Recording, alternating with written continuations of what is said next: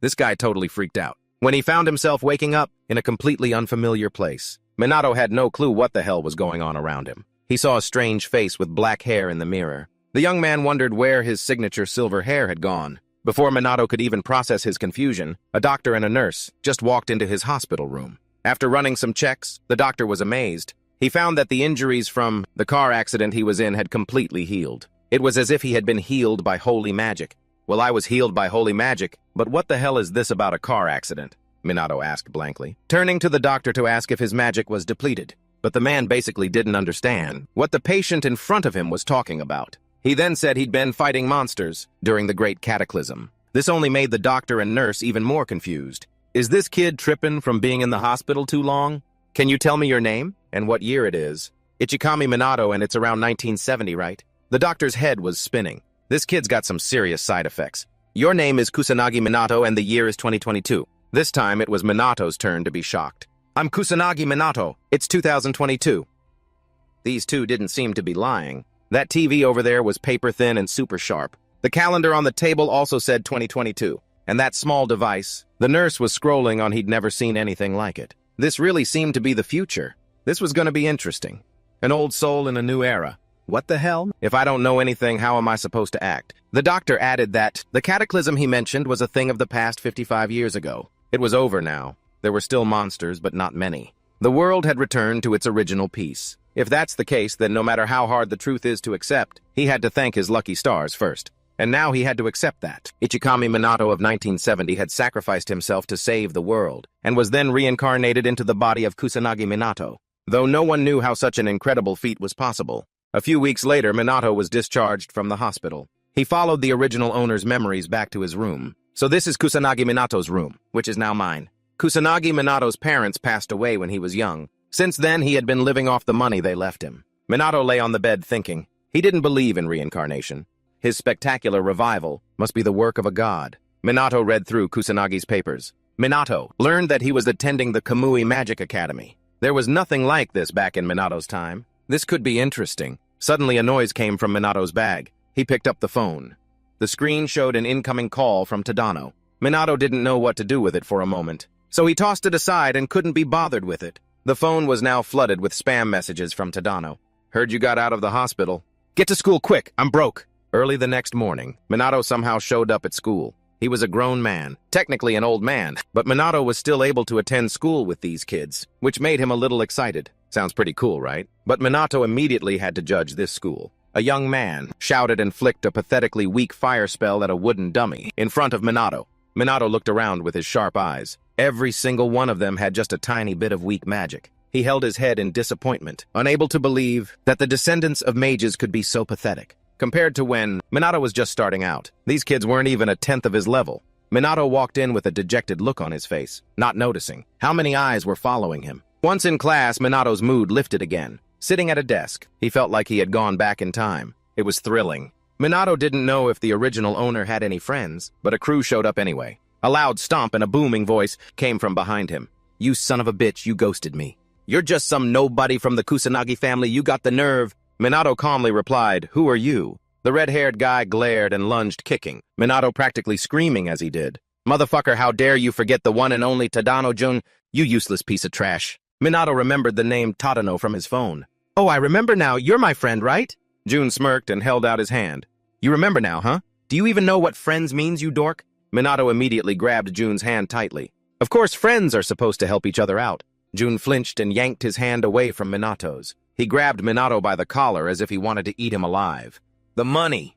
Where's your money? Cough it up. Your parents left you plenty, didn't they? Minato sighed. Only now did he understand. Kusanagi Minato didn't have friends. He was being bullied. Jun was like a pufferfish. Every word from Minato just made him puff up with rage. He was about to punch him when the classroom door opened. A clear, sweet voice called out, "Good morning." A girl with blue hair seemed to radiate charm. A bright, radiant face, a graceful body, and smooth thighs. Just that was enough to make Jun stare mesmerized. He was practically drooling on Minato's face. In front of his goddess, he didn't dare do anything. He just threatened Minato with a few words before storming off. Today's class happened to be history. The professor was talking about how the supreme mage Ichikami Minato sacrificed himself to end that horrific event. Everyone in the class was nodding off during history. Plus, the professor's voice was like a lullaby. when monsters overran the world, pushing humanity to the brink of extinction. The leader of the magical world, at the time also known as the Supreme Mage, Ichikami Minato did not see it that way. And a series of other events followed that everyone knows. The professor asked the class, "Does anyone know exactly who Ichikami Minato was?" The blue-haired girl Ruika shot up to answer. The sole survivor of the first cataclysm, and also the first mage. Also, he's the reason the Kamui Magic Academy was founded. As she spoke, Ruika's eyes sparkled, showing her admiration for her idol Minato. The professor confirmed that Ruika's answer was completely correct. Minato was the first human to be able to use magic. This magic academy was founded with the purpose of training many more mages, just like Ichikami Minato. Back then, Minato was the greatest mage in human history. The professor even emphasized that this content would be on the test. Meanwhile, Minato buried his face in his desk, silently wishing the professor would stop, because every single cell of embarrassment in his body had been activated. Minato's unusual trembling state confused his classmates, but he was currently regretting coming here just to listen to others praise him for a whole class period. However, because the world was at peace, it seemed that the mages of later generations had gradually become weaker. Minato kept looking outside, gazing blankly at the clear blue sky. How long had it been since he'd been able to feel this peace? Who knows how much time had passed? The professor ended the class and reminded them, tomorrow there will be a general magic assessment. June took the opportunity to get in Minato's face. You hear that? A general magic assessment. It'll be fun to watch you make a fool of yourself tomorrow. Minato had a bored expression on his face. Is this psycho's mouth leaking or something? He talks way too much. He didn't want to be here anymore. Seeing Minato get up to leave, June brought up his parents to taunt him again. Your folks didn't have any powers either, right? Oh, so you're just a goddamn orphan, I forgot. Ha ha ha! The whole group burst out laughing, and Minato couldn't let it slide anymore. Even though Kusanagi Minato's parents weren't his, it was a matter of a man's pride. Do your parents know you're such an uneducated punk? Minato replied calmly, but just that was enough to make the pufferfish June swell up. What did you say you... Once again, don't you dare compare me to you. June immediately summoned a magic circle. Its power dyed the entire room the red color of fire. The other students looked at each other nervously.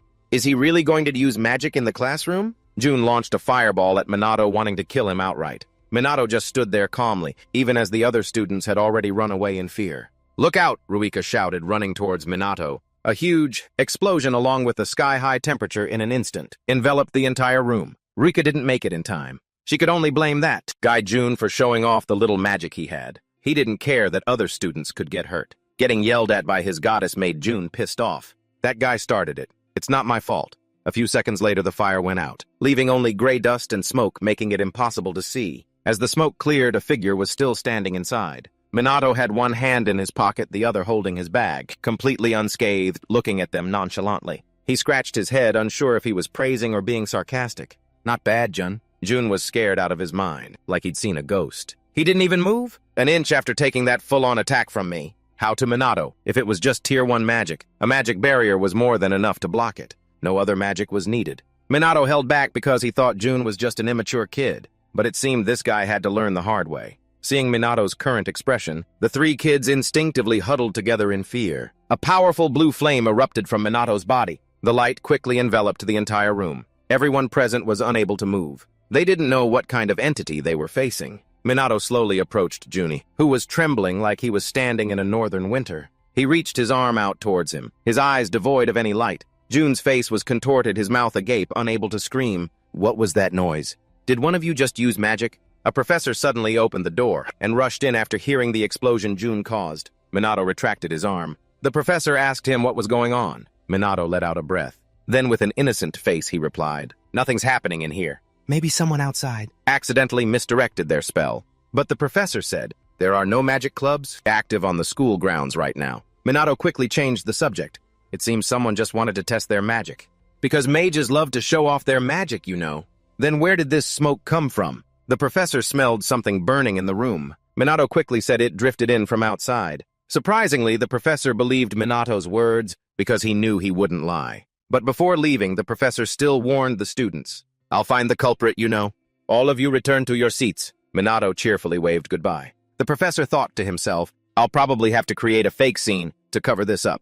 After the professor left, a suffocating atmosphere fell over the room. June turned and ran, gritting his teeth and silently cursing Minato in his head. Minato, on the other hand, was full of his own thoughts. Even if they were just students, how could they possibly fight monsters at this level? Even though the cataclysm was over, there were still monsters lurking around. And so Minato decided to go scout the area. That night in old Siberia, a desolate ruin that had not yet been restored, Minato used a magic circle to fly through the sky, stopping on an old building to observe. Then he sped up, but he couldn't sense any monsters around. Although everything looked desolate and ruined, it seemed the police had already cleaned up. Suddenly, Minato sensed the presence of a monster nearby. There were even signs of a human. He immediately shot off in the direction of the signal. At that moment, a girl was trembling on the ground. Before her was a terrifying two-headed beast. Their mouths were drooling from years of starvation. In that life-or-death moment, Minato appeared just in time. The monster, which was very close, suddenly roared in pain. Minato had summoned countless spikes from the ground, impaling its body.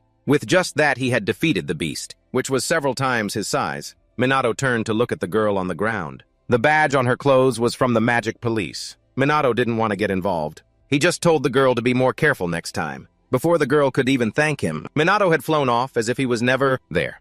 As for the police officer, after she recovered, she had no idea who Minato was. He looked like a supreme mage, but she noticed Minato didn't cast any incantations. At this moment, Minato was gliding through the sky as if on water. Covering his face was the right choice. Since he was a spirit possessing Kusanagi, Minato he couldn't be too conspicuous. But today Minato was disappointed once again. A magic police officer was almost killed by a garbage monster like that. The skill level of this police had also taken a nosedive. Minato could confirm that humanity now couldn't even kill a puny monster. It wasn't just the students and the police. It seems that mages in this era had also become much weaker compared to before. But Minato wasn't sad. On the contrary, he felt happy, because even now his power was still useful. Minato would use his magic to clean up the nearby monsters. He couldn't let them harm the clueless people here. The next day, as expected, the students had their magic levels measured. In front of them was a large, cumbersome machine. It could measure both the amount of magic and its attribute. These were the two most important stats for those who wanted to become mages professionally in the future. Minato was stunned. Why was magic regressing like this? It's one thing for the students, but for even the teachers to be unable to measure a student's magic level was just speechless. Sensing magic is the root of forming magic. Don't you know that? Ruika suddenly struck up a conversation with Minato. Do you have a moment? The fact that the two were talking made the whole class whisper. They gossiped about Ruika. She said this was the first time they'd had a proper conversation. She reintroduced herself as the second daughter of the noble magic family Mizuha. Ruika Mizuha. Minato felt that itch again for the umpteenth time. What the hell is a noble magic family Ruika? She was surprised Minato didn't know. The Mizuha is one of the four great families leading the mages. Minato didn't know whether to laugh or cry. There was no such thing back in his day. He hadn't even heard of the name Mizuha. Moreover, Ruika's magic level wasn't that high. For a famous family in the mage world, a magic level like this was honestly lackluster. Meanwhile, Ruika still didn't understand why Minato was acting this way. She had approached him first, and Minato didn't even feel grateful. As for Jun, he was grinding his teeth, off to the side, jealous that Ruika had spoken to Minato first. Minato scratched his head and decided to humor Ruika. So a member of a powerful family like you, what do you want from me? Ruika really wanted to punch Minato in the face, but as a noble, she had to maintain her elegance. This act was making Minato lose his patience. Ruika had come to him because yesterday, Minato was completely fine after taking Jun's full-on attack. There had to be a reason for that. Ruika had just opened her mouth to say 3 words when the professor announced they were starting the test. Minato was happy. A perfect excuse to get away from this annoying chick. Ruika was helpless but not angry, because through the test, she could see Minato's true power anyway. Next up was Jun. He didn't have a shred of self-doubt on his face. Extremely arrogant, he released a burst of magic that made the machine light up brightly. Very quickly, the number on the display stopped at 1,000. He whooped like an ape. I'm freaking awesome, even stronger than before. Minato stood there thinking, if that much is 1,000, then the evaluation standard hasn't changed in 55 years. Next was Ruika. She was just as confident as that Jun guy. She lightly touched the machine and the number shot up to 2,000. Water attribute. The professor's jaw dropped, praising the two.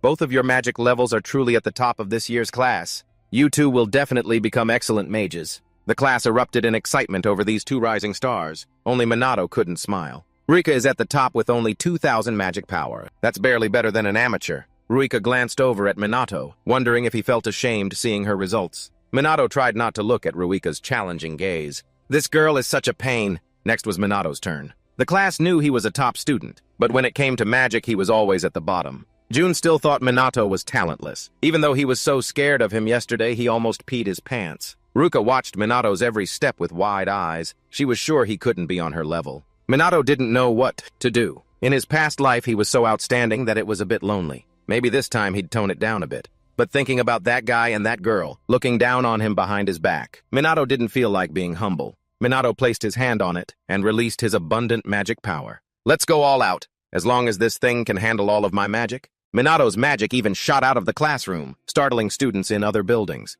Rika's eyes widened, not knowing what was happening. The number on the screen kept rising without stopping. The stone was overflowing. The magic even shot up into the air. A bright light flashed and a loud explosion echoed far. Sharp fragments of stone flew everywhere. At that speed, they could kill someone.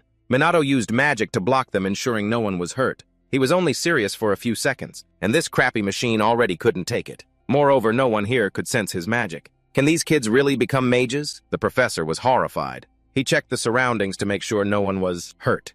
He even thought Minato was lucky to be at the center of the explosion and come out unscathed. This is the first time I've ever seen the assessment device explode. Maybe it was broken before, but now we can't find out your magic level and attribute Kusanagi. Minato wondered why that even mattered. Turns out the academy assigns groups for practical classes, but now they didn't know which group to put Minato in. So the professor assigned Minato to Jun's group. He looked at his two underlings, a sly grin on his face. Of course, Professor. The professor, on the other hand, was completely at ease in trusting Minato to Jun. Jun walked past, Minato trying to put on a villainous, despicable face to scare him. I'm looking forward to it, Professor. The practical training location was Old Siberia. Because this place still had various monsters living in the ruins, Siberia was currently abandoned. Mages and police still patrolled regularly to ensure monsters didn't come around. Therefore, students from the academy were required to participate. More than half of the monsters here had already been cleared out by mages so they could be at ease. Minato didn't expect there to be a practical class. Well, he'll reluctantly go. The students could probably take down a few. They were even working in groups. Minato was here last night, but he felt something was strange. Minato was sure he had taken care of all the monsters here, but now he could still sense a few. There were no signs of a disaster around here. How could they still be appearing? The other students were even betting with each other on who could take down more today. Minato felt worried for these carefree girls. The professor announced that the practical class had begun. Minato was immediately pushed against the wall by Jun, a smug superior look on his face. Hey, stay here and don't get in our way. I'm being nice, so don't go begging you here. Minato dusted off his sleeves. If you don't like me, you can just ignore me. Seeing that Minato's rebuttal was on point, Jun's neck tensed up like a switch had been flipped. Don't talk to me like we're equals, you bottom feeder. Even if you're trash, why is Mizuha interested in you? Minato made a face. This psycho was picking a fight with him just because of a girl. Suddenly, Minato understood and asked, Oh, don't tell me you like Mizuha. Jun's eyes widened in rage. But Minato didn't care about him. He had sensed something approaching. Jun once again used his magic. His two lackeys behind him also lent a hand. Minato told him not to do it. Jun thought he was begging him. Minato just quietly told him to look behind him. Jun yelled, You think I'd fall for such a childish trick? A dark shadow suddenly loomed over them, making Jun instinctively turn around. Behind him, a monster, with two large horns, had appeared out of nowhere. The three punks huddled together again, their mouths trembling. Why is it here? Why is there a demon soldier here? Faced with a real monster, these three were just small fries. The two lackeys begged Jun to do something. Although he was scared, he was also confident in himself. Take this, you bastard! Jun shot fire, burning the demon soldier's entire body. Seeing it didn't move, he thought he had succeeded. That was a piece of cake. But no. Underneath the flames, the soldier's body didn't have a single scratch. Minato wasn't very surprised. How could a demon soldier be defeated by Tier 1 magic? But Minato decided to just watch the show for now. The demon soldier took step after step towards them. Jun was so scared he fell to the ground, his eyes welling up. His teeth chattered, unable to form words. The crotch of his pants was soaked because he forgot to wear a diaper today. The demon soldier charged at Jun, but it stopped halfway when it saw Minato. A series of bloody memories of its comrades flashed through its mind. The demon soldier immediately backed away. Minato calmly stepped forward. It's clear that even a demon soldier knows who's stronger among us. Right. It could see the abundant magic power emanating from Minato. The demon soldier's arm trembled. It roared, summoning several magic circles. Minato raised his hand. No incantation needed. He could also summon a magic circle. How can you beat it with Tier 1 magic? We're going to die. The brats behind him kept whining in fear. At that moment, the demon soldier used the Tier 2 spellstone wall. Huge chunks of rock flew towards them. Jun closed his eyes, not daring to look. Minato smirked and used the Tier 1 spell Fire Arrow. A tornado of fire shot out from his hand. Just looking at it, you could tell it would swallow the demon soldier's tiny rock whole. As expected, the rock was incinerated, followed by the demon soldier. A massive explosion created a powerful gust of wind, making Minato's clothes flutter in the wind. Jun and his cronies opened their eyes. He wondered what the heck just happened. Did Minato just defeat that demon soldier and save his life? Minato walked step by step towards the demon soldier's magic stone. Why was it in Siberia? He had hunted down every single one yesterday, and yet it reappeared. Unless this was a sign of a pre-cataclysm. The current situation seemed more tense than Minato had anticipated. Remembering those tragic memories of death and destruction, Minato still couldn't help but shudder. But even if the cataclysm happens again, he would definitely save everyone. Meanwhile, Jun's two lackeys looked at each other. He just took down that demon soldier, right? Is he really the same Kusanagi from before? Jun suddenly punched the wall hard, venting his anger. What face would he have left if Ruika found out about this? Actually, at that very moment, Ruika was hiding behind a rock and had witnessed the whole scene, including Jun wetting his pants. Rewind to a few minutes earlier in another corner. The students were facing magic beasts, but they were just low-level magic beasts. Ruika easily used Tier 1 magic to destroy them. The students outside saw this scene and enthusiastically praised her. Awesome, that's Mizua for you. Ruika heard their praises. She felt a bit reluctant. She sighed. They were already wide-eyed over just this. These commoners are really only good at sucking up. After all, she was a genius. What could she do?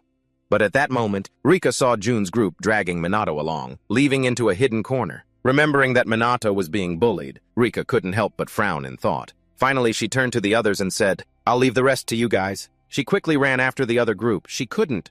I guess you can't just let this go. So Ruika hid in a secluded corner, silently observing their group of students, until she saw a demon soldier appear. Ruika's face instantly filled with panic. This thing. She was sure that group couldn't possibly defeat it. The more she thought, the more she panicked. Ruika clenched her fists. She had to do something. After all, she was a member of the Mizuhama family. Finally, Ruika ran out and shouted, "Everyone run now!" But before she could finish, a blast of magic suddenly shot past her, leaving her stunned. With a boom, an explosion erupted in front of her, filling the sky with smoke and fire. When the smoke cleared, the scene finally became clear. Ruika saw Minato standing there gallantly. She frowned in astonishment. Was that Minato's magic? Ruika remembered him being very shy and having no talent for magic at all. But now he was like a completely different person. She also didn't hear any incantation from Minato. Casting magic without an incantation. Moreover, he easily defeated that demon soldier with just level 1 magic. A demon's power is determined by the number of magic stones it holds. This is also the principle behind their ranking system. Normal magic beasts are rank 6. A demon soldier is rank 5, 1 level higher. A demon commander is rank 4, a demon. General is rank 3 and even higher. Rank 2 is a demon king. And at the very top is the demon lord. The rank of magic required to inflict damage on each of these demons is fixed. Every modern mage knows this. At least level 3 magic is required to defeat a demon soldier. So how could Minato's level 1 magic work? Ruika really couldn't understand. While she was bewildered, Minato slowly walked toward her hiding spot. Ruika's heart skipped a beat and she quickly hid herself further inside. But she quickly came to her senses. Why was she hiding like this? After Minato had walked some distance away, Ruika peeked her head out to watch him. Unfortunately, Minato had already spotted her. He smirked and said, "Sneaking around. Peeping on others seems to be a hobby of yours, huh?" Ruika was stunned. She frowned and asked, "How did you know?"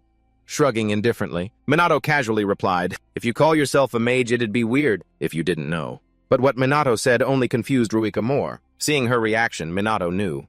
He sighed helplessly.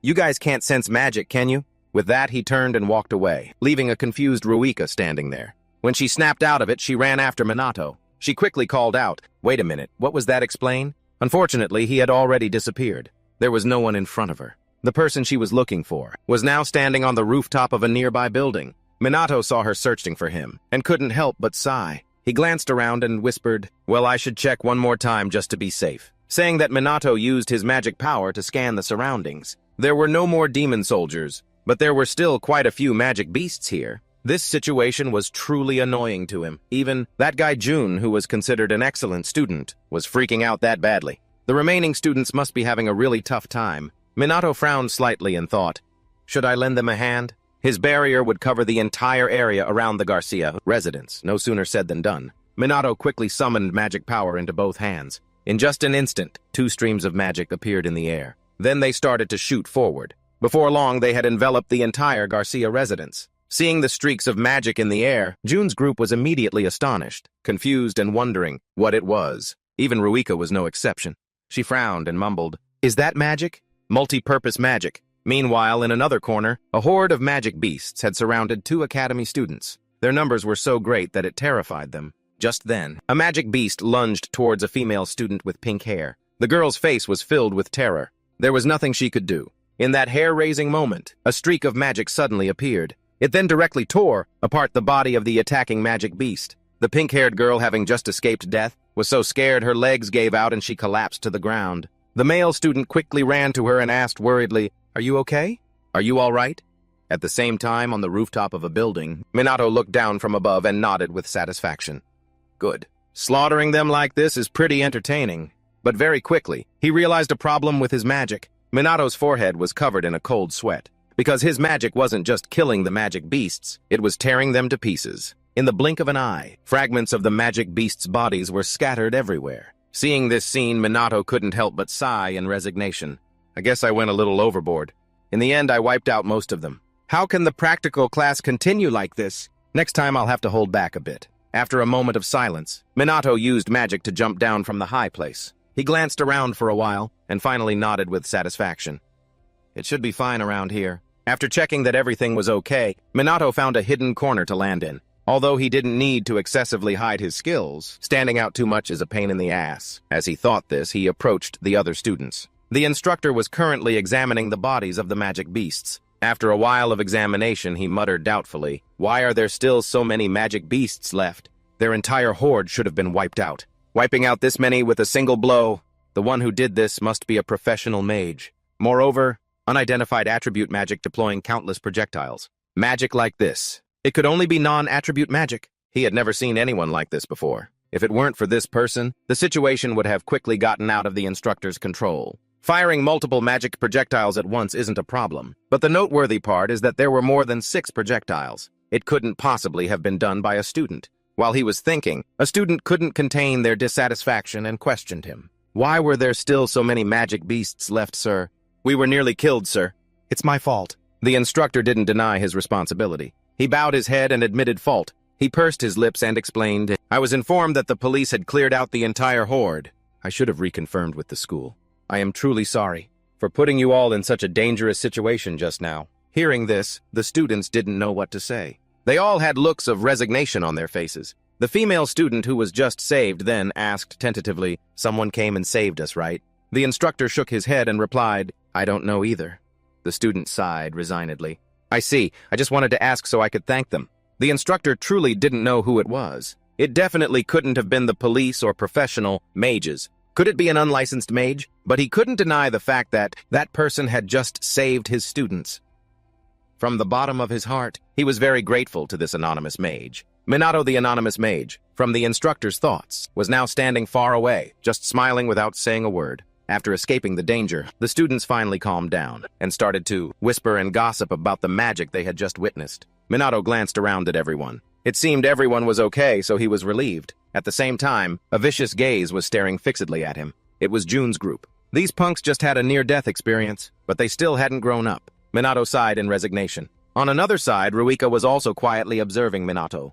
He defeated a demon soldier with just level 1 magic. And that non-attribute magic? Was that him too? But fire magic and non-attribute magic? She believed that no student was skilled enough to use both attributes at the same time, let alone that kind of magic.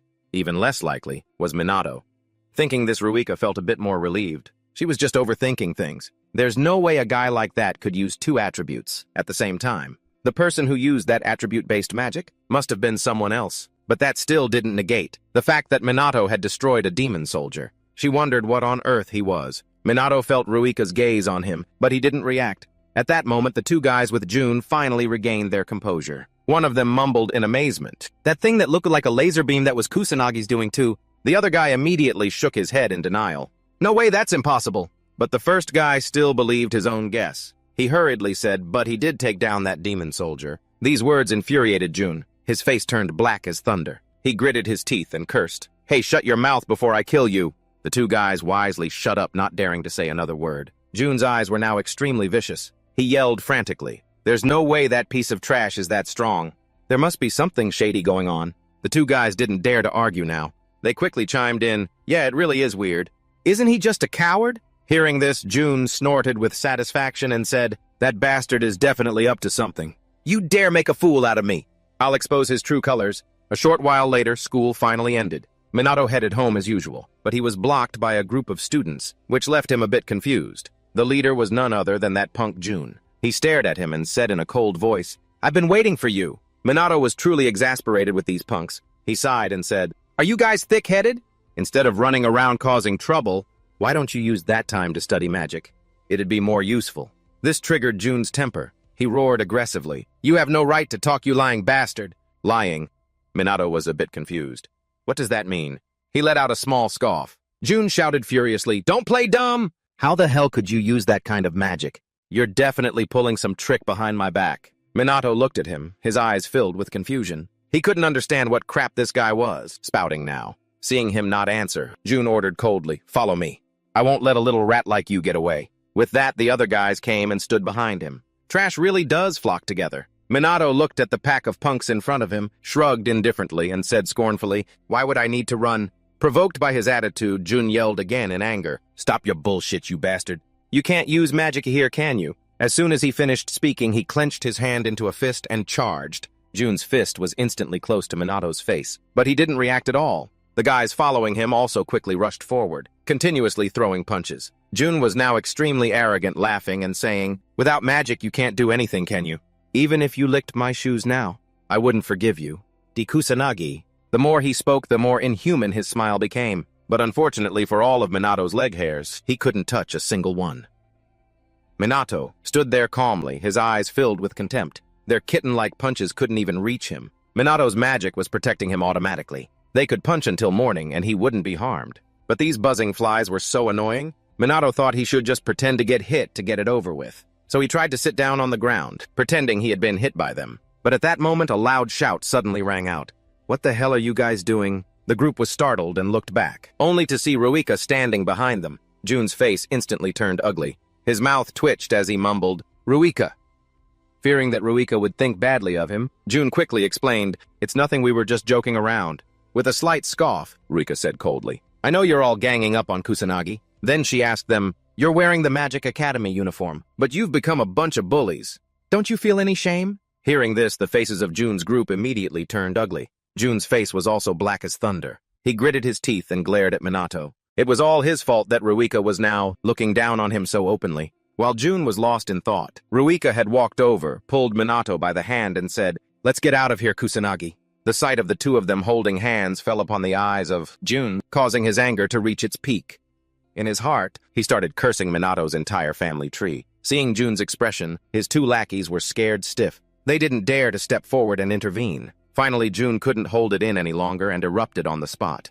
"Damn you, Kusanagi," Minato sighed helplessly. "This guy is like super glue, isn't he? He just sticks to you and won't let go." At that moment, Jun was extremely furious. He summoned magic into his hands and roared aggressively, "You son of a bitch, I'm gonna fucking kill you." Seeing this, Ruika panicked and shouted, "Tadano, what do you think you're doing?" But Jun had already gone berserk. He and his cronies simultaneously launched magical attacks towards Minato. Ruika became more and more frantic. She quickly shouted a warning, "It's dangerous!" At the same time, an explosion erupted in front of the two of them. Smoke and fire filled the sky, causing Ruika to instinctively cover her eyes with her hands. Thinking that Minato had been buried in the sea of fire, Jun immediately laughed triumphantly. "Even if you cheated, 10 more times it wouldn't save you now, boy." His lackey, on the other hand, was terrified and mumbled in panic, "Oh god, this is bad for real. Is he really dead?" With a cold snort, Jun said, as if it were obvious, "What the hell are you idiots scared of? We just accidentally used magic outside of school and lost control for a bit, and Kusanagi just happened to be in the path of the magic. That's all." But while he was gloating, a deep voice suddenly emerged from within the smoke. "You guys have gone too far." This startled Jun, who looked back. A figure slowly emerged from the hazy smoke. Minato stood there completely unharmed, glaring at the punk in front of him, and said in a cold voice, "I thought you guys were just kids, so I'd let it slide. Turns out the price for stupidity really is death.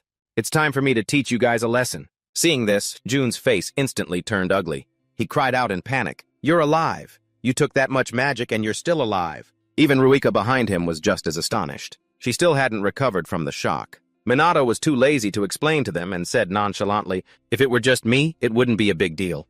But you dragged Ruika into this too. You're rotten to the core, kid." Biting his lip aggressively, Jun yelled defiantly, "You two are the ones at fault. You dare make a joke out of me? We'll keep attacking, until you two are nothing but skeletons." As soon as he finished speaking, magic appeared in his hands again. Minato wasn't flustered. He calmly snapped his fingers. Only a small amount of magic was summoned by him. Seeing the mini magic circle in front of him, Jun laughed scornfully. "Ha ha! What's with that piddly magic? You're dead for sure this time." Immediately, they all attacked Minato again. However, Minato was very calm. He muttered, "Drain mana."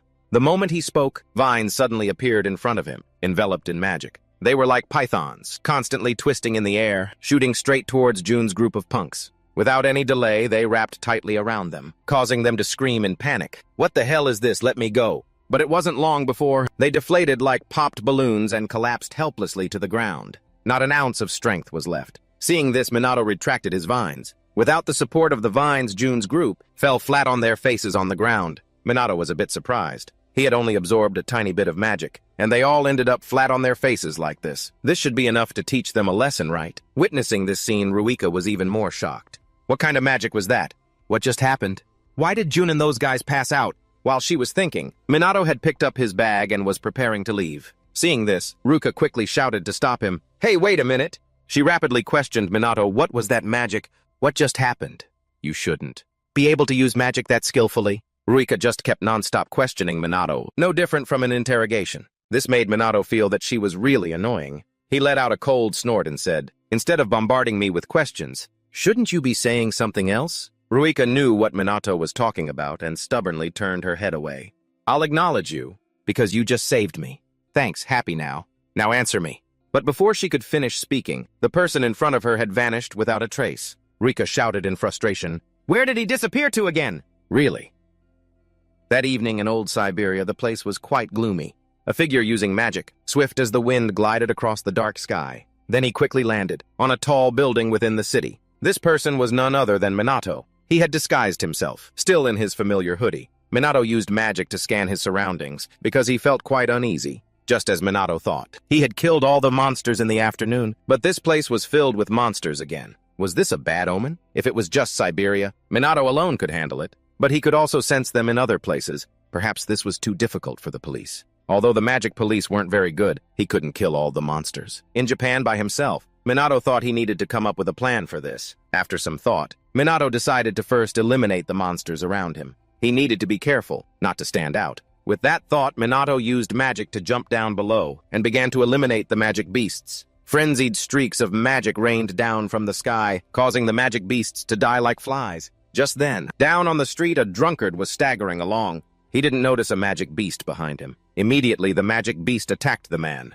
In the nick of time, Minato appeared and slashed it to death. His speed was like a gust of wind. Feeling something brush past him, the drunk man turned his head to look back.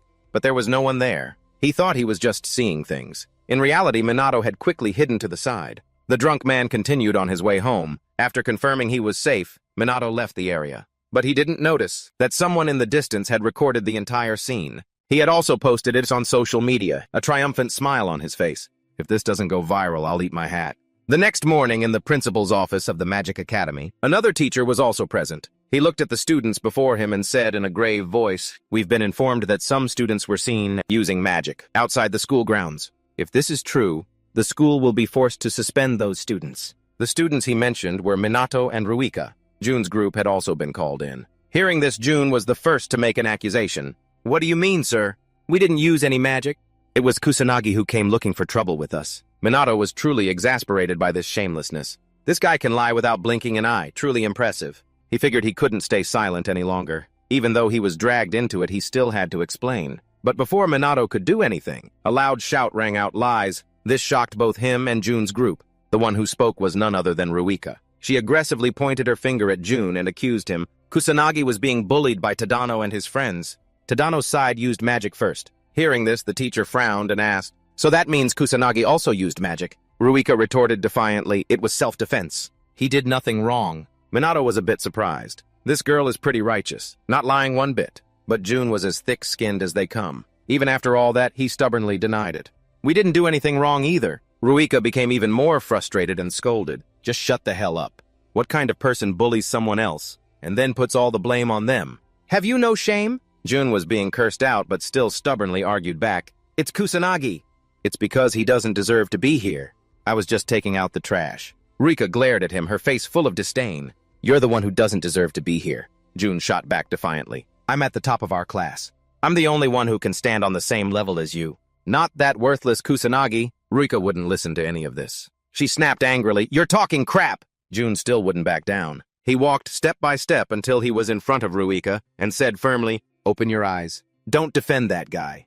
Look at me be my woman, Ruika. At this point, his eyes were full of sincerity. But unfortunately, Ruika paid no mind to that sincerity. She scoffed contemptuously and said, In your dreams, kid.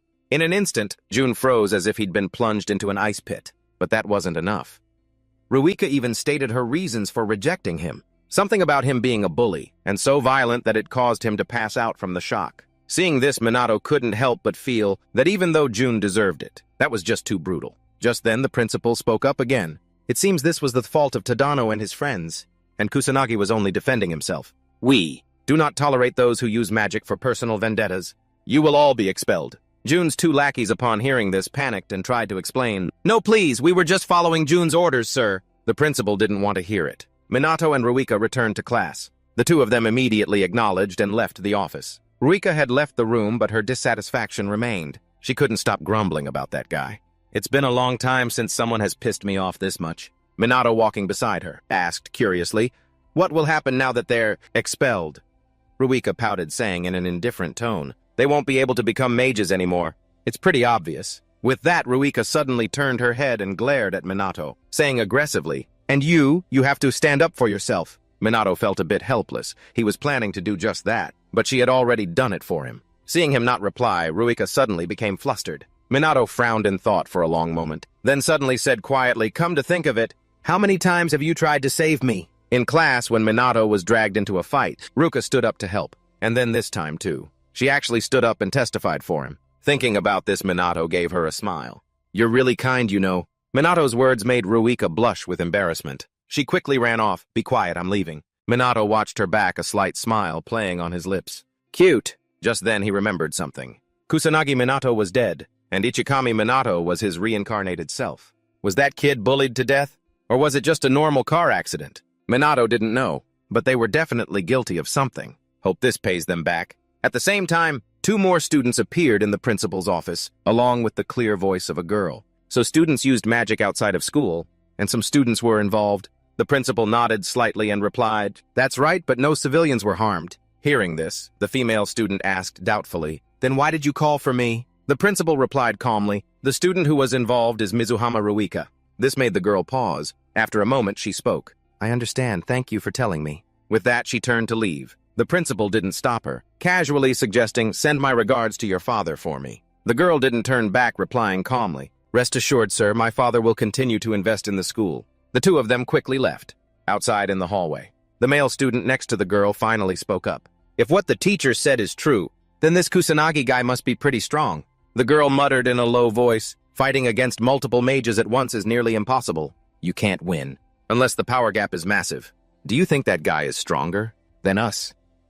The two of them talked as they walked. Other students, seeing them pass by their classroom, were full of admiration and turned their heads to watch. The two of them didn't seem to care at all. The girl's voice had now become serious. First, we need to confirm the abilities of the student, Kusanagi Minato.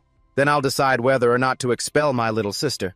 This girl is Zuika's older sister, Mizuha Ruka, a third-year student in Class S. The male student next to her is Katsuragi Ryuji, also a third year in Class S. Hearing her words, he nodded with a smile and said, Sounds good. Inside the classroom, Minato was sprawled out on his desk, sighing nonstop. Now that everything had calmed down, he'd lost all his motivation. At that moment, the surprised shouts of students nearby caught his attention. Looks so sick, is that a dark mage? I know him? Minato frowned, puzzled.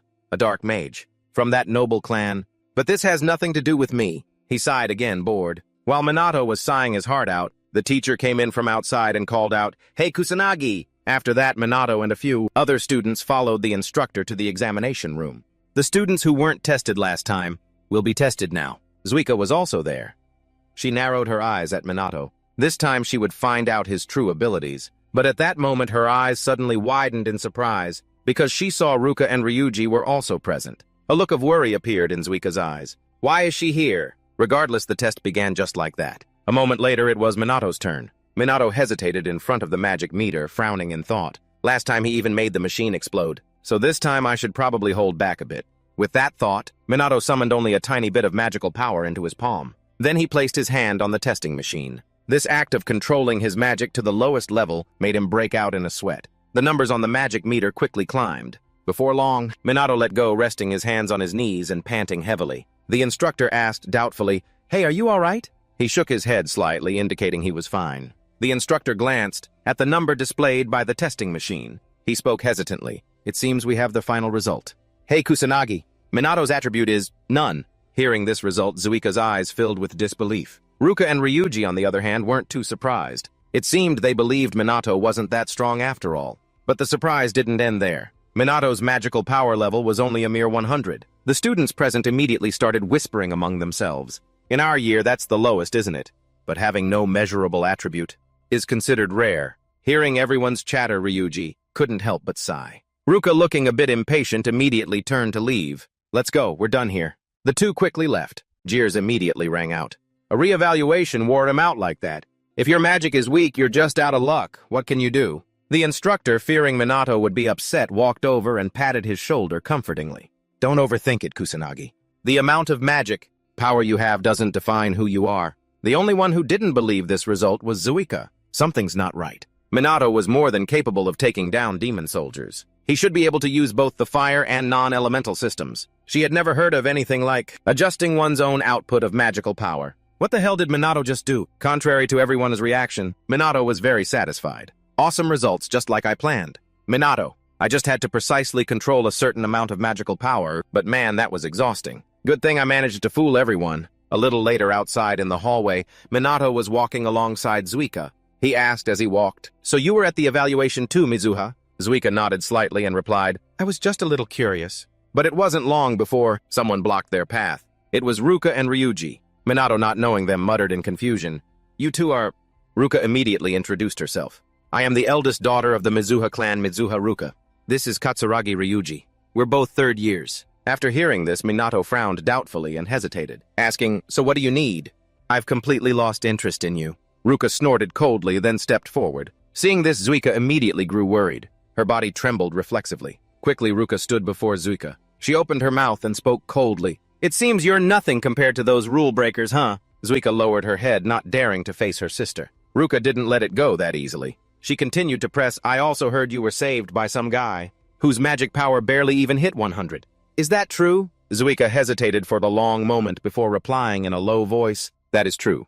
Hearing this confirmation, Ruka immediately yelled, "Drop out of school, Zuika." Zuika, not accepting this, asked resentfully, "Why should I do that?" With a soft scoff, Ruka said indifferently, "Have you ever beaten me?" "Even just once," Zuika was stunned. Ruka was right. Whether it was academics, sports, or martial arts training, even when it came to using magic, Zuika had never surpassed her older sister. Ruka stepped closer and closer to Zuika. She spoke in a stern voice. "You're not cut out to be a mage. I'm all this family needs." The more Zuika listened, the uglier her expression became. She wanted to retort, but she couldn't form the words. Ruka, still not backing down, continued her demands. "All you need to do is listen to me. Leave this place and just find some random school to attend." Zuika trembled slightly, her eyes welling with tears. She clearly wanted to protest, but she didn't have the courage. Seeing her silence, Ruka pressed, "Do you understand?"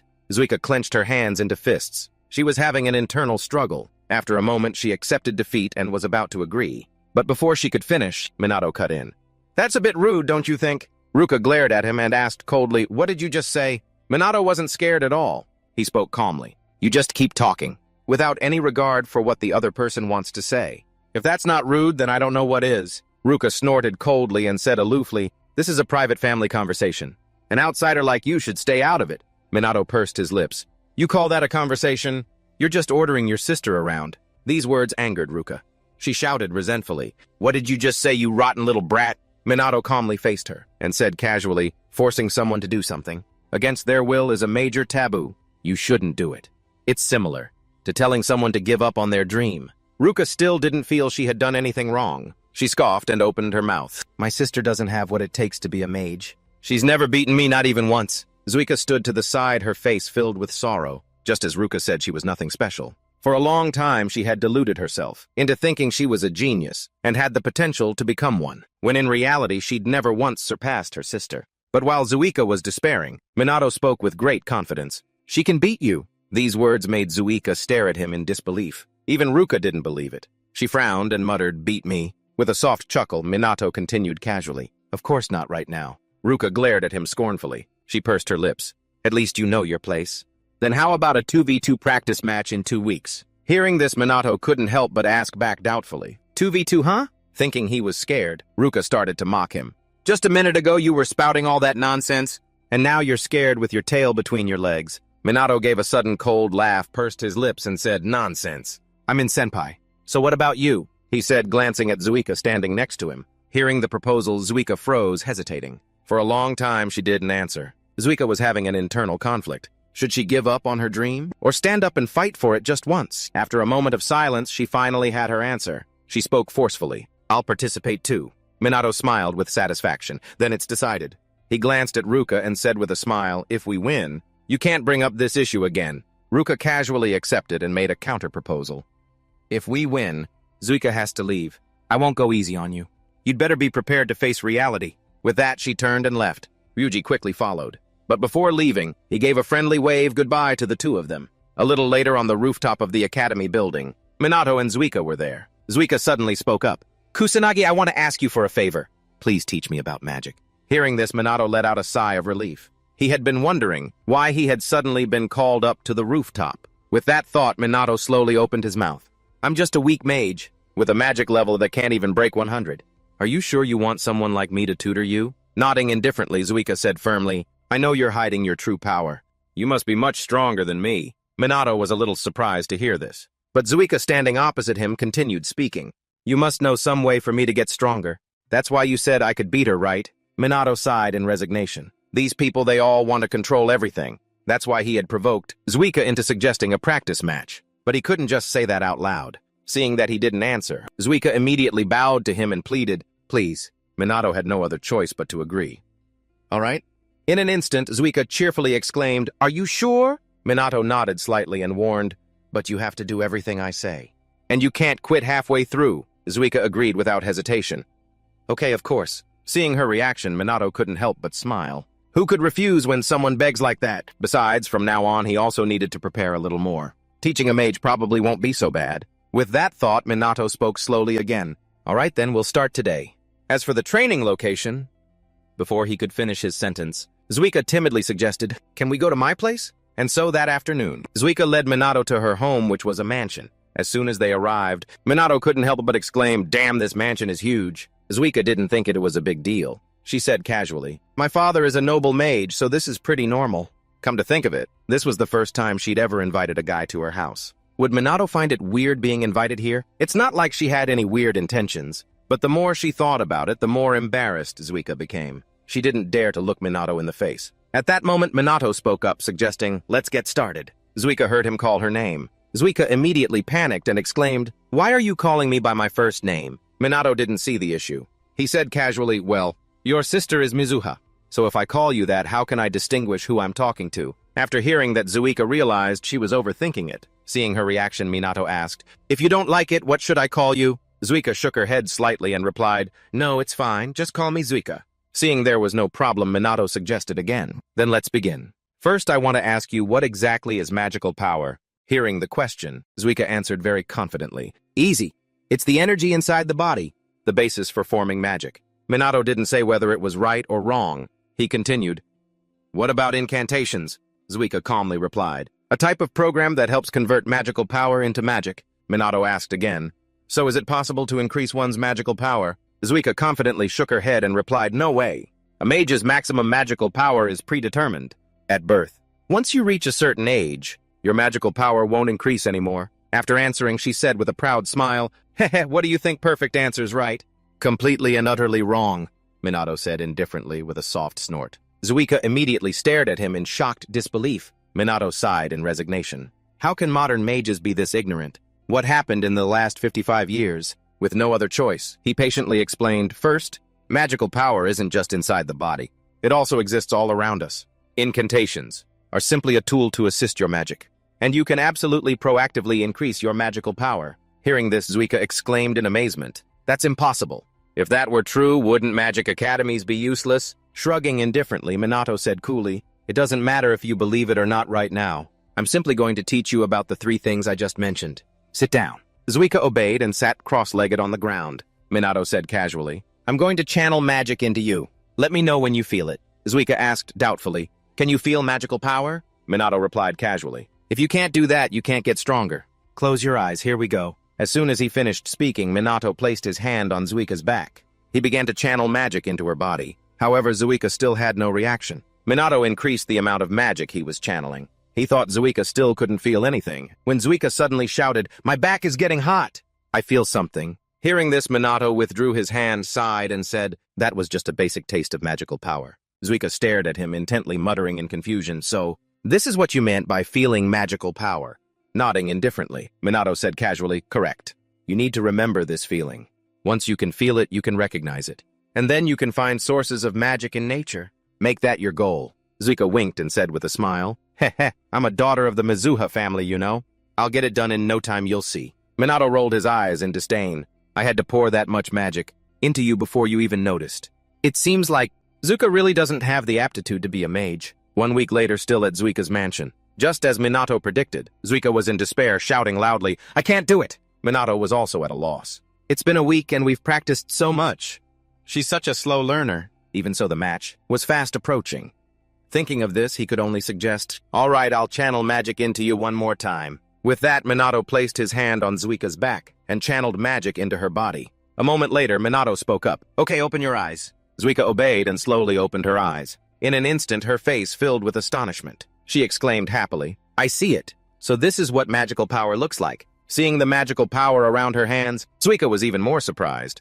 "Awesome! Am I really seeing magical power? Wait a minute. If so, then I should be able to see Minato's magic now." With that thought, Zuika glanced over at Minato. But she saw nothing at all, which surprised her a little. Minato didn't know what she was thinking. He praised her good job. Being praised, Zuika said smugly, it was nothing. Minato gave no comment and said casually, "Now that you can feel magical power, let's move on to the control phase." He told her to use magic with just enough power, skipping the unnecessary parts, and focusing only on efficiency. Use your magic to its limit. After you run out, when it recovers, your magical power will increase. Minato also told her that once she could feel magical power, Zuika could increase her maximum magic level. The more Zuika listened, the more amazed she became. Seeing her reaction, Minato couldn't help but sigh and ask, "Is this different from the basic knowledge taught in school?" "It's okay if you don't believe. I believe you."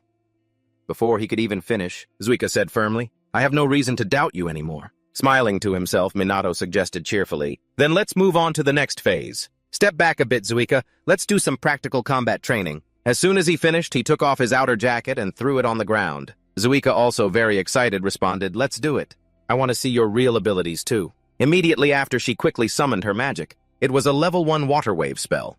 The rolling water wave rushed madly towards Minato. Too bad he just casually raised his hand, and a protective barrier appeared, stopping the wave in its tracks. Seeing this, Zuika immediately exclaimed in amazement, "He blocked it!" At this moment, Minato spoke slowly. "Level 1 non-elemental magic shield. If you can't even break something like this, don't even talk about." Hurting Ruka. Biting her lip fiercely, Zuika cast another spell. Ice bullets shot quickly towards Minato, but he just stood there as the barrier blocked them for him. Minato slowly reminded her, "You have to move while using magic. Standing still when facing another mage is asking for death." Zuika, provoked by his words once again, cast a spell. But it wasn't long before she exhausted her magical power and collapsed on the ground. Minato walked over and sat down beside her. He sighed and said, "You're wasting too much magical power. If you could control your magic, you wouldn't even need incantations. You could use magic as long as you have the power. Look." As soon as he finished speaking, Minato cast a spell. A fireball appeared and shot quickly towards the scarecrow in front of them, but it did no damage. He slowly opened his mouth. "This is your magic." Then Minato increased the amount of magical power in his palm. It was still a fireball, but it was stronger, burning the scarecrow before them. At that point, he continued, "And this is mine." Zuika, beside him, watched for a long time before finally asking doubtfully, "My magical power is dispersed." Minato nodded slightly. "Exactly. You can absolutely cast magic without incantations, as long as you can control your magical power." Zuika frowned slightly and muttered, "In other words, I don't need to chant anymore, I can see that." Minato slowly opened his mouth. "For now, you need to learn to shorten your incantations. Once you've controlled your magic, you won't need them at all. If you can shorten the incantations, it will be more advantageous in actual combat.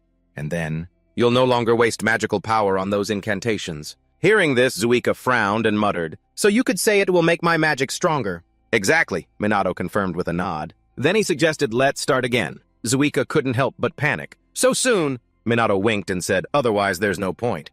Train as if your life depends on it." Hearing these words, Zuika suddenly felt uneasy. A few hours later, Zuika was completely exhausted lying on the ground. Minato beside her asked worriedly, "Still alive?" "From now on, this is all we're going to practice." That evening, Minato was wandering around the city as usual. This time it was Harajuku.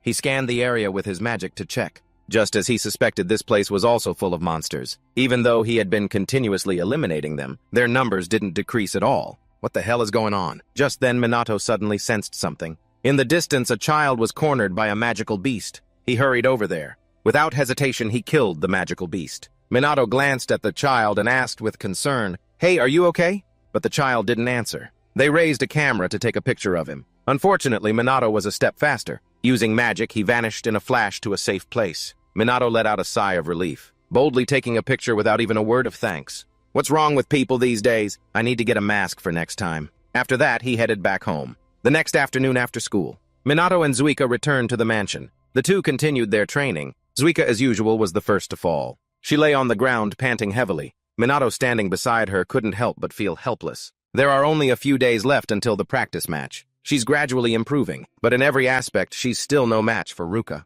There's no way Zuika can win if things continue like this. Thinking of this, he suddenly spoke up. Sometimes giving up is also an option. Hearing this, Zuika lowered her head. But soon after, she stood up and whispered, "I've always been compared to my sister. I can't beat her in any field. I've been forced to give up on so many things." But magic was the one thing she refused to give up on. Minato narrowed his eyes at her and said without hesitation, "But at this rate, you'll never win." Zuika, not giving up, suggested, "Then let's train harder." Smiling to himself, Minato raised an eyebrow and said, "I won't be going easy on you." "Sounds good," Zuika said with excitement. She was not giving up.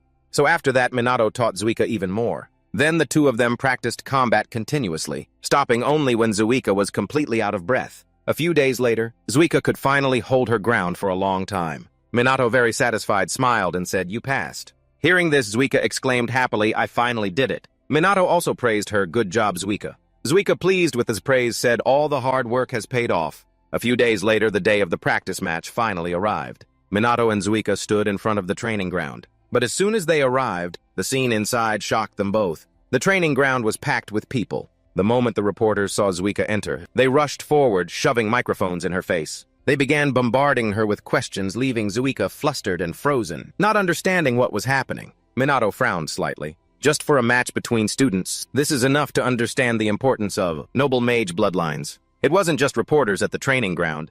There were also many students who came to watch. Seeing this scene, Minato couldn't help but comment, "Don't you think this is a bit much? Magic battles rarely happen.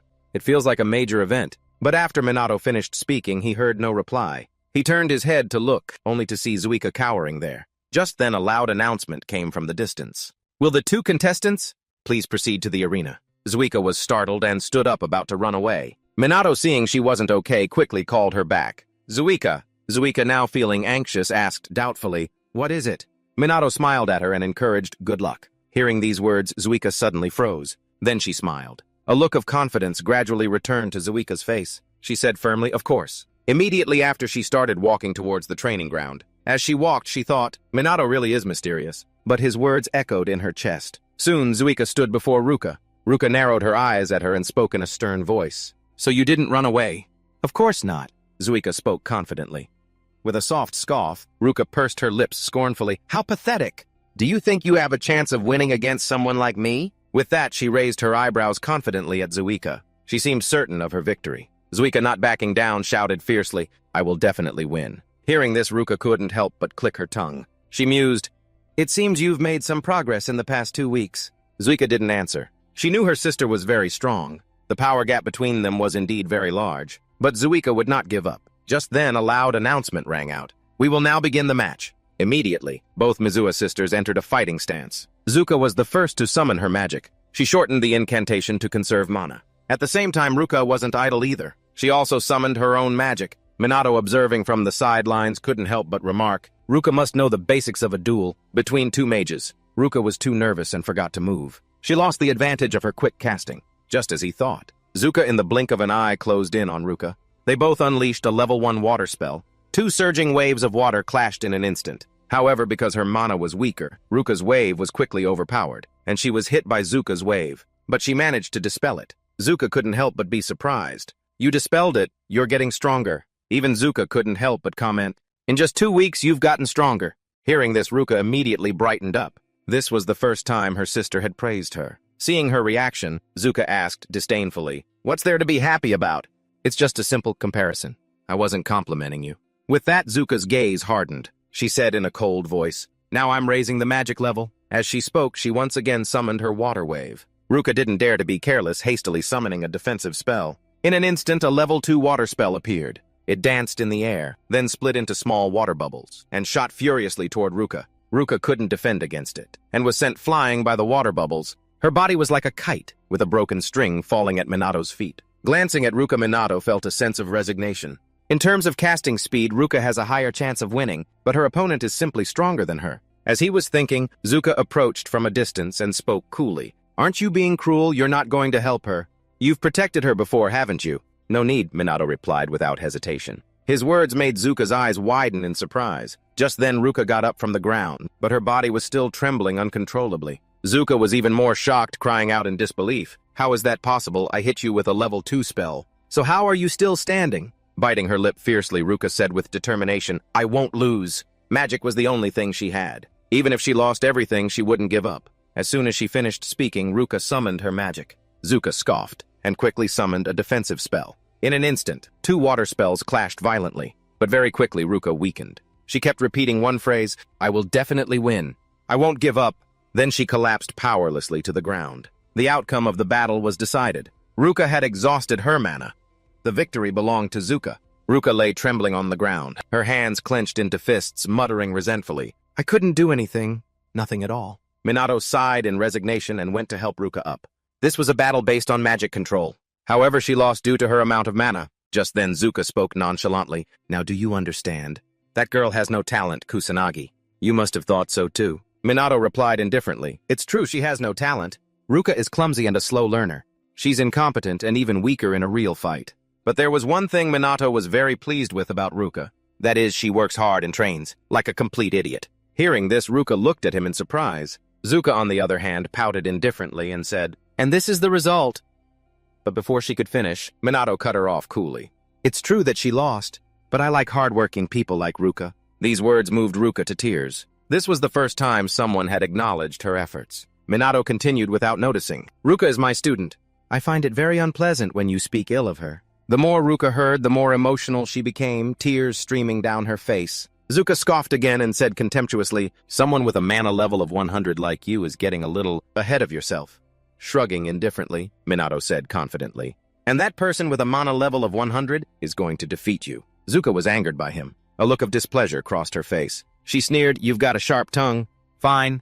I don't want to waste my energy on an opponent like you." At this moment, Ryuji spoke up excitedly. "Finally, my turn to shine." Zuka walked past him and ordered coolly, "Finish it quickly." Ryuji chuckled and nodded. "You don't have to tell me twice." Over on the other side, Minato carried the injured Ruka back to her seat. He placed her on the chair and said flatly, "Focus on my match." Ruka nodded slightly, showing she understood. It was only then that she realized something.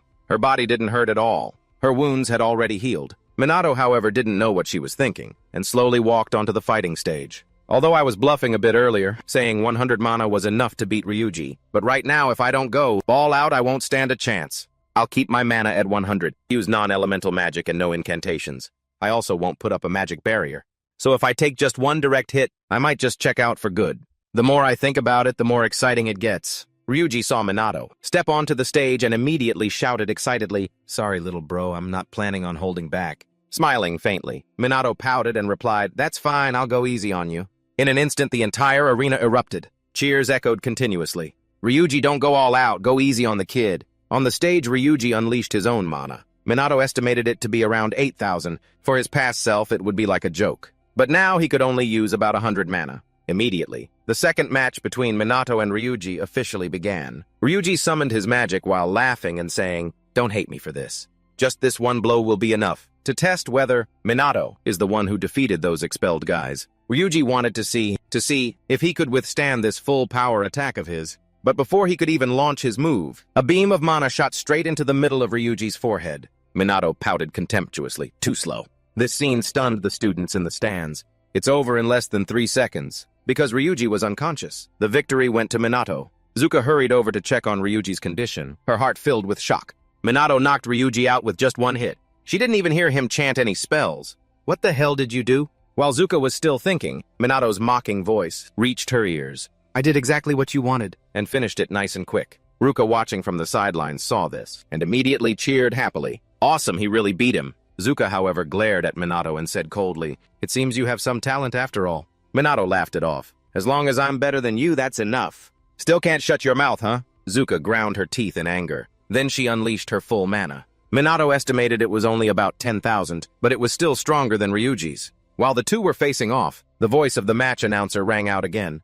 A shocking event has occurred after the second match. Contestant Kusanagi's fighting style has truly garnered a lot of attention from the audience. The final match will be between Minato and Zuka.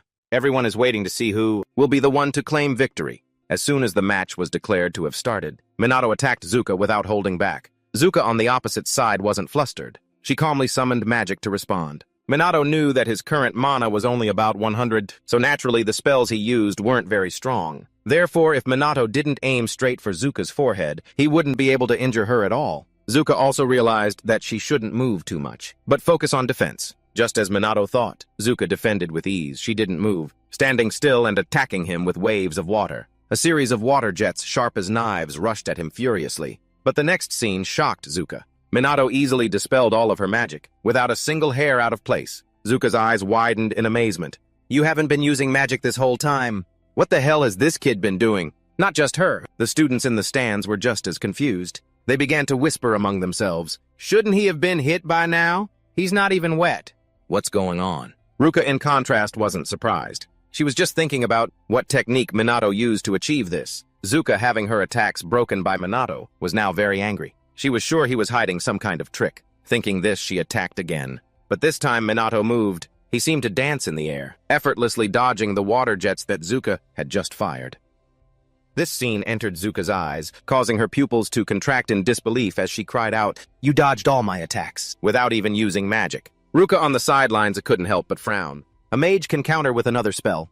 2 attacks can somewhat cancel each other out. Everyone knows that. If you can't do that, getting injured is only a matter of time. A level 2 technique will have a different scale and speed than a level 1. There's no way a guy like that can dodge everything without getting hurt at all. Zuka was certain Minato was just a fool who didn't fear death. Minato seemed to know what she was thinking. He couldn't help but chuckle. But it's fine. As long as you can sense mana, dodging crappy attacks like these isn't a problem. Well, you also need to be a bit tough. At this moment, Zuka had begun to cast a level 3 water spell. In an instant, a wave of water shaped like an arrow appeared and charged fiercely toward Minato. Seeing this, everyone in the stands cried out in alarm. Level 3 magic. If that guy gets hit by that, he won't even have time to reincarnate. Boom. The water arrow exploded directly. Water splashed through the air. Zuka weakened, collapsed to the ground, a satisfied smile on her face. How can you block that? But at that moment, a beam of magic shot from a distance and hit her in the forehead. When she saw who had attacked, Zuka cried out in shock, Impossible! How? You're okay, how did you dodge it? Minato replied nonchalantly. I used a spell that absorbs your magic, and simply walked through the center of the attack. The air instantly fell silent. Zuka sat there for a long time without reacting. Just when Minato thought she wouldn't say anything, she suddenly threw her head back and laughed loudly. Just walked right through it, huh? So I lost. Of course, the result is already clear. The victory belonged to Minato. Ruka rushed over and asked, Are you okay? Minato nodded. Yeah, we're both fine, I won. Ruka smiled and nodded, her eyes full of gratitude. Seeing the two of them so happy, Zuka also stood up from the ground and said coolly, As promised, I won't mention this matter again. You can do whatever you want. Hearing this, Minato couldn't help but sigh in resignation. Still so proud, huh? Thinking this, he suddenly spoke up, teasing, Ruka's injuries were quite shallow, you know. You really went easy on her. It would have been nice if our match was like that, too. Hearing this, Zuka shouted in frustration, That's not true! Minato noncommittal continued to speak. Ruka has gotten much stronger in just 2 weeks. You must have noticed that too, right? Don't be so overprotective of her anymore. Ruka then promised with determination, I will definitely become stronger, so you won't have to worry about me anymore. I promise. Zuka squinted at the two of them, hesitating for a long moment before nodding. Yeah, I guess. You're right. Because of this battle, The Mizuha sisters had grown closer. Minato looked at them and felt happy for some reason. Just then, dark clouds suddenly gathered in the sky, along with a terrifying aura, which startled Minato. He hurriedly looked up at the sky, his expression instantly becoming serious. "This abnormal mana, is this a calamity?" Zuka and Ruka also noticed it. The color drained from their faces. Meanwhile, in the classroom, Jun and his group were rummaging through Minato's desk. Things were thrown all over the floor. Jun's underling searched for a long time but found nothing. He said, annoyed, "It's just books and notebooks. Damn, this guy's a total goody two-shoes." Biting his lip fiercely, Jun sneered. There has to be something. Otherwise, how could he use that kind of magic? But at that moment, the underling saw something. He shouted in alarm, "What the hell is that?" Jun thought he had found something, and quickly looked over. But the sight before him terrified him. The sky outside was dyed a terrifying blood red. The three of them were instantly terrified. As if remembering something, one of the underlings cried out in fear, "It's a calamity!" How can it be a calamity? Outside on the fighting stage, the reporters and students were in a state of extreme panic. No one expected a calamity to descend upon the Magic Academy. Minato's expression was also very grim. How can a calamity happen right now? Don't tell me this is related to the incident in Shinjuku. The first calamity also happened in Shinjuku. Is this just a coincidence, or is there a plan behind it? As he was thinking, magic beasts appeared from a spatial rift. Seeing them, the students panicked and fled. The instructor who was present quickly tried to calm them down, stay calm. But who could stay calm at a time like this? Just then a powerful beam of magic appeared, killing the magic beasts that were attacking the students. The one who acted was none other than Minato.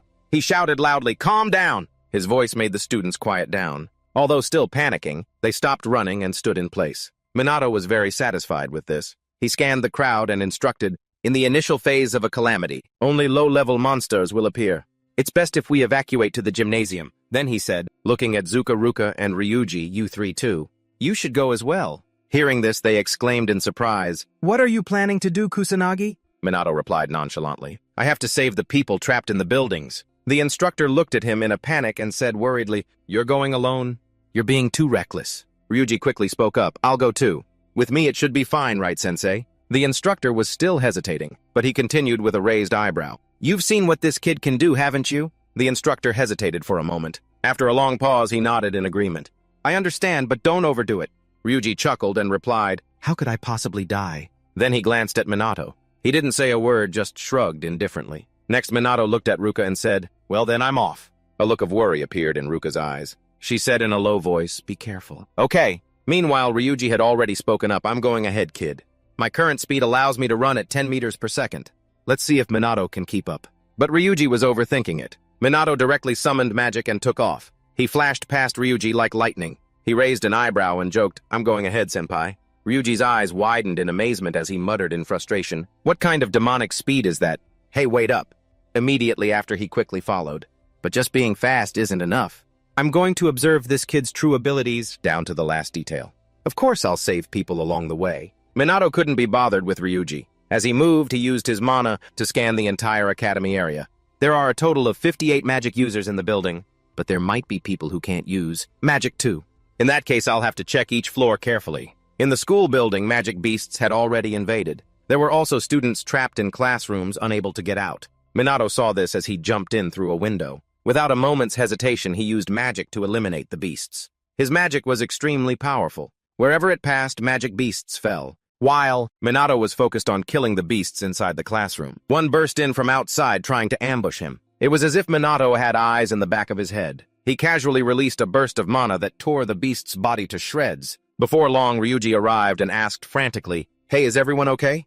But by then, Minato had already eliminated all the magic beasts. The bodies of the beasts filled the room. He walked past him and said coolly, "I'll leave the evacuation of the trapped students to you." Ryuji was stunned and quickly said, "Hey, wait, it's dangerous to go alone."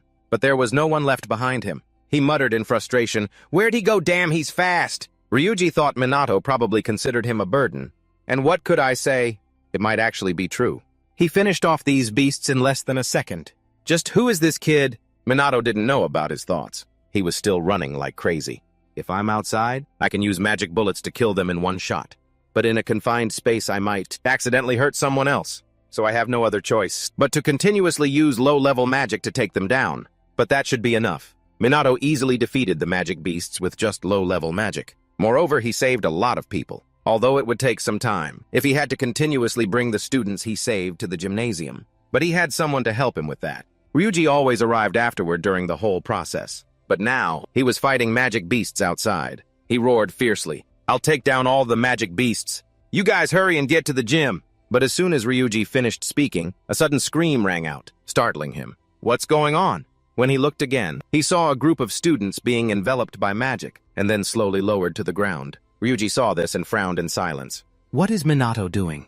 Who exactly is this guy? Minato, looking down from above, saw Ryuji's reaction and smiled. He's pretty worried about his juniors. He should be fine, right? But at that moment he seemed to sense something. In a hidden corner of the building, a female student was trembling in fear because she was surrounded by magic beasts. She leaned against the wall, crying in fear. The female student could do nothing else. She was helpless in this situation. She could only scream for help. "Somebody please save me!" In a life-or-death moment, a sudden flash of light passed by, surprising the female student. Her eyes widened. She recognized this flash of light. It was exactly the same as when she was saved by it before. While the student was still confused, Minato landed from above and asked with concern, "Are you okay?" The female student recognized Minato and muttered in confusion, "Kusanagi, you're the one who saved me?" Yeah, that's right." Minato nodded slightly and replied. Then he reached out to pull her up. The female student continued to ask, "That time during the practical training, was that also you?" Minato hesitated for a long moment before speaking. "Yeah, some unexpected things happened back then." Hearing his answer, the female student bowed her head to him gratefully.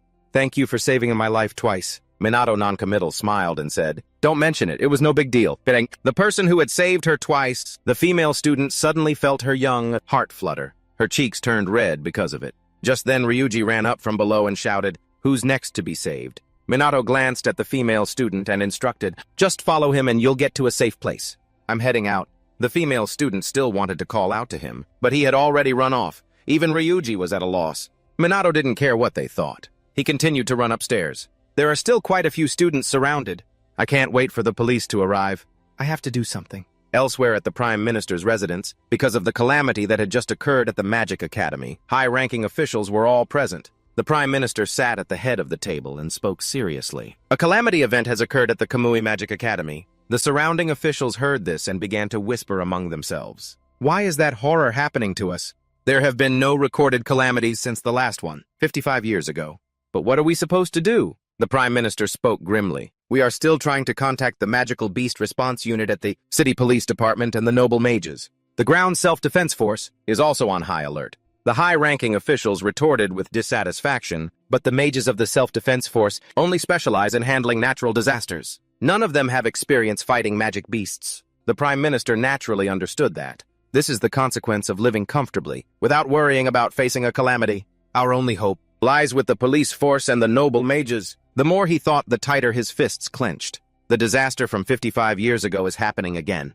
But Ichikami Minato is no longer here. Who will save them? At the same time, a police car was speeding towards the academy. The female police officer driving asked doubtfully, "Has a calamity really occurred?" A low, calm male voice replied, "Yes." There's no mistaking it. Hearing this, the female officer panicked. "But we've been at peace for so many years." So this peace was only temporary. Inspector Shidusugo then smiled and said, "But that's okay. After all, that's why we're here." The female officer driving was Sergeant Sandakaran. She hesitated for a moment before saying, "I'll do my best." Soon after, the two of them sped towards the scene. Meanwhile, in the sky above the Magic Academy, a helicopter appeared. Not rescuers, but reporters. They were reporting on the magical beast situation and the attack for the whole country. The reporters who were already at the academy were also evacuated to a safe place. They were also reporting live. The instructors and students who could use magic outside were trying to eliminate the low-level magic beasts. The news of this calamity was a hot topic. Everyone was watching it intently. Everyone was worried. The current situation was indeed very bad. The area next to the Magic Academy was also being attacked by magic beasts. The nearby residents were in a state of panic, and the situation was beyond the government's control. The people of Japan were all focused on the academy, the Magic Academy. Everyone was waiting for news from the media. Some were worried because they were in a nearby area. Others were afraid the calamity would continue like it did 55 years ago. In short, all of Japan was in a state of panic. At the Magic Academy, Minato was still continuously defeating magical beasts to save people. But the beasts kept pouring into the school in large numbers. It's almost time for Phase 2. New magical beasts will appear in each phase. Stronger ones, too. They will keep appearing, no matter how many of them we kill. As long as the main boss is still alive, there will still be magical beasts around. The boss will reveal itself in the final phase. Minato has to hold out until then. The more he thought, the more annoyed he felt. This calamity is such a pain. After saving people from the monsters, Minato used magic to teleport them downstairs. This time there are a total of 20 people. Everyone is scattered all over the place, so just saving them is already difficult. But Minato had no intention of giving up. He ran upstairs to continue. Meanwhile, inside a classroom, Jun was trying to defeat the invading magic beasts, but his mana wasn't enough. Before long, he was out of breath. He gritted his teeth and muttered, "It's no use. I can't attack anymore." Because among them, it's not just regular magic beasts. There's also a demon soldier. They were totally terrified. Each and every one of them was scared enough to piss their pants. Jun, still salty, yelled out, "That Kusanagi guy took it down in one hit. Why can't I do it like him?" As soon as he said that, a contemptuous voice came from behind him. "Because you're weak as hell." Jun's eyes went wide. Before he could even get a good look at who it was, a brilliant flame shot out, instantly turning the demon soldier to ash, under the horrified gazes of the other three. Only then did Jun see who made the move. It was the person he wanted to see least, Minato. After making his move, Minato turned and left without a word. Jun bit his lip hard. He'd been saved by him yet again. Unwilling to accept it, he rushed after Minato, yelling, "Stop right there." Minato stopped in his tracks. Jun aggressively confronted him. "Why did you save me? You're supposed to hate me, right? So why?" Shrugging indifferently, Minato said casually, "No reason. I saved you because I could, that's all." Hearing this, Jun's body trembled slightly. He mumbled, his lips pursed. "You saved me because you could. Is that all you have to say?" But Jun couldn't accept that reason. He shouted aggressively, "Stop messing with me! You're just the weakest, most effeminate guy here." He said, "You don't even use magic properly." "How did you get so strong so fast?" Minato narrowed his eyes at Jun and said coldly, "Kusanagi Minato died in that traffic accident.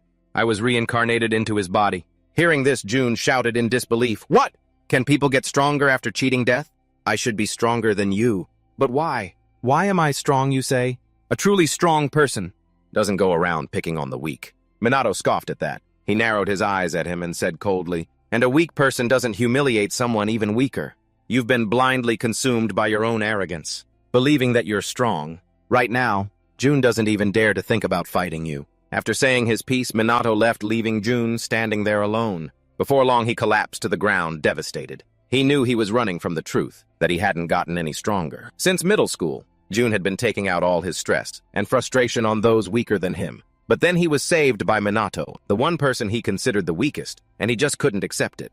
Jun's two cronies were also in an awkward position. They had just had their lives saved by Minato. They wanted to ask Jun what to do, but he was even more broken. Tears were streaming down his face. Tears of regret and humiliation. Minato, of course, had no idea what was happening with them. He was still frantically rushing upwards to kill magic beasts and save people. The higher he went, the more high-level magic beasts he encountered. Demon soldiers had appeared. But Minato didn't panic at all, calmly using magic to attack the demon soldier. However, it dodged his first attack. Minato didn't stop there. He used a higher-level magic. Boom! Smoke and fire erupted in an instant. The demon soldier was quickly buried in a sea of flames. Minato narrowed his eyes at the pile of ash before him, his face expressionless. He thought grimly, the number of demon soldiers is increasing. That means the boss will show up soon. With that thought, Minato walked over to the students cowering in a corner. He reassured them, "Calm down, everything's okay now." Meanwhile, down below, Ryuji was extremely pissed off, yelling, "That damn brat is dumping everything on me!" Even though he was complaining, his hands never stopped, summoning magic to destroy the beasts. There were really a lot of magic beasts. They were relentlessly chasing and attacking the students. Ryuji protected the students behind him, while attacking the magic beasts. He glanced at the students and said, "I'll protect you, so just stay calm and follow me." The students saw how badass he looked, and all of them felt a sense of admiration. But even though Ryuji said that, magic beasts were everywhere. What are we supposed to do now? While he was wondering what to do, Minato landed from above and said coolly, "Let me help you." Ryuji heard the voice and jumped. "You scared me. Don't just appear out of thin air like that." Minato, too lazy to care, said nonchalantly, "Run as soon as I'm done with these things." Ryuji heard him and hesitated. But with this many, how can you? Maybe we should find another way." But just as he finished speaking, a brilliant flame erupted, burying the horde of magic beasts in a sea of fire. The one who did it was, of course, Minato. This scene made all the students, including Ryuji, stare in stunned silence. Seeing them, Minato immediately reminded them, "What are you spacing out for? Get moving!" Ryuji finally snapped out of it, and hurriedly led the other students away. As Ryuji left, he glanced back over his shoulder, and saw Minato casually wave his hand, and the magic wiped out the beasts chasing the students. The more Ryuji watched, the more shocked he became. So cool, awesome, this kid is the real deal? Minato remained focused on stopping the magic beasts. After finishing them off, he looked around. Looks like everyone's gone. I should probably go back and check one more time. Elsewhere, in another corner of the academy, the instructor, along with students who possessed magic power, were trying to hold their ground. Ruka was there too, but she seemed to be running out of energy, her magic weakening as she staggered about to fall. Luckily, Ruka caught her. Ruka said coolly, "If you can't do it, go back inside. You're just getting in the way." Ruka immediately shook her head, refusing. "I can still fight. We don't have time to rest." Hearing this, Ruka couldn't help but frown silently, wanting to persuade her, but she didn't know what to say. She could only watch as Ruika tried to use magic to attack the beasts. Just then, Ryuji returned with the other students. "I've brought back the students who were trapped." Seeing this, the instructor praised him. "Good job. Take them inside." Ryuji handed that task off to someone else and ran to the Mizuha sisters, asking, "How's it going?" Ruka sighed helplessly. "It's hard to hold them off much longer." Ruika then asked doubtfully, "Where's Kusanagi?" Ryuji let out a small laugh. "That kid's totally fine. He's still breathing and going wild out there." "Really?" Ruika sighed in relief upon hearing that. Ryuji didn't think much of it, and started using magic with everyone else to attack the beasts, but he didn't stop rambling. "That Kusanagi kid is the real deal. With him here, getting through this disaster will be a piece of cake." Ruika nodded slightly in agreement. "I think so too, senpai. With Kusanagi, we'll definitely..."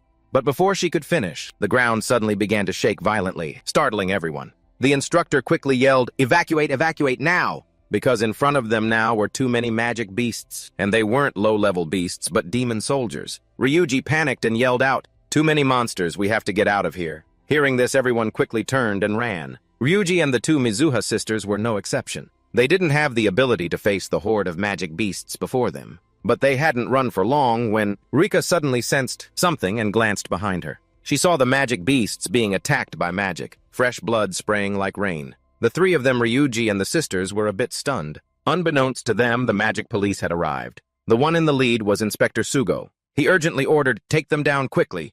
Prioritize the students' safety." Very quickly, the other officers began to attack the horde of magic beasts. Seeing this scene, the students behind them finally sighed in relief. They were finally saved. Sugo shouted to reassure them while killing magic beasts. "Don't worry. We'll help you get out of here. Please evacuate according to the instructions." However, Ruika spoke up and offered, "We'll assist you." Sugo looked at her in surprise and said firmly, "Civilians, you should evacuate to the gym. It's better that way." Before Ruika could say more, Ruka quickly cut in. "We're not civilians. We are mages." Sugo hesitated for a long time before nodding in agreement. "All right, fine. Then support us by attacking from the perimeter." "Honestly, we have too few reinforcements, so we have no choice but to rely on their help. Look at how pathetic the police force is." Meanwhile, Karen had gone to heal the other students. Elsewhere, from a building in the academy, Minato saw the police cars arrive. He sighed in relief and whispered, "The police are finally here. I'll leave the rest to them." But it seems the police arrived early, and the ground self-defense force too, huh? After all, this is a national-level disaster. How can a country be this unprepared? Then again, it's entirely possible. This country has been resting on its laurels for a while now. Well, for now, I'll just do what I can and see if there are any other students trapped. At the same time, high above in a helicopter, a reporter saw the whole scene below. She began to report on the situation.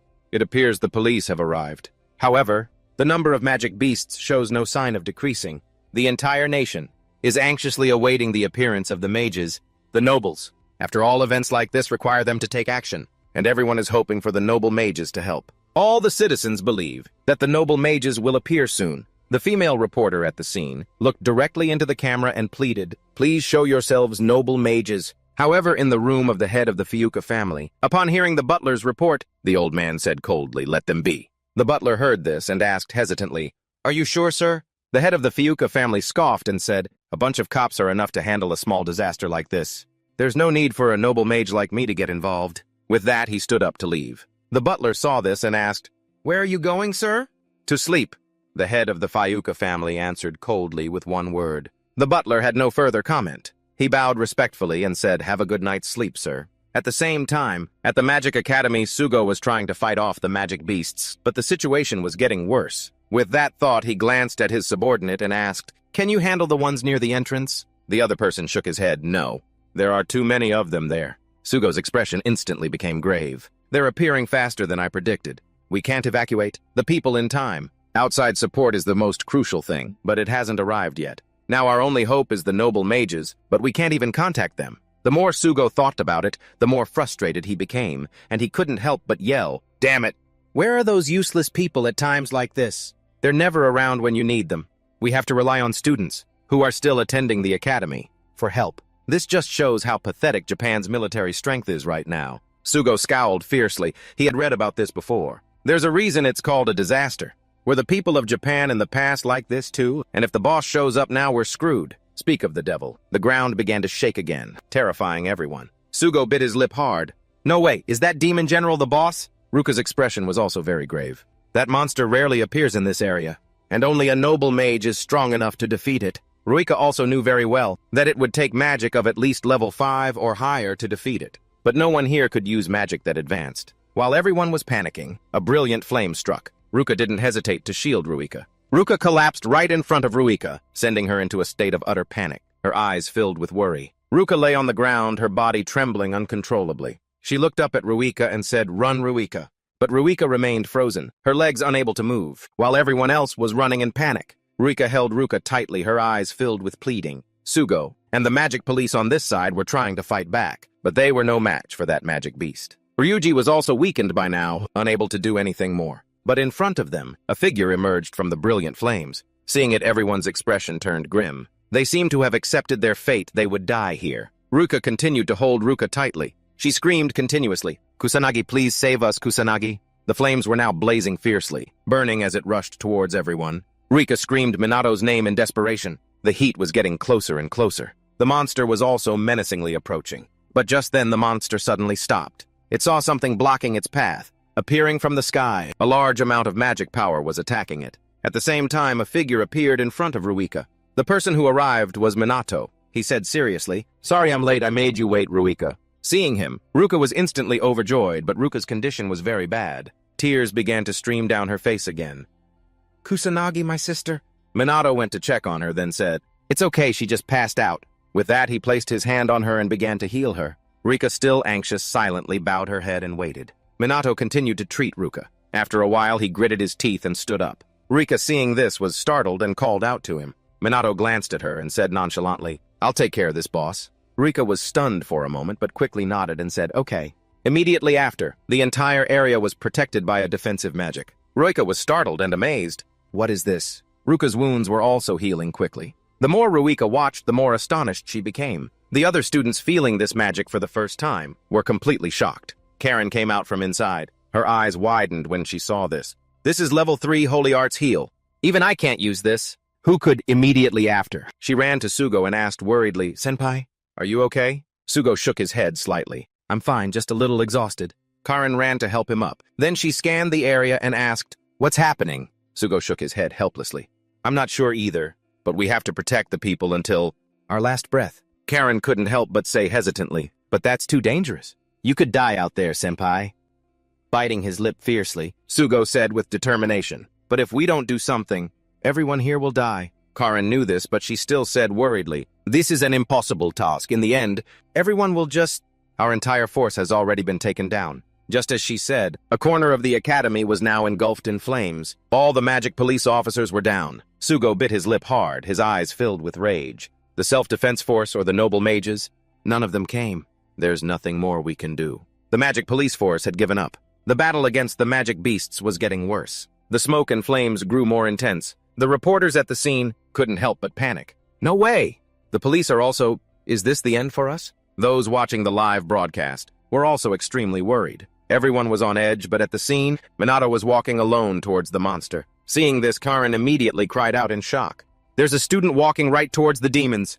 Does he have a death wish?" Sugo was just as panicked and quickly yelled, "Hey kid, get away from there now!" Unfortunately, Minato didn't hear him. He was soon standing face to face with the monster. Minato scoffed. "You seem to enjoy running wild, huh?" The monster narrowed its eyes at him, its mouth constantly mumbling, "Kill, kill." That deep, terrifying sound echoed throughout the area, causing the students to panic. Even Sugo and Karen were terrified. The pressure it emitted was enough to frighten everyone. Just then a deafening explosion erupted. Minato coldly commanded, "Shut up!" The monster attacked by him threw its head back and roared in anger. The low-level magic beasts immediately charged towards him. Minato frowned slightly and thought, "When I faced the world's worst disaster, I went all out. but this time I have to hold back a bit, for the sake of the people around me. While Minato was thinking, lightning magic rushed wildly towards him. In an instant, he was engulfed in lightning. Sugo saw this and panicked. Is he dead? Everyone around was also watching anxiously, wondering if Minato was still alive. While everyone was in a state of shock, a blinding flash of magic appeared. This magic came from Minato's hands. It began to dance wildly in the air, destroying the magic beasts. Sugo couldn't help but be terrified by this sight. Who is that student? It wasn't just them.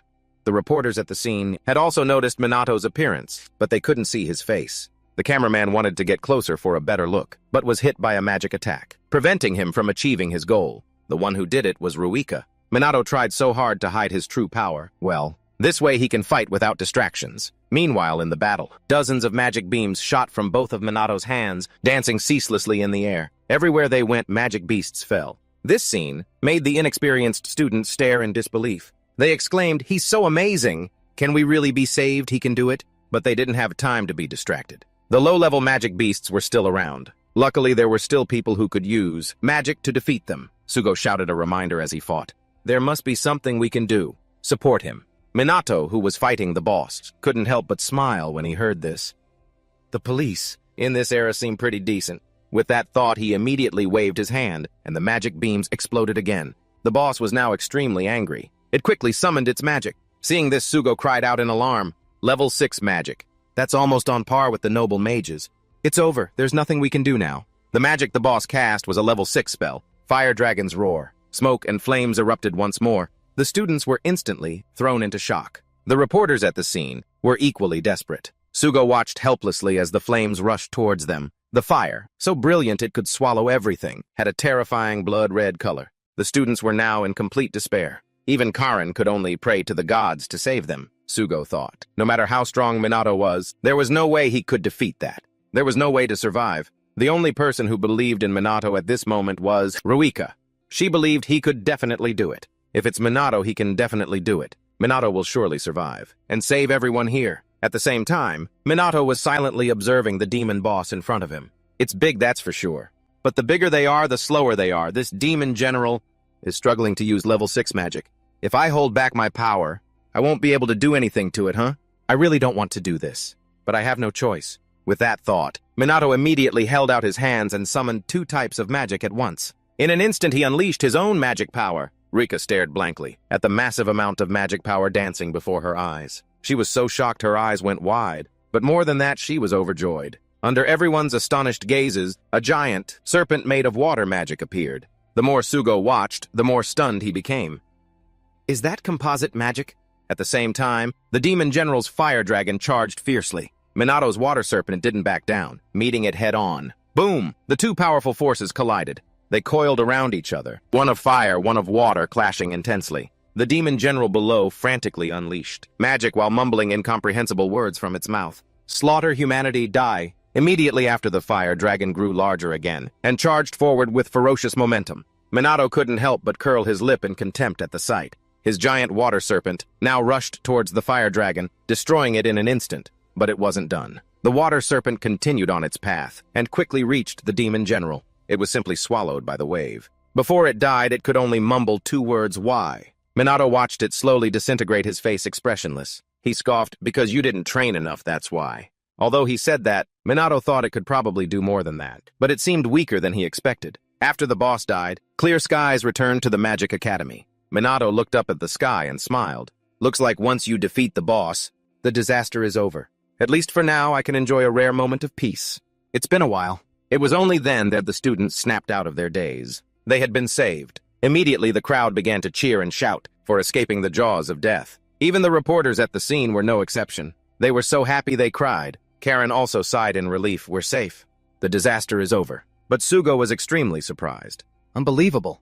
A student like Minato was able to defeat the demon general, something that even a noble mage might not be able to defeat so cleanly and quickly.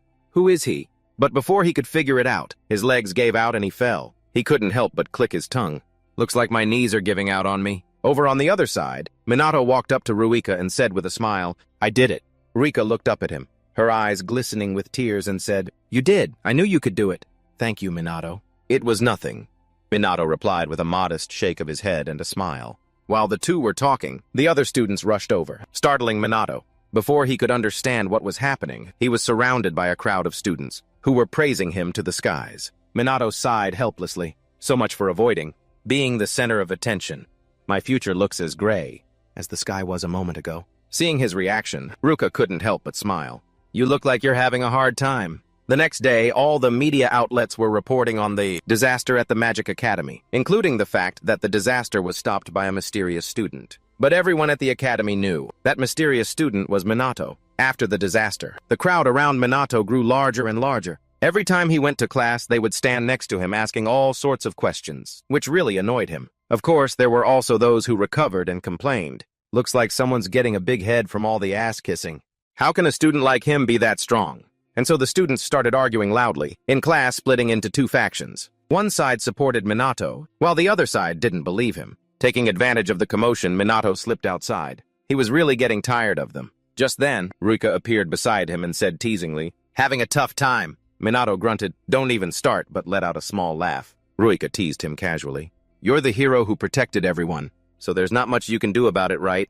Minato deflected and changed the subject. "You're transferring to the S-class too, right?" Nodding, Jurika replied indifferently. "It's probably because of the practice match back then and the recent incident." Minato frowned slightly, asking doubtfully, "You don't seem to like it, huh?" Hearing this, Jurika whipped her head away, pouting and muttering, "Of course I do. I mean, at least someone was there." Minato didn't think much of her words. He continued to ask, "Come to think of it, how's Yuka doing?" Yuka smiled and replied, "She's fine now. Plus, we're closer than ever." Yuka was genuinely happy about this. "It's all thanks to you, Minato." Her eyes sparkled as she looked at Minato, smiling sincerely and saying, "Thank you. Meeting you here was truly my good fortune." Hearing this, Minato got annoyed and flicked her forehead, making Yuka ask in confusion, "What was that for?" Minato pouted and replied, "You only need to thank me once. Why do you keep saying it?"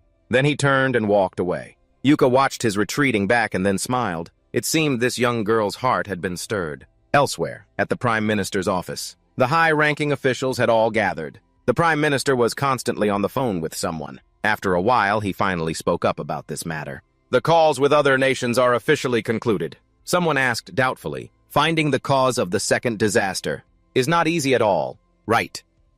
The Prime Minister nodded slightly and replied, "They've done everything in their power to find a way to deal with it. The rumor about the student who defeated that last insect." They continued to discuss the matter of the disaster, and the fact that Minato had destroyed the demon general. Meanwhile, on the rooftop of the Magic Academy, Minato was called to the rooftop again. This time it was Ruka Ryuji and also Yuka. The four of them just stood there looking at each other. The atmosphere was a bit silent for a long time. Ruka was the first to speak slowly, saying, "Kusanagi, I have a favor to ask you. Please take me as your student." As she made this request, her eyes were filled with determination. A few days earlier, at the Mizuha family mansion, the two sisters Ruka and Yuka were sitting outside. After a long silence, Ruka slowly opened her mouth. "This time the disaster." She spoke up so suddenly that Yuka was a little startled. Ruka didn't care. She continued calmly, "It seems Kusanagi managed to stop the disaster this time, huh?" Hearing this, Yuka nodded and replied, "Yes, Kusanagi. Defeated the demon general boss with composite magic. Level 4 at that." Ruka looked at her in disbelief and asked back doubtfully, "You said level 4 composite magic? That's a type of magic that even high-level mages can't use. Do you know that it's true?" Yuka nodded with extreme certainty. Seeing her reaction, Ruka hesitated for a moment before saying, "Well, then it must be true. How could my dear Yuka possibly lie?" Yuka was a little surprised and asked, "Why do you believe I wouldn't lie?" Chuckling softly, Ruka answered nonchalantly, "Because ever since we were kids, you've always obeyed me. I thought a child like that couldn't possibly be a useless mage. But it seems I was too abusive." Hearing her words, Yuka suddenly became a little sad. Immediately after, she shot up and declared forcefully, "I will definitely become stronger. So you won't have to worry about me anymore. So please believe in me." Yuka was more determined than ever. Her reaction left Ruka a bit stunned. But very quickly, Ruka smiled and said, "You've really grown up, Yuka." Hearing this, a spark of joy appeared in Yuka's eyes. Ruka said nothing more. She was thinking about Minato. His power is too terrifying. It has far surpassed that of a student. It might even be stronger than her own father's. Thinking this, Ruka looked up at Yuka and said, "Help me with something, will you?" Back to the present. Ruka was silently waiting for Minato's answer. She knew very well that if things continued like this, she could only become a high-level mage. To become stronger, she needed Minato's help. Taking a deep breath, Ruka spoke again sincerely. "I apologize for insulting and looking down on you. I'm truly sorry." She said she knew very well how selfish her request was. However, I'm willing to set aside my pride to ask you. Ruka's tone now carried a hint of pleading. She bowed her head, lowered her voice, and began, "Please allow me." But before she could finish, Minato cut her off coolly. "Fine." The sudden answer left Ruka stunned, unable to react. Minato repeated himself once more. "I said I'll take you as my student." Ruka, still a bit confused, asked doubtfully, "Why?" Now it was Minato's turn to be puzzled. He asked confused, "What's so weird?" "You're the one who wanted this," Ruka said hastily. "That's true, but I did a lot of terrible things to you." Shrugging indifferently, Minato said nonchalantly, "Well, you apologized, didn't you? So I forgive you. Besides, you wanted me to accept that apology, right? That's all there is to it." Ruka couldn't help but be stunned. Such a casual answer. Just then, Ryuji also hurriedly chimed in. "Then count me in too." Minato non-committally pouted and replied, "All right.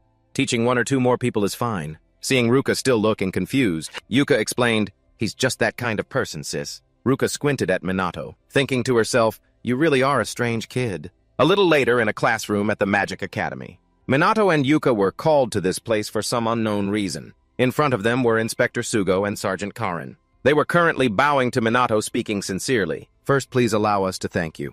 If it weren't for you, perhaps all the civilians and us would have been wiped out." Minato couldn't help but feel exasperated. "You've been thanking me since the interrogation. I think this is more than enough." "Is there something else?" Sugo nodded slightly and replied, "The investigation into the disaster is over. But there are still a few things that we're very interested in."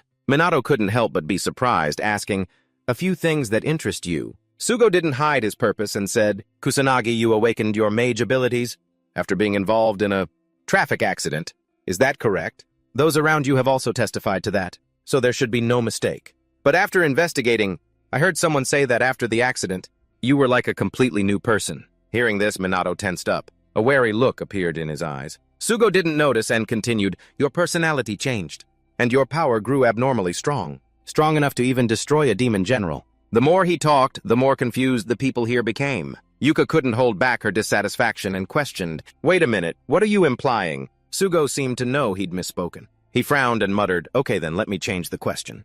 Do you know of the Black Mage?" Both Minato and Yuka were stunned. "What does it have to do with that Black Mage?" Sugo slowly explained, "He is a mage who took down all the wandering magical beasts around and helped other citizens under the cover of night. This video has spread like wildfire online. You haven't seen it." After saying that, he even showed the video to the two of them. Karin, standing beside them, seemed to have realized something. Yuka, however, did not.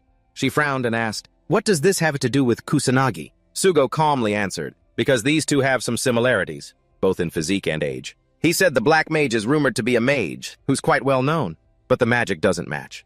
Not to mention the time he started acting matches the period when Minato was discharged from the hospital. The instructor sitting nearby heard Sugo's words, his face turning pale then white. He seemed very worried. Karin was silent, not saying a word. But Sugo kept rambling on. "Using magic in the city without a license is illegal. Because this has attracted too much public attention. The police have to intervene." Hearing that he would be dealt with harshly, Yuka glanced at Minato, her face full of worry. Sugo also stared at him intently and said coldly, "If you admit everything, we promise to do everything we can to reduce your sentence." So answer honestly, are you the Black Mage?" "No, I'm not." Minato shook his head, confidently denying it. Hearing this, Sugo smiled. He said cheerfully, "I see. So you're not him, huh? Well then, that's good." Immediately after, Sugo and Karin stood up to say goodbye. "Well then, thank you for your time.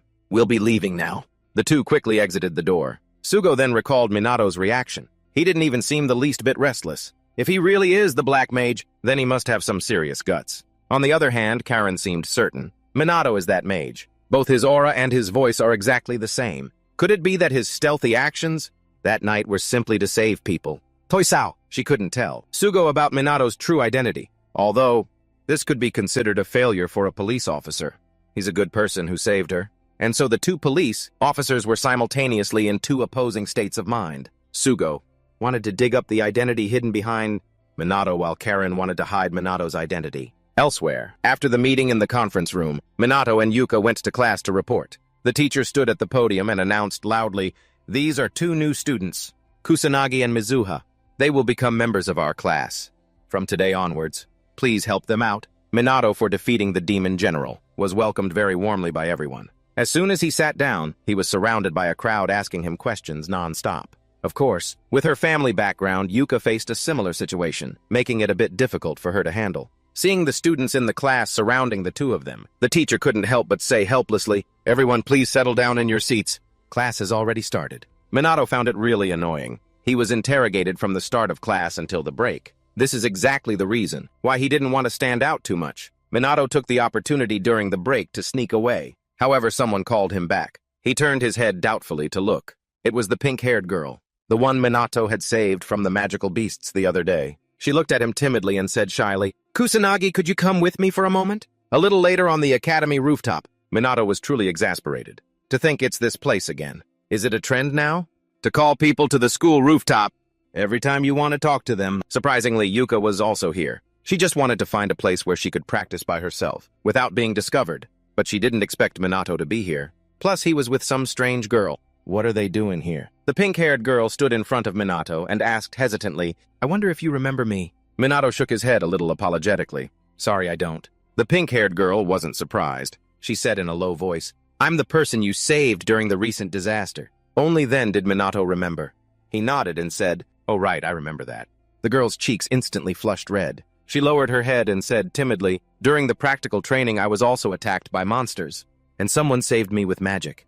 "That magic was you, wasn't it, Kusanagi?" Minato recalled that practice session. He had only done it on a whim, but the girl said gratefully, "Thank you for saving my life twice." Minato shook his head slightly and replied, "Don't be like that, I just did what I could." Although he said that, the girl still said shyly, "You're so cool, Kusanagi." At the same time, Yuka was trying to eavesdrop on their conversation, but she couldn't hear anything. Just then, the pink-haired girl suddenly shouted, "Kusanagi, I like you. Please go out with me." Yuka was instantly stunned. A confession, huh? Even Minato, the one being confessed to, was just as startled. Seeing that he didn't answer, the pink-haired girl continued with determination, "I'm really not outstanding in any way, but I'll try my best to improve myself. So please let me be your girlfriend, Kusanagi." Minato stood there stunned, saying nothing. Just when the girl thought he wouldn't answer, he suddenly opened his mouth, "Thanks for liking me." The pink-haired girl's face lit up. However, her happiness was short-lived. Minato said apologetically, "But I'm sorry.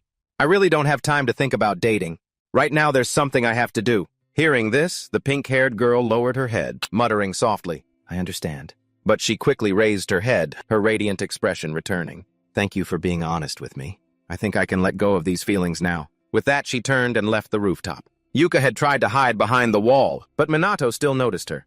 He said coolly, "And how long do you plan to hide there, Yuka?" Yuka flinched slightly and took a deep breath. She then peeked out and said shyly, "I thought I'd hidden my mana pretty well." Minato pouted and said, "Your control is really terrible. Your mana is leaking all over the place. This is the second time you know.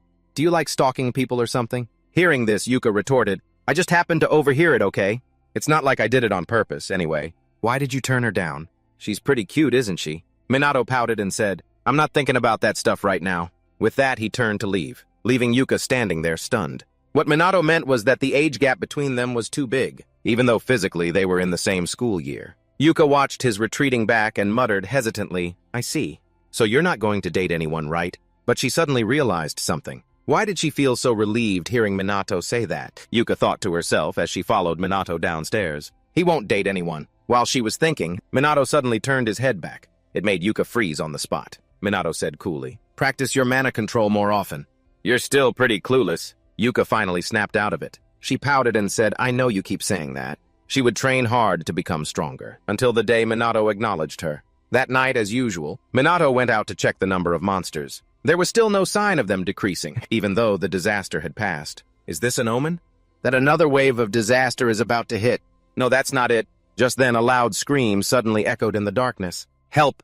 It was a girl's scream. Behind her, a mage was chasing her. He snorted coldly and said, "There's no one wandering around here at this hour to save you." But there actually was someone. Minato blocked the girl's path. It gave the mage quite a scare. Before the guy could even recover, he was punched in the gut by Minato. He went flying just like that. Minato squinted at him, snorting coldly to himself. An amateur mage who likes to do vile things, huh? His close combat skills are indescribably awful. He's probably never encountered another mage before. The girl who was saved looked at him gratefully, but she quickly recognized the person in front of her. She exclaimed in surprise, "Is it really you, Black Mage?" But before she could finish, Minato disappeared despite the girl's cries to stop him. Minato used magic to move elsewhere.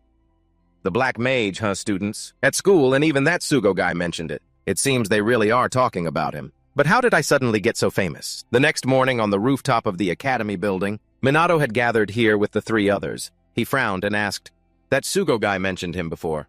Right, some amateur mage who likes to act mysterious at night.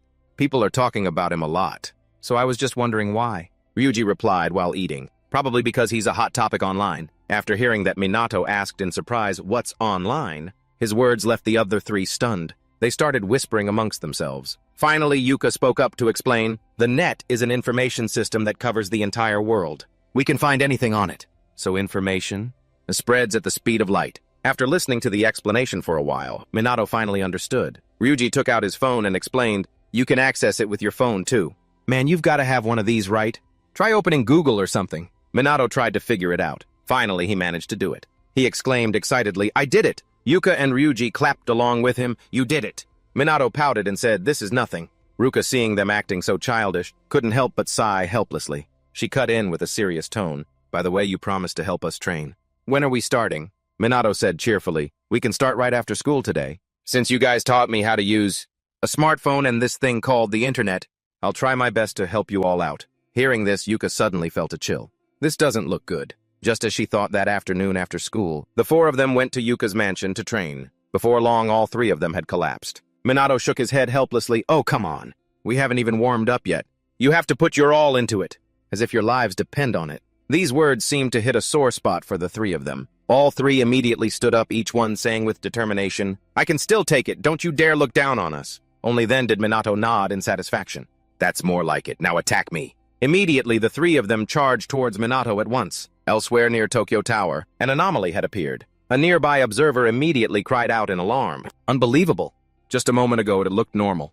What on earth is happening?" The scene before them made them tremble with fear, because magical beasts had appeared in droves near Tokyo Tower. Meanwhile, at Yuka's mansion, the three of them were quickly defeated by Minato. Seeing this, Minato couldn't help but raise an eyebrow and ask, "What's wrong? Given up already?" "Not yet, take this." The three of them immediately stood up aggressively. They used their magic to attack Minato together. However, Minato only needed to create a protective barrier to block everything. Not only that, he also used magic to flick the foreheads of two of them, Yuka and Ryuji, causing them sharp pain. At the same time, Ruka took the opportunity to sneak attack Minato from behind. She exclaimed triumphantly, "An opening, but not really." Minato pouted and said with a smile. Then he dodged to one side, avoiding Ruka's attack. She couldn't help but be surprised. Ruka cried out in amazement. He dodged it. Before she could recover, a flick of magic hit her forehead. And so the three of them were taken down by Minato again. He sighed and said, "All right, let's take a short break." With his words, the three of them went to their seats to drink water and rest. After just a short while, the three of them were drenched in sweat. Ryuji said while wiping his sweat, "But it seems like you're just too strong, huh?" Ruka also agreed, nodding, "So much so that the top student in the entire academy, can't even touch a single hair on his head." Yuka sighed and said, "That's right. This guy is no longer on the level of a normal student anymore." With that, she gave Minato a meaningful look. Her gaze made Minato feel a bit annoyed. I'm too lazy to explain it over and over. He decided to give the reason once and for all. "I almost checked out in that accident, and as soon as I regained consciousness, I also received this power. As for why, I have no idea. So please stop asking." After hearing this, Ruka frowned and deduced, "So then your near-death experience was the trigger that activated your power." Seeing their reaction, Minato let out a sigh of relief. These guys are as gullible as kids. Just look at that face, you can tell he's tricked them. However, little did Minato know that Yuka didn't believe him at all. She thought that perhaps he really had a reason to hide the truth. And since he had gone to such lengths to keep it a secret, it was best not to pry any deeper into the matter. Minato squinted at the three of them sitting there in silence. He really thought they were all too easy to fool. A little while later, they finally finished training and went their separate ways. Ryuji remarked as he walked, "That was an awesome training session." Minato, walking beside him, couldn't help but chime in. "You're a real beast, you know." Ryuji pouted and said with a smile, "That's because I'm always training myself. But man, I'm starving now. Gotta get home early to cook for the little ones, too." Hearing this, Minato asked doubtfully, "You cook for yourself? Even though you look so built?" Ryuji looked at him annoyed. "What's that supposed to mean, kid?" The two of them continued talking as they walked. Ryuji asked suspiciously, "Do you always eat out?" Minato shook his head slightly and replied, "No. Most of the time I eat instant noodles." Stunned, Ryuji exclaimed in amazement, "Instant noodles? Is that all you eat?" Shrugging indifferently, Minato pouted and said, "The world has become really convenient, you know. Ryuji looked at him fiercely, his tone slightly annoyed as he said, "How can your body handle it? If you keep stuffing yourself with food that has zero nutrition." Seeing his strong reaction, Minato couldn't help but feel annoyed. "You sound like my dad." But Ryuji didn't pay attention. He slung an arm around Minato's shoulder and dragged him along. "All right, come to my place. I'll treat you to a meal." Minato really wanted to refuse, but this guy was just too stubborn. So in the end, the two of them arrived at Ryuji's house. A full-time introvert like Minato ended up being swarmed by 3 little kids, leaving him at a loss for what to do. As for Ryuji, he naturally took on the duty of cooking. A big guy like him was wearing a bear-themed apron, bringing out 2 plates of food. Ryuji said apologetically, "Sorry for making you watch the kids." "No worries," Minato said with a casual smile. Then he used magic to make the children float in midair. Seeing this, Ryuji couldn't help but feel exasperated. "That's what I'm worried about." "You crazy kid, don't use magic in the house," he grumbled as he placed the 2 plates on the table. "I've never heard of anyone using magic to play with kids. Ever." Minato didn't care. He looked down at the little girl beside him and said with a smile, "I got told off." The 3 kids just like that surrounded Minato, playing to the point where even Ryuji had to remark, "But it's quite surprising. I mean, you're not bad at babysitting." Minato suddenly remembered his past life. During the disasters, so many children died. After a long silence, Minato sighed and said, "Children are the future of the nation." Hearing this, Ryuji couldn't help but feel annoyed. "You sound like my grandpa talking to me." "Shut it!" Minato snorted coldly before playing with the 3 kids again. Very quickly, dinner was ready. The kids saw the food and excitedly started eating. Minato also happily ate with everyone. Just after the first bite, he couldn't help but exclaim, "So delicious." How long has it been since Minato had a proper home-cooked meal like this? He was so immersed in protecting the country that he even forgot to take care of himself. Thinking this, Minato asked doubtfully, "Come to think of it, where are your parents?" Ryuji shook his head and replied, "I don't have a dad and my mom works late into the night. So I also handle the housework and babysit these kids for her. When she's free, she works a part-time job." Hearing these words, Minato couldn't help but remark, "You're so busy." Chuckling softly, Ryuji said nonchalantly, "It's tough, but I don't hate it. I get it. The harder things get, the more you want to do them right." Minato nodded in understanding. Ryuji admitted without any hesitation, not forgetting to flex his muscles. Minato couldn't help but remark, "All brawn and no brains." After the meal, Ryuji, Minato, and the 3 kids played for a bit before going to sleep. Ryuji, lying next to Minato, said softly, "Sorry about the kids' childish request, making you stay over." Minato shook his head slightly and replied, "It's fine. Something like this is nice once in a while." Unconsciously smiling, Ryuji spoke up gratefully, "Thanks." Minato demurred, saying casually, "I didn't do anything for you to say that." But Ryuji shook his head and said, "No, it's about Ruka. She seems more full of life than before. I think it's all thanks to you, kid." Minato couldn't help but be surprised. "Hey, don't tell me it's some kind of romance thing," he said, speaking his mind. Minato frowned and asked, "You like her?" Ryuji couldn't help but laugh. "What? Me and Ruka, no way, that's never gonna happen. Actually, we're both just misfits, so we naturally just stick together." Minato was surprised to hear that. "Misfits just like you, huh?" The next day, Minato and Ryuji went to school together. When they arrived at the school gate, the 2 Mizuha sisters were already waiting there. Seeing them arrive, Yuka complained, "Seriously, you're late." Ryuji quickly explained, "Cut us some slack. It wasn't easy waking Kusanagi up." The Mizuha sisters asked in amazement, "Did you guys sleep over at each other's houses, a sleepover? Or were you secretly training without us?" Minato was a bit confused by their conversation. How did we all happen to run into each other so early in the morning? But he didn't pay it much mind. Just then, 2 people approached from a distance. It was Inspector Sugo and Sergeant Karin. Sugo looked at Minato and said, "Can we have a moment of your time, Kusanagi?" Minato sighed helplessly. "Again," Karin said apologetically. "Sorry to keep bothering you.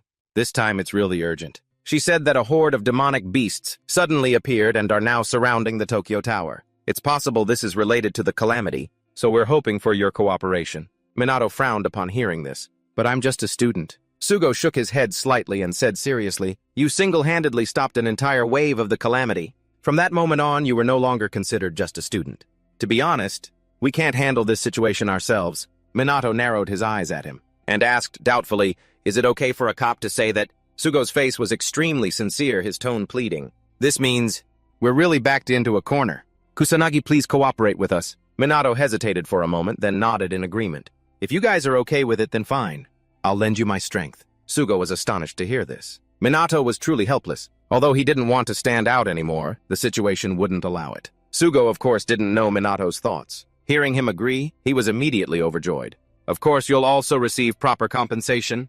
And don't worry, We'll contact the academy for you as well. The three of them, Ruka and the others who heard this from behind, also wanted to help. The three of them offered in unison, "We want to help too. We can provide support from the rear. We want to join in too," Sugo sighed helplessly. "Thanks for the offer, kids. But with the current situation, there's nothing you can do." Ruka, hearing this, immediately retorted, "We're all top students at the academy."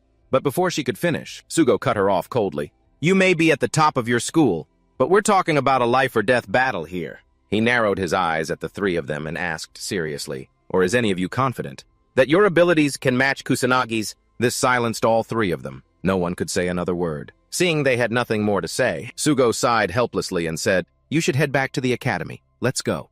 Kusanagi." Then he led the way to the car, preparing to leave. Before leaving, Minato suddenly called out, "Hey!" This startled Ruka and the others, who then smiled unconsciously. Minato raised an eyebrow and said, "You'd better try to keep up with me." Ruka and the others were stunned at his words, but they quickly replied in unison, "Of course," then turned and went back into the academy. A little later, at the police headquarters in the leadership department's briefing room for the emergency calamity countermeasures, the leader sitting in the center spoke seriously. "Hundreds of demonic beasts have now appeared near Tokyo Tower. We need to come up with a decisive measure to handle this problem before they become a threat to the citizens." He said he had also requested the help of a student who played a key role in the calamity that struck the Magic Academy a few days ago. Then he asked Minato to stand up. Minato! Hearing his name, he immediately stood. Seeing the school uniform Minato was still wearing, the officers below began to whisper amongst themselves. All of it was contemptuous chatter. Karen felt a bit awkward for Minato hearing this. "I really can't listen to this anymore." Just then, Sugo leaned into the microphone and cleared his throat. Everyone immediately looked up. Sugo spoke forcefully. "Kusanagi Minato is the student who single-handedly stopped the calamity at the academy. I witnessed his magic from up close. Everyone sitting here, not a single one of you can compare to him." He praised Minato to the high heavens, and I believe that cooperating with him is essential. So treat him as a partner, not as a student. These words still didn't quell the useless cops' dissatisfaction below. They still saw Minato as a snot-nosed kid. Seeing they were still making noise, the leader ordered again, "Our mission remains unchanged, whether an outsider joins or not. You are to eliminate the demonic beasts immediately. All of you return to your units." At his words, everyone quickly left. A few of them kept pointing at and insulting Minato as they left. Sugo waited for everyone to leave before running up to Minato. He said apologetically, "Sorry about what just happened." Kusanagi Minato shook his head, slightly demurring. "It's fine. They must be annoyed about having to work with a student." Seeing his calm reaction, Sugo couldn't help but remark, "You're really mature." "Compared to him, what are you doing, Sanana?" Karen, having been mentioned, startled and trembled. I was too scared to say anything. Seeing how concerned they were, Minato smiled reassuringly. "Please don't mind them." Because he certainly didn't care. Karen truly felt like he was an angel. After that, they got in the car and headed to Tokyo Tower. Sitting in the back, Minato asked doubtfully, "So what are our combat forces?" Sugo slowly replied, 80 mages. Most of them are mid-level mages. Only a few are high-level mages. Minato frowned and fell silent upon hearing this. Mid-level mages can use level 2 magic. Higher levels can use level 3. While he was thinking, Sugo suddenly spoke hesitantly.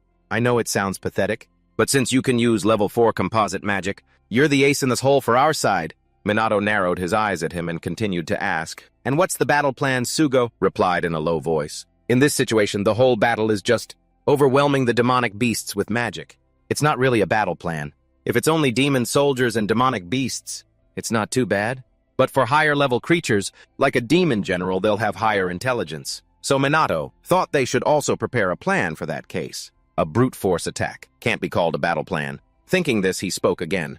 "From what I can see, we don't have any support equipment either, right?" Sugo said helplessly. "We usually go on missions, in clothes that are easy to move in." Minato frowned upon hearing this. "But there used to be anti-demonic beast equipment, right?"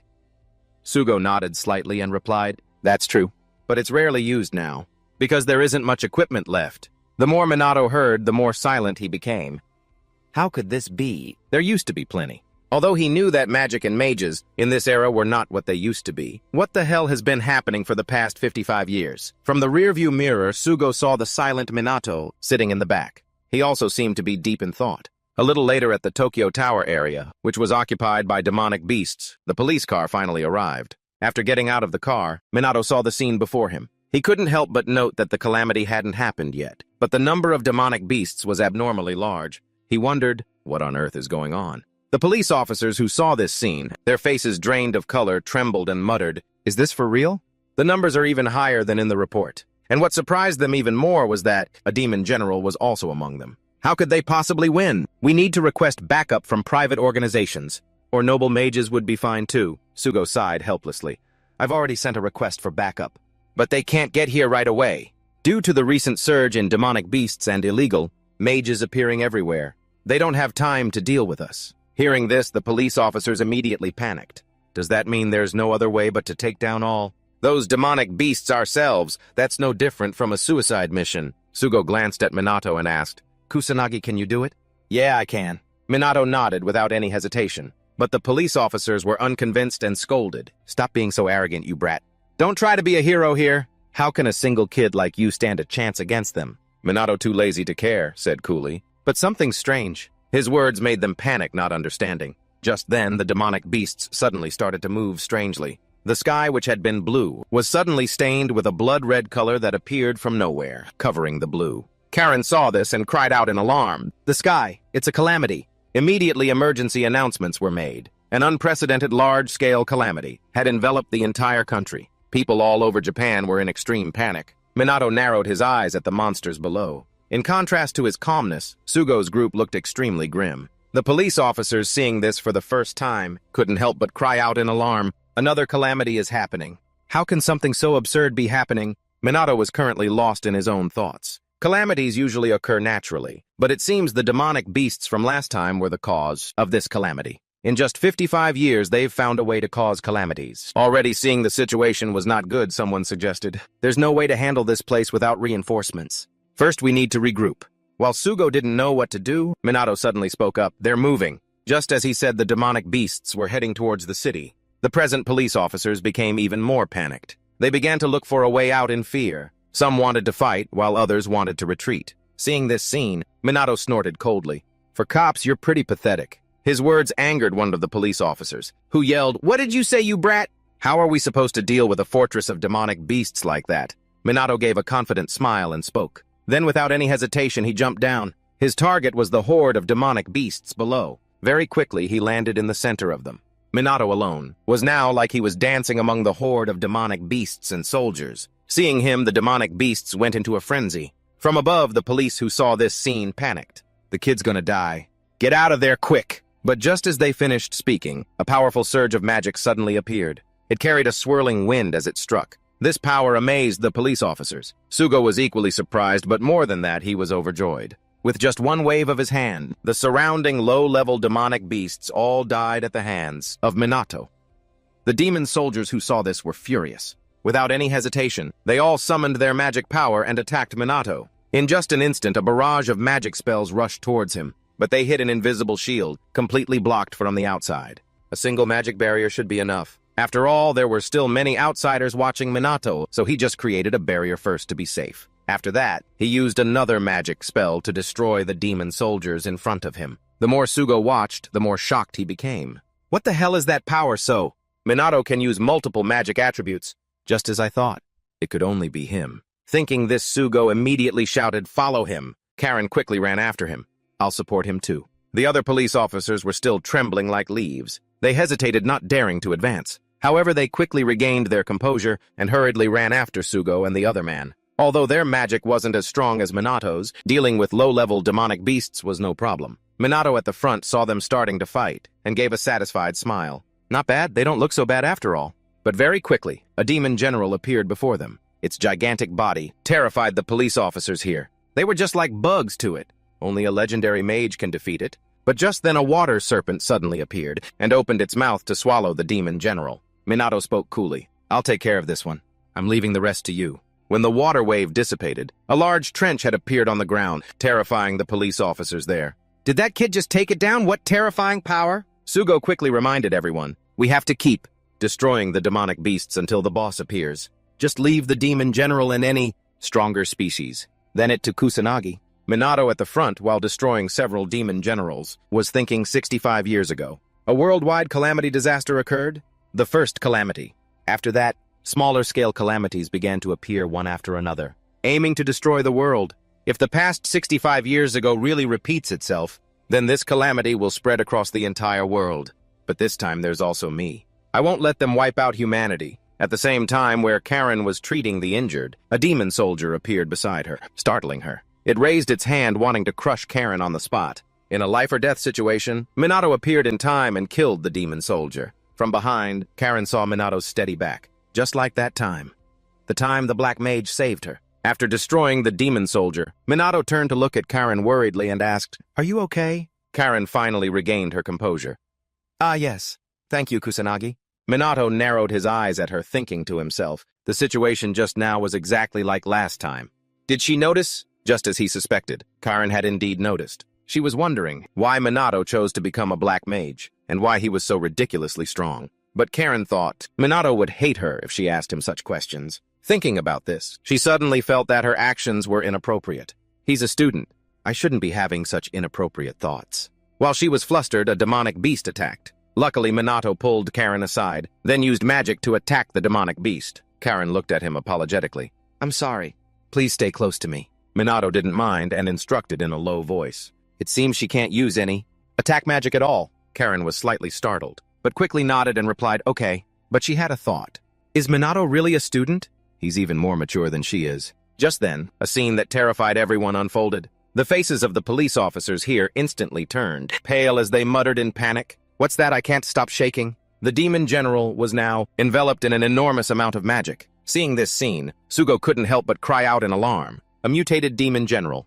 Why is a species of high-level demon general like that here? The other police officers were so scared their legs gave out and they sat on the ground, muttering in despair. "No way, I don't know. If even a noble mage could beat that thing." The only one who wasn't scared was Minato. He took a step forward. Seeing this, the two police officers shouted a warning. "Are you an idiot? Stop, no matter how strong you are. You don't stand a chance of winning against that monster." However, Minato smiled at them and said confidently, "I can do it." His words left the police officers stunned and speechless. But very quickly, the trembling in their bodies stopped. Karen was now silently praying, hoping that Minato could defeat the mutated demon general. Sugo looked at Minato with anticipation. He might already be as strong as a noble mage. So the fact that Minato can defeat that mutated demon general is not out of reach. Thinking this, Sugo's lips curled into an excited smile. Now show me Minato's true power. So that Minato could focus on dealing with the mutated demon general, Sugo ordered everyone, use all your strength to eliminate the demon soldiers. At the same time, Minato was narrowing his eyes at the mutated demon general. He fell silent just like that. Until now, he was standing opposite it. While Minato was thinking, the mutated demon general began to attack. A brilliant flame quickly flew towards Minato. However, it only brushed past him, and then exploded behind him, filling the sky with smoke and fire. Seeing this scene, the police officers behind couldn't help, but exclaimed, "Just the first level? What is this ridiculous power, these vicious monsters?" At the same time, Minato was still standing there safely. He raised a hand to brush off the dust on his shoulder.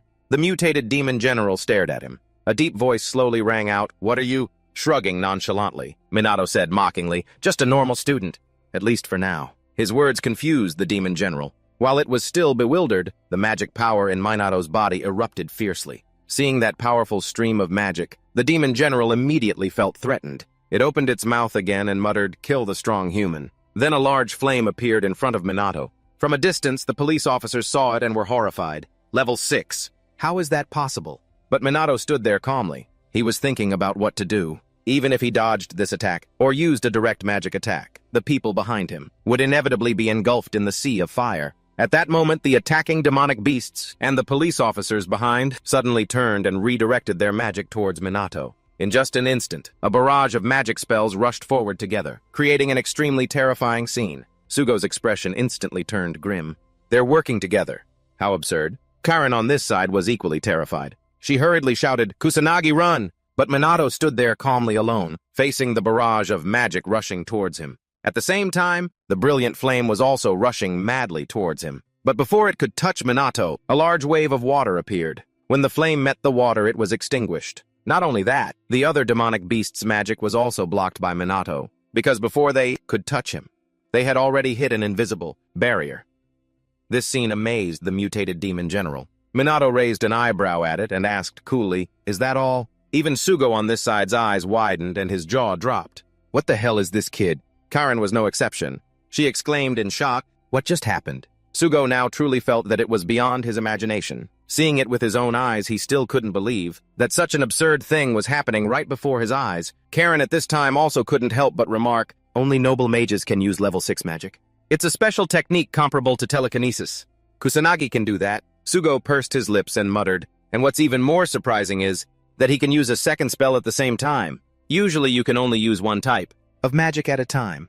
Before using another magic, you have to wait a while. But Minato used 2 different magic spells at almost the same time. This truly surprised Sugo. Just one type is already too powerful. Using more than one type at the same time. He truly felt that maybe Minato had even surpassed a noble mage. The more Sugo spoke, the more joyful he became. My intuition couldn't be wrong. Minato really is the person I've been looking for.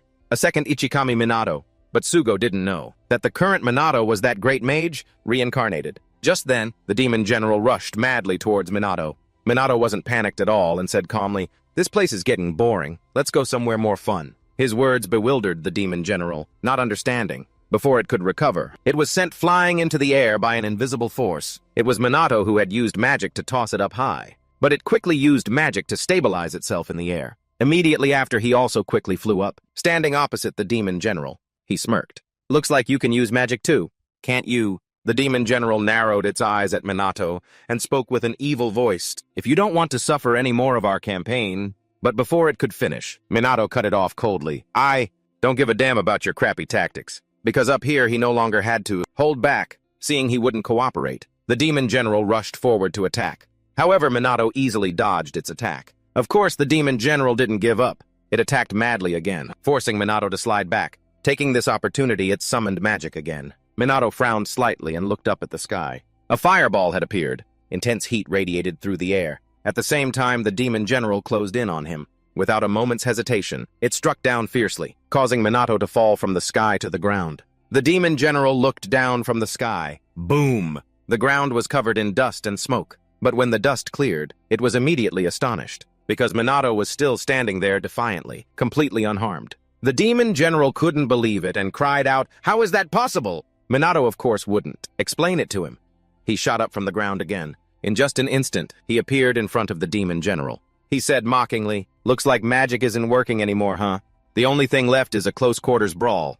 But that's useless, too." As he said this, Minato's eyes became determined. He rushed towards the demon general without any hesitation. Minato snorted coldly and said, "You can't defeat me." In just an instant, his powerful fist slammed down, directly sending the demon general flying. It couldn't believe it and muttered, "No way, the human fist can't work." Then it used magic again to stabilize itself in the air. It was now at the peak of its rage. It roared angrily. "Damn you, what are you?" Minato didn't answer. He smirked and said, "You think I can only use magic? Then I'll show you my exclusive technique." As he spoke, Minato gave a wicked smile. Immediately after, a stream of magic appeared around him, strange and full of colors. In just an instant, it erupted into the air, a power that seemed to want to swallow everything. Seeing this scene, the demon general immediately panicked. What is this terrifying magic? Even Sugo and Karin were no exception. What's happening? This kid!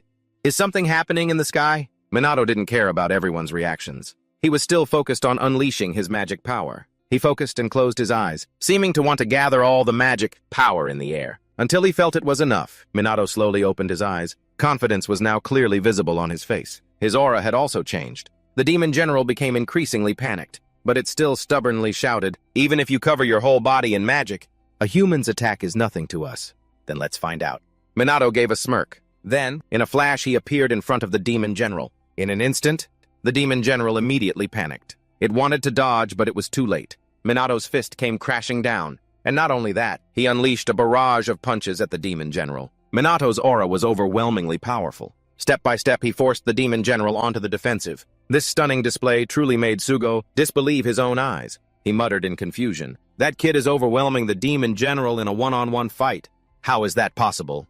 A human's punch! How could it possibly damage a demonic beast? And not only that, Minato could also wound it with magic. This is truly beyond imagination." In the blink of an eye, the demon general's body was covered in wounds, causing it to say in frustration, "Why? How can a human's attacks even work?" Minato calmly opened his mouth. "Normal punches or weapons mean nothing to your kind.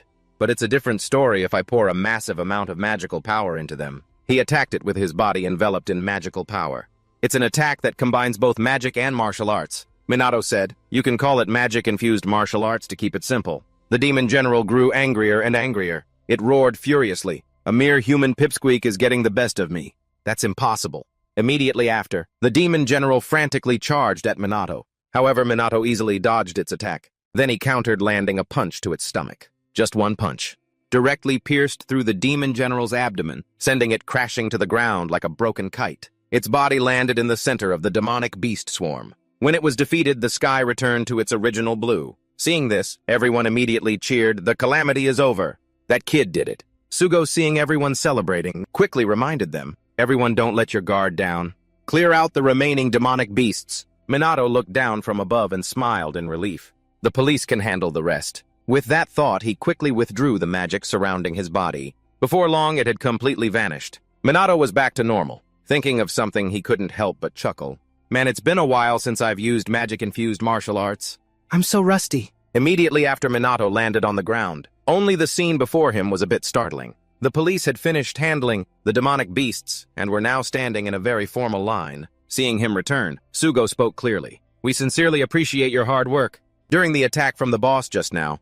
On behalf of the police department, thank you for your cooperation. Salute Mr. Kusanagi Minato." As soon as he finished, the entire police force saluted Minato with the utmost formal ceremony. From that day on, calamities began to strike one after another all over the world. Thanks to the timely response of the police forces and the noble mages, the calamities were officially stopped. Tensions rose concerning the calamities. A series of criticisms from the public were aimed at the government and the police. Expectations and disappointments were constantly heaped upon the mages. As public tension continued to escalate, someone said this: "If only the Black Sorcerer were here. The Black Sorcerer could protect us." And from that, a wave of support for the Black Sorcerer emerged online. But no matter what was happening online, Minato was having his own problems. Someone had leaked the news that Minato participated in the battle to stop the calamity. The students in his class once again crowded around him asking questions. Minato found it really annoying. Just dealing with them was more tiring than killing the demon general. Yuka, sitting beside him, watched him sighing endlessly and couldn't help but worry. Just then the teacher entered the classroom. She stood at the podium and said in a serious tone, "Today we will discuss the recent calamity event. Let's begin." The students below listened as the teacher spoke continuously about the duty to protect the country. Afterward, everyone's expression turned grim. The teacher, not noticing, continued, "So we cannot rule out the possibility that you may be summoned one day. Therefore, please be ready at all times. Although there is already one student in this class with experience." As she said that, her eyes glanced over to Minato sitting below. But just then, Karen suddenly pushed open the door and burst in. The teacher ran over in a panic and asked, "Wait a minute, what is going on with you people?" Karen spoke urgently. "We are the police. We have received an order from police headquarters Kusanagi. We regret to say this, but we hope you can lend us your strength once more." Minato heard this and felt helpless, thinking, they really have no shame just barging in like this. What happened to the honor of the police? And what's with these looks from everyone? Cut it out with those creepy, worshipful stares. I really don't like it. But there was no other way. Minato could only agree. He got up from his seat, walked over to Karen and said, "Please explain the situation quickly." Karen nodded slightly and replied, "Besides the calamities, demonic beasts have also started appearing everywhere around the world. Illegal mages and underground organizations are also more active than ever. Right now we are extremely short-staffed, and that was why they had come to bother Minato again." At this point, she sighed apologetically. "I'm truly sorry for bothering you time and time again, but there really is no one else as trustworthy as you." "Kusanagi," Minato, declining to comment, took out his phone and said, "Well then, next time please contact me first." Karen, snapping out of it, quickly apologized. "I'll remember that for next time." Very quickly, she received Minato's contact information. She was stunned for a long time and said nothing. Minato looked at her and said seriously, "So what do you need me to do now?" Karen finally came to her senses and quickly replied, "We'd like you to help clean up the demonic beasts rampaging in Harajuku." Minato nodded slightly and said, "All right, understood." Karen, seeing that he was about to head there, suggested, "We'll travel there by car." But before she could finish, she saw Minato zip past her. He had already used magic to run ahead. He said coolly, "That'll be too slow. I'm going on ahead." Seeing Minato vanish in an instant, the police officers behind him were shocked. That's way too fast. A short while later in the Harajuku area, the place had become a wasteland. The tall buildings had collapsed, turning into piles of rubble. Trapped inside were two children. The younger one hugged his older brother, trembling and muttering, "Brother." The older boy, though terrified himself, held his younger brother tightly and said firmly, "It's okay. Big brother will protect you." Just then a demonic beast charged towards the two children. Despite being terrified, the older boy grabbed his brother's hand and ran. But in his panic, the younger brother tripped and fell to the ground. The demonic beast's sharp teeth were getting closer and closer. The two kids were almost in a hopeless situation. In this life-or-death moment, a blast of magic shot from a distance, killing the demonic beast. The one who acted was Minato. He had just arrived and saw the scene. Without hesitation, he lent a hand. The two kids, seeing him kill the demonic beast with a simple wave of his hand, were stunned into silence. Minato slowly walked up to the two children, smiling in praise. "You were incredibly brave, that was amazing." But then, he saw a doll on the ground. He picked it up and asked quizzically, "Is this yours?" The younger brother immediately replied, "Yes." Minato saw the clear look of admiration in the kid's eyes. He couldn't help but smile. Finally, Minato spoke slowly, "I'll protect you both." Then he ran back into the battlefield. The two kids bowed their heads to thank him, but he had already vanished in a flash. They didn't know if he heard them. The younger brother hugged the doll tightly, his face showing clear adoration.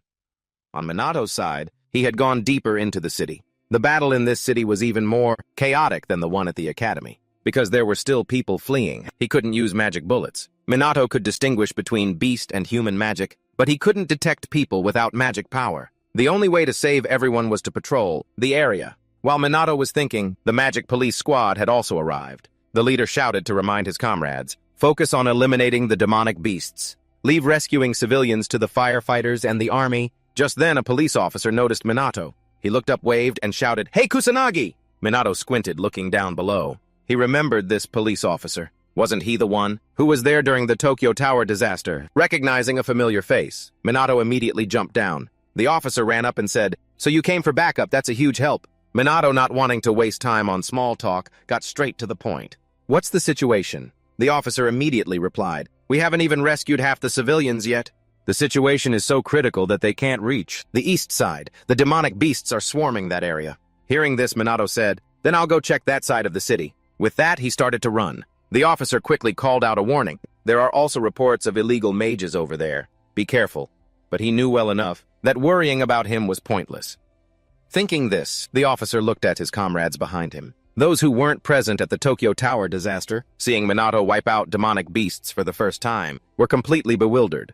"Who in the world is that young man?" He annihilated those monsters in a flash. The other officer let out a small laugh and said coolly, "Maybe he's a sign of hope for us in the midst of this chaos." Meanwhile, on the east side of the city, Minato was currently using level 6 magic to eliminate swarms of demonic beasts. But something was on his mind at that moment. The appearance of a demonic tribe captain outside of a great calamity period. That was something that shouldn't happen. Even a few years ago, the number of demonic beasts was increasing, and they were also gradually getting stronger. Things had gone beyond a level that even Minato would have trouble managing. If they didn't start taking precautions now, everything could spiral out of control. That may be, but saving people was the priority right now. Minato extended his hand to two people under the rubble and pulled them out. Then he handed them over to the firefighters and ran off again. He had a few plans in mind, but wasn't sure which one to choose. Thanks to Minato's help, many trapped civilians were rescued. When the situation had stabilized a bit, Karen and her team arrived. Minato paid them no mind and continued saving people. Thanks to him, almost all the civilians in the city were saved. The police were extremely grateful, grabbing Minato's hand and saying with a smile, "Thank you, you've been a great help, Kusanagi. Thanks to you, we were able to minimize casualties." Minato shook his head and replied, "No, it was thanks to the police and firefighters. I only helped with the simple stuff." The police officer was stunned by his reaction. After a long moment, he bowed his head to Minato and said solemnly, "I truly apologize for what happened before. Because of our immaturity, I hope you won't hold it against us." Seeing them like this, Minato sighed helplessly and said, "Don't worry too much about it." He was acting far too mature for his age, which made those who had previously doubted him feel awkward. They could only thank him repeatedly. Karen also expressed her gratitude. "Thank you so much. I'm very sorry for having to rely on you, Kusanagi, when you're just a student." Minato waved it off, saying, "It's fine. I was the one who agreed to help." At this point, he suddenly turned serious and said, "But what bothers me is, not only are their numbers too large, but they are all incredibly strong." Karen nodded slightly in agreement. "Yes, we need to come up with a plan to deal with the hordes of beasts and the calamities. Senior Sugo is also taking action." But as the two were talking, the two kids from before suddenly approached them. Seeing the kids, Minato smiled, "I'm glad you're both safe." Just then the younger boy naively asked, "Mister, are you the great sage?" Hearing this, the older boy quickly explained, "Sorry, my little brother is a big fan of the great sage." Minato didn't mind. He stared intently at the doll in the child's hands. If he wasn't mistaken, that was him from his previous life. The corner of Minato's mouth twitched into a smile. He was clearly quite pleased. Then he nodded and replied, "Yes, I am the great sage."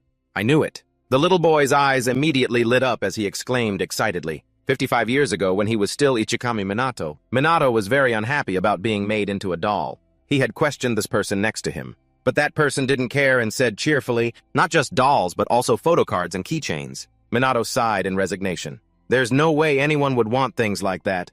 The other person remained firm and declared, "The great sage is the anchor in everyone's hearts. These items are something that children especially must have." Minato still disagreed, seeing that being gentle wasn't working. The other person shouted, "You're wrong. 55 years, no even. 100 years from now he will continue to save people. So please allow me to escape the past." Back in the present, Ichikami, Minato smiled softly. It seems that was true. But mere dolls don't have the power to save anyone. A great sage, like him, was still needed in this era. Elsewhere at a bar in the city, a group of people had gathered there reporting on the Black Sorcerer. The man sitting in his main chair was Kuroi Akuto, the leader of the organization Black Rebellion. After hearing his subordinate's report, he gritted his teeth and said, "An illegal mage who doesn't belong to any guild. This means some bastard dares to oppose me." "Right." The subordinates, hearing his angry tone, trembled with fear, cold sweat beading on their foreheads. One stammered, "Yes." With a snort, Akuto coldly ordered, "Find the true identity of the Black Sorcerer. I don't mind if you have to use military force." Hearing this, the subordinates fell silent. A man wearing glasses suddenly stepped forward. This was the manager of the Kabukicho area, Kagasuji. He smirked and asked, "And if he refuses, can we kill him?" Akuto gave a cold smile. He sneered and replied, "Only after you torture him." "I'm looking forward to that." Hearing this, Suji's wicked smile grew even wider. The next day, Minato's group was training as usual at the Mizuha family villa. During a break, Ruka suddenly asked curiously, "By the way, Kusanagi, how much magic power do you currently have?" Ruka was also a bit curious. "Maybe around 100,000, or maybe more like 500,000. If it's Minato, that seems possible." While everyone was speculating, Minato calmly replied, "It's 90,000 to be precise." This number made the three of them, Ruka, Yuka, and Ryuji, completely freeze up. The three of them simply couldn't believe it. Ruka pouted and mumbled, "Even Ichikami. Minato only had about 1,000,000. Hearing this, Minato couldn't help but frown. Ichikami Minato's magic power was only 1,000,000. Ruka immediately answered, "That's why people always say 1,000,000 is the ultimate limit of magic power." Ruka then asked in surprise, "You really didn't know? That's common knowledge." Minato didn't answer. He didn't think his magic power in his past life was only about 1,000,000. "I have to look it up online and see." What he thought he did. Minato quickly started searching for information online, but after searching for a long time, he couldn't find anything. Minato sighed in defeat. "I've forgotten how to use this brick. Whatever, it's already too much of a hassle. Screw it." Just then, Minato's phone suddenly rang. It was a call from Sugo. He quickly answered, asking curiously, "Hello, what's up?" On the other end of the line, Sugo replied urgently, "Sorry for calling so suddenly. Are your friends there too?" Minato nodded and replied, "Yes, they are." Sugo then said seriously, "Could you please put me on speakerphone?" Being a tech noob, Minato didn't know how to turn on the speaker. He had to ask Ruka for help. Soon Sugo's voice came from the phone. "The truth is, to deal with the calamities and the abnormally large number of demonic beasts, we have decided to form a special unit dedicated to hunting them. It will be called the Special Mage Unit." And he wanted to nominate Minato to be the captain of this special unit. The three of them were stunned and didn't know how to react. Yuka thought that if you call yourself a mage, you should definitely aim for that title. There was no way Minato would refuse. However, Minato refused without a second thought. "I refuse." Before Sugo could even ask why, Yuka shouted in confusion, "Why?" Minato didn't understand why she was so upset. "What does it have to do with you?" Sugo on the other end spoke up again. "Can you let me explain first?" Minato frowned slightly and muttered, "Fine, let's hear it then." Sugo slowly explained. "First of all, there are too many problems happening at once, but not enough manpower to solve them. Furthermore, the current situation is that we can't clear out the demonic beasts on our own." Minato's brow furrowed upon hearing this. "Is it because the current rank of mages is too low?" Thinking this, he asked doubtfully, "What about the noble mages?" Sugo on the other end quickly replied, "The heads of the Mizuha, Homura, and Kaichi mage families have not yet returned from their meeting abroad. Only the Fuyuka family is left, but things are a bit complicated." Minato looked up at the two Mizuha sisters and said, "Come to think of it, I haven't met your parents yet, have I?" Yuka pouted and said, "I've been away from home for quite a while." Minato nodded in understanding and said no more. Sugo on the other end was still talking. "The members will include over 12 police officers, and members from the academy including Mizuha Ruka, and Katsuragi Ryuji.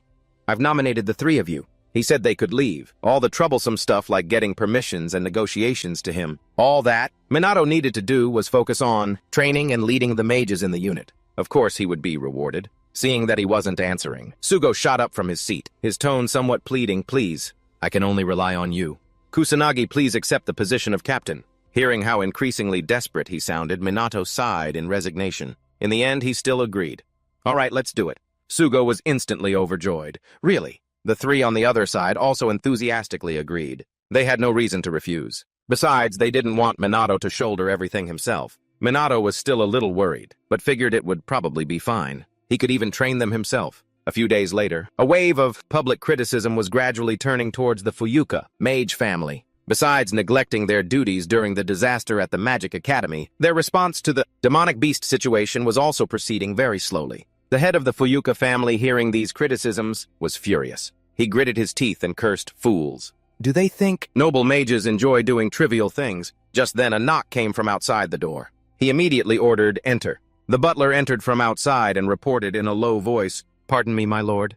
I received a document from the city police department." The head of the Fuyuka family frowned slightly, looking at the document in his hand. He mumbled, "Notification of the establishment of a special mage unit." These incompetents sure love to do pointless things. But as soon as he said that, he suddenly thought of something. He smirked and said, "But wait, just this is enough to shut the common folk up. Bring my foolish son here." The butler immediately nodded and left. The next morning at the police headquarters, at Sugo's suggestion, there was a joint meeting today for the special unit. Of course, the Captain Minato was present. The three others were no exception either, since they had agreed they couldn't be absent. And besides them, there were only Sugo and three other police officers. The number was smaller than expected. Minato squinted at Sugo and said with displeasure, "I thought you said 12 people." Sugo explained apologetically, "Well, sorry about that. There were people who applied at first, but at the last minute no one sent in their applications." Minato sighed in resignation. Well, he had somewhat guessed what had happened. Entrusting a kid who hadn't even graduated to be the captain? Who would be able to stand that feeling of unease? While Minato was thinking, Sugo placed something in his hand and said, "Also, this is for you." It was a temporary mage license. Sugo slowly explained, "This is an unofficial operation, but you're all still students, so if needed, present this. It's called temporary, because you are not yet considered official mages." With that, he also gave licenses to Ruka, Yuka, and Ryuji.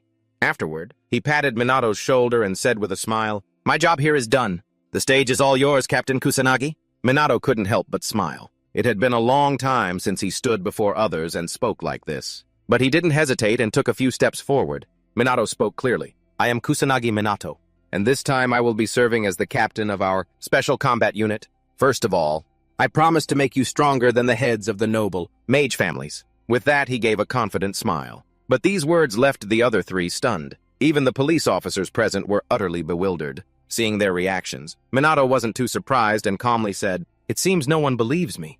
"Well then, let's put it to the test. Mr. Shido, do you have a magic measurement device here?" Sugo, still bewildered, stammered, "Of course we do." "But—" However, the magic measurement device was brought out anyway. Minato glanced at the group behind him and calmly suggested, "First up, Ruka and Ryuji. Let's measure your magic power." The two of them didn't mind. They immediately complied. Ruka stepped forward, placed her hand on the measurement device, and unleashed her own magic power. Ryuji did the same and began his magic power test. Minato, standing beside them, slowly said, "Before Ruka's magic power was 10,000 and Ryuji's was 8,000.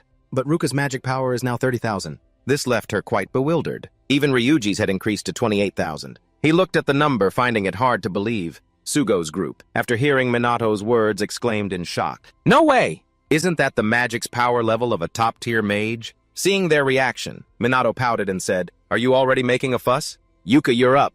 Yuka, hearing him call her name, froze. She took a few steps forward, but hesitated to place her hand on the device. She was hesitating. What if the gap between her and Ruka still couldn't be closed? Ruka had tried so hard. The problem was she wasn't a genius like Ruka, so she felt very worried. What if her test results weren't good enough? Taking a deep breath, Yuka forced herself to calm down. She wouldn't run away anymore. Then she quickly placed her hand on the measurement device. At the same time, her magic power erupted. No matter what the result was, it would be okay. She wouldn't deceive herself any longer. However, her result also left Sugo and Karen stunned. Yuka, on the other hand, didn't dare to look at the number displayed on the machine. But the number had exceeded all expectations, reaching 26,000. Sugo went from one surprise to another. He mumbled in disbelief. According to previous records, her magic power should have only been around 2,000.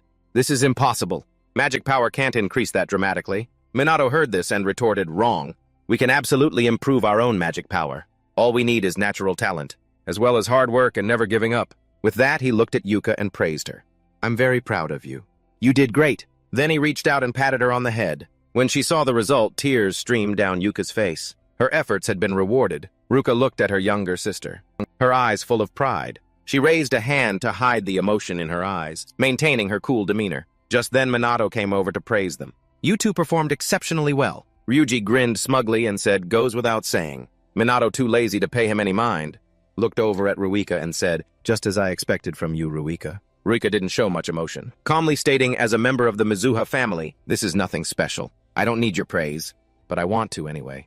You did great. Minato insisted on praising her, and even reached out to pat her on the head. Ryuji was instantly stunned. At first, he thought Minato was just some kid who was numb to the world. But now, it seems he doesn't even know how to spell fear. Even Ruika was completely bewildered. Oh my god, her sister's going to flip out. But contrary to what they thought, Ruka just swatted Minato's hand away, saying in a slightly annoyed tone, I'm not a child. Minato, unfazed, nodded and replied, you're right. The two of them, Ruika and Ryuji, breathed a sigh of relief at this scene. Thank goodness Ruka didn't flip out. Ruka was thinking this was the first time she'd been patted on the head like this. Even her father had never done that. While everyone was still in high spirits, a shrill voice rang out. So this is where you all are? I turned the whole police station upside down looking for you. How about a proper greeting, huh? Sugo saw the newcomer and rushed over to explain. I was informed that you wouldn't be coming, so... But before he could finish, the other guy cut him off resentfully. Well, I want to be here now, got it. Sugo was really annoyed with this guy, but having no other choice, he had to be deferential. Then let me introduce him. This is Lord Su, a noble mage from the Fuyuka family. Everyone looked over. They just saw a green-haired noodlehead standing there. The word shady was written all over his face. Basically, he was bad news. After the introduction, Sugo leaned in and whispered a reminder to Minato. We had no other choice but to get permission from a noble mage, so I had to gather your information and send it to them. Sorry about that. Minato asked doubtfully. The Fuyuka family ignored the disaster at the academy, didn't they? Sugo nodded slightly in response. This family prioritizes maintaining their power over following the government's requests. While the two were whispering, Su suddenly spoke with disdain. Rumor has it this is Japan's top magic unit. Oh, all I see is a bunch of kids who haven't even graduated, butting into adult business. Sugo sighed in resignation. He pointed at Minato and introduced him. This is Kusanagi Minato, the one who stopped the disaster at the academy. Based on his achievements, he has been appointed as the captain of this unit. Upon hearing this, Su narrowed his eyes at Minato. After observing for a long time, he sneered contemptuously. Stopped a disaster, huh? A commoner, not even a noble mage. As soon as he finished speaking, Su stomped hard on Minato's foot. He snorted in dissatisfaction. How dare you, you piece of trash, not bow before me. Don't try to be clever. You're just a piece of trash. This action angered the three, Ruka included. They started laying into Su. However, Su just smirked. Commoners get so emotional, don't they? You two are the Mizuha sisters, aren't you? Well, it seems you all aren't completely useless. The two sisters, Ruka and Ruika, glared at him, disgust clear on their faces. But Su's shamelessness was on another level. He smirked smugly, then arrogantly declared, all right, it's decided.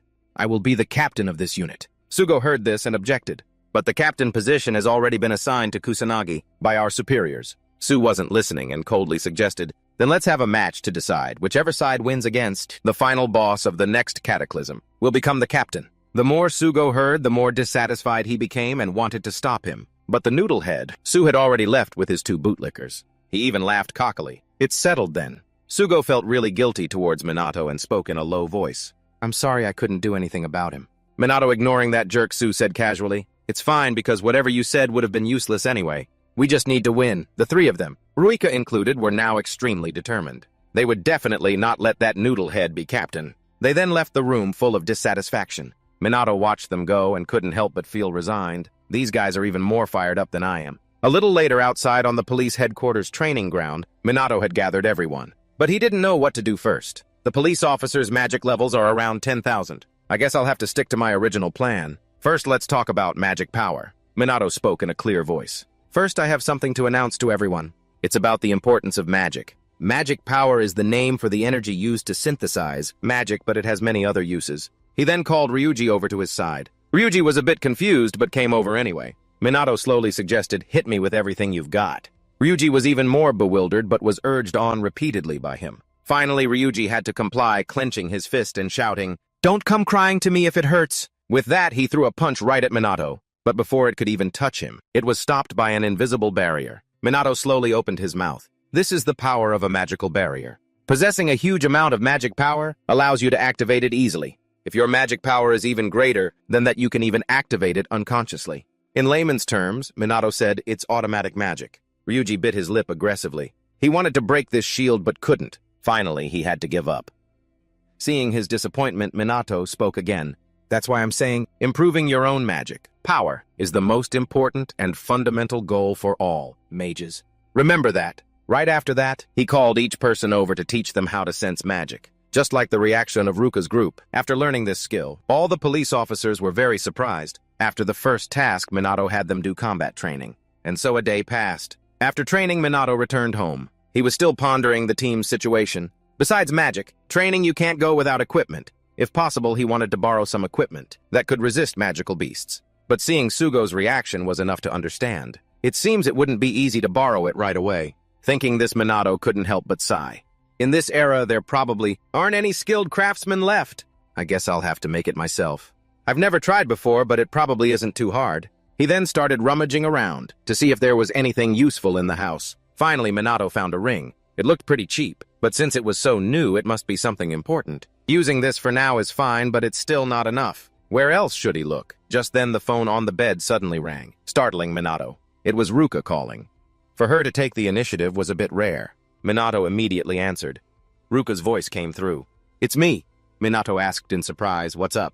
But the other end of the line was silent for a long time before she spoke. "You're the only one suited for the position of our captain." Minato couldn't help but joke, "Are you trying to cheer me up?"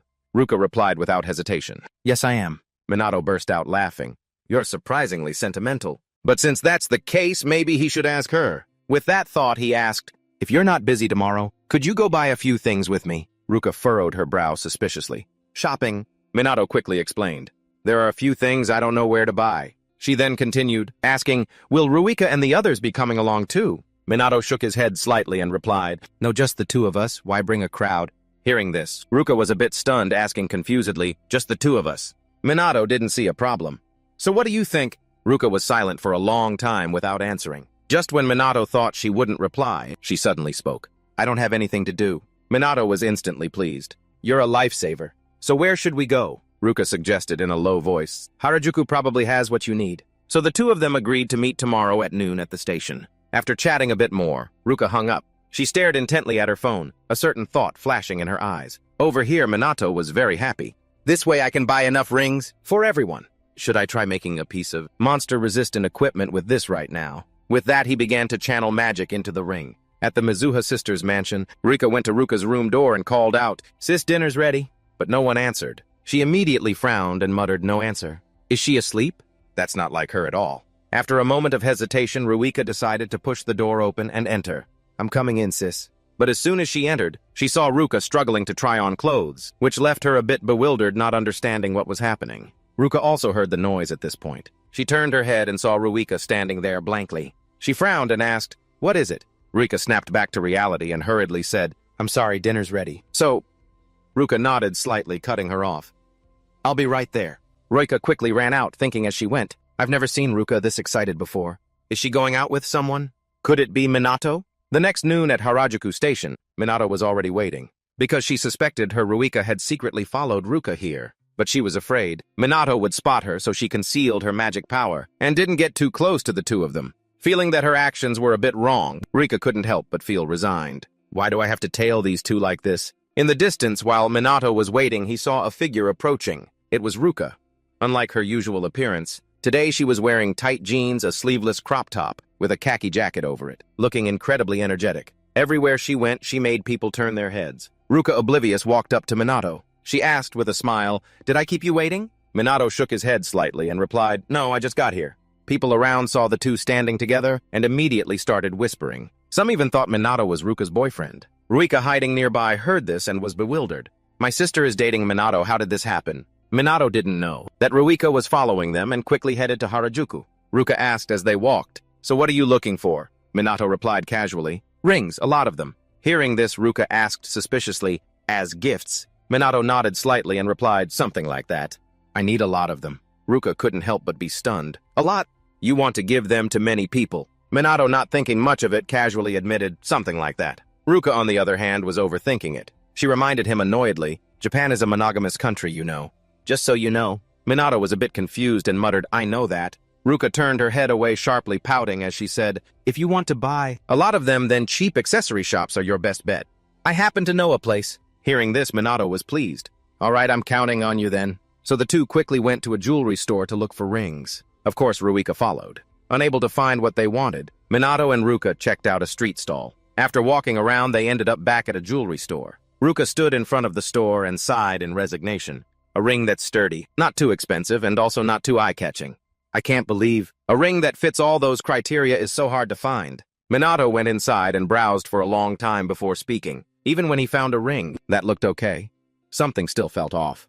This one's too expensive. Meanwhile, outside, Ruka had found a cafe across from the jewelry store and was secretly observing Minato and Ruka. She muttered in dissatisfaction, What is this?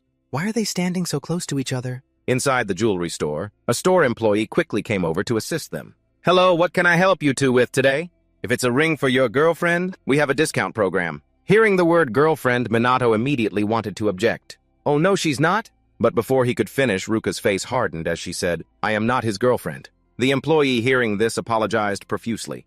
I'm so sorry. Please feel free to look around. Then he turned and fled, leaving Ruka bewildered. Minato also sighed in resignation. A little later at a restaurant, Minato started complaining as soon as he sat down. Walking so much is exhausting, especially in crowded places. After all that effort, we still couldn't find anything. He was wondering if he should reconsider his criteria. But just then, Minato noticed that Ruka didn't look very well. After a long silence, Ruka hesitated and mumbled, I'm not good at showing my emotions. You know me and understand what kind of person I am. Minato was slightly taken aback, but he quickly recovered and nodded in response. Ah yes, Ruika at the same time was sitting not far away. Hearing Ruka's confession, she was a bit startled. Just then Ruka spoke again in a low voice. I can't even get close to Ruika. You should just ask Ruika out and go with her. I'll only get in the way if I come along. No, that's not it at all. Minato shook his head, denying it. You researched the jewelry stores beforehand, didn't you? You also put a lot of thought into the items. Hearing this, Ruka felt silent self-doubt still visible in her eyes. Minato continued speaking. Even though we were shopping for me, you were so serious about it. It was as if you were buying something for yourself. What I mean is you helped me a lot. Ruka stared at him intently, then suddenly blushed. She lowered her head and fiddled with a strand of hair by her ear, whispering, Is that so? Ruika, hearing their conversation, couldn't help but step outside. She had never seen that expression on Ruka's face before. She thought, what am I even doing here? Maybe I should just go home. And so Ruika turned around and went home. The two of them, Minato and Ruka, searched a little longer. Finally, they found it. Minato exclaimed excitedly, Finally found it! Ruka, walking beside him, asked doubtfully, But you're buying 5 of them. Minato replied calmly, Well, everyone gets one. Ruka became even more suspicious, staring intently at Minato. After a long moment, she said in a small voice, I'm sure they'll love this gift from you, because you chose it so carefully. Minato glanced at her, stating the obvious. This is equipment for our entire unit, so of course they have to be happy. Ruka was stunned, then nodded in understanding. Oh, I see, so that's what it is? Minato didn't notice what she was thinking. Thinking about today, he said gratefully, Without you today, I don't know what I would have done. Thanks, Ruka demurred. Don't mention it. Knowing I could help you is enough. But Minato still wanted to thank her and said hastily, I should repay you with something right. Ruka pouted slightly. That's not necessary. But as soon as she finished speaking, Minato suddenly took out a ring, which stunned Ruka. Minato, unfazed, hurriedly said, Give me your hand. Ruka was even more bewildered and mumbled, What are you doing? Just give it here, Minato said impatiently. He then took her hand and put the ring on it, on her ring finger no less. He winked and smiled. This is the first piece of equipment I've ever made. Keep it safe. Ruka, thinking about the meaning of this, her cheeks immediately flushed red. She quickly avoided Minato's gaze and ran off in a fluster. I'll cherish it. See you later then. Minato was a bit confused and wanted to call after her, but it was too late. I was still explaining its uses. Oh well. I'll tell her next time. Over here, Ruka had quickly run off, putting a long distance between herself and Minato. She then stopped for a moment. Ruka stared intently at the ring on her ring finger. Suddenly thinking of something, she clutched it to her chest. The next day, at the police headquarters training ground, Minato gathered everyone and announced loudly, I will now distribute the equipment. Everyone please choose one for yourself. He then handed out the rings to everyone. Holding it in their hands, everyone was amazed. Karen muttered in shock. There's a magical reaction. Could this be monster-resistant equipment?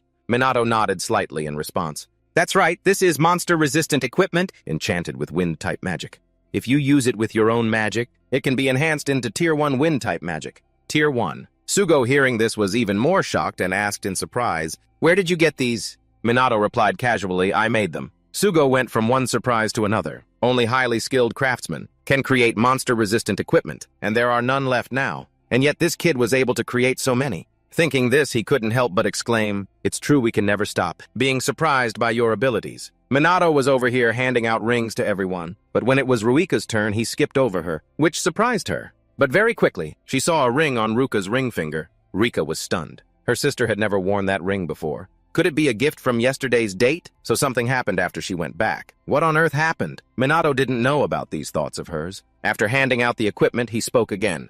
The only thing we're lacking now is a means of transportation. We can't rely on cars, because that's not fast enough. Sugo, hearing this, also thought it made sense. They were always arriving later than usual. Minato then used magic to lift himself up into the air calmly, explaining, with this equipment, everyone can use the wind-type balancing spell.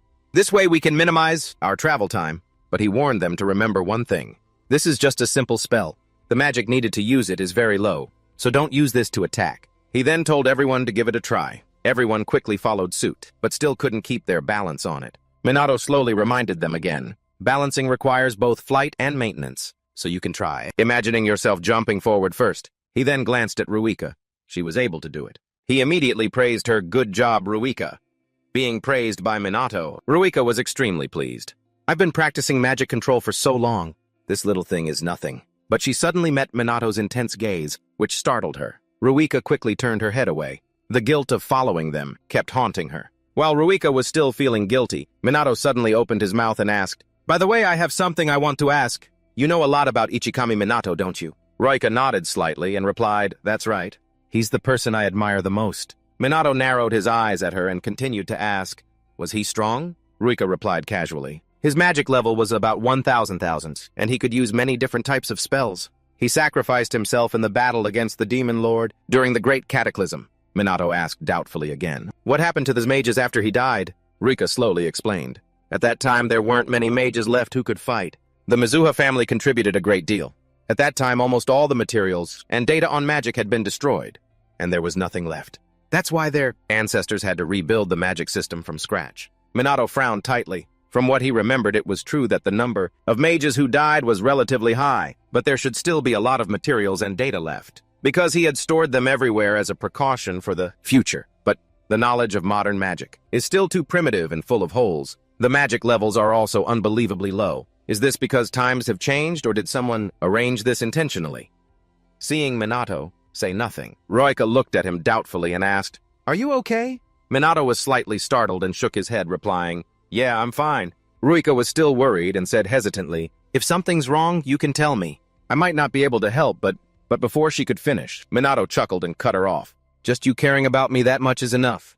Thanks a lot, you've helped me a lot. Minato knew that Ruika wouldn't tell others what he asked, but it still didn't solve the issue of the dark mages. Considering the possibility of getting her involved in this mess, perhaps he shouldn't mention it too often. Thinking this, Minato suddenly smiled. If Ruika knew he was actually Ichikami, Minato, she'd probably pass out for days. But Ruika thought that Minato wasn't telling her because she wasn't trustworthy. So what if she were stronger? Ruika suddenly became determined. She would definitely do her best. A week later, still at the police headquarters training ground, Minato was leading everyone in training.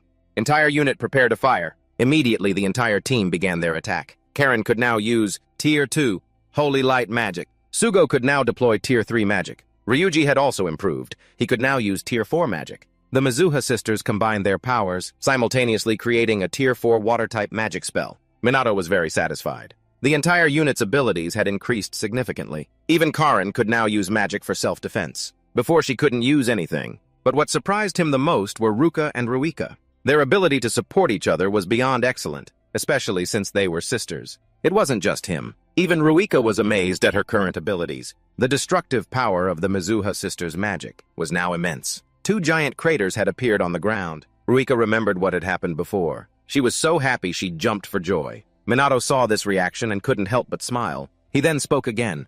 You all did well. But don't get complacent, just because your abilities have improved. Your level doesn't necessarily depend on your magic. He then suggested Ruka use your Tier 4 magic on me. Ruka immediately nodded and replied, understood. As soon as she finished speaking, she summoned magic and attacked Minato. But he just stood there calmly, waiting until the wave of water got close to him. Minato casually waved his hand. A Tier 1 magic spell appeared. It pierced through Ruka's wave of water, directly destroying the furiously rushing wave. This scene made Sugo exclaim in amazement. A Tier 1 spell can neutralize a Tier 4 spell, Minato slowly explained. Your level simply helps increase the limit of magic power you can use, but it doesn't mean that a higher level spell is always stronger. He said that even with a Tier 1 spell, if you pour your maximum magic power into the incantation, you can still defeat a Tier 4 spell. Of course, you also have to consider what type of magic the opponent is using. Water is weaker than earth, Minato said. Don't limit yourselves to the scope of your own level and your opponent's. Understand the nature of magic, master the incantations, and you all can become even stronger. Hearing these words, everyone became much more combative, as if they saw the possibility that they could be stronger than the noble mages. Minato narrowed his eyes at everyone and continued speaking. Also, don't forget one thing, that we always have a teammates by our side. If we work together, we will be stronger than ever before. As soon as he finished speaking, everyone replied in unison, yes, sir. Just then a disgusting voice suddenly rang out. Well, you commoners must be working so hard. It was Su with his 2 bootlickers. Sugo frowned slightly and asked, why have you come here? Su clicked his tongue and pouted, the cataclysm still hasn't arrived. I'm bored to death here. Sugo, hearing this, asked doubtfully, if you're not training, why don't you help take down some magical beasts? Su shook his head and laughed. Nah, that's a pain in the ass. That's a job for you police officers anyway. These words infuriated Ruka's group. They really wanted to punch someone. Su, on the other hand, didn't care and tilted his head back, sighing. Oh man, if only the cataclysm would just get here already. This guy's got a big mouth. He just had to jinx it. Ruika quickly shouted, look at the sky! The sky, which had been clear blue just a moment ago, was now covered in a blood-red color. Su exclaimed excitedly, it's here, it's here. The calamity is here. Then he scanned his eyes over Sugo's group, provokingly saying, don't forget, the team that can kill the boss first will become the captain of the new unit. Now the game really begins, you worthless peasants. The more Ruika listened, the more frustrated she got, shouting, you think we'd lose to someone like you? Su smirked and said, talk is cheap. See you later, losers.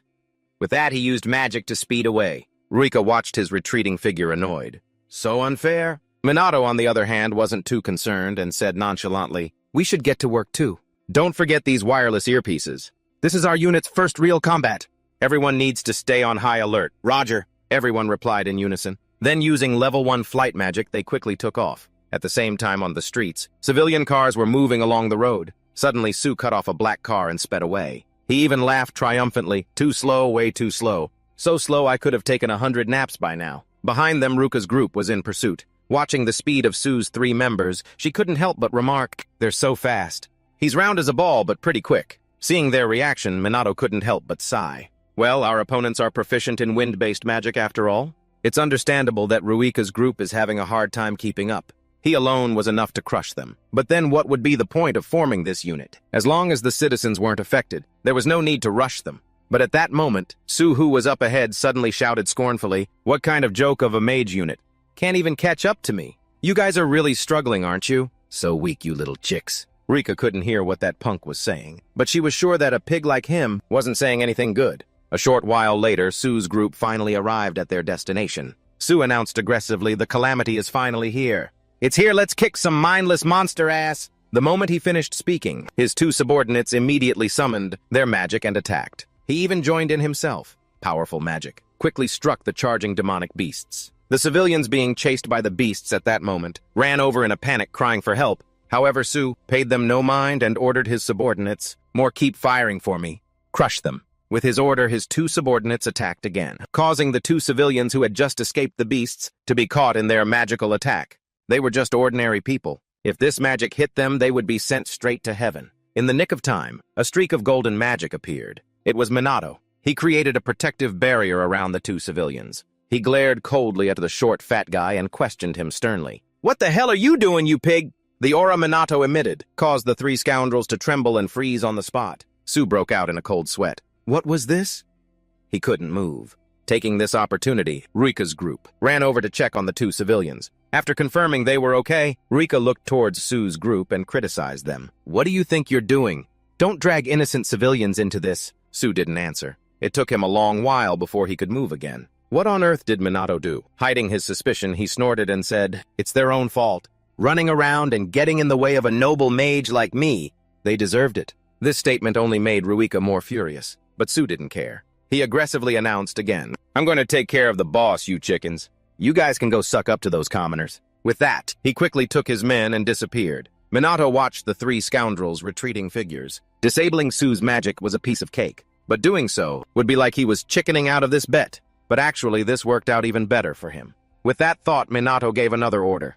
"I'll focus on evacuating the citizens. The rest of you focus on dealing with the demonic beasts." Sugo was still a bit worried and said, "But can you handle it alone?" "Even for you, rescuing and evacuating citizens can lead to many unpredictable situations." With a sudden smile, Minato said confidently, "I am the captain of this special unit after all." Stunned for a moment, Sugo suddenly burst out laughing. Then he said sheepishly, "That was a stupid question, wasn't it?" At that moment, Ruika shouted, "We can't just rely on Minato. Let's take down these beasts together." Seeing their enthusiasm, Minato also said, "Go bring us back a victory with his command." Everyone quickly charged forward and began using magic to eliminate the low-level beasts. Ruika was now extremely confident in her abilities. The current low-level beasts or demon soldiers, she could kill them all as easily as flipping her hand. The Ruika who was once scared and couldn't do anything right could now take down demon soldiers by herself. She had truly become much stronger than before. Elsewhere, Minato found a rooftop and used his magic power to scan the area. Still so much mana. Our sides and the beasts are all mixed together. It seems many citizens couldn't escape. Rescue work really isn't easy, but that's what other people think. Not me. Immediately after Minato jumped down, he didn't hesitate and dashed off like the wind. At the same time, Sue's group was also eliminating demon soldiers. Ruka's side was no exception. They were very focused. But at that moment, a massive amount of mana suddenly appeared, causing Ruka to cry out in alarm. What is this amount of mana? While everyone was still confused, a demon general approached from a distance. Sue also sensed this mana. He took his men and ran towards it.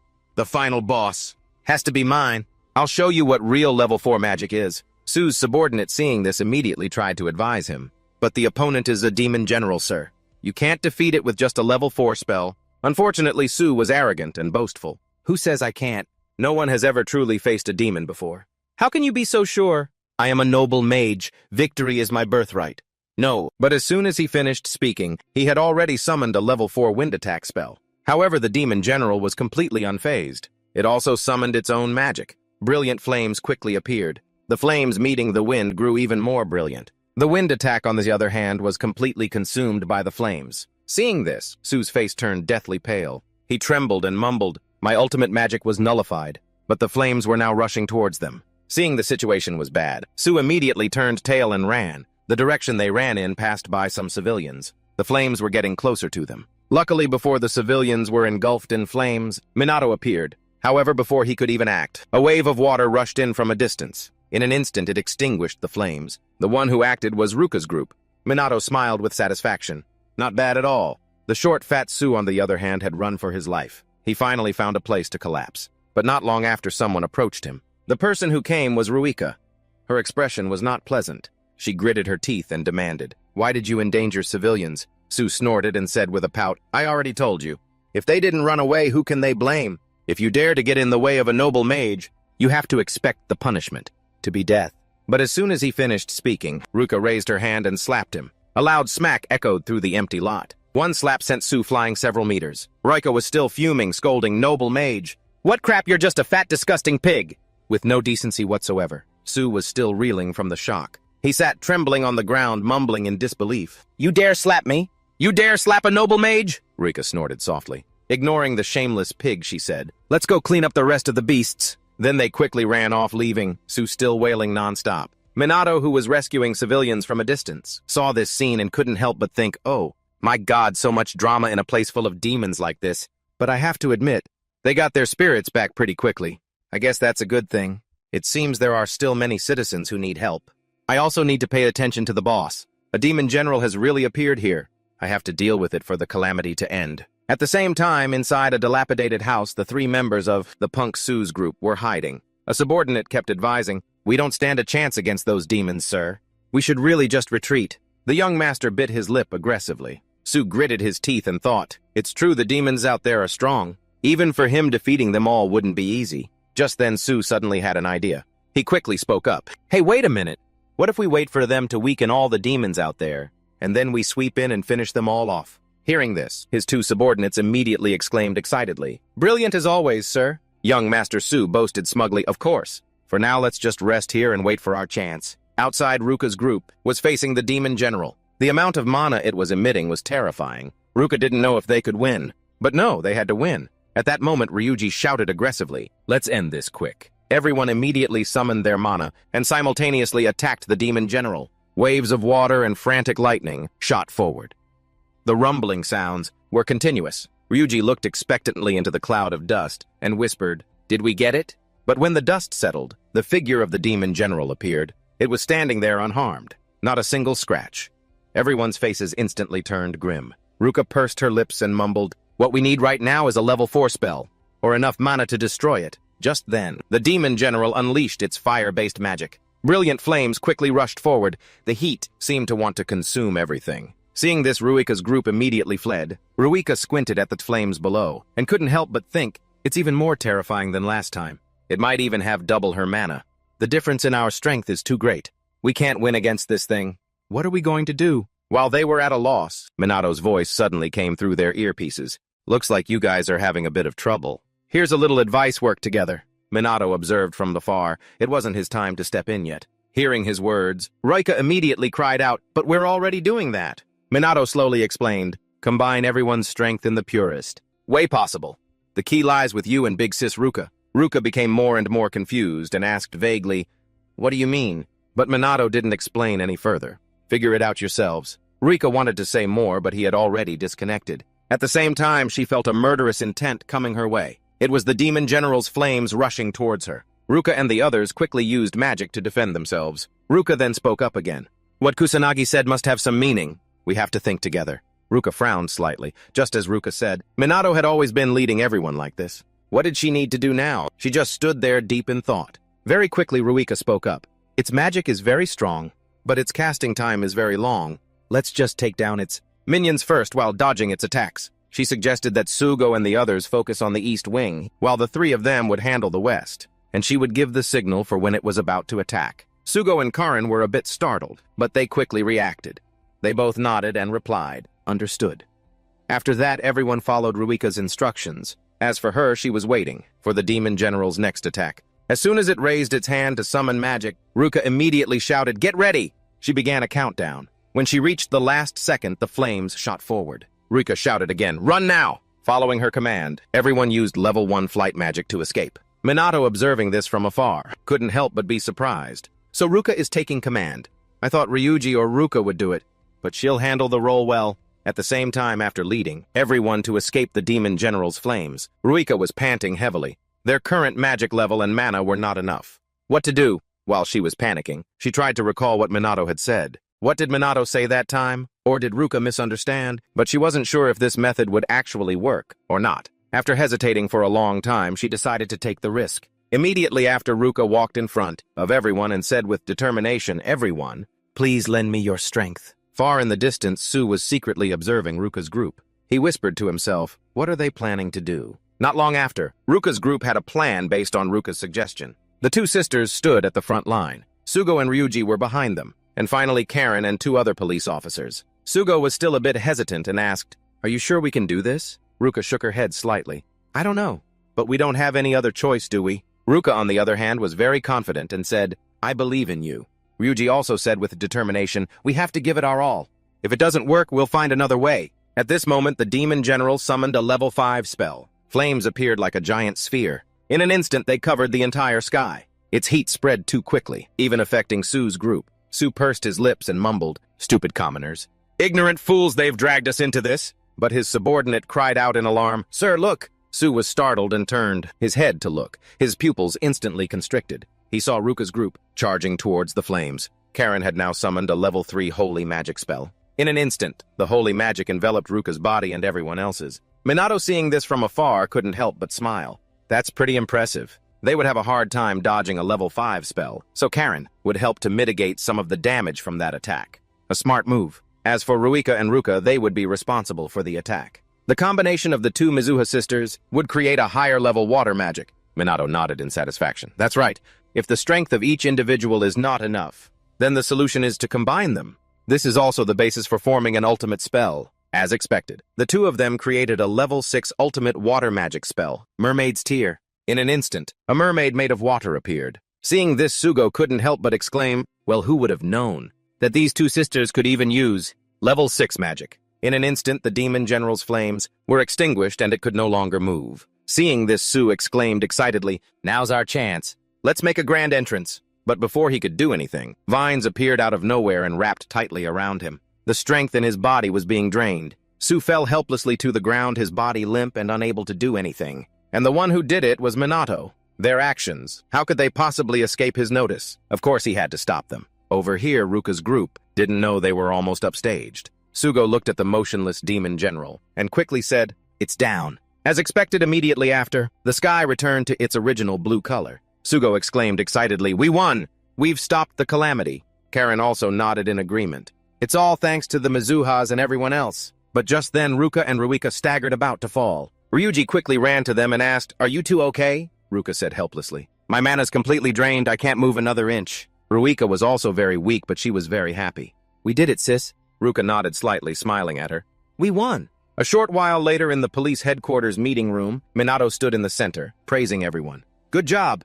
Everyone, we've stopped the calamity. This was also our unit's first official mission. The people sitting below listened with great joy, especially the two Mizuha sisters. They were the deciding factor in this battle. Minato was also very happy with their performance. He continued to praise them, but everyone did an excellent job, showcasing their abilities very well. I can really see that everyone is growing stronger every day, especially Ruika. Your growth process is the most special. Ruika being suddenly mentioned was a bit stunned, but she quickly puffed out her chest and straightened her back, her face full of pride. Minato didn't mind continuing to praise her. The commands you gave at that time were all very appropriate, and the ultimate spell was also very impressive. Did you think of that strategy beforehand? Rika shook her head slightly and replied, no, I had no idea, so that was an ultimate spell. I see. Minato couldn't help but be astonished. You didn't know anything. Then how did you guys do it? With a slight chuckle, Ruka smiled and said it was thanks to your hint. The rest was my instinct. Minato was even more bewildered. This lady, she might be more talented than I thought, but it wasn't a big deal. Minato continued to speak. Anyway, you did a great job, especially for deploying such a high-damage spell right on the battlefield. Obviously, the trust and harmony between you sisters also played a very important role. At this point, Minato suddenly looked at the clock. It's almost time. Then he took the remote and turned on the TV. A live image from the police department's press conference appeared. A reporter was currently interviewing the police chief. As we know, the leader of this special unit is the student who single-handedly stopped the calamity at the academy. Is that correct? I'll answer that. Without waiting for the chief to reply, Sugo quickly cut in. Then he leaned close to the microphone and declared loudly, I am Shido Sugo. I am the spokesperson for the SMT captain, the captain of the special unit. It is indeed a student, as you've heard. As soon as he said this, the reporters sitting below were immediately stunned and began to murmur among themselves. Hearing the sounds of doubt from below, Sugo spoke up again. He possesses abilities that can even easily surpass those of a noble mage. When the calamity occurred at the Magic Academy, not a single noble mage appeared to help. This directly put both our police, officers and civilians, in a life-or-death situation. However, Minato appeared and saved everyone. Sugo became more and more passionate as he spoke.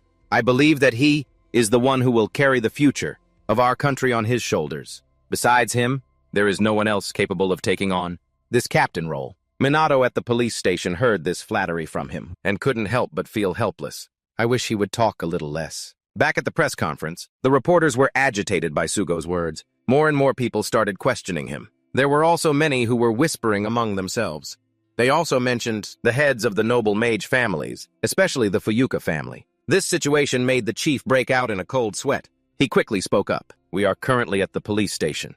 Please do not ask questions that invade the privacy of the noble mages. Just then a loud shout suddenly came from outside. When everyone looked out, they saw the fat Su standing outside with his two subordinates. He walked into the lobby and arrogantly declared, Your current little boy captain has nothing to praise. Only a noble mage like myself is worthy. With that, Su aggressively questioned, You held a press conference without even informing me. You really have no sense of etiquette or hierarchy. Sugo glared at him and questioned him with frustration. Why are you here? You lost the bet. The three shameless guys like Su immediately denied it. Don't remember a thing. Sugo was truly furious. But Su paid him no mind and said, the words of a noble mage like myself are absolute, you commoners should just listen to what I say. Just then a reporter stood up and said, I'd like to ask a question. Su glanced at the female reporter and said with a smile, the beautiful lady has a question for me. The new captain, all right? Let's hear it. The female reporter's tone became serious. We've received information that you all not only failed to rescue the trapped citizens, but even endangered them in the process. Is this true? Su, hearing this, was startled and shook his head in denial. What are you asking that never happened? But another reporter presented a video as evidence. We've also received similar information. We even have videos and photos. Immediately, many of the reporters below started to question Su, criticizing and condemning him. The more Su listened, the more frustrated he got, his face turning pale and then red. He shouted angrily, shut up, all of you! It's their fault for getting in my way. You ignorant commoners, watch your mouths. Sugo, unable to hold back any longer, spoke up loudly. I'm sure all of you here have seen it. The era of the noble mages has completely collapsed at the hands of people like this. He said what they needed now were heroes, willing to protect everyone. People who fight without regard for themselves, like the current captain of the special mage team. At this point, Sugo pointed his finger at Su's group and criticized them. We don't need noble mages who don't even think about the safety of the citizens like you. The wave of accusations from the reporters and Sugo grew stronger. The leaders of the police department were speechless, and Su was furious. He quickly turned tail and ran, not forgetting to shout a warning. You'll pay for this. You're all dead for doing this to me. Minato, seeing this from the meeting room, couldn't help but sigh. Sugo's really going all out this time, huh? Just then, Ruka suddenly cried out in alarm. Look at this. Videos of the calamity are spreading all over the internet, and Su's actions during the battle have caused the noble mages to receive the most public criticism, especially the Fuyuka family. Minato couldn't help but be surprised. The internet is scary. Anything can spread so quickly everywhere. While he was still thinking, Ruka cried out again, which confused him. What is it? Ruika pointed at the device and hesitated, mumbling. We were also caught on camera. The video clearly showed Minato's group's image. Everyone's faces were crystal clear. Minato helplessly held his head. Goodbye, my peaceful, unnoticed life. As if I wasn't standing out enough already. Everything just keeps getting more and more complicated. A week later, in meeting room number 3 of the police department, Minato had just arrived and his eyes widened in shock. What is this now? The room was packed with people, not a single empty seat. Why is it so crowded? Sugo, seeing him arrive, ran over and explained apologetically. For some reason, it's easier to get permission from the higher-ups now. And the number of volunteers has also increased rapidly, unexpectedly. He knew he got a little carried away during the press conference, so he tried to apologize to Minato and promised to compensate him appropriately. Minato shook his head helplessly. It was true that he intended to retrain the mages, but this was just too much of a spotlight. While Minato was lamenting, Rika came up beside him and said cheerfully, well, let's just do our best and see how it goes. After all, the whole world can't take its eyes off you now anyway. Minato said resignedly, it's really a huge pain. Please don't let anything more terrible than this happen. Elsewhere at another location? In a dark cellar, a person was tied tightly to a chair. From the darkness, a sinister voice echoed, I'll ask you again. What do you know about that dark mage? As soon as the words were spoken, a sharp knife was pressed against the captive's neck. It was none other than Jun. The person holding the knife to his neck was Suji. Jun, scared out of his wits, hastily shouted, I've really told you everything. I only know he's a guy who can cast some insanely powerful magic. That's all I know. But as soon as he finished, the knife plunged down. Fresh blood rained down. In agony, Jun couldn't help but throw his head back and scream. Suji spoke coldly. I believe you know more than that. Jun pleaded repeatedly, but to no avail. Finally, he muttered, I remember now. The police are searching everywhere in the Magic Academy, so there's a rumor that he might be one of the students there. Hearing this, Suji nodded in understanding. I see. Looks like I can't get anything more out of you. How disappointing. Jun, hearing this, asked joyfully, You'll let me go, right? Suji let out a sneer. He pursed his lips and said, Oh, of course. I'll let you go from this world. As soon as he finished speaking, he slashed his knife across Jun's neck. Fresh blood splattered everywhere, even onto his sleeve. This displeased Suji, who snorted coldly, Your blood stained my clothes. Filthy, filthy, filthy, so impure. Suji frantically wiped it away, his eyes full of disgust. Then he frowned and muttered, But a student, huh? I bet the screams for mercy of a young boy will sound wonderful. Just you wait, Mr. Dark Mage, he said. Suji's lips curled into a smirk. Immediately after he got up and left the place, his eyes filled with excitement. Meanwhile, in Shinjuku, A figure appeared in this place again. This person was Minato in his dark mage guise. He had come here again to purge the magical beasts. Just then a sound suddenly came from behind him. Minato quickly turned his head to look. There were two young men carrying phones, slowly advancing through the darkness. He quickly leaped into the air to avoid their sight. After a few steps, they saw the corpse of a magical beast on the ground. One said with regret, "There's a dead monster. The dark mage must have done this. I missed my chance to film him." Minato, looking down from above, sighed in resignation. He had figured the hype surrounding the dark mage would have died down by now. But they were still looking for him, even in quiet residential areas like this. Patrol teams had also increased. It seems they've become much more efficient at handling monsters and disasters. Maybe a dark mage like Minato is no longer needed. But just then he suddenly saw something. Below, two men were pinning another man to the ground, shouting aggressively, "Pay up, you owe us 10 million yen. If you don't pay up, we'll sell your organs." Hearing this, the man immediately retorted, "But I only borrowed 200,000. Seeing the man refuse to cooperate, the two men summoned their magic and snorted coldly. "What do you think interest is for? We're gonna teach you a lesson." But at that moment, a figure appeared from the sky. It was Minato. He created a protective barrier to shield the man. Taking this opportunity, the man turned and ran. The two debt collectors, seeing their path blocked, shouted in frustration, "Kid, why are you interfering? How dare you think you're a hero? Looks like you need a taste of pain to learn your lesson, huh?" But they were all bark and no bite. Just a few seconds later, their faces were beaten to a pulp. Minato narrowed his eyes at them, thinking to himself, "I guess the police still haven't dealt with the illegal use of magic." As he was thinking, the two men suddenly started whispering to each other.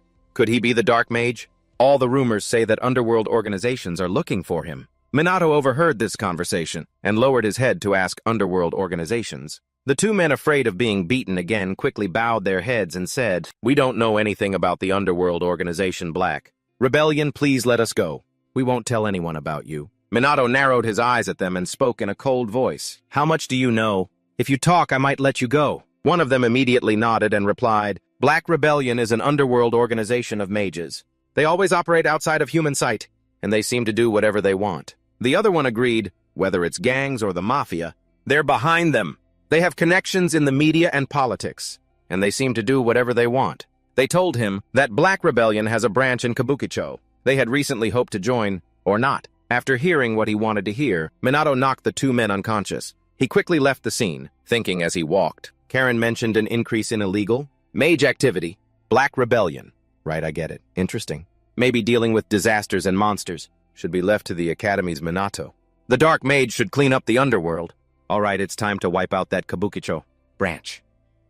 With that thought, Minato quickly ran towards Kabukicho. In Kabukicho, as night fell, the place became bustling. Both legal and illegal entertainment activities were present. The shouts of touts and promoters filled the air. Minato moved silently through the crowd on the street. He couldn't help but marvel at the modern entertainment districts. So lively it's dazzling. He could feel magic everywhere, but couldn't determine which organization they belonged to. Maybe I should start by grabbing a few shady characters here.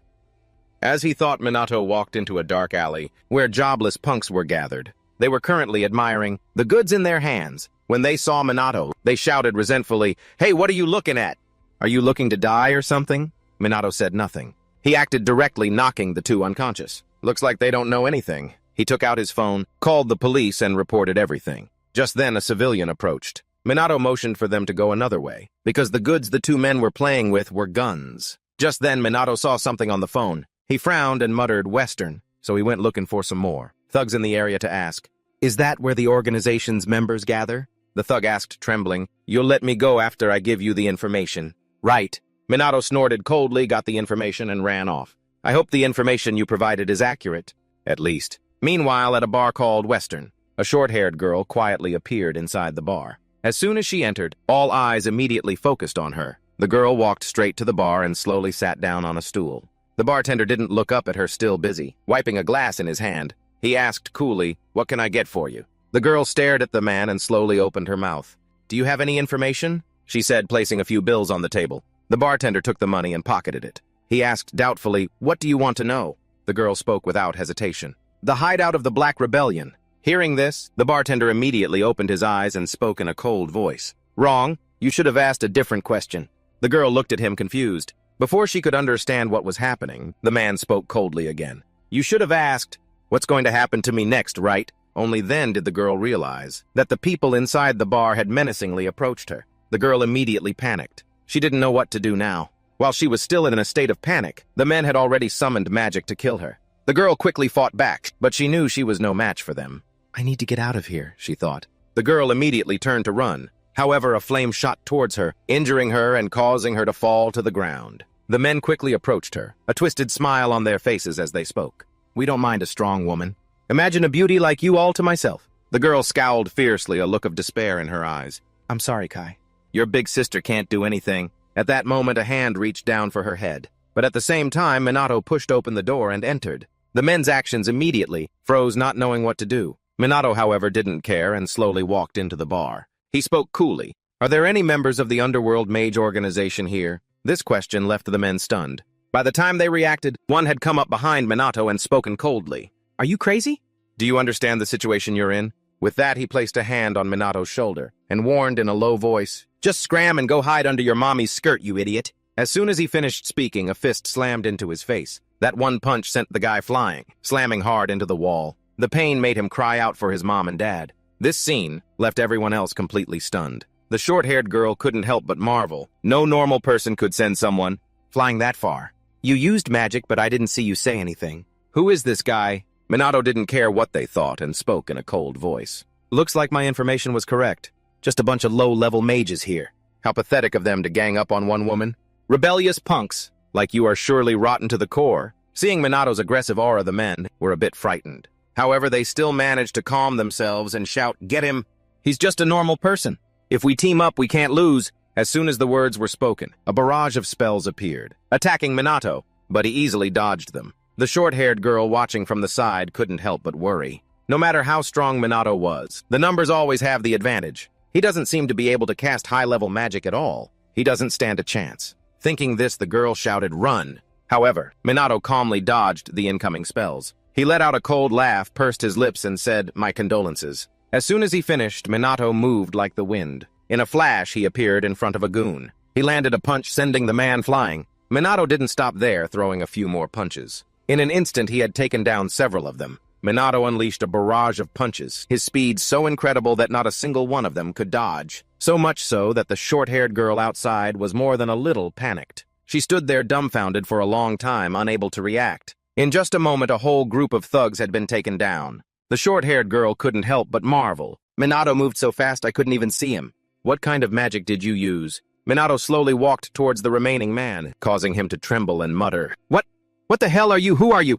Minato narrowed his eyes at him and said coolly, I am the Dark Mage, the one who will destroy the Black Rebellion. As soon as he finished, he knocked him unconscious. Immediately after, Minato walked over to the girl's side. The girl glanced at the men lying face down on the ground, completely bewildered. Minato took them all down in the blink of an eye. Truly elite. Maybe he's a legendary mage. While she was still bewildered, Minato leaned in close to her. His eyes were clear, making the girl guess he was only about school age. Minato helped her up and whispered, It seems you're not hurt. The girl snapped out of it and nodded, Oh right. Minato nodded and then turned to walk to the bar. He leaned down and spoke coldly, Tell me about that organization. The man was so scared he held his head and trembled, refusing, I can't. They'll kill me if I do. But as soon as he finished, Minato slammed his fist on the table. He narrowed his eyes at the man and warned coldly, This is your last chance. Tell me about that organization. Seeing his terrifying gaze, the man quickly shouted, I'll talk, please don't do anything to me. He told Minato about the base and the organization in Tokyo, with many branches in places beyond Kabukicho. The head of the Kabukicho branch is a tough guy. He heard that the leader is a mage with influence in the underworld, and there are even rumors that he's manipulating Japan from behind the scenes. After hearing this, Minato asked coldly, And where is that branch? The man waved his hands and shook his head. I swear I don't know. They don't tell low-level guys like us. They just give us odd jobs. Minato frowned slightly. This guy doesn't know where the branch is. He was back to square one. Maybe I'll just go hunt some more illegal mages. With that thought, Minato got up to leave. But after a few steps, the girl called out to him, Wait! Minato paused slightly, and the girl spoke gratefully. Thank you for saving me. I can't imagine what would have happened if you hadn't been here. Minato gave no comment and said casually, Don't worry about it, I was just passing by. If you knew this place was dangerous and still walked right into it, then you're the only one who can save yourself. Hearing this, the girl couldn't help but chuckle. You're pretty harsh on adults, aren't you? She asked if Minato was looking for the Black Rebellion's branch. What are you going to do when you find it? Destroy it, Minato replied with a short, simple sentence. But the girl could see that Minato was serious. He was determined to destroy the Black Rebellion. Minato is certainly very strong, but he can't do it alone, and neither can the girl. Maybe then, after a long moment of silent thought, the girl suggested, "Can we cooperate?" Minato frowned slightly and muttered doubtfully, "With you." The girl nodded and introduced herself. "I'm a detective. I can access more information than you. Connections, too. But I don't have your strength. The Dark Mage is even stronger than the rumors say. If she teamed up with Minato, she might be able to achieve her goals." Hearing the offer, Minato hesitated for a moment before speaking coolly. "So you're proposing to trade your information for my power?" The girl nodded slightly and replied, "Sounds like an ideal partnership, doesn't it? Let's combine our strengths, Dark Mage." Minato stared intently at the girl before him, not speaking for a long time. He did need information, but could he trust this girl? If he got too involved, it could affect him. After a long silence, Minato slowly opened his mouth. "All right, a pleasure to work with you." Hearing this, the girl was overjoyed. She quickly introduced herself. "I'm Leona." Minato also greeted her. "I am the Dark Mage." Leona frowned slightly and muttered, "That's a bit long and dramatic. Do you have a shorter name?" Minato shook his head slightly and replied, "No, that's what everyone calls me." Seeing this, Leona eagerly tried to think of a name for him. After a long moment, she asked hesitantly, "How about Chrono?" "Fine by me," Minato agreed without hesitation, then asked doubtfully, "So why did they attack you?" Leona replied casually, "I was looking for the Black Rebellion's hideout." Hearing that, Minato sighed. "Too reckless," Leona retorted defensively. "Aren't you the same?" He pursed his lips and said, "I can defend myself." Leona felt Minato had a point and sighed in resignation. "I know I'm weak, but I have no other choice. No one dares to stand up against them.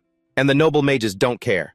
The police are busy with disasters. So the Black Rebellion is allowed to run rampant here with no law and order." Minato had heard about that from Karin. But what did it mean that Leona was trembling while speaking? He narrowed his eyes at her before finally speaking. "You're helpless, aren't you?" Leona lowered her head, biting her lip until it bled. After a long moment, she spoke forcefully. "My younger brother was attacked by a mage because our parents died a few years ago. Leona took care of Kai. She worked like crazy to raise him. Kai, although alone, never complained, until one day Leona's house was broken into. Kai witnessed everything, and then the burglars attacked him with magic. Being too young to fight back, Kai could only run but still couldn't escape." As she told this story, Leona's face was filled with resentment. Minato glanced at her and asked doubtfully, "So he was injured?" Leona shook her head slightly and replied, "Not injured, but he's unconscious." Hearing this, Minato was surprised. "Can't he be healed with magic?" At that moment, Leona shouted with extreme frustration, "The doctor said he would wake up. He's only 9 years old. It's their fault they were caught, but it wasn't enough."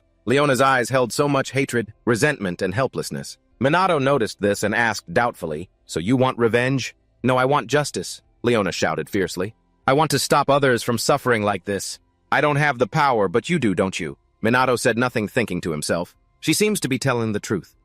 This story is to get me to cooperate with her." Quite manipulative, but Minato didn't dislike it. With that thought, he spoke coolly again. "If you can help me, then okay." Leona smiled smugly. "Investigative information. I've investigated a few things, not much. They're Yakuza or Mafia, so she's looking into it thoroughly." Minato didn't seem to care at all. He seriously requested take me to their hideout. Hearing this, Leona was stunned. "What are you going to do?" Minato replied casually, "Break in." Hearing this, Leona panicked and advised him, "That's very dangerous. You're strong, but you're not immortal." But Minato spoke with great confidence. "I won't die, I'm the Dark Mage after all." Leona looked at him hesitantly for a long time before agreeing. "All right, well then I'll go with you." Minato was a bit surprised. "You could die." Leona shook her head firmly. "I don't care." Minato narrowed his eyes at her and asked in a serious voice, "What about your brother?" Biting her lip fiercely, Leona replied in a low voice, "If I die, he has insurance money." Minato suddenly remembered the people who died in disasters in his previous life. He sighed in resignation and opened his mouth. "Money is useless. That's a pointless death." But Leona was very firm and shouted, "How can the strong understand the feelings of the weak? To live a meaningful life, you have to fight even if you lose." As she said this, her tears began to fall. Leona's body trembled slightly as she struggled to speak. "My brother, we made a promise," Leona cried heartbrokenly, her tears falling endlessly. Minato stood there silently watching her. Just as Leona was despairing, thinking he wouldn't agree, Minato suddenly spoke up. "What are you still doing? Take me there." Hearing this, Leona immediately looked up. Minato had already walked to the door. He looked at her intently and spoke seriously. "We will defeat them." Leona smiled faintly and wiped the tears from her face. She said confidently, "Of course." The two quickly left the bar. Leona started to complain, "Walking is a bit tiring." But Minato shook his head and said, "We don't have to walk." Then he walked straight towards Leona. Without hesitation, he picked her up in his arms. Leona's eyes widened in confusion. A moment later, in a room on a high floor of a city building, a group of thugs were there. The man standing guard by the window suddenly shouted, "Ah!" This made the people in the room ask in confusion, "What is it?" Before they could understand what was happening, the window was shattered. Minato carrying Leona rushed straight in, conveniently kicking the man standing near the window. This chaotic scene left the people in the room bewildered. Minato put Leona down and scanned the room, speaking up. "Is this the hideout of the Black Rebellion?" Leona didn't answer. She was panting heavily with fear. She thought she was going to die. Just then, the people in the room took out their weapons. There were guns and swords. They pointed their weapons straight at Minato and warned coldly, "Who are you? Do you know where you are?" Minato was not panicked at all and said coolly, "The Yakuza are nothing special, huh?" A man in glasses walked up to Minato and asked coldly, "Who are you, you little punk?" Minato coolly replied, "The Dark Mage." As soon as the fat guy heard this title, he became annoyed and shouted, "Crazy, kill them." Immediately, the thugs surrounded the two of them. Minato whispered a warning, "Don't get too far from me." Leona nodded slightly and replied, "All right." At the same time, a thug with a sword rushed towards them. But what he slashed was something invisible, and his sword broke in half. The man immediately panicked and trembled, muttering, "What is this?" Seeing the sword attack fail, the thugs quickly fired their guns at the two of them. Unfortunately, the result was the same. They only hit some invisible barrier and then disappeared. This scene made the thugs feel like they had seen a ghost, unbelievingly, shouting, "Swords and guns are useless! A monster!" Minato ignored the rabble and walked straight to the fat man with glasses. He spoke coldly. "Are you the boss? Is this group connected to the Black Rebellion?" These words made the man freeze for a long moment. His body suddenly trembled. He shouted fiercely, "You brat, you think you're gonna live? Don't you know what the Yakuza is?" As soon as he finished, the leader and his underlings frantically opened fire on Minato. Unfortunately, it was as useless as before. Minato stood there calmly and whispered, "Right, they're just underlings." Leona, sweating bullets, trembled and asked, "Aren't you scared? And how are we completely unharmed?" Minato didn't answer. He was checking the magical power in the room. After a long moment, he spoke up. "There's no magic here, so they're not connected to them. Then there's no need to be here anymore." Just then the leader shouted again, "You're dead meat, kid, die." Minato, too lazy to argue with them, did a sweeping kick. And just like that, a whole group was kicked into the wall and collapsed on the spot. Minato didn't even use attack magic, and they were already down. What a bunch of pushovers. Leona watched this scene frozen. Her eyes were filled with disbelief. Minato didn't explain much and said coolly, "They don't have any information. Let's go somewhere else." Leona stared intently at Minato, thinking to herself, "You're really strong. Is this the power of a dark mage? Maybe taking down the Black Rebellion is possible after all." While she was thinking, Minato lifted her whole body up. Leona trembled and muttered, "What? Don't tell me." Minato coolly said, "Let's get out of here." Then he jumped straight down from the high floor, causing Leona to scream in terror. A moment later, in a similar fashion, Minato carrying Leona crashed through a window into a hideout of another group of thugs. Then he beat them up for information. After visiting a few places, Minato suddenly wondered aloud, "Why do they always attack us first? Are all Yakuza idiots?" Leona, panting for a couple of breaths, spoke up in frustration. "They're not tools. Did you think they would just listen to us?" With that, she glared at Minato again and fiercely demanded, "And can you please stop entering through windows? It'll alert them, and I'm afraid of heights." Minato paid no attention and suddenly muttered again, "I know. If they're Yakuza, then it should be fine." Leona looked at him speechless. What kind of logic is that? Ignoring her reaction, Minato nodded firmly and said, "All right, let's bet on this one." After that, the two went to an office and knocked on the door. A bald man came out to open it. Seeing the two of them, he frowned and asked, "Who are you?" Minato coolly replied, "We want to know about the Black Rebellion." Immediately, the sound of a door slamming shut was heard, along with a frustrated shout, "Don't know, get lost." Leona was speechless at Minato's method. She held her head in her hands, helpless. Who comes asking for information about an underworld organization by knocking on the door so openly? Too bad with Minato here that's not happening. So he just used brute force to break down the door and enter. The bald leader, seeing the door get busted, yelled angrily, "Hey, are you trying to start something? Where are you from?" Minato repeated what he had said earlier. "I just want to ask about Black Rebellion." His words made the bald man lose his patience. He clenched his fist and charged. Seeing this, Minato sighed in resignation. At least listen to what people have to say. And then he threw a single punch that sent the guy flying. His head got stuck right in the wall behind him, leaving his buddies completely stunned. Minato didn't care and asked coldly, "All right, where's your boss?" Just then, a man in a suit came out and spoke in a low voice. "That would be Miyoshiro. What brings you here?" Minato didn't beat around the bush and got straight to the point. Is this place connected to Black Rebellion? Oshiro frowned, slightly suspicious. A subordinate behind him yelled out in anger, "Who the hell are you to ask that? Damn it!" Then he even tried to attack Minato. However, he was stopped by Oshiro. "That's enough." The subordinate, not backing down, wanted to argue, but Oshiro spoke coldly. "Don't do it. He's not someone you can handle." After saying that, he glanced at Minato. He spoke frankly, "We have no relationship with Black Rebellion. I swear on the honor of my gang." Minato showed no reaction. He continued to ask, "Then do you know their hideout?" Oshiro didn't answer right away, but asked back, "If I answer, will you leave?" Minato nodded without a moment's hesitation. After that, Minato and Leona were invited to sit at a table. A gangster brought 2 cups of tea for them. Leona was genuinely confused. What the hell is going on? Just then, Oshiro spoke up again. "Let me reintroduce myself. I am Oshiro." Minato also politely greeted him. "I am Chrono, the Black Sorcerer." Leona quickly followed suit. "I'm Leona." After the introductions, Oshiro took out a map. He pointed to a spot on it and said, "Black Rebellion's hideout is quite a ways from here." He said that was all he knew, nothing more. Minato frowned. It was different from what Leona had said. "If we look, we can probably find it. Leona is actually pretty reliable." Minato squinted at Oshiro and asked coldly, "But have you told me everything? Are you hiding something from me?" Oshiro shook his head slightly and replied, "No. We're enemies, we just don't fight much." Minato smirked and sneered. "We'd hope so too." Oshiro spoke forcefully. "I don't lie to people sitting in a Yakuza office. The Yakuza has principles, don't say such things to me." Minato couldn't help but be surprised. So people like him still exist. With that thought, Minato immediately stood up to leave. "We've gotten what we needed, so we're leaving."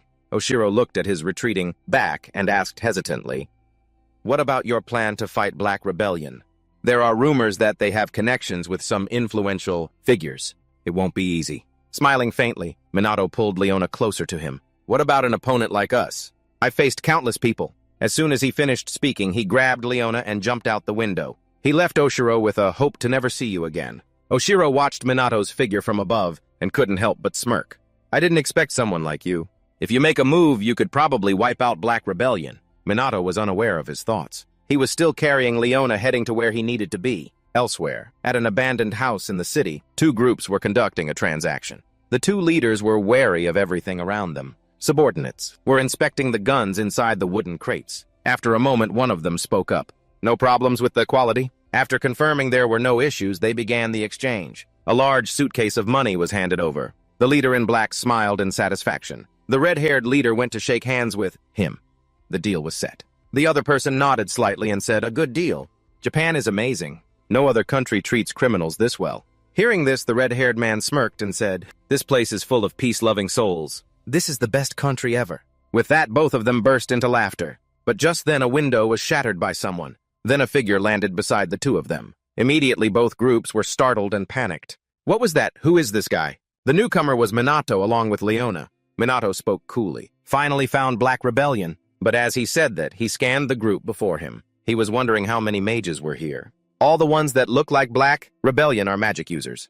And about half of the others look like Mafia, huh?" Leona prudently moved aside. She knew she shouldn't get involved in this fight. She didn't have that kind of power. So Leona quietly backed away, then took out her phone, wanting to record it as evidence. Being interrupted made both groups furious. The red-haired man looked at Minato angrily and questioned him. "Who the hell are you?" Hearing this familiar line, Minato couldn't help but sigh in resignation. Oh boy. Villains always start with that line, don't they? His words left the other guy confused. Minato ignored him and calmly said, "I am the Black Sorcerer.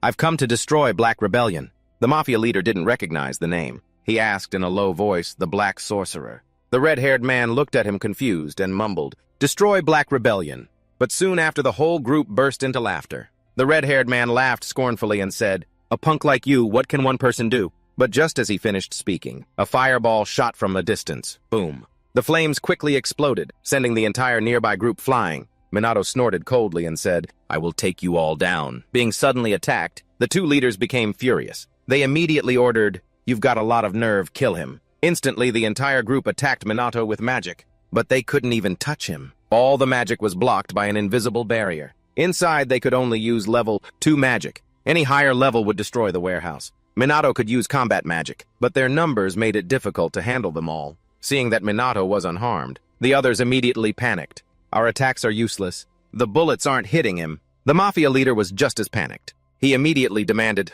"Why isn't he getting hurt?" The red-haired man was completely baffled. "How should I know?" He had never even seen magic like this before. Minato couldn't help but feel resigned. It's not even magic. Anyway, their panic is quite remarkable. Just then, the mafia leader shouted, "We still have that thing I brought, right?" The red-haired man suddenly remembered and his confidence returned. He sneered and said, "Enjoy your confidence while you can, Black Sorcerer or whatever." Minato was taken aback. Looks like they've sobered up. While he was confused, one of them brought out a poison gas canister. Seeing it, Minato shouted, reminding Leona, "Get out of here now!" Leona was very obedient. She immediately turned and ran towards the door. Seemingly, at the same time, the other guy threw the poison gas canister. Minato didn't dare to be careless and quickly used magic to pull it back. In an instant, all the poison gas was released. The two leaders had already put on masks. Seeing this, they were triumphant. They laughed gleefully. "Too late, you idiot! Even you can't withstand poison gas." "Game over. He's finally dead right." As they spoke, they walked forward, wanting to see how Minato had died. But when they looked closely, their eyes widened in horror. Because inside the poison gas, Minato's figure was still standing tall. He was completely unharmed. The two of them backed away in terror, unable to believe it, yelling, "Wait! He's still alive, how is that possible?" Minato was kind enough to tell them. "A magic barrier and a magic shield can't block gas. But gas is just gas. If I circulate the air with wind magic, it's no threat at all. A high-level mage like him can't be defeated by poison gas." The more they heard Minato's words, the more panicked the group in front of him became. The red-haired man frantically shouted for more backup. His subordinate quickly picked up the phone to call for people, but no one answered. Minato wasn't surprised and said coolly, "Of course there's no one," because he had already taken down all of their bases outside of Kabukicho. They had all been defeated by him. Minato smirked and sneered. "You guys are the only ones left. Better get ready." These words made the expressions on the faces of the two leaders change drastically. Minato showed no mercy at all. He directly took down the entire group inside the abandoned house. Minato spoke casually. "Black, rebellion in Kabukicho will end. Time to call Leona." But just then a noise echoed through the abandoned house, startling him. He frowned and asked, "Who's there?" From outside, Leona was led in with a knife to her throat. Along with her came a wicked voice. "You did all of that by yourself. I have to say that's impressive." The knife was just a few millimeters from Leona's neck. A slight touch and her carotid artery would be sliced right open. The one who caught her was Suji. He smirked and said, "Want to negotiate, Black? Sorcerer." Minato narrowed his eyes and began to calculate. The distance between them was quite far. He wouldn't be able to act in time. If he used magic combat techniques, unless there was an opening, he would immediately activate his level 1 spell and make the guy drop his knife. As if knowing Minato's thoughts, Suji smirked. "Oops, don't try to do anything reckless. Unless you want to see this woman die." Minato's frown deepened. That guy could see his magic power. It seems there were still mages who could sense magic power in the modern era. Suji's magic power was around 40,000. Looks like a high-level mage. Although it's possible, he was suppressing his magic power. Leona, thinking she had gotten Minato into trouble, spoke guiltily. "I'm sorry, I foolishly followed him." Minato declined to comment. He said flatly, "Don't worry about it. I'll definitely save you." Suji, being ignored, yelled angrily, "Don't you dare ignore my presence. Do you understand the situation you're in? I am the god of this place. If you dare to do anything reckless, I'll kill her." As soon as he finished speaking, he pressed the knife closer to Leona's neck. It made her grimace in pain. Seeing this, Minato immediately nodded. "I understand, I won't do anything." "Good boy." Suji, seeing his cooperation, smiled in satisfaction. Then he continued, "Sorry for the late introduction. I am Kaga Suji, the head of the Kabukicho branch of Black Rebellion." He told Minato the truth. His boss had ordered an investigation into the Black Sorcerer. If possible, they were to befriend Minato. But if not, he was to be eliminated. Suji also said that he had been torturing people related to the Black Sorcerer, and that he was finally about to get some information. At this point, he suddenly gritted his teeth. Suji's eyes filled with resentment as he shouted, "And then you had to go and try to destroy this branch." As he spoke, Suji's knife pressed closer to Leona's neck. Fresh blood began to trickle out. Seeing this, Minato's brow furrowed. Suji saw his look. He feigned remorse and said, "Oh, my apologies." With that, he withdrew the knife. He sneered, "I hope you can forgive my excitement, although it's not like me. Killing a hostage would be meaningless, wouldn't it?" Leona's blood was on the tip of the knife, which made Suji excited. He gave a perverted smile. "Anyway, your blood smells so sweet. The blood really is so fragrant. When you're the one watching, it's amazing." Minato, worried that he would harm Leona, quickly spoke up. "So what are the terms of this negotiation?" Suji chuckled softly. "Oh my, I almost forgot. It's simple. Starting now, I will torture and kill you." He said Minato had the right to refuse and run away, but if he did, Leona would die. At this point, Suji pointed his knife at Minato and laughed loudly. "Now what will you do, Black? Sorcerer, between you and this woman choose." Minato spoke without any hesitation. I accept the torture. Hearing this, both Leona and Suji were stunned. Suji couldn't help but exclaim, you really have a sacrificial spirit. How wonderful. Don't you think so? Minato wasn't too worried, because any attack would be useless against him, so the torture would be meaningless. However, Suji was no fool. He immediately ordered, then restrain your enormous magic power. It's really meaningless if you have a magic shield. Leona couldn't help but panic. That means Minato can block all attacks thanks to his magic shield. But what if he restrains it? Minato didn't expect Suji to even know about his magic shield. He must have seen it from the previous battle. I was too careless. But there was no other way. Minato had no choice but to limit his magic power. Then he raised an eyebrow and asked, are you satisfied now? Suji gave a cold smile. Then he summoned his magic power and attacked Minato. He laughed triumphantly. Don't move. He didn't kill Minato, but tortured him with his level 1 magic. Seeing this, Leona screamed in fear, stop! Unfortunately, how could Suji listen to her? He laughed maniacally. No way I can stop. When I'm having this much fun. In an instant, Minato was beaten to the ground. Seeing this, Leona screamed in panic, Chrono! Her eyes filled with guilt. It was all her fault. She was determined to destroy them, even if it meant sacrificing herself, but she had dragged him into this because of her own uselessness. Just then, Suji, seeming to have victory in his grasp, screamed maniacally, what a shame.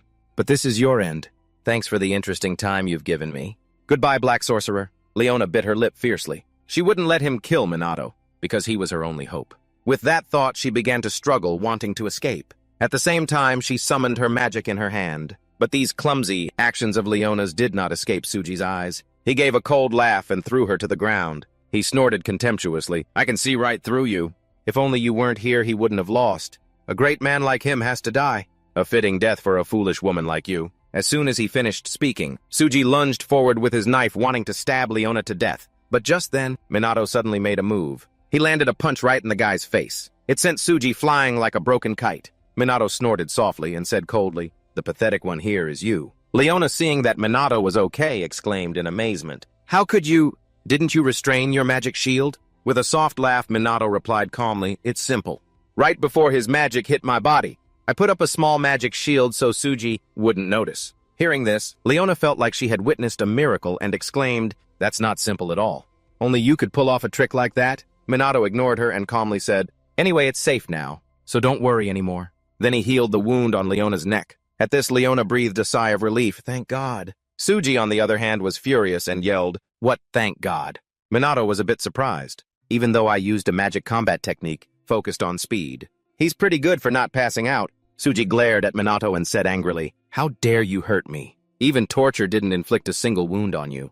Then I'll burn you to death instead. As soon as he finished speaking, his magic began to flare up. Minato couldn't help but frown. Suji's magic power was increasing, just as he thought the guy had been hiding it. Just then, Suji's eyes filled with rage. He roared madly, burn to ashes! In an instant, brilliant flames appeared inside the abandoned house. Seeing the flames rushing wildly towards them, Leona immediately panicked and cried out, level 4 magic!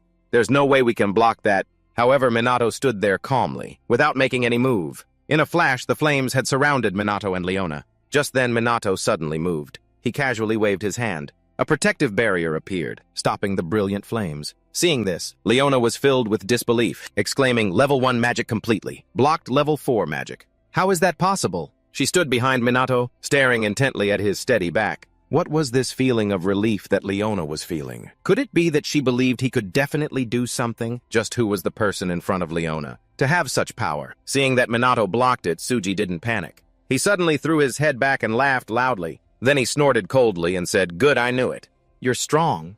I figured my magic would have no effect on you.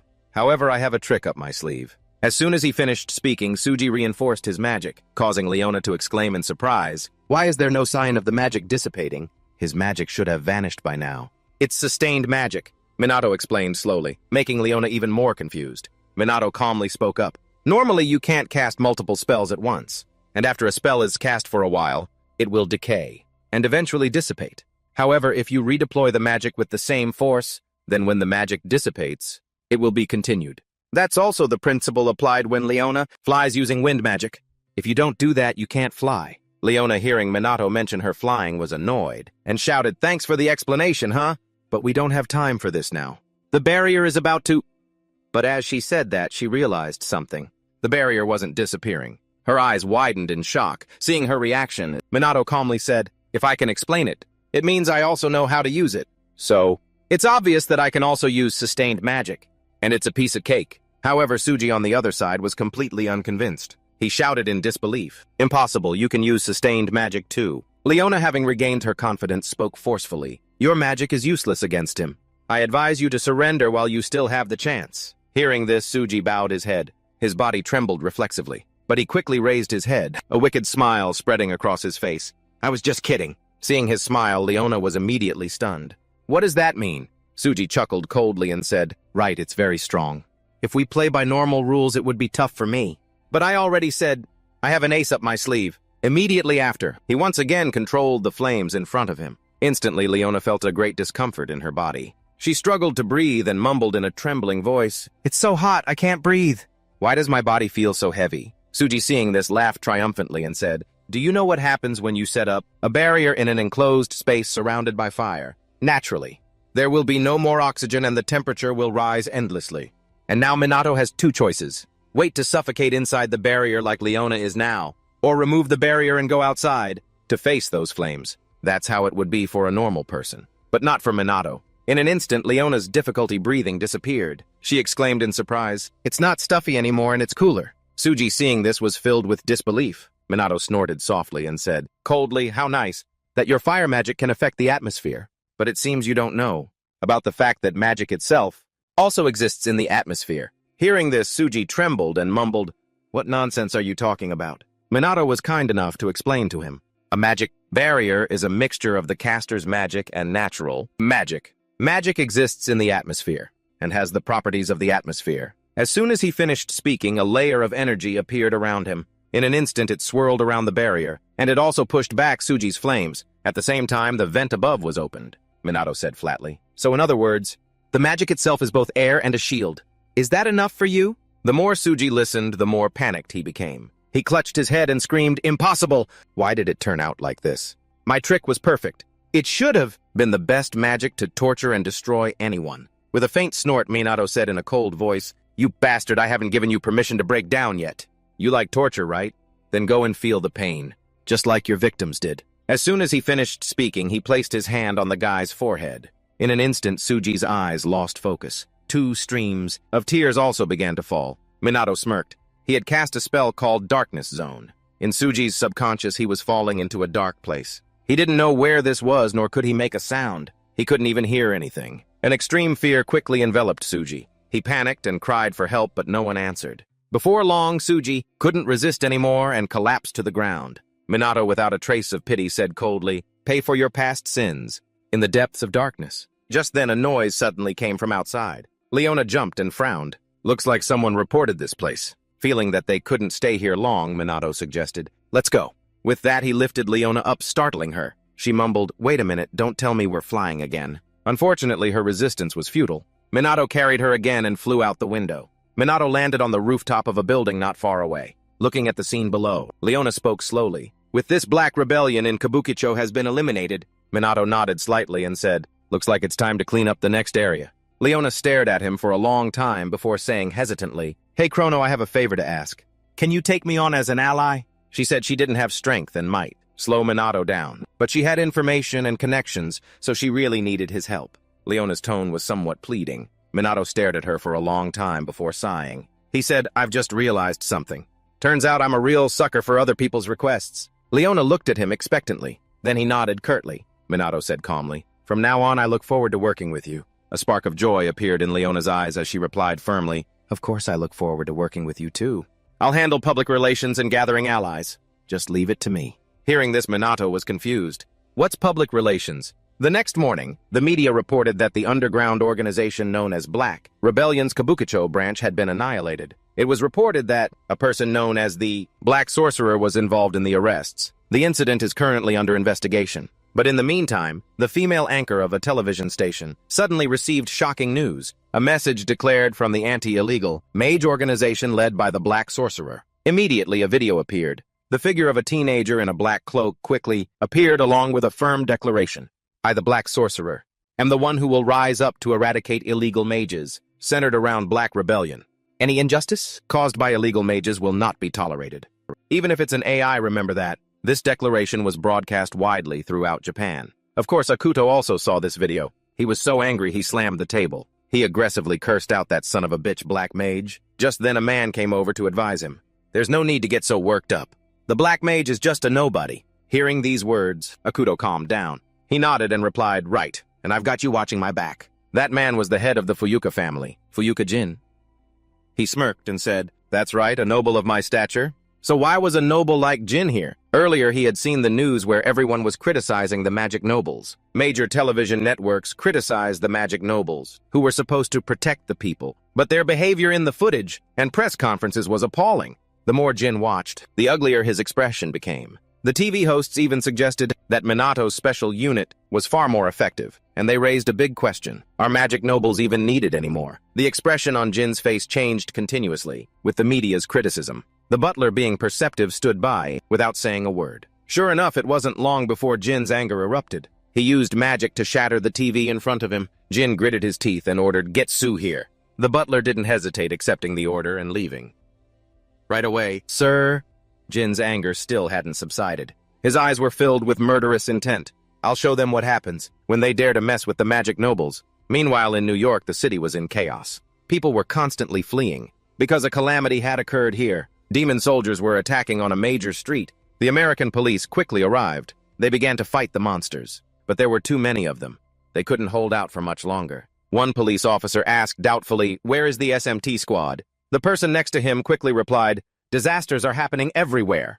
They can't get here quickly." Hearing this, the other officer cursed in frustration, "Damn useless bastards!" While the two were talking, a large explosion occurred. Smoke and fire filled the sky and quite a few people were incinerated. And a demon general had appeared on the streets of New York. Seeing it, the police immediately panicked. How could they possibly defeat creatures like that? What are we going to do? But just then, a series of magic circles suddenly appeared around the demon general. In an instant, a brilliant pillar of fire appeared, like a pillar supporting the sky. It seemed to want to swallow everything inside. This strange spectacle confused the police officers outside, and it wasn't over.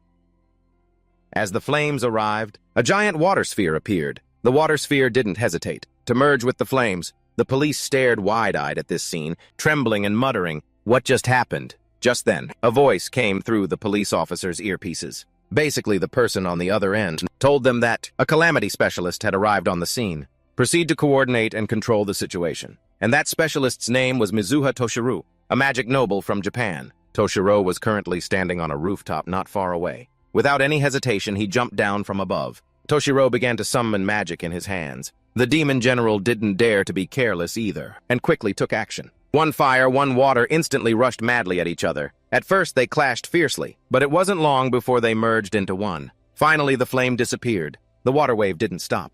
It shot straight towards the demon general. In an instant, it blew it to smithereens. Toshiro landed on the ground from the sky, his figure extremely majestic. The police officers outside who witnessed his insta-kill were immediately stunned, but they quickly reacted, cheering joyfully. They began to surround Toshiro and praise him. The next morning at the international airport, as soon as Toshiro arrived at the airport, reporters came to take pictures. A middle-aged man took his hand and praised him. "Thanks to you, the level of damage was greatly reduced." "We are very grateful." Toshiro calmly shook his head. "I was just doing my job. No need to thank me." Meanwhile, the two bodyguards next to the man were discussing Toshiro. The gist of their conversation was that Toshiro had fallen out of favor. Now, besides his noble status, his magic level was quite low. Toshiro seemed to understand what they were saying, but he didn't react much. Toshiro quickly left with his people. The middle-aged man behind him waved goodbye to him. Japan's reputation, the current state of the magic nobles, and the fact that his daughters were in the Magic Special Task Force. He had to go back and deal with these things. He couldn't let them continue any longer. In Japan, Ruka's group was training with Minato as usual. During a break, Ryuji couldn't help but complain Kusanagi is too strong. "It's ridiculous. He might be the strongest person in Japan." Ruka also nodded in agreement. "That's right. And it seems like he's not even going all out." Hearing them complain, Sugo spoke up to reassure them. "We definitely have a chance. If we all attacked him at once. No matter how strong he is, we can't lose." These words seemed to give strength to Ruka and the other two. All three of their eyes were filled with fighting spirit. Minato walked over just in time to hear their intentions. He smirked and asked, "You guys want to try it now?" The three of them were startled and stunned, panicking when they saw him. Ruka shook her head in denial. "No, we were just chatting." Minato chuckled softly. "Really trying to run away? Am I that scary?" His words made all three of them, Ruka included, annoyed. However, Minato didn't care and said calmly, "The break is over. The next training session will be to try and defeat me. Any way you can. Try to do everything." Hearing this, Yuka and the others were immediately excited. Their eyes were filled with fighting spirit. All three of them shared the same goal to take down Minato. Immediately after, the three of them summoned their magic power. Even Sugo and Karin joined in. Minato wasn't flustered. He calmly created a barrier. Seeing the barrier, Ruka smiled confidently and said, "That barrier won't be enough to protect you." But this time, Minato created another high-level magic shield. Ryuji couldn't help but be alarmed when he saw it. He added another layer. Ruka frowned slightly and reminded them, "Focus. Use all your strength to break through them." In just a moment, a series of powerful magic spells rushed towards Minato, but they just hit the barrier and disappeared. Basically, they couldn't do anything to Minato. This scene left the entire group stunned, dumbfounded, and speechless. Minato smirked and removed the barrier in front of him. Ruka ran up to him and shouted defiantly, "But we launched level 6 magic at you. I knew you were strong, but I didn't expect this much." Ryuji also spoke up in frustration, "I swear there's something wrong with him." Seeing their reaction, Minato couldn't help but smile. "I guess it's my turn now, huh?" He then summoned magic in his hand. Seeing this, the expressions on everyone's faces froze. They figured their odds were slim to none. Sure enough, it wasn't long before they were all defeated. The group thought resentfully, "Minato is a monster." Just then, the phones in the Mizuha sisters' pockets suddenly rang, confusing the two sisters. They quickly ran to check. The expressions on their faces immediately froze. Minato saw this and asked confusedly, "What's wrong, you two?" Ruka looked at him hesitantly and said in a low voice, "Our father. He's coming home." A little later at the Mizuha family mansion, the two Yuka sisters had returned. Sitting in front of them was Toshiru, facing their father, whom they hadn't seen in a long time. The two Yuka sisters were a bit awkward, and Toshiru didn't say a word either, causing the atmosphere to fall into a silence. After a while, Toshiru finally spoke slowly. "I heard that you two have joined the Magic Special Task Force." The Ruka sisters were stunned for a moment, but quickly nodded and replied, "Yes, that's right." Toshiru narrowed his eyes at his two daughters. Finally, he suggested, "Tell me more." Hearing this, the expressions of his two Yuka sisters immediately changed. Joy was clearly visible in their eyes. Yuka was the first to speak. "The Magic Special Task Force is making a huge contribution to society. They've resolved countless calamities, and everyone there is amazing." Ruka also chimed in, "We've grown a lot. Our magic power has more than doubled, and now we can even use high-level magic." They told Toshiru that this was largely thanks to Minato. The two also took the opportunity to praise him a lot. Toshiro frowned after hearing this and spoke in a deep voice. "This Kusanagi friend seems to be an outstanding individual." However, where no one could see, his eyes were a bit grim. But the two sisters, Yuka and Ruka, kept chattering on about Minato's power. Toshiro calmly took a sip of tea. Then he slowly put down his teacup and said coolly, "Leave the Magic Special Task Force." The two Yuka sisters, who had just been happy, were soon stunned and asked doubtfully, "Why?" Toshiro said coolly, "I'm sure you've noticed. At the present time, the reputation of the magic nobles is declining, and this has a very bad effect on Japan. It's the magic nobles who support this country." He said that the Magic Special Task Force not only doesn't help at all, but also makes the situation worse. His words made the expressions of the two Yuka sisters darken. Defiance was clear in their eyes, but Toshiru didn't care and continued to lecture seriously. "Especially that friend Kusanagi Minato that you mentioned. From now on, I forbid you two from associating with him." The two Yuka sisters immediately burst out in defiance, retorting fiercely, "This isn't fair. This is just your opinion, father." Toshiro narrowed his eyes at his two daughters and said coldly, "You two have always obeyed me and you will continue to do so." Yuka bit her lip fiercely. She had always listened to her father, never once daring to talk back, but now was different. Immediately after she declared aggressively no, Ruka said she wouldn't leave the Magic Special Task Force, nor would she disown Minato. He's the one who saved the world. Furthermore, they have also been training non-stop all this time. The Magic Special Task Force is doing what the magic nobles are supposed to be doing. We're willing to cooperate if Toshiru wants, but forcing us to give up." But before she could finish, Toshiro cut her off coldly. "Then we are disowned. Don't you ever call yourself a magic noble again?" "I understand," Yuka replied coolly, not backing down. Then she turned to leave. But when she reached the door, she suddenly turned back, smiled sincerely, and said, "I will be active in the Special Magic Unit, not as a magic noble, Mizuha Yuka." With that, she turned and walked away from Toshiru. Looking at Ruka's back, he couldn't help but speak up. "I didn't think Ruka would go this far." Ruka spoke flatly. "Yuka has changed, father, and so have I." Immediately after, Ruka also went to the door to express her own opinion. Toshiro narrowed his eyes at her and said coldly, "If you also go with Yuka, then you will no longer be able to use the name Mizuha Ruka." Ruka replied without any hesitation. I know, if it means being disowned, then so be it. With that, she bowed to Toshiro. Thank you for everything. Goodbye, father. Toshiro sighed helplessly. They don't see the importance of the magic nobles. He was truly helpless, his eyes filled with sorrow. Meanwhile, the two sisters, Yuka and Ruka, had left the house with their suitcases. Yuka grumbled in dissatisfaction. Father is too conservative. We and Minato have all been working so hard. Yuka nodded in agreement. That's right. We decide our own lives. But not long after, Yuka suddenly spoke hesitantly. But are you sure about this? Us running away from home. Ruka shook her head slightly and smiled. Don't worry, I sympathize with you. Besides, I can't let my little sister go alone. I'm your big sister, after all. Yuka was very moved to hear these words. She hurriedly ran to hug Ruka's arm and acted cute. Then they went to look for a hotel to stay in. However, they all refused to accept the two of them. After a futile effort, Yuka sat in a coffee shop and sighed helplessly. All the hotels, inns, and even internet cafes.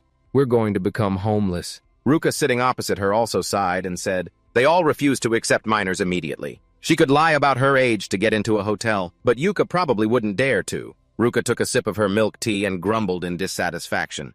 It's so weird, we have money from our activities in the Magic Special Task Force, but we can't spend it. Just then, two guys came in from outside. Seeing Ruka and Yuka, they laughed and teased. You two are so cute.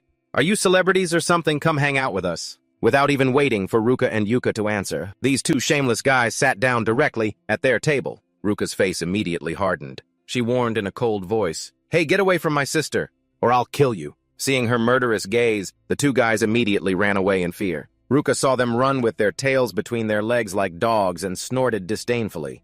What a bunch of idiots. Yuka, seeing her so angry, couldn't help but smile. Immediately after, she pulled Ruka's hand and suggested, Let's take this opportunity to go have some fun. Ruka asked confusedly, What about a place to stay? Yuka replied casually, We'll worry about that later. So they went to the shopping mall.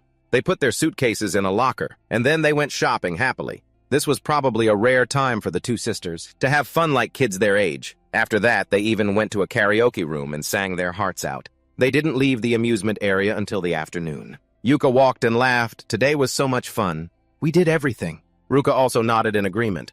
I've never had so much fun in my life. At this moment, Yuka suddenly stood in front of Ruka. She gave a radiant smile and said, I'm so glad we have each other, big sister. Ruka also smiled indulgently at her. You think so?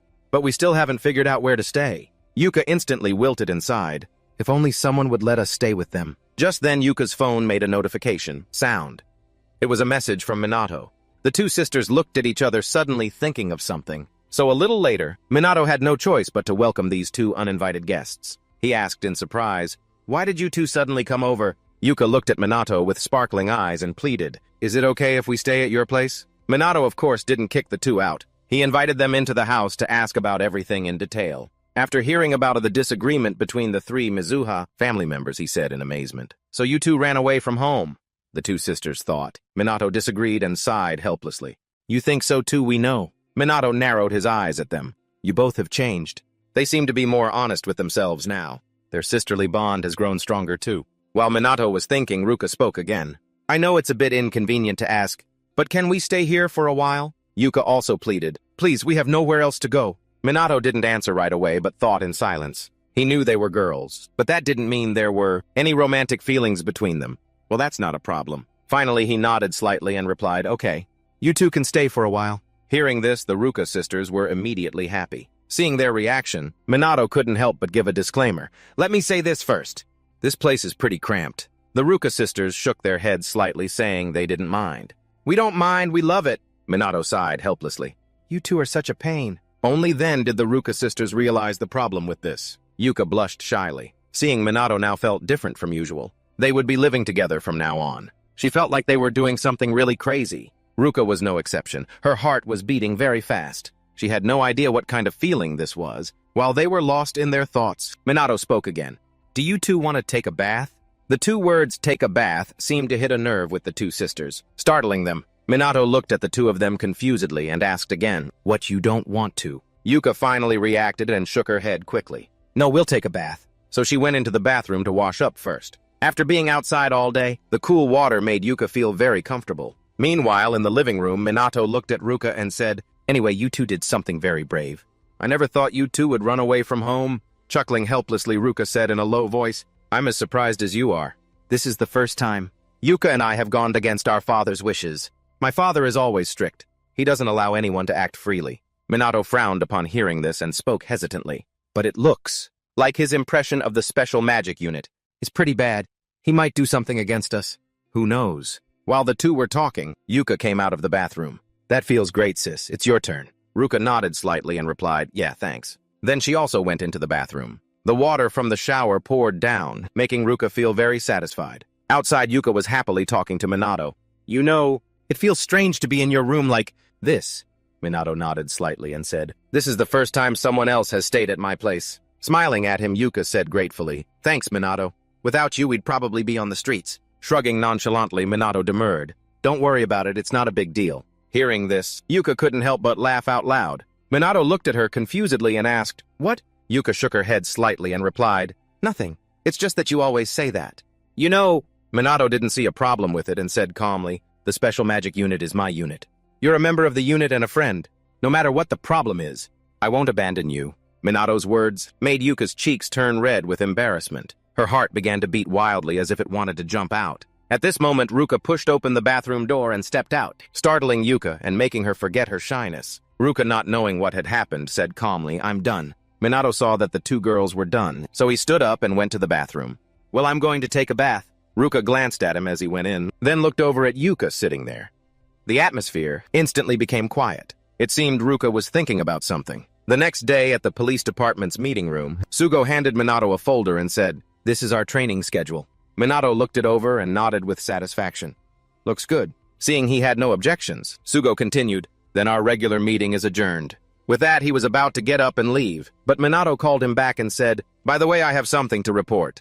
Yuka and Ruka have started living with me. His words made Sugo freeze up. He exclaimed in alarm, so the three of you are living together? Minato calmly admitted, yes, that's right. Sugo was truly speechless. You're living with not one but two girls. Why are you so calm? Do young people these days think that's normal? This isn't right. Minato is the odd one out. I guess I have to teach him some basics. Thinking this, Sugo suddenly spoke seriously. Kusanagi Japan doesn't have a custom of polygamy, you know. Minato was confused by this and muttered, is that the current trend or something? After that, Minato left the meeting room. But thinking seriously, 3 people in that room seems a bit cramped. Should I move out?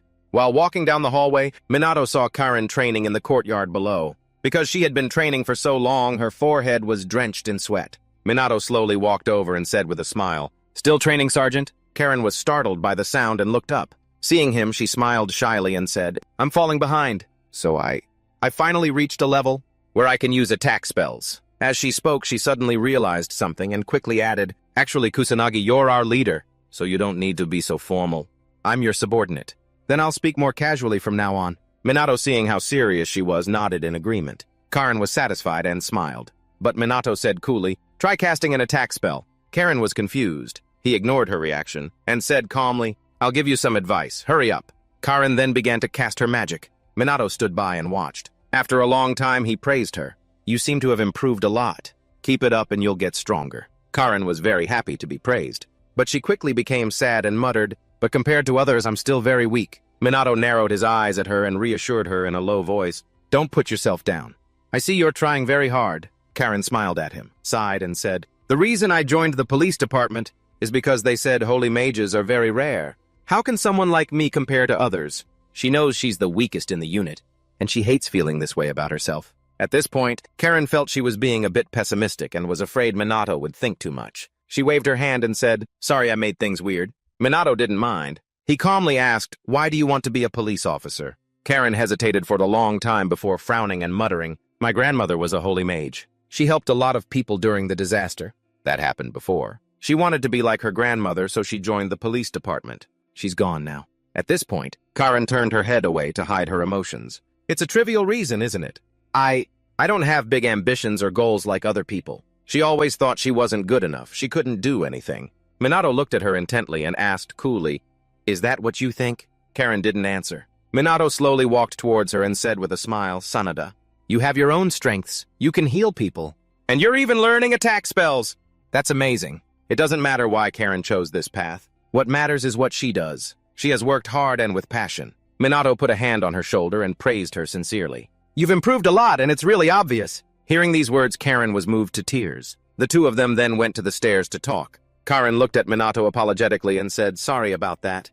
I must seem like a pathetic adult in your eyes." Minato demurred. "I don't think age is an issue." Karen chuckled softly. "You're right. When I see you, I feel that way. Thank you, Kusanagi." Minato had saved her time and time again. To her, Minato was a hero. A long day passed like that and night fell. Minato, wearing his familiar hoodie, went out. He was now standing on a rooftop, looking at the person in the distance and said, "Why did you call me out so suddenly?" The person who had asked him out was Leona. She raised an eyebrow at Minato and said with a smile, "I have some information that I'm sure you'll be curious about. It's related to the dark rumors surrounding the noble magic world." Minato frowned deeply in thought after hearing this. After a moment, he smiled and said, "Impressive, tell me." Leona wasn't in a hurry. She pointed at Minato and reminded him with a pout, "Put on your black mage uniform." Minato was annoyed to hear this. "You think I'm going to wear that every day?" Snorting lightly, Leona got to the point.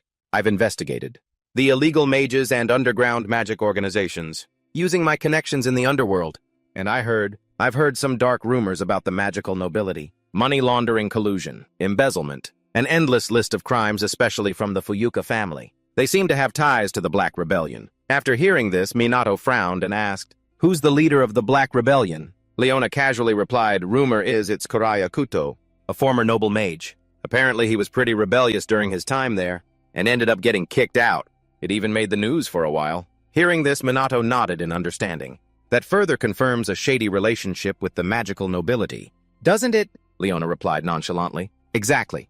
There are a lot of suspicions, but there's no concrete evidence. No one talks and no information can be found.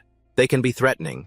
Be careful if you want to dig into this." Minato paid no mind to the threat they posed. He calmly requested, "Send all the information to my device." Leona asked doubtfully, "What are you planning to do?" "Serve justice," Minato replied with a slight smile. Then he used magic to jump off the building. He had countless ways to deal with his enemies, and he would never show any mercy. Minato quickly returned home. Ruka and Ruika were each doing their own thing, paying no attention to each other. Ruka was sitting on the bed focused on meditating. Ruika was diligently reading a book and doing homework, and Minato was messing with his phone. He thought he'd have to investigate Ichikami, Minato, the calamities, and the history of the past 50 years. He had also learned how to use a phone now. Then Minato started digging for information about Ichikami. Minato online? Information quickly popped up. Minato scrolled down and read. The history of Ichikami Minato until his death was almost the same, but modern mages seemed to be described at a much lower level. There were also rumors and myths about the ancestors of the magic nobility being active. There was a lot of vague information about noble mages. The secrets of high-level magic and how they trained remained a mystery. If his grimoire hadn't been lost, mages wouldn't have declined. But according to Ruika, it seemed like there were no books or data left about it. It was as if someone was plotting to weaken the mages. Perhaps the previous generation of the Mizuhama family knew something, but meeting them now would be difficult. There was also very little information about the calamities. The more Minato thought, the more confused he became. Why did they keep happening? Why did they happen in the first place? What even is a calamity? Minato just sat there, lost in thought. Ruka saw him and looked a bit puzzled. The next day at the police department's training ground, Minato was training everyone as usual. Just then, the wireless earpiece suddenly blared with an urgent alert. "All police units, attention, a calamity has been detected. All units proceed to the location immediately." Receiving the information, Minato quickly gave the order, "Let's move." Their group quickly departed. However, when Minato arrived, he saw something down below. It was that punk Su. He stood on a demon soldier and said mockingly, "Well, you're pretty late." He walked up to Minato, pointing and laughing. "I've already defeated all the boss's underlings. What's the special magic task force doing?" Seeing him say nothing, Su became even more arrogant and smug. "Oh, relax, no civilians were harmed." With that, he took his men and left, not forgetting to say with a condescending laugh, "You guys are always talking about protecting citizens. But what if we weren't here? You need to be more focused next time, got it?" Hearing this, Ruika angrily cursed. "What the hell was that?" Minato nodded in agreement. "You read my mind." However, on another day, the same scene played out again. When Minato's group received the information and arrived, Su's group had already handled everything and were relentlessly mocking them. Late, you're late again.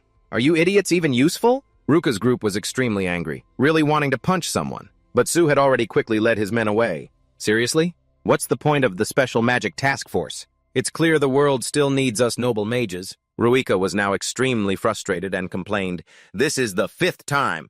This is weird. There's no way he's not up to something." Sugo sighed helplessly. "It's possible someone is obstructing us. The intel we're getting is being delayed." Minato felt the same way. He could sense a calamity nearby, but the farther away it was, the slower his sensing ability became. What to do? While Minato was thinking, Ruka continued to rant. And yet he just ignores it when there's a high-level demon boss. It's so annoying. Just then Karen suddenly cried out, "It seems the Fuyuka group is getting a lot of support from the public." Sugo found this very strange. He hesitated and mumbled, "That's really suspicious.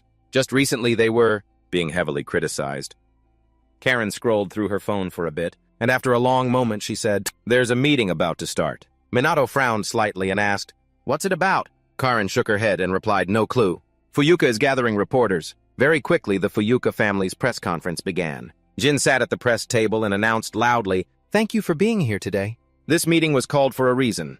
It concerns the mistakes and disappointments that the magic nobility has recently shown, especially from my dear son Su. He expressed remorse, saying, "We have faced countless criticisms for what he's done and how he's treated others." Hearing this, the reporters below began to murmur and criticize. Jin listened in silence. After everyone had finished their questioning, he bowed a full 90 degrees and said, "I sincerely apologize." This action from Jin stunned the reporters below. For a long moment there was no reaction. Jin paid them no mind, still bowed low, and continued to speak. "This is certainly a reflection of my own failings as a parent.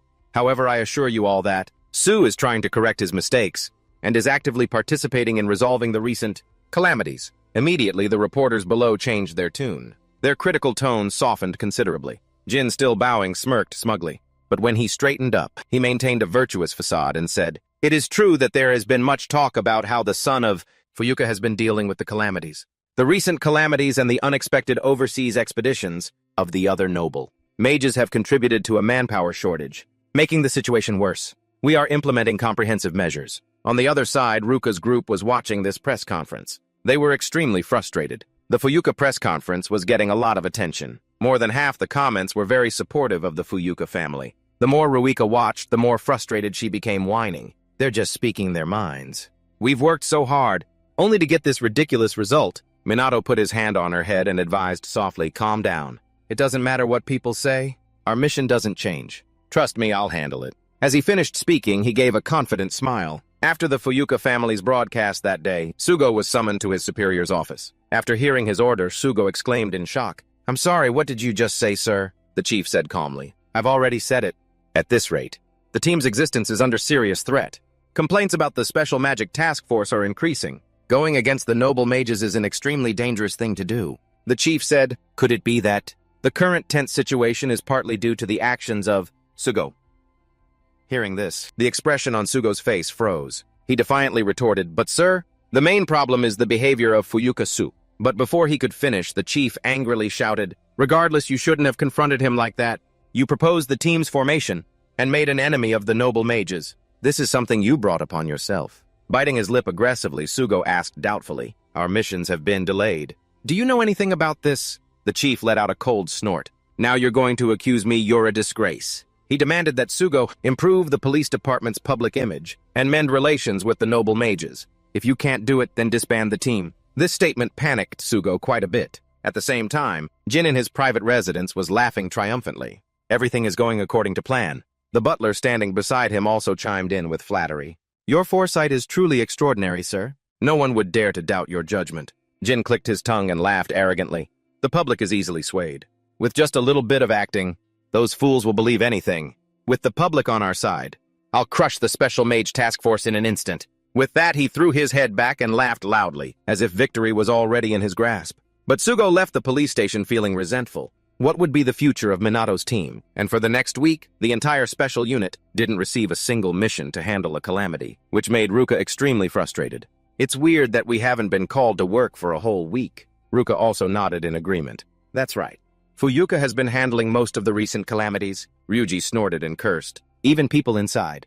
The police force are sabotaging the magic team," Minato said while eating. "It's possible someone inside the police force is connected to the magical nobility.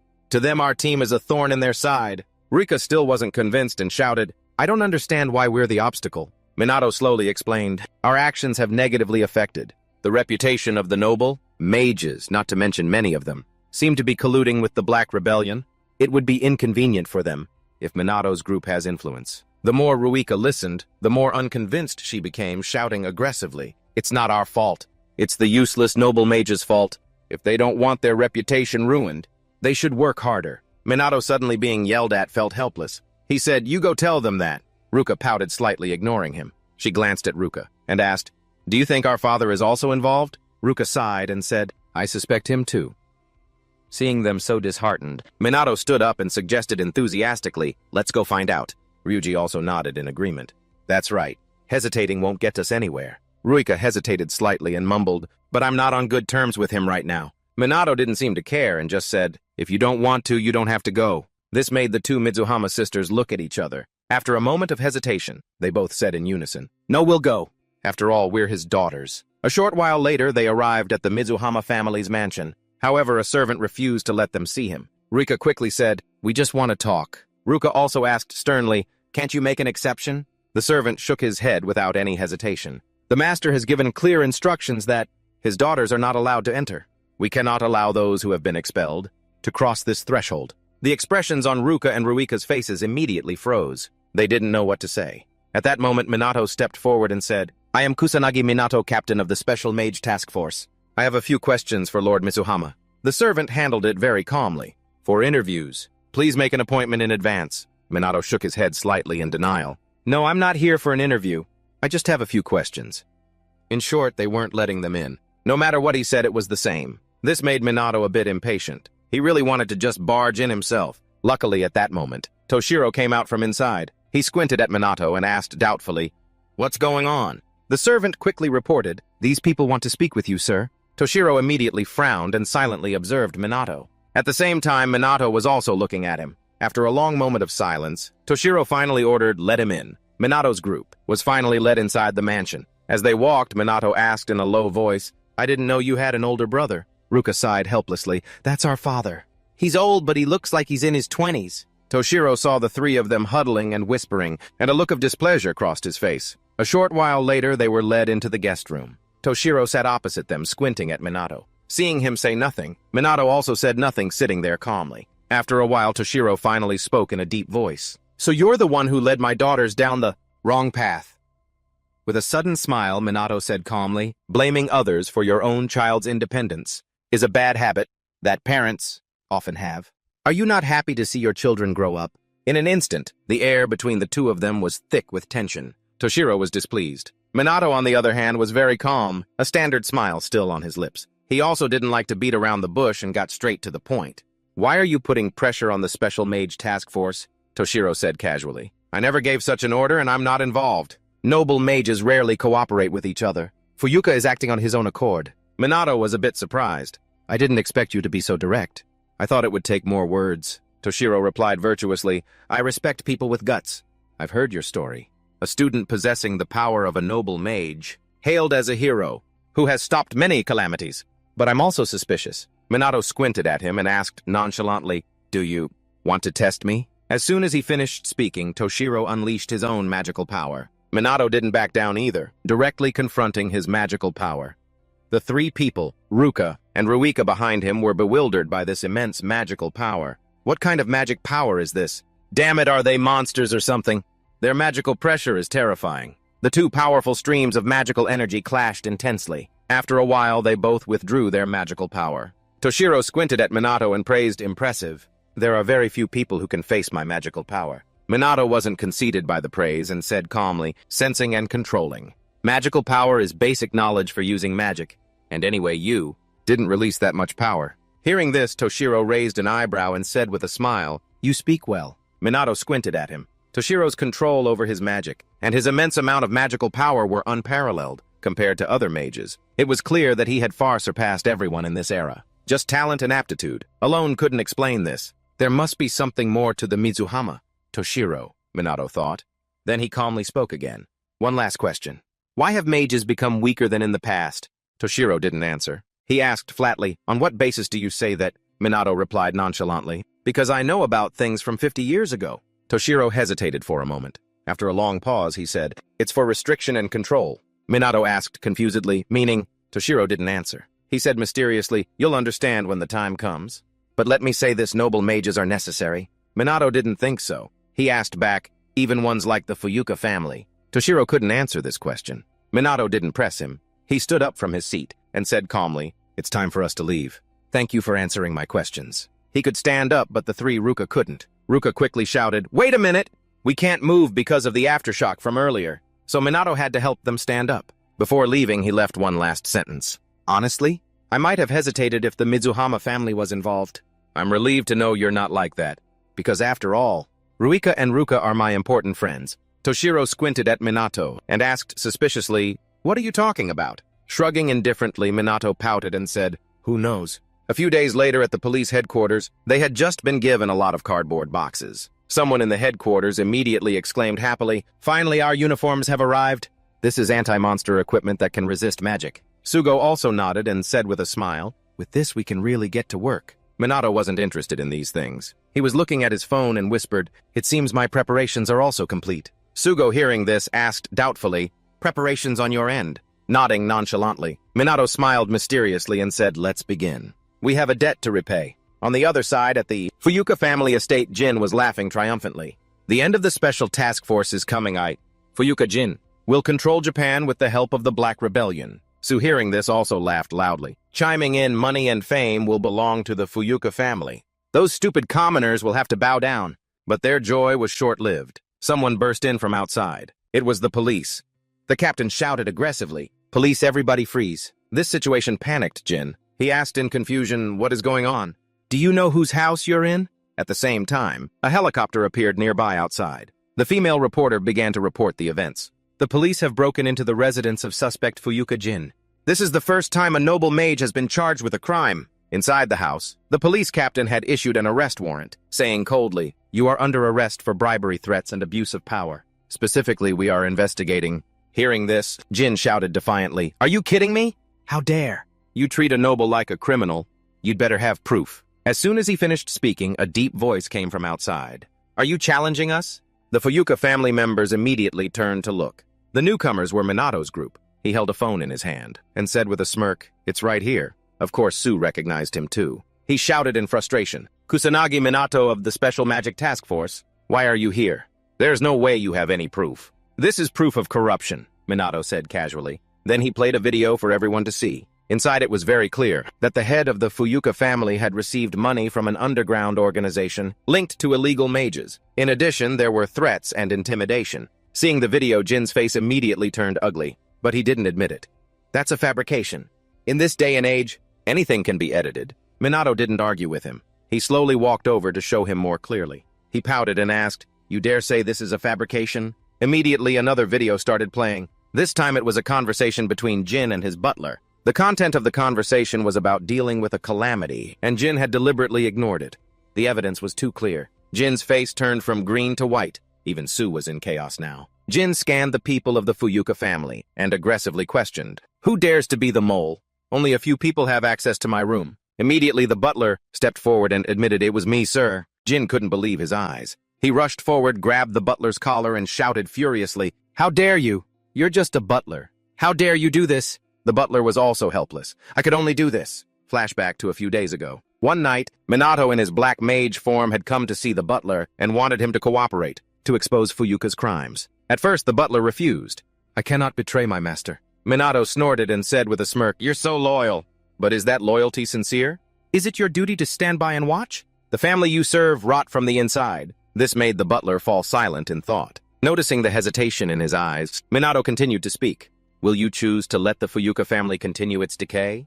Or will you accept the pain and save the magic nobility? Make your choice." And in the end, his choice was to expose Jin. That's what led to today's situation. He sighed and said, "You are unworthy of the magic nobility. You should be destroyed." When he said this, there was no trace of his usual respect in the butler's eyes. Being humiliated like this, Jin's face immediately darkened. His anger reaching its peak, he shouted frantically, "All of you die!" Immediately after, he summoned his magic and was about to attack. But at that moment, Jin's eyes suddenly constricted. A streak of magic shot in from a distance, shattering the table in two. Jin also wisely threw the butler in his hands away, to avoid being hit by the magic. The one who acted was Minato. He let out a cold snort and said, "You have nowhere left to run, you pathetic noble mage." Jin was trembling with anger. He clenched his fists and mumbled through gritted teeth, "How dare you look down on my efforts all these years? All the money and status I've built up for years are now all down the drain." Hearing this, Minato pouted contemptuously. Did you earn it yourself? But Jin threw his head back and laughed loudly. He shouted frantically, "This is the most pissed I've ever been. I've created overseas bases to deal with situations like this. If I escape from here, no one can catch me." But first, Jin wanted to kill them. As soon as he said this, he, along with Sue's group, attacked. But in front of the police now, a barrier appeared, blocking all the incoming magic attacks. Minato waved his hand slightly and said, "The Special Magic Task Force will handle them. Everyone else fall back." Outside, the reporter at the scene saw the magic filling the air. She immediately reported, "Magic has been released. It seems the Fuyuka family has begun to fight back." Are the noble mages involved in crimes? During this chaotic time, with calamities and monsters running rampant, are they only thinking of their own personal gain? At the same time, this live broadcast was being shown nationwide. The people of Japan were all watching this event, and they were putting their hopes in the Special Magic Task Force, hoping they could handle the corrupt noble mages who were tainting Japan. And right now they were facing Sue. And of course, the one with the strongest ability here, Minato, would take on a greater responsibility. That is to face the noble mage, the head of the Fuyuka family, Jin. He squinted at him, his eyes filled with rage. On Sue's side, he had also called his subordinates beside him. A group of people with wind-based magic were hovering in the air. Sue scanned his eyes down and said contemptuously, "You think you can beat us with so few people?" With a slight snort, Ruika scolded coldly, "Unlike you lazy nobles, we haven't been sitting idle. We've sent our other members to deal with the calamities and monsters." Sue was angered by these words. He shouted in frustration, "You're all annoying bastards. Why do you keep getting in my way? I'm not holding back anymore. I'll kill you all." Of course, Ruika didn't back down either. She said in a stern voice, "You are a disgrace to the noble mage lineage. I will never forgive you." On the balcony of the mansion, Jin looked intently at Minato and said with a smirk, "You think you can really defeat a noble mage?" Minato replied flatly, "I see no reason to lose to a bunch of flies like you." "Then watch this work." Jin snorted softly. Then he shot a streak of magic into the air. But before it could even touch the helicopter, a barrier appeared and blocked his magic. Minato said contemptuously, "Could you be any more pathetic?" Shrugging indifferently, Jin pouted and said with a smile, "As long as I have money, being pathetic is a necessity." While the two were talking, the brawl had already started below. Of course, the Special Magic Task Force was no pushover. Before long, a guy was taken down. Seeing this, Sue's face immediately turned ugly. But it didn't stop there. One by one, his subordinates fell. The expression on Sue's face froze. This can't be happening.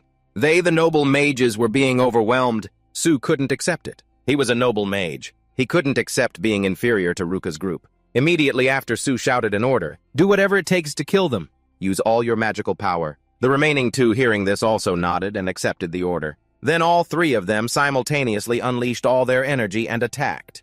The Special Task Force wasn't fazed at all. The two sisters Ruka and Ruika exchanged a quick look, understood each other's intentions, and nodded. Then they both attacked at once. A giant wave of water appeared. In the blink of an eye, it surged forward, as if it could swallow everything in the world. And of course, Sue's group of three was no exception. They were hit by the wave, left soaking wet and powerless on the ground. Seeing the two Mizuha sisters approaching him, a hint of panic rose within him. But the two sisters Ruka and Ruika showed not a shred of pity, looking at them indifferently. Seeing the tables had turned, Sue and his lackeys started begging on their knees. It was just a momentary lapse in judgment. "I'll change, I promise. Please spare us." Ruika hesitated for a long moment before nodding. "I understand. If you truly intend to change, then perhaps we have no other choice but to forgive you." With that, she turned to leave. But just then Sue laughed coldly. "Fools! Now watch this!" The three of them then tried a sneak attack. But before they could even move, the entire Special Task Force simultaneously summoned, their magic aiming it straight at them. Sue's legs immediately gave out, and he collapsed to the ground, trembling as he mumbled, "You said you'd spare me." With a light snort, Ruika said coldly, "You think we'd spare someone like you who isn't sincere about wanting to change?" Hearing these words, Sue and his lackeys screamed in terror. At the same time, up on the balcony, Minato seemed to know they had won. He smiled in satisfaction. He smirked and said, "I guess they've taken care of things. It seems your pride and joy, your only son, has met his match. In my teammates." Jin bit his lip aggressively, his eyes filled with rage. He roared furiously, "You son of a bitch."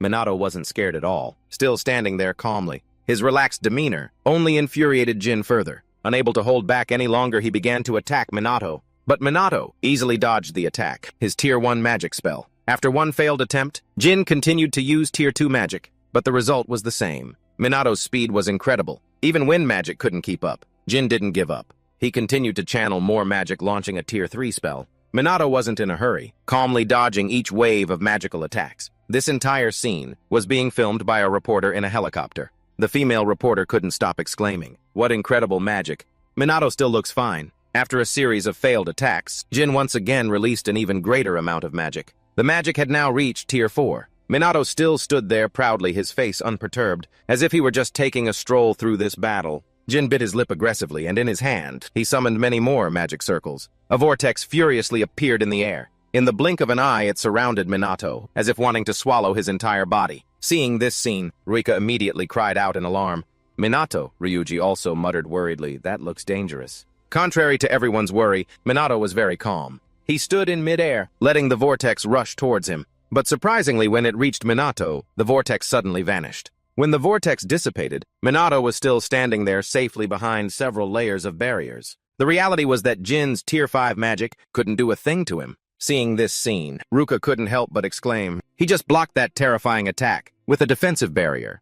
That's Kusanagi for you." At the same time, those watching the live stream were also very surprised. Some were impressed by Jin's magic, and of course some were in awe of Minato's strength. The on-site reporter continued her commentary. "Neither side is giving an inch. I've never seen a fight like this before." Minato descended from the air. He frowned, thinking, this magic isn't very strong. Is he stalling for time? He's probably preparing to retreat. Just then, Jin suddenly smirked and said, "What's the matter? Can't move?" Minato narrowed his eyes at him and said in a cold voice, "I could beat you quickly, but where's the fun in that? Show me your full power." As he said this, his eyes were full of provocation. "I'll take it all and then crush you." These words enraged Jin. He gritted his teeth and muttered, "You arrogant sewer rat. I'll grant your wish." But before he attacked, he suddenly smirked. "But first let me give you a little warning. Don't you piss your pants." Jin said his magic power was 200,000. This number shocked the spectating Ruka and her group. No one could believe that number was real. Ruka snorted coldly, "He's just bluffing. We should help even if it's just a little." Ryuji also nodded in agreement. "That's right, just standing by and watching isn't my style." Right after that, the whole group ran towards the balcony. Minato sensed them coming, and immediately turned to look back. But they were blocked. The one who did it was that old man Jin. He snorted coldly and said, "Consider yourselves lucky. If you had gotten any closer, I would have killed you." The faces of Ruka's group immediately turned ugly. Just then, Jin suddenly threw his head back and roared. Powerful magic surged from his body. The magical power of the attack was compressing, to the point where his body began to glow. This is too terrifying. Even for Kusanagi, this is enough to kill him. This made Ruka's group feel worried. But Minato just sneered contemptuously. Jin thought he was scared. He gloated, "My magical power is beyond your imagination." "Is that right? Then let me show you my overwhelming power, so even a fool like you can understand." As soon as he finished speaking, a series of magic circles appeared around him. In an instant, a spatial tear appeared in midair. Minato, on the contrary, wasn't scared but excited. He had never seen this type of magic before. At this moment, that tear was swallowing everything around it. In an instant, the balcony hallway was reduced to rubble. Jin became even more smug. "This is spatial magic, the most powerful spell that can crush everything around it. It will flatten a person in an instant." Minato narrowed his eyes at him, smirked, and said, "I'd like to see you try." These words enraged Jin to the extreme. He roared furiously, "Die under the pressure, suffer." Immediately, a Tier 6 magic spell appeared. The spatial tear was now sucking everything around it inside, and Minato was no exception. Seeing this scene, Jin laughed smugly. "You can do nothing but die. You deserve it." Ruika's group, on the other hand, was very worried. They couldn't believe Minato would die so easily. This must be a joke. Ruika stared intently into that circle and shouted, "Answer us, Minato!" But no matter how she screamed, no one answered. Only when the tear dissipated did Minato's figure reappear. Ruka then cried out in amazement, "Minato, how are you still alive?" Minato said in dissatisfaction, "Hey, don't just declare someone dead like that." Jin, on the other hand, was now furious. He raged, "How are you unharmed? I was sure I had crushed you." With an indifferent shrug, Minato said casually, "If the pressure outside and inside are balanced, then there's no problem." "It's like the principle of deep-sea creatures," Jin shouted defiantly. "Even if that's true, so what? You can use spatial magic. That's my signature spell." Minato made a matter-of-fact face and said, "I watched and learned." He couldn't help but be stunned. Jin looked at him in disbelief, muttering, "You just by watching." With a nonchalant nod, Minato smiled cheerfully and said, "If you had used it right away, I might have gotten a little hurt, but you were kind enough to explain it in detail. In the end, it's just a variation of wind magic. It's that simple. Also, I'll let you experience some basic magic." Immediately, Jin's body became twisted and uncomfortable. He clutched his head and screamed, "What are you doing?" With a faint smile, Minato replied casually, I increased the sound pressure. That's all. It's called sound magic, another application of wind magic. Hearing this, Ruika was stunned. She seemed to have understood something. But Jin was now even more furious. He gritted his teeth and roared, "You dare mock me! Enough, I won't tolerate it anymore. I'll kill you with everything I have." As soon as he finished speaking, all of Jin's magic erupted. He said his magic power was at 200,000, but that was only for now. When he unleashes it all, it's 500,000. Sensing the magic being released, Sugo's group immediately panicked. He wasn't bluffing. What is this power? At the same time, Jin threw his head back and laughed arrogantly. What a letdown. Kusanagi Minato. Before long, all the magic in Jin's body had erupted. The immense magic power continuously swirled in the air. Jin was extremely smug now, as if victory was already in his grasp. Ruka's group couldn't help but panic. Is this the true power of the noble mages? Possessing such terrifying magical power. This isn't an opponent they can face. Even Sugo was just as panicked, muttering under his breath. We underestimated the power of the noble mages. We have no way to counter that power. Seeing everyone's reaction, Jin smirked and said, "This is my full power. There's no chance for you to beg for mercy anymore." But Minato still stood there calmly, and he couldn't help but let out a bored yawn. Jin still couldn't see through his calm demeanor. He was still laughing maniacally. "You are too foolish to even gauge my magical power, aren't you?" Jin thought his spatial magic had failed, only because of a small stroke of luck on Minato's part. But the charade ends here. I will finish all of you off with my ultimate magic. As soon as he finished speaking, a magical space appeared. But when he looked at Minato, he was still standing there calmly. This attitude of his made Jin grit his teeth in rage. Right after that, his mouth began to mutter an incantation. In an instant, a series of magic circles gathered into one. Seeing this, Sugo immediately cried out in alarm. Impossible, a tier 7 spell. Karen also muttered worriedly. Even Kusanagi can't deal with that. Rika frowned slightly. Even in this desperate situation, she knew Minato would find a way. She believed in him. So please win. Jin let out a grunt and said confidently, "You've missed your biggest opportunity. The time I was preparing my magic was your only chance to escape. It's too late for regrets now." He talked too much. Minato, losing patience, pouted.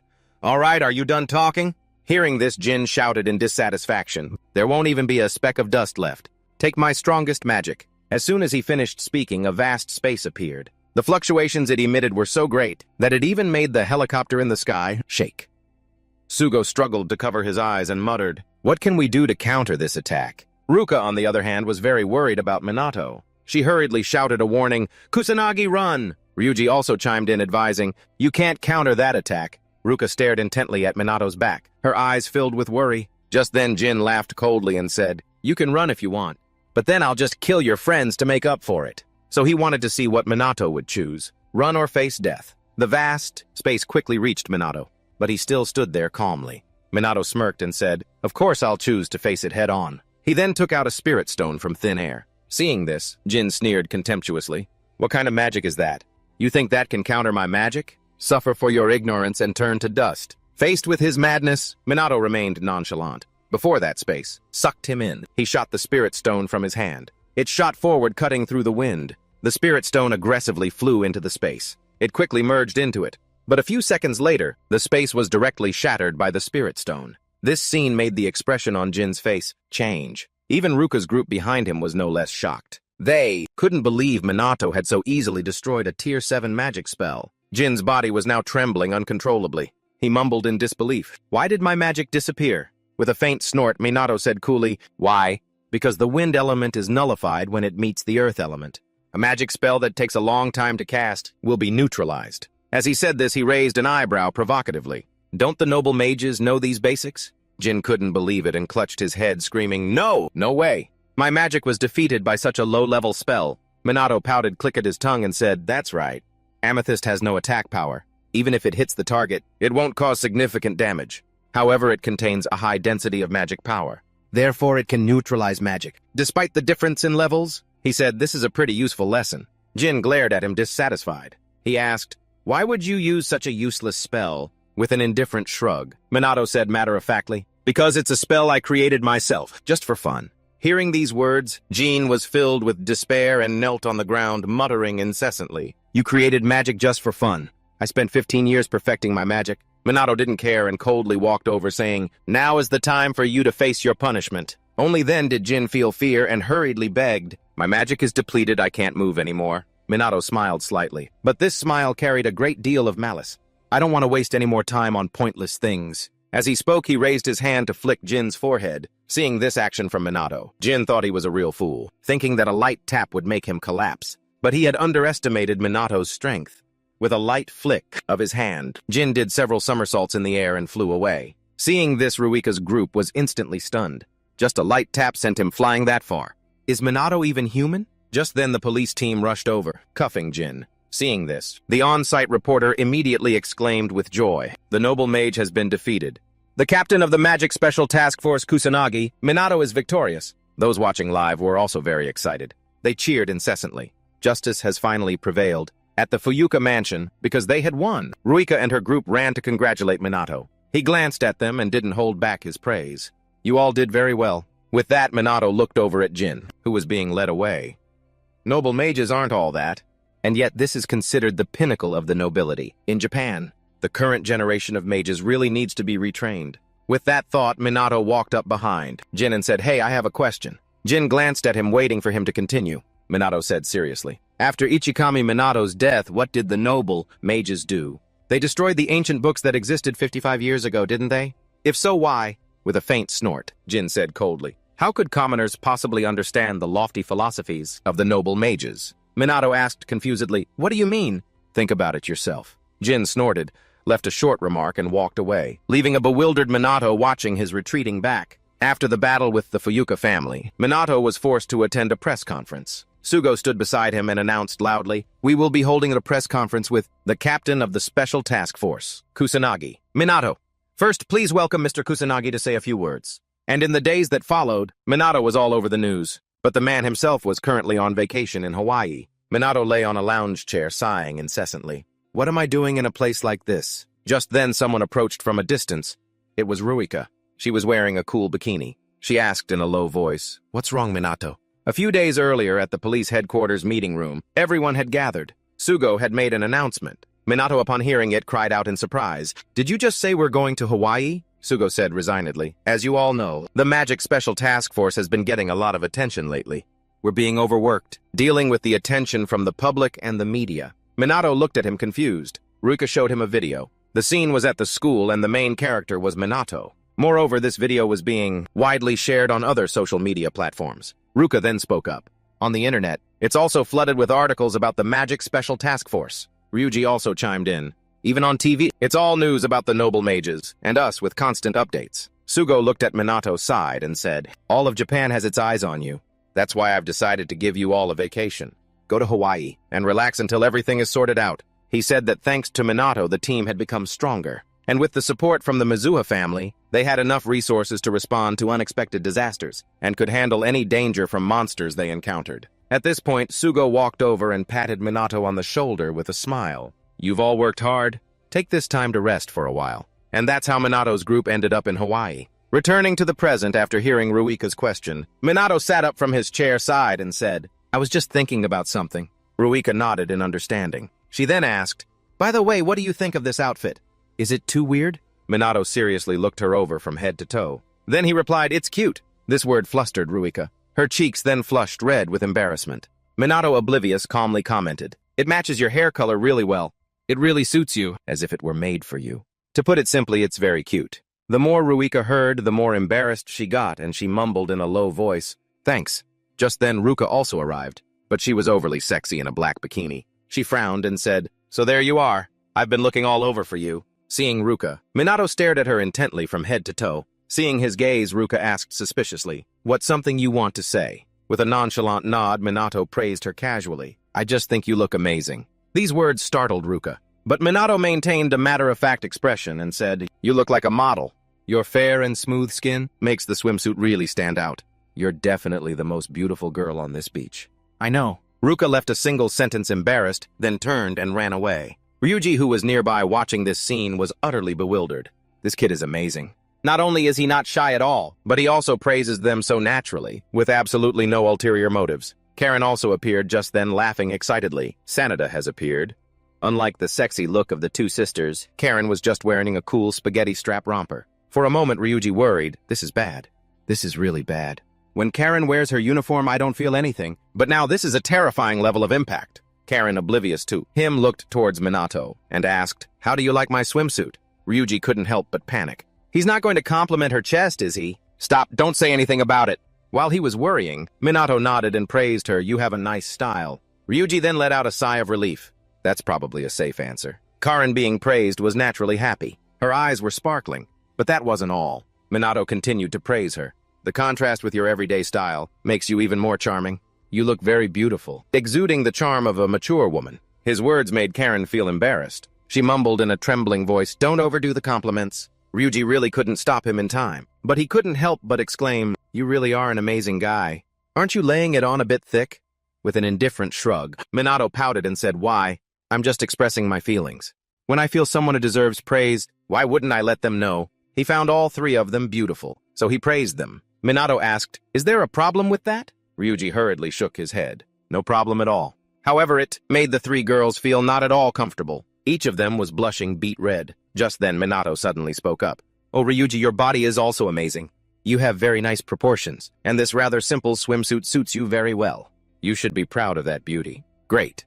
Now it was Ryuji's turn to be embarrassed. He hurriedly shouted, "Don't praise me like that," putting the embarrassment aside. They then had fun on the beach, and then tried out jet skiing on the sea. This fun outing really let them relax a lot. In the evening, Minato left the hotel. From playing too hard, his throat had become dry. So he wanted to find a convenience store to buy a drink. But after just a few steps, he ran into someone he knew, Ruika. He didn't know if she was waiting for him on purpose or if it was a coincidence. So the two of them went for a walk. Ruika spoke as they walked. "Today was really fun." Minato nodded slightly.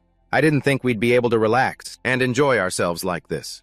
After all, we've been fighting non-stop for a while." Ruika narrowed her eyes at the person walking beside her. At that time, she had seen that Ruka was wearing a ring. She assumed that Ruka was dating Minato, but Ruika really wanted to deny this. She didn't believe the two of them were dating, because Minato had said he wasn't dating anyone. Ruika kept overthinking it like this, until she couldn't take it anymore and spoke up.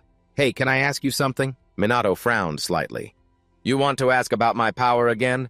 "It's not about that." Ruka shook her head, denying it. Taking a deep breath, she hesitated and asked, "What's your type?" Minato was a bit surprised, but he quickly answered, "I've never thought about it." Ruika became more urgent and asked, "Specifically among the three of us, or someone similar?" Minato thought for a moment before speaking, "Probably all of you."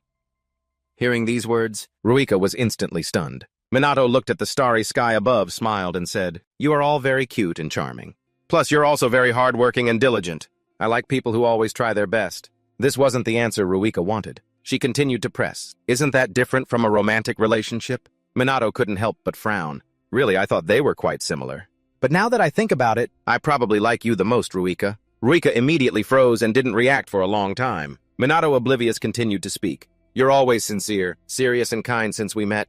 Most of all, you always try your best." At this point, he turned to look at Ruika, who still hadn't reacted, smiled, and said, "Ruika, I really like you." Those three words, "really like you," made Ruika embarrassed. Her face turning red and she just collapsed to the ground. Seeing this, Minato immediately cried out in alarm. "What's wrong? Are you okay?" Ruika didn't answer, silently rejoicing in her heart. She knew that Minato didn't mean it in a romantic way, but it still made her happy. She thought, "I really like you." While everyone was having fun, Sugo, at the police headquarters, was very troubled. Things were heating up. The wave of criticism against the noble mages was growing, and the call to let the Magic Task Force handle disaster relief and the threat from monsters is gaining more and more support. Minato is blowing up. At the same time, the reputation of the Black Mage is also on the rise. It seems like a confrontation is slowly brewing. Instead of cooling down, the current situation seems even more tense. What should we do now? Meanwhile, at the international airport, a flight from overseas has just landed in Japan. An irritable voice came from inside the airport. "In the time we were away, it seems things have gotten more chaotic." Hearing this, another low voice continued. "Those wimpy people, honestly?" The owner of the irritable voice from earlier was the head of the Humorai family, a magic noble Hamurai Hinata. She spoke again, annoyed. "If I were there, everything would have been taken care of quickly." The other person was the head of the Kaichi family, Kaichi Riku. He wasn't too happy either. A week later at Minato's place, Yuka was happily cooking in the kitchen. Minato was sitting in the living room and couldn't help but sigh. "We got back earlier than I thought." Hearing this, Ruka slowly spoke. "It seems the Magic Task Force got involved. The media and the school also lent a hand." Minato was much more relieved, pursing his lips. "Finally, we can breathe a sigh of relief." While the two were talking, Yuka popped her head out of the kitchen and called out, "Help me with the plates." Minato immediately nodded. All right, I got it. A moment later, a lavish meal was laid out on the table. As Ruika ate, she asked, "School starts again tomorrow. But are you sure everything will be okay?" Minato answered casually. "The police and the school are on our side. The attention on the magic task force must have died down by now." Right. He figured people would lose interest soon. They just needed to ignore it. But when he got to school, Minato realized how stupid he was. A crowd of schoolgirls surrounded him, asking for his phone number, his ideal type, and a million other things. On the other hand, Ruika was being surrounded by a crowd of schoolboys. Of course, Ruka and Ryuji were no exception. Before, wherever they went, they turned heads. After that incident, they got even more attention. Ruka, with her Ice Queen image, didn't care. She walked straight into Minato's classroom and announced, "Sorry for the interruption. We came to invite you guys to lunch. But it seems a bit chaotic today, huh?" Minato pursed his lips and said, "You call this a bit?" Yuka also explained helplessly, "I heard this is still pretty mild. I heard it was even worse before, when outsiders were swarming in." Ryuji, thanks to Ruka, was already used to this kind of commotion. While everyone was marveling at the intense enthusiasm of the crowd, Ruka suddenly spoke up. "Oh, by the way, we're out of toilet paper. Maybe we should go buy some stuff on the way home." Minato replied very naturally, "We can also get more bath salts. You've wanted to buy them for a while, right?" Yuka was suddenly put on the spot. Yuka was stunned, speechless. Hearing their conversation, Ruka and Ryuji immediately started whispering excitedly, which flustered Yuka. She hurriedly pushed the other two away. "Anyway, let's just go up to the roof." Up on the roof, the four of them were having lunch as usual. After hearing the three's story, Minato Ryuji exclaimed in shock, "What, you guys are living at Kusanagi's house?" He thought they were dating, but while it might not be normal, he'd object. But since it's Minato, it's probably fine. Thinking this, Ryuji looked towards Ruka and said, "If you need any help, just let me know. I'll do my best to support you." Ruka nodded slightly. "I'd appreciate that." Rika also thanked him. Ryuji then glanced at Minato and said, "Hey Kusanagi, seriously drop the formalities. Can I call you Minato?" Minato nodded without hesitation. "Sure, call me whatever you want." Ruika was very happy about this. But conversely, Ruka was very flustered. She didn't know how to address him. And Ruika was thinking, this is a really big deal. Living together and all that. But she quickly shook her head, dismissing it. They're not doing anything wrong. Thinking this, Ruika glanced at Minato again, her eyes showing clear embarrassment. She didn't know if Minato ever felt awkward about this. Minato was completely unaware of these random thoughts from Ruika. He was still happily chatting with Ryuji. A long day passed, just like that. The three of them, Minato and the sisters, as usual, finished eating and went about their own business, then squeezed into one room to sleep. Of course, the two sisters slept on the bed and Minato slept on the floor. However, even though it was late, Ruika's eyes were still wide open. She couldn't sleep. Ruika glanced at the two people beside her. How could they sleep so soundly? Was she the only one feeling awkward about this? The more Ruika thought about it, the more annoyed she got. She turned over to a corner even more annoyed. She closed her eyes, trying to fall asleep. Before long, she was fast asleep. As soon as Ruika fell asleep, someone else's eyes opened. It was Ruka. She couldn't sleep either. Ruka had the same questions as Ruika. Why could the two beside her sleep? But she couldn't. Was she the only one feeling uncomfortable? Ruka still wasn't used to sleeping in the same room with Minato. Thinking this, she sat up. She didn't understand why she was so tense. Why did this bother her so much? Ruka glanced at Minato lying on the floor. He was sleeping soundly. In an instant, Ruka's cheeks turned red. Finally, she couldn't take it anymore and buried her head in the blanket. Ruka kept thinking about how to address Minato until the next morning. On the way to school, Ruka was still thinking about it. Ryuji had already started calling Minato by his first name. Ruka was the only one who still called him Kusanagi. When would be the right time to change how she addressed him? Why was she hesitating so much? Why the hesitation? She should just call him Minato casually. He wouldn't mind. Thinking this, Ruka took a deep breath, wanting to say his name, but the words got stuck in her throat and she couldn't say it. Her action confused Minato. Ruka awkwardly changed the subject. "Let's have a good day today." Minato was even more confused, mumbling doubtfully. "What was that? Why so suddenly?" Ruka helplessly held her head, mentally scolding herself. "Why can't you just say it?" Until lunchtime on the roof, Ruka tried her best to call Minato by his first name, but in the end she still couldn't say it. She was like that all day, suddenly calling out to Minato and then saying strange things. Ruka's strange behavior continued for a day, leaving Minato confused and clueless. That night, lying in bed, Ruka kept tossing and turning, unable to sleep. She was always avoiding it. She should have been able to say it a long time ago. Ruka thought she had never been such a coward. A difficult night passed just like that. The four of them went to school as usual. Only Ruka was lagging behind, not saying a word. Minato noticed something was wrong and walked over to her, asking, "What's wrong? Are you not feeling well?" Ruka shook her head slightly. "I'm fine, Kusanagi." Hearing that name, Minato narrowed his eyes at her. He said coolly, "Not Kusanagi. Ruka was stunned and looked at him. Minato spoke slowly. We're not strangers. You know that. Don't call me Kusanagi anymore, Ruka. His words left Ruka stunned. A moment later, she turned her head to hide her embarrassment, muttering in a low voice. If you insist, then I guess I can change it, Minato said. A smile, finally, returned to her beautiful face. Elsewhere, the magic nobles held a meeting because of recent events. Hinata spoke impatiently. The position of the noble mages is being threatened. She said it was all due to the rise of the magic task force, for the sake of some mysterious person. They couldn't just stand by and watch. Hearing this, Riku frowned and mumbled hesitantly. But their captain, Kusanagi Minato, how should we deal with him? Hinata nodded, slightly glanced at the other person and said, I agree. What do you think about this, Toshiro? Of course, he was also present. He thought for a moment before speaking.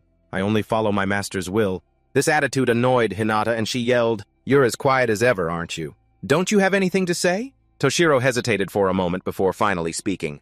It seems Kusanagi Minato didn't recognize me. Hinata was a bit surprised and speculated in a low voice. Could it be that he doesn't even know we exist? Toshiro nodded slightly. That's highly likely. Riku narrowed his eyes at the two and asked hesitantly, Then we need to test him. He might be valuable. Hinata also thought they should do it. She said aggressively, If he's trash, we'll get rid of him. Toshiro, hearing the two of them, had a look of helplessness on his face, but didn't say another word. On Minato's side, he of course knew nothing about this. He was in the police department's meeting room. Minato pointed at the map and said, The next disaster will hit Osaka. The disasters are still following the same pattern as 5 years ago, except for the smaller ones. Hearing this, Ruika frowned and said, It's also been reported in the media. Ruka nodded in agreement. The way they appear may be the same, but the frequency has clearly dropped sharply. Karen below also said hesitantly, We can't predict when the next disaster will strike. Even the police can only remain on high alert. Nodding coolly, Minato said nonchalantly. The current disaster response efforts are facing many difficulties. But in other areas, there are no specialized teams like the Magic Task Force. But as soon as he finished speaking, Sugo suddenly burst out laughing. Ha ha! I figured you'd say that, Kusanagi Minato. Minato looked at him startled, not understanding what he was planning. Smiling slyly, Sugo said smugly, The truth is we're working hard to establish a second magic task force in Osaka. As soon as he said that, Ruka's group below was instantly stunned. They couldn't believe it and asked, A second team? Nodding coolly, Sugo smiled cheerfully and said, That's right. Cooperating with the National Defense Force and the police to improve disaster response. In fact, they've even asked us to train them. At this point, he looked at Minato with a fawning smile and asked, You'll go right? Kusanagi Minato. Scoffing lightly, Minato said with resignation. You always lead the conversation so smoothly. All right, I don't have a reason to refuse anyway. Hearing this, Sugo cheered happily. Awesome. Actually, there's someone waiting for you there. She survived the great disaster 5 years ago, and is also one of the few equipment crafters. Who deals with monsters Shizuku? Hearing this name, Minato immediately froze. This name was too familiar to him. Sugo didn't notice Minato's expression change. He continued to smile and say, She's very interested in you and wants to meet you in person. Don't feel too pressured when you meet her. Minato shook his head slightly and said casually, No, I'll go see her. Sugo smiled with satisfaction. That's good to hear. After all, Takagami is the one who designed the uniforms for the Magic Task Force. Minato didn't say anything. He was having quite a few thoughts about the name Shizuku. Sugo finally noticed Minato's odd behavior, but didn't know the reason why. In the afternoon, Minato arrived at the airport with his suitcase, ready to fly to Osaka. The three of them, Ruka and the others, also came to see him off at the airport. Minato smiled and said, All right, I'm off. The three of them nodded slightly. Then they said their goodbyes one by one. Minato suddenly remembered something and said quickly, Oh right, I almost forgot to give you this. With that, he took a few bracelets from his pocket and gave them to them. The three of them were confused, not understanding, but still put them on as Minato asked. Minato narrowed his eyes at them and instructed, You need to wear this until I get back. Whatever the reason, don't take it off. The three hurriedly replied, Okay. Minato nodded in satisfaction, but still a little worried, said, You guys won't have any problems without me, right? Ruka smiled slightly and replied, We've gotten stronger, you know. Don't worry and just go to Osaka. Ruka and Ryuji also agreed with her. Hearing this, Minato was finally reassured and left. He waved goodbye to the three of them. All right, fine. I believe in you guys. Soon after Minato boarded the plane, he flopped down in his seat and sighed, finally sat down. Everything is just like the flight to Hawaii? But the security check was really tight. But not thinking about it anymore, he had a feeling this seat was a bit strange. Sugo had indeed arranged everything in the best way. Minato went to Osaka without having to worry about anything. Just had to pick up his suitcase and go. At this moment, Minato noticed two people who had just boarded the plane. It was Hinata and Riku. Whether it was intentional or not, they were on the same flight as Minato. Although they were sitting quite far away, their eyes were fixed on Minato. This made him quite suspicious. Who are they, mages? They seem pretty strong. There seemed to be quite a few people like that on this flight. But with such tight security, there shouldn't be any problems. And right after that, another group of people boarded the plane. Minato didn't care anymore. Before long, the plane finally took off. Because he was in business class, Minato was served a lavish meal. His eyes immediately lit up. This food looked so delicious. So Minato didn't care about the world and just ate and drank to his heart's content. At the same time on the flight, a few guys were constantly observing the passengers on the plane, seemingly up to no good. Immediately after, a curly-haired man with glasses suddenly left his seat. He walked past Minato's seat, but he didn't pay attention. He was comfortably enjoying the delicious food and the beautiful scenery. Relaxing like this once in a while is pretty sweet. But it seems that Minato couldn't comfortably enjoy everything. Sure enough, right after that, a few hijackers grabbed a flight attendant on the plane as a hostage then aggressively yelled, "Everybody freeze!" Not only that, other passengers were also taken hostage. Even Minato was being watched by a mage. These are probably hijackers. But they didn't know that on the plane was the #1 ranked mage Minato, and also two noble mages Hinata and Riku. They were lucky enough to be this unlucky. Did you forget to check the calendar before your heist? Minato narrowed his eyes at the hijackers in front of him, lost in thought. These are illegal mages, and there are 10 of them. If I take them down one by one, the passengers will be in danger. Besides, casting high-level magic could destroy the plane. Maybe I can't solve this alone. At this moment, the passengers were screaming in fear. This annoyed the hijackers, and they shouted, "Shut up! Did I give you permission to talk? You got a death wish or something?" There were even children on the plane. The scared child hugged his father, sobbing uncontrollably. "Daddy, I'm scared, Daddy." The child's father could only whisper comfortingly, "It's okay, sweetie." Just then, the leader of the hijackers shouted aggressively, "Our demand is simple. Release the members of the Black Rebellion."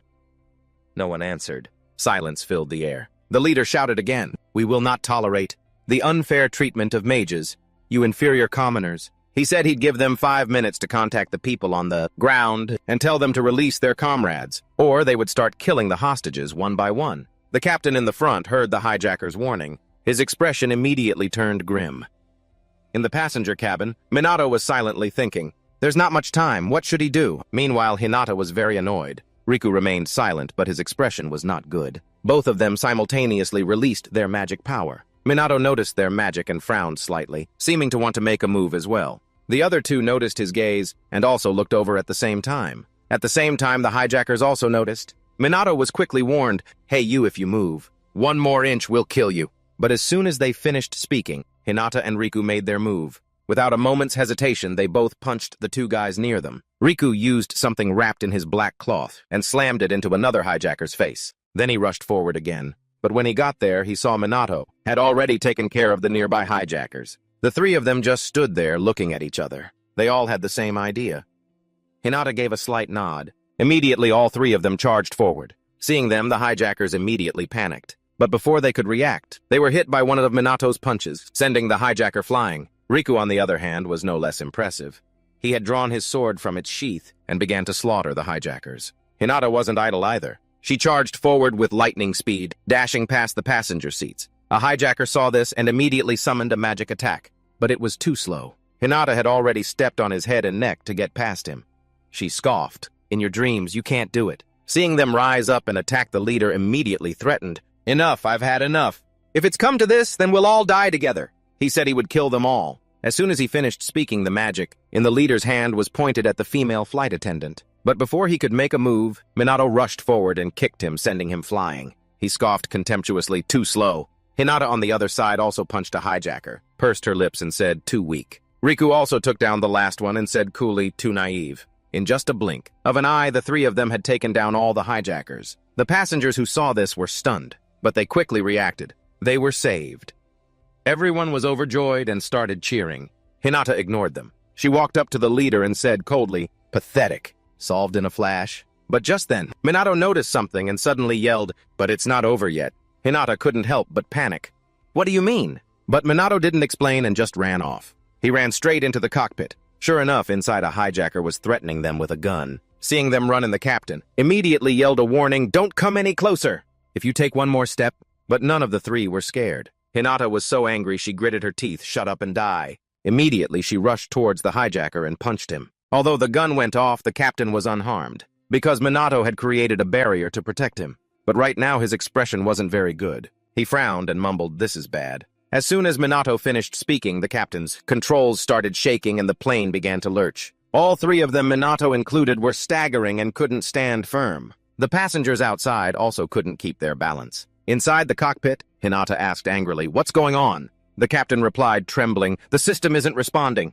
The radio is broken too. If this continues, we're going to crash." Hearing this, Hinata panicked and cried out, "What did you just say, damn it, do something?" While in a state of panic, the cockpit window was shattered. The suction from outside made it difficult for everyone inside the cockpit to keep their balance. Before long, the co-pilot beside him began to tremble. "It's so cold, we're going to freeze to death before the plane crashes." Hinata couldn't help but panic and cry out, "This is serious." "What the hell are we supposed to do now?" Riku said helplessly. "We'll die together." Hearing this, Hinata snapped back angrily. "Don't say scary things like that. You idiot, damn it, is there no other way?" Riku nodded slightly, his eyes filled with despair. "That's right." The co-pilot was now panicking, crying and wailing tragically. "No way, it's hopeless. This is really the end.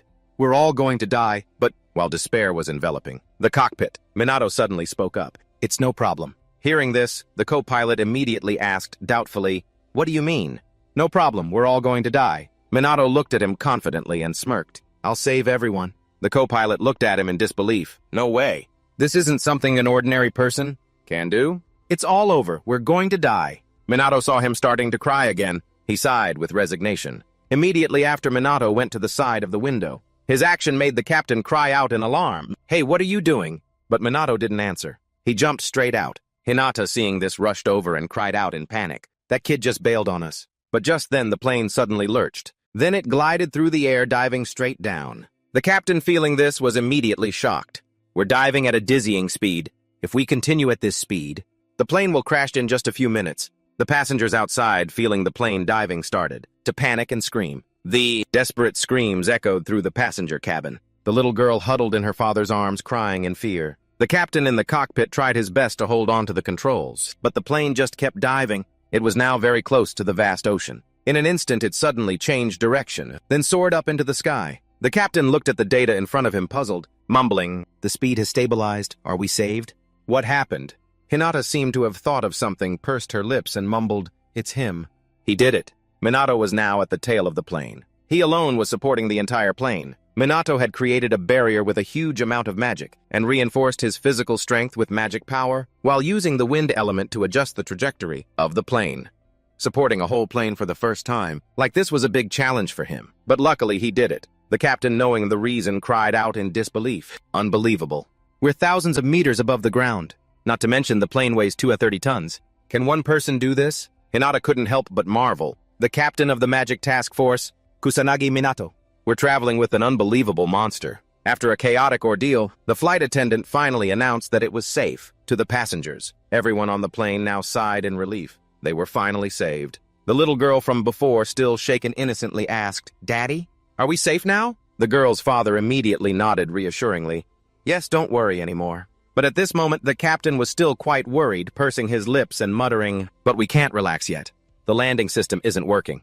A safe landing now depends on him." And of course, Minato was supporting the plane from behind all by himself. Waiting until it was quite close to the ground, he created a barrier to finally let it land on the ground. Minato bit his lip hard, his limbs trembling slightly. He slid a long way down the runway. Although it was a bit difficult, it was still safe. Minato sighed in relief, finally landed. The passengers on this flight had narrowly escaped death. They happily hugged each other. The captain was very grateful to Minato. He looked down from the cockpit and said with a smile, "Thank you, Captain Kusanagi." Hinata, along with Riku, also silently observed Minato from the plane, their thoughts unknown. A moment later, at the airport exit, a crowd of reporters surrounded Minato, constantly asking questions. He sighed helplessly. "It's the same old hassle as always." Fortunately, airport security helped hold back the reporters. Only then was Minato able to escape them and be guided by security to meet Shizuku. However, before he could meet her, someone else blocked his path. It was Hinata and Riku. Hinata raised an eyebrow at Minato, pouting as she spoke. "Gotta say I'm impressed with what you just did." Shrugging indifferently, Minato was non-committal, not really. But before he could finish, Hinata snorted in annoyance. "Are you mocking us?" Riku spoke up, praising him. That was some seriously impressive magic. Hearing that, Minato praised them back. "You two are no joke either." The conversation was becoming stiffly polite, which made Hinata lose her patience. She waved a hand and said, "Fine, just do your best. Captain of the Magic Task Force Kusanagi Minato will be seeing you." Then Hinata left with Riku. Minato watched their retreating figures without saying a word. A few hours later, at a mansion in downtown Osaka, an old woman stood lost in thought by the window. She was looking at the pictures on a shelf. Just then there was a knock on the door, followed by the sound of a report. "Ma'am, you have a visitor. Let them in," the old woman said, faintly putting the picture down. Immediately after, a servant led Minato in. Seeing him, the old woman instantly smiled. "I've been waiting for you, Kusanagi Minato." After they sat at a table, the old woman began to speak slowly. "The reason I wanted to see you is simple.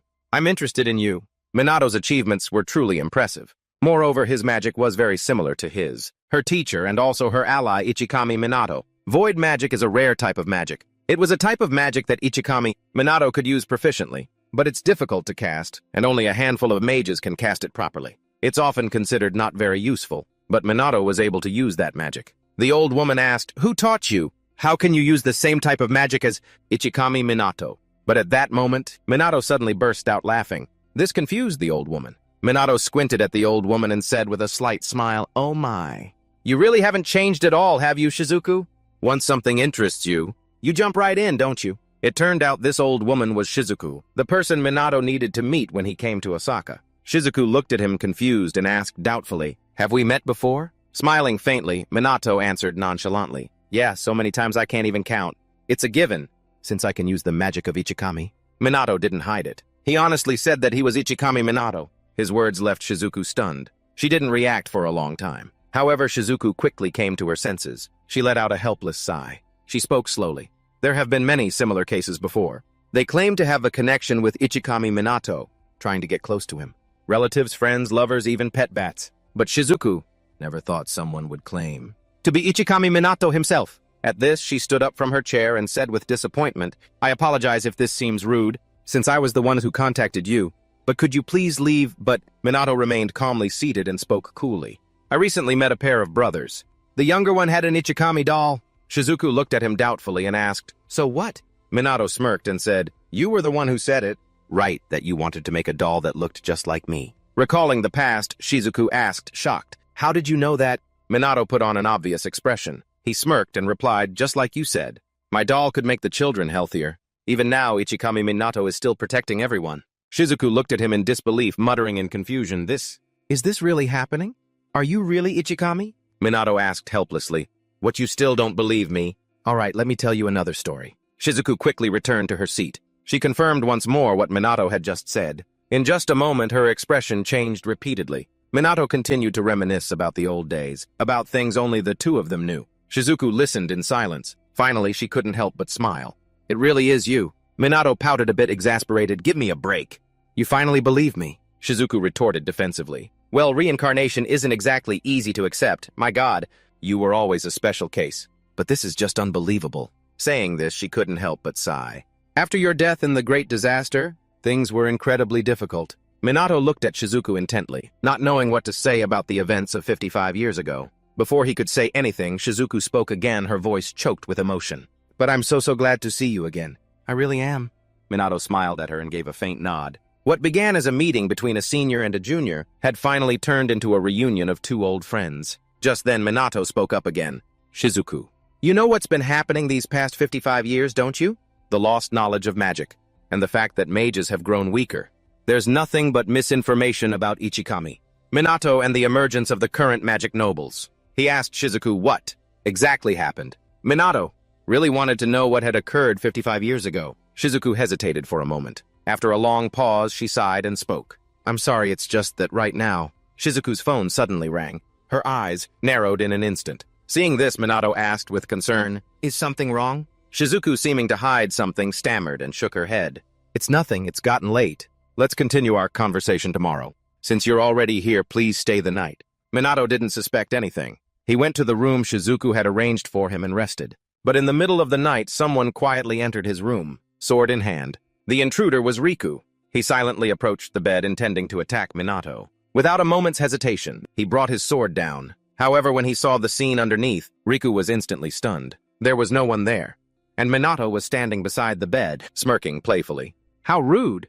Attacking someone while they're in bed. "You're the guy I met this afternoon, right?" Riku didn't answer. He squinted at him without saying a word. He attacked again, but Minato dodged. Although Riku's speed was incredible, in a moment of carelessness, Minato landed a kick on him, sending him crashing into the window. Minato was forced out into the yard, but Riku didn't stop. He summoned high-level magic to attack. Minato didn't dare to be careless. Minato created a barrier to block it. As expected, Riku's magic attack was stopped by the barrier, but Riku didn't stop. He charged forward aggressively with his sword. Minato's barrier was sliced in two. Minato hurriedly backed away a few steps. He squinted at the sword in Riku's hand and said cheerfully, "That's a nice blade.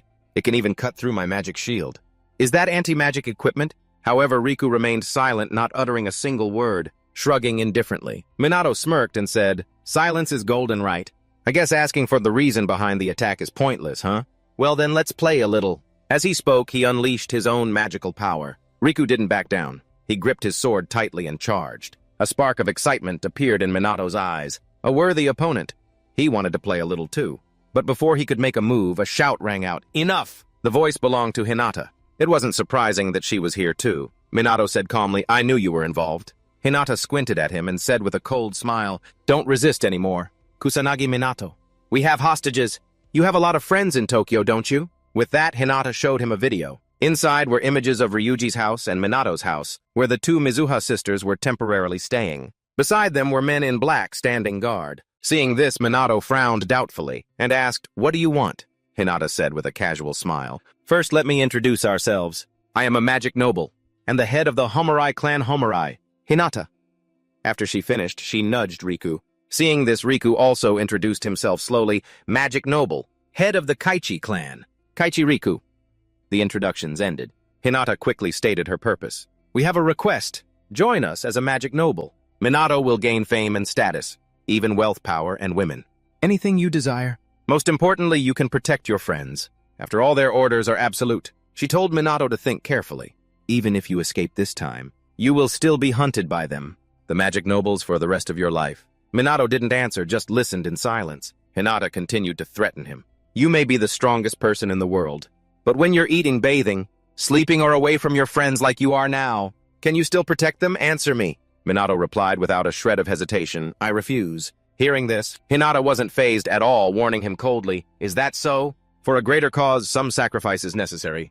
Teach him a lesson he'll never forget, so he never dares to be so arrogant again." The order was given. The men sneaking into Ryuji's and Ruka's houses immediately sprang into action. Seemingly at the same time, the bracelets on all three of them lit up in unison. A surge of magic power erupted from them. Seeing this, the men in black couldn't help but panic. In an instant, that magic power transformed into a phantom. The figure was clearly Minato's. And immediately it began to menacingly advance towards the raiding party. There was no activity from the other side. Hinata on this end finally started to panic. She yelled frantically, "Hey, what's going on? Answer me." Unfortunately, there was no one left to answer. That surge of magic power had captured all the men in black, and then directly crushed them on the spot, without alerting anyone. Riku quickly realized something. He muttered aloud, "They've been wiped out." Hinata looked at Minato in horror and asked, bewildered, "What did you do?" Shrugging indifferently, Minato pouted and said, "You should have seen this coming, unless you're all a bunch of idiots." Hearing this, Hinata's eyes blazed with anger. She said annoyed, "What an irritating pest. But I have to admit, your response to the robbery and hostages wasn't bad. Looks like you've passed the first test." Hearing this, Minato frowned and asked doubtfully, "The robbery was also set up by you." Hinata shook her head, denying it. "That was unexpected. We would never do something that stupid. So let's move on to the second test, shall we?" The moment she finished speaking, Hinata and Riku unleashed their magic power in unison. Minato squinted at the two of them and said coolly, "I'd like to back out if possible." "Don't even think about it," she snorted. Hinata quickly dashed forward with Riku following close behind. Hinata kicked wildly towards Minato, but surprisingly he blocked it. Hinata's entire body was thrown backwards. Hinata didn't back down. She quickly summoned her fire magic and attacked. Boom! A brilliant flame exploded. Smoke and fire filled the sky. But when the fire died down, Minato was still standing there proudly without a single scratch. Just then Riku charged forward with his sword. The blade aimed precisely at Minato's neck, but it was blocked by a barrier. He smirked playfully, my. Anyone else would have been dead long ago. This nonchalant attitude annoyed Hinata. She yelled aggressively, "Don't get too arrogant!" Immediately after, a pillar of fire appeared. The heat felt like it could incinerate everything, but Minato wasn't the least bit flustered. He calmly retaliated. A raging wave of water shot forward. He even smirked contemptuously. Your incantation is shabby. Boom. The two forces clashed violently. But following the laws of nature, the fire was quickly extinguished by the water. Seeing this, Hinata was furious. She gritted her teeth and said, just as the rumors say, you cast magic without an incantation, and you nullified it with a level 3 spell. Are you mocking my magic? Just then, Riku also dashed forward, swinging his sword at Minato, but he was too slow. Minato used Sky Step magic to dodge, constantly taunting her. You can't use your full power when you're on the ground. Right, so why not try coming up here? You're getting way too cocky. Hinata yelled angrily. Then she quickly flew up into the air. Riku followed close behind. Hinata stood opposite Minato, gritting her teeth and muttering, maybe we underestimated you. No more holding back. The moment she finished speaking, she and Riku summoned their magic together. 2 spells, fire and earth, appeared in an instant.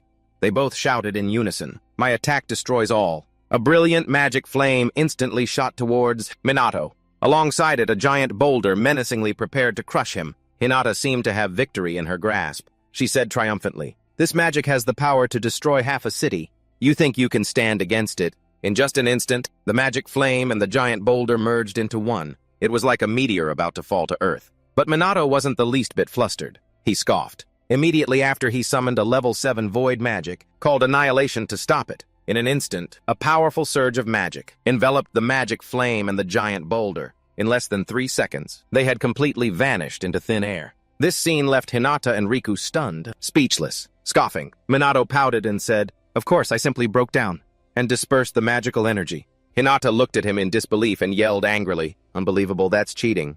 I don't accept this. You're disqualified. Everything up to now was just a joke. Now I'll show you my true power. With that, she once again unleashed her magic power. However, Minato wasn't paying attention to her, because he had noticed something appearing. Even Hinata and Riku could feel it. They cried out in terror. This energy, it's here. Minato looked up at the sky. It was now covered in the blood-red color, signaling that a disaster was descending upon this place. He frowned in silence. Too many things are happening at once. This can't be a coincidence. All 3 of them now turned towards the site of the disaster. Minato, without even changing clothes, prepared to run. However, Hinata yelled in frustration, are you kidding me? Who cares about that stupid disaster? I'm going to crush you right here, right now. Immediately after, she charged madly towards Minato again. But Riku from behind grabbed her and pulled her back. He reminded her in a low voice, don't forget our mission. Hinata bit her lip, unwilling to give up. But in the end, she didn't attack Minato again. Minato wasn't afraid of them.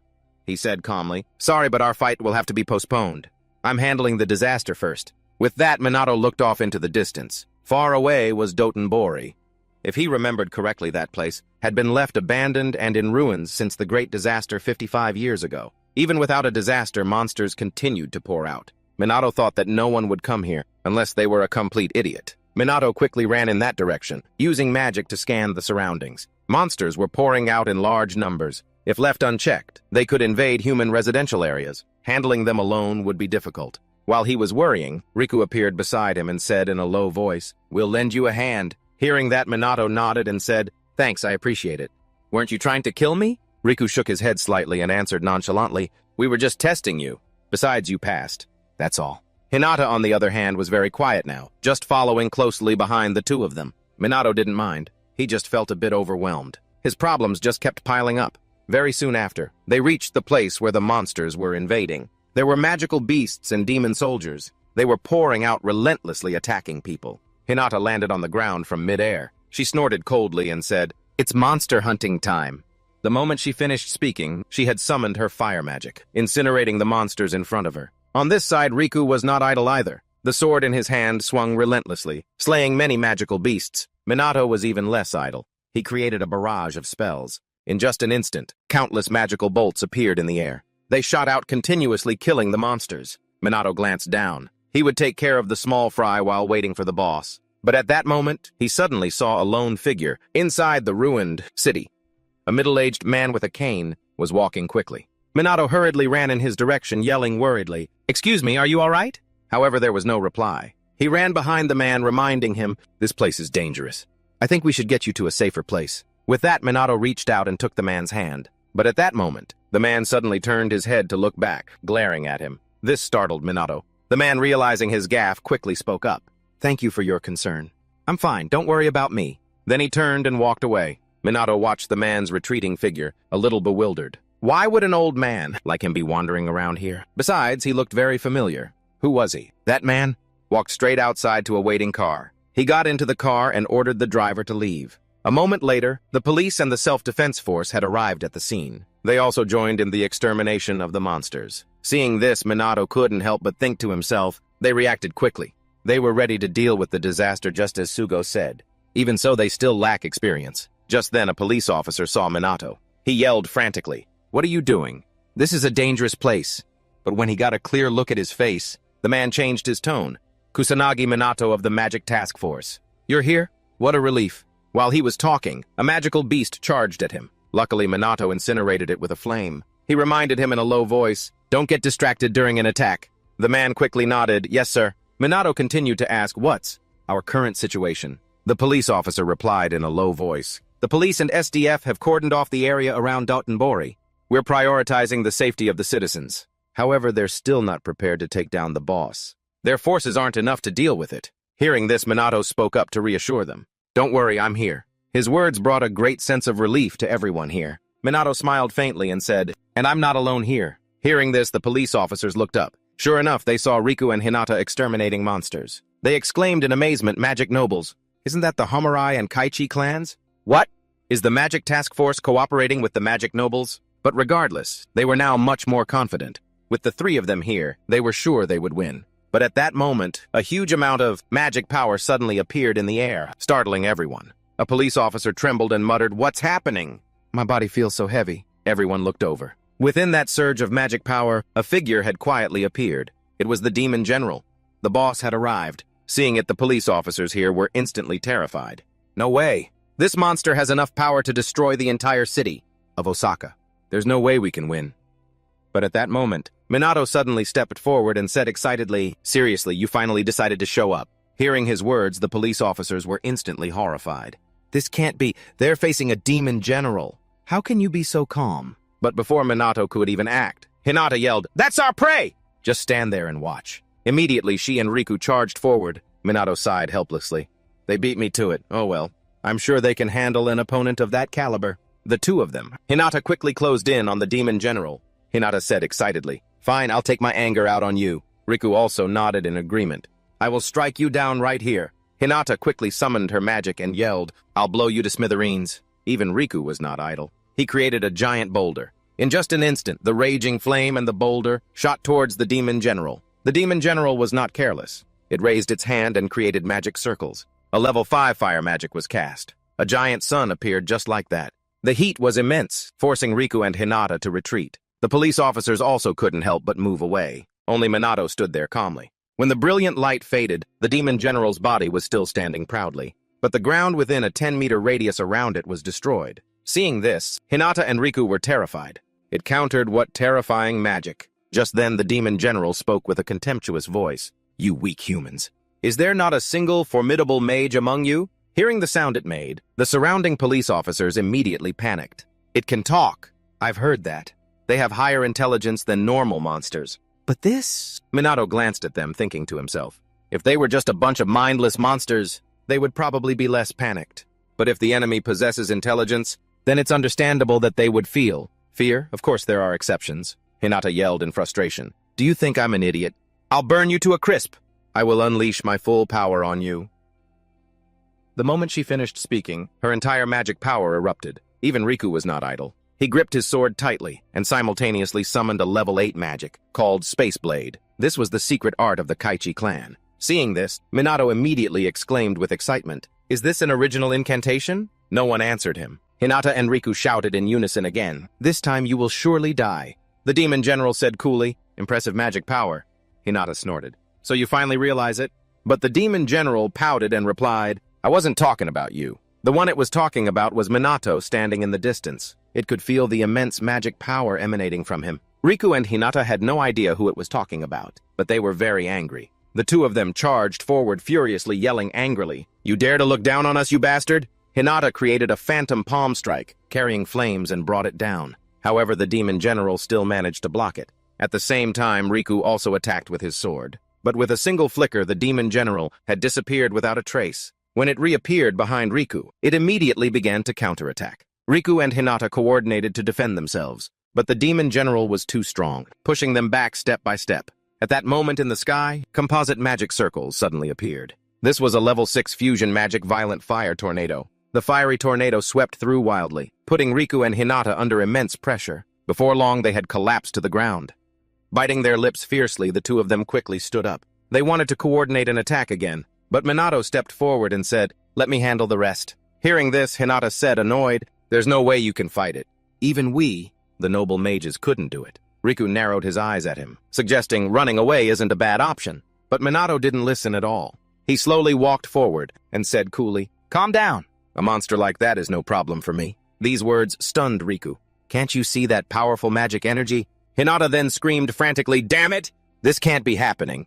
I won't accept this." She muttered something about not embarrassing that person and needing to prove her worth. Riku watched this, feeling a bit helpless. Minato ignored what they were thinking. He quickly walked up to the demon general and said with a smirk, "Looks like I've kept you waiting." The demon general stared at him and spoke coolly, "Unbelievable magic energy. Who are you?" Shrugging indifferently, Minato pouted and said, "Do I really have to answer that?" The demon general wasn't surprised. He spoke calmly. "Perhaps not. Dealing with humans like you has no value to us." Hearing this, Minato smiled, his eyes filled with excitement. The demon general didn't back down either, speaking slowly. "In that case, let's go all out." As soon as it finished speaking, it lunged at Minato. Unflustered, he calmly unleashed his mana. The demon general continued to attack him furiously. However, its claws hit some kind of invisible barrier, unable to harm Minato at all. But Hinata on the sidelines couldn't see clearly and thought Minato had been hit. She said with a smug smile, "See, I told you. You can't do anything either. You can't beat the demon general." But as soon as she finished speaking, she saw Minato move, returning a punch to the demon general. He stood there proudly and spoke coolly. "What a pain." Riku and Hinata were stunned. All those attacks? He didn't take any damage at all. But very quickly, Riku concluded that just defending was useless. The demon general has such a strong defense. How can he possibly damage it? Meanwhile, Minato was considering something. "There's a spell I want to try, but maybe now's not the time. Just using a random spell should be enough." With that thought, Minato cast a level 9 void magic called Flowing Light. Seeing this, Hinata couldn't help but scream, "A level 9 spell! Level 8 is our limit." Minato ignored their reactions. Minato remained focused on casting his spell. In an instant, beams of flowing light shot out wildly in the air. Immediately after, they enveloped the demon general's body. When the light faded, the demon general's body had been reduced to pieces. The police officers outside, seeing this, were stunned. Is it over? He defeated an enemy that even the noble mages struggled against. Unbelievable. They quickly ran towards Minato, praising him non-stop. Minato ignored them and walked up to the two. He said with a laugh, "See, that was nothing to me." Hinata bit her lip fiercely, her eyes filled with resentment. "You won, and so easily? We're no match for you. Right now, we can't do anything in this state." Seeing they didn't answer, Minato asked again, "Want to pick up where we left off?" Riku immediately shook his head and replied, "No, we've lost. You've passed the test." Minato narrowed his eyes at him and said, "You're going to explain everything now, right?" Riku nodded slightly. "Yes, of course, about this. We need one more person." Hearing this, Minato glanced back and saw Shizuku approaching. Shizuku looked at him and asked doubtfully, "You knew everything all along?" Minato nodded slightly. "Of course. You know you can't hide anything from me." Minato said she needed to explain a few things, the reason for testing him, why mages have grown weaker over the past 55 years, and why she decided to cooperate with the noble mages. Hearing Minato's continuous questions, Shizuku looked resigned. A short while later, Shizuku had brought the three of them back to her home. Minato sat opposite her and spoke coolly. "All right then. Tell me the whole story, Miss Shizuku. You knew about these people, didn't you?" Shizuku nodded slightly. "Yes, I even knew beforehand that you would be attacked." Minato frowned. "Tell me why." Hearing this question, Riku and Hinata on the side remained silent, not saying a word. After a long pause, Riku slowly spoke. "We wanted to see if you would use your power for personal gain, that you were truly competent." Minato was still confused. "And that's the reason why you dragged my comrades into this test?" Riku shook his head. "That was just a threat. We had no intention of harming anyone." Minato scoffed. "Then why did you still do it?" Riku slowly answered each question. "You and your unit could have become a threat to the magic nobility. It was a dangerous situation for Japan." Hearing this, Minato retorted unconvinced. "That's the result of your own irresponsibility. The special magic unit never intended to offend the magic nobility. You are the ones who interfered in our business." Hearing this, Hinata looked annoyed and was about to lash out, but Riku quickly stopped her. "Enough!" "He's right. He knew that when the first calamity struck, the nobility did nothing. He had to admit their response was careless. But the world still needs the magic nobility. Minato narrowed his eyes at Riku, neither refuting nor agreeing. Shizuku then interjected. The root of this problem began 55 years ago. It started with your death. From there, it led to the current situation in Japan, and ultimately the birth of the magic nobility. With the passing of many mages, including Ichikami Minato, and the disappearance of most of the demon generals, the number of illegal mages in Japan increased. During the calamity, both civilians and the self-defense force were exhausted, making control impossible, and Japan became a lawless country. The legal mages fought bravely to stop the evil mages, but Japan was on the verge of collapse. Everyone was tired and had lost faith in the future. All were shaken by the death of Ichikami Minato. He was the people's hope, but he was gone. At this point, Shizuku sighed helplessly. The remaining mages carefully considered how they would rebuild Japan and bring hope to the people. Shizuku's face was now filled with sorrow. Hearing this, Minato understood the issue and said coolly, and so the magic nobility was formed. Shizuku nodded slightly. Exactly. They created a clear power structure, the magic nobility, to regain the public's trust. They believed that with a new hero like Ichikami, Minato Japan could return to peace. The power of mages during that time was very dangerous, so the magic nobility confiscated all spellbooks and related materials across the nation. They accepted talented mages, and if not, they would kill them all to monopolize magical knowledge and skills. The more Shizuku spoke, the more resigned she sounded. A prohibitory law was enacted throughout Japan at that time. Any rumors or traditions of magic were banned. Japan gradually returned to peace. As a result, the mages became weaker. Minato nodded in understanding. The police gradually fell behind in technology and knowledge. It's a common story, isn't it? He still remembered the situation 55 years ago. Many civilians and mages died in the disaster, and many used magic for evil purposes. It was easy to imagine what would happen if he had died. But Minato didn't trust the nobility. He asked doubtfully, however, the magic nobility? Do they have the capability to do all that? Hearing this, Shizuku glanced at the two, Riku standing in the distance. After a long hesitation, she asked in a low voice, Do you remember Mumu Hifumi? Minato nodded slightly. I remember, he was my student. He always had a problem with Minato. An arrogant, pathetic guy. But there's no denying he was talented, Shizuku said in a low voice. He is now the president of the Mumu Company, a major corporation in Japan. Initially known as the heir to the Mumu Group, he has been supporting the magic nobility ever since. Hearing this, Minato nodded in understanding. I see. Connections to the world economy, and therefore politics. But I didn't know he was the heir to the corporation. Smiling faintly, Shizuku said resignedly, Haha, you haven't changed. You don't care for fame, prestige, or money. You only care about magic and the people. Shrugging indifferently, Minato pouted slightly. He didn't see much of a problem with it. Shizuku glanced at the two men Riku once more. After a long pause, she continued. Japan's number of mages is the lowest in the world. They used to be at the top when you were Ichikami Minato, but now they are no longer like that. Hearing this, Hinata retorted resentfully, Japan became peaceful thanks to our predecessors. That has never changed. Minato glanced at her and asked with a pout, So, what's your next plan? If another disaster strikes? This question stunned Hinata, leaving her speechless. After a long hesitation, Riku spoke. Back then, we thought the disaster wouldn't happen again. And even if it did, we thought the police could handle it. Worst case scenario, the magic nobility could solve everything. Scoffing, Minato snapped resentfully. All of those assumptions were wrong, huh? Riku immediately shrunk back and said no more. He glanced at Shizuku and asked, You knew all of this, didn't you, Ms. Shizuku? Yes, I was involved 55 years ago. Shizuku nodded slightly. But I don't belong to the magic nobility. My power and influence aren't as strong as theirs. Now I'm just a crafter of anti-monster weapons. Hearing this, Minato frowned. So, this was the truth of 55 years ago.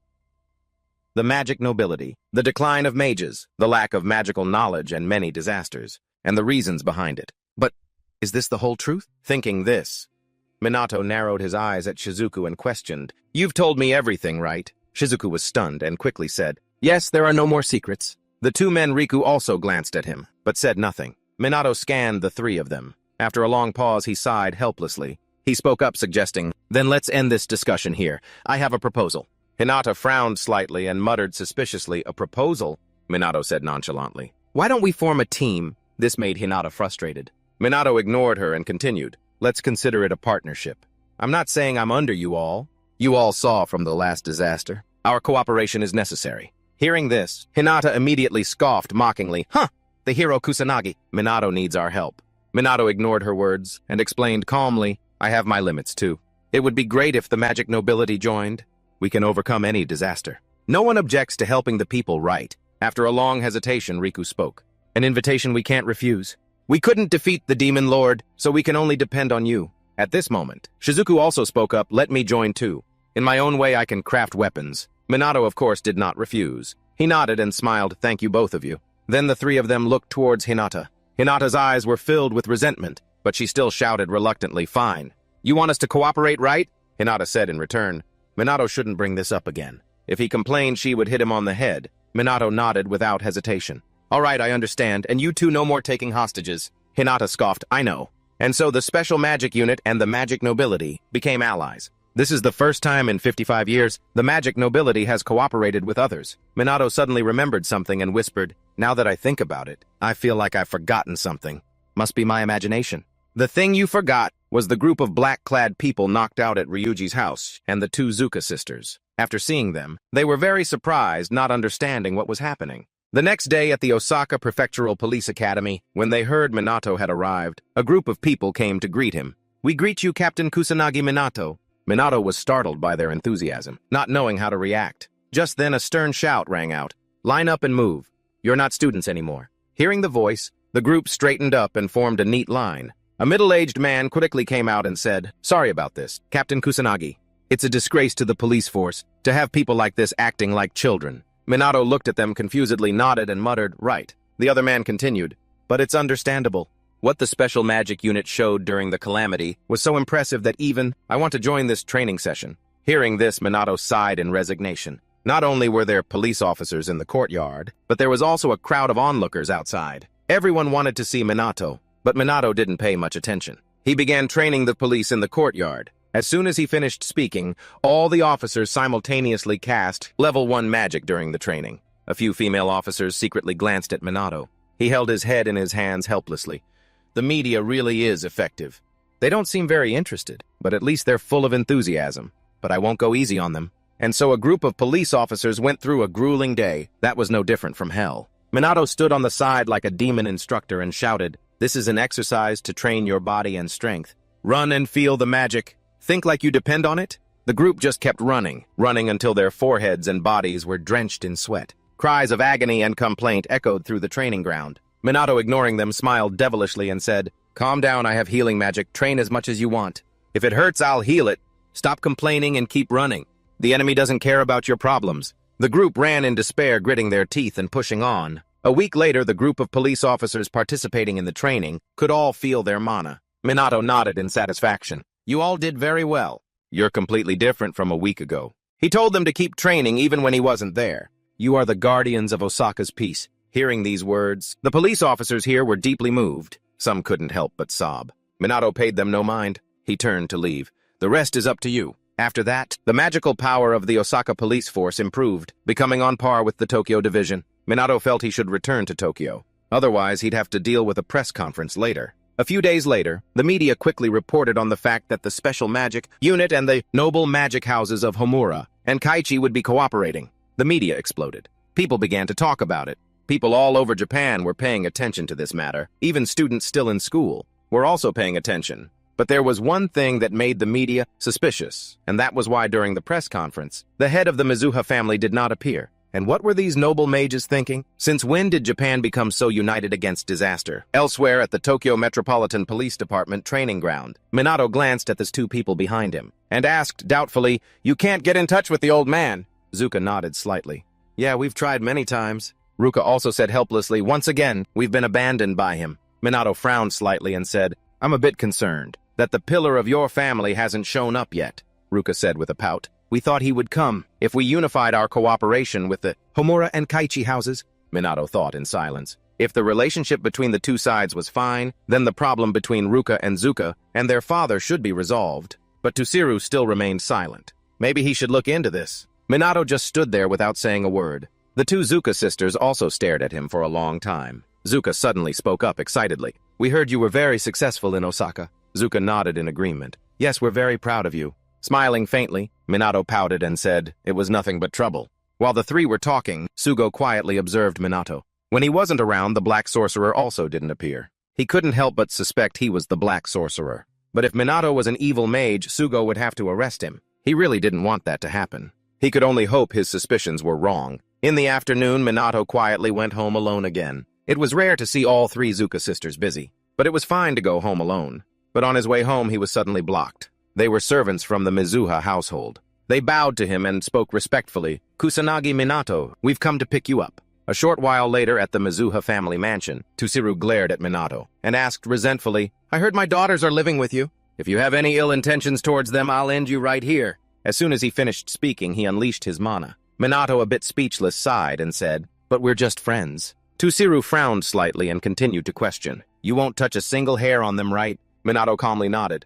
"I wouldn't do that to my friends." He hadn't expected Tusiru to call him here just because he was worried about his daughters. He guessed he still had the makings of a father. While Minato was thinking, Tusiru suddenly spoke up. "Come." The two of them quickly went out to the courtyard. Tusiru stood in midair and coolly suggested, "Let's have a match." Minato nodded in agreement without hesitation. "All right, I don't mind either." Seeing that he agreed, Tusiru unleashed his body's mana. Minato didn't yield an inch. His powerful mana also quickly radiated out. Tusiru really wanted to fight him. He immediately cast a level 7 spell to attack. A wave of water charged forward furiously. Minato didn't dare to be careless, also casting a level 7 spell to counterattack. Boom! Two powerful streams of energy collided. The two of them quickly landed on the ground from midair. Tusiru narrowed his eyes at Minato and couldn't help but praise. "You can break the weakness of water magic with fire magic of the same level. You're strong. I trust my daughters with you." With that, he walked past Minato. Minato watched Tusiru's retreating back, lost in thought. Elsewhere in a large house, Akuto was so angry he was smashing everything around him. He screamed frantically, "All of you are useless!" Chrono is still alive and well. "But that's enough. I'll kill anyone who gets in my way." With that, he pointed at the person next to him and questioned aggressively, "You will meet my demands, won't you?" Tusiru nodded slightly. "Rest assured, I will eliminate the Black Sorcerer." Akuto glared at him and spoke coolly. "I will rise up. An all-out war between the Black Rebellion and the Black Sorcerer. Just you wait, Black Sorcerer." The next day in the classroom, Minato was surrounded by a group of female students as usual. He felt truly helpless. Things were even more annoying than before. Ruka on the other side was in a similar situation. The number of students surrounding her grew larger, and this had attracted the attention of another group of female students. They were extremely displeased that Ruka was so admired. Ruka finally couldn't take being asked questions continuously anymore. She made an excuse and ran off. "I have to go to the restroom for a bit." She ran out into the hallway. It was only then that she sighed in a low voice. "I'm used to this kind of thing, but it's really tiring when they keep following me around like this." Just then, a group of female students blocked Ruka. The red-haired girl in the lead raised an eyebrow and asked, "Mizuha, do you have a moment?" They then found a secluded corner of the school. Clearly nothing good was about to happen. The red-haired girl used her foot to press Ruka against the wall. She aggressively berated her, "You're so annoying, you know that. Someone like you got into the special magic unit. Don't think just because you're from the nobility means you get special treatment like this." The blue-haired girl next to her chimed in, "I bet she did something shady to get in. She's been rotten since she was a kid." Hearing these words, Ruka couldn't help but shout back, "I got in with my own abilities. I trained to do it. Why would I need to resort to such dirty tricks?" Scoffing, the red-haired girl said resentfully, "So you're saying you don't like Kusanagi? You don't accept him as your boyfriend? People in the magic nobility don't dare to lie, right?" Hearing this question, Ruka fell silent, not knowing how to react. Just then Minato appeared. He shouted fiercely, "What are you doing here?" His shout startled the three girls. The red-haired girl quickly explained, "We're not happy with Mizuha, that someone from the nobility gets such good treatment." The blue-haired girl also nodded in agreement. She probably used her connections. Seeing that Minato said nothing, the red-haired girl became even more arrogant and questioned brazenly, "You probably helped her too, right?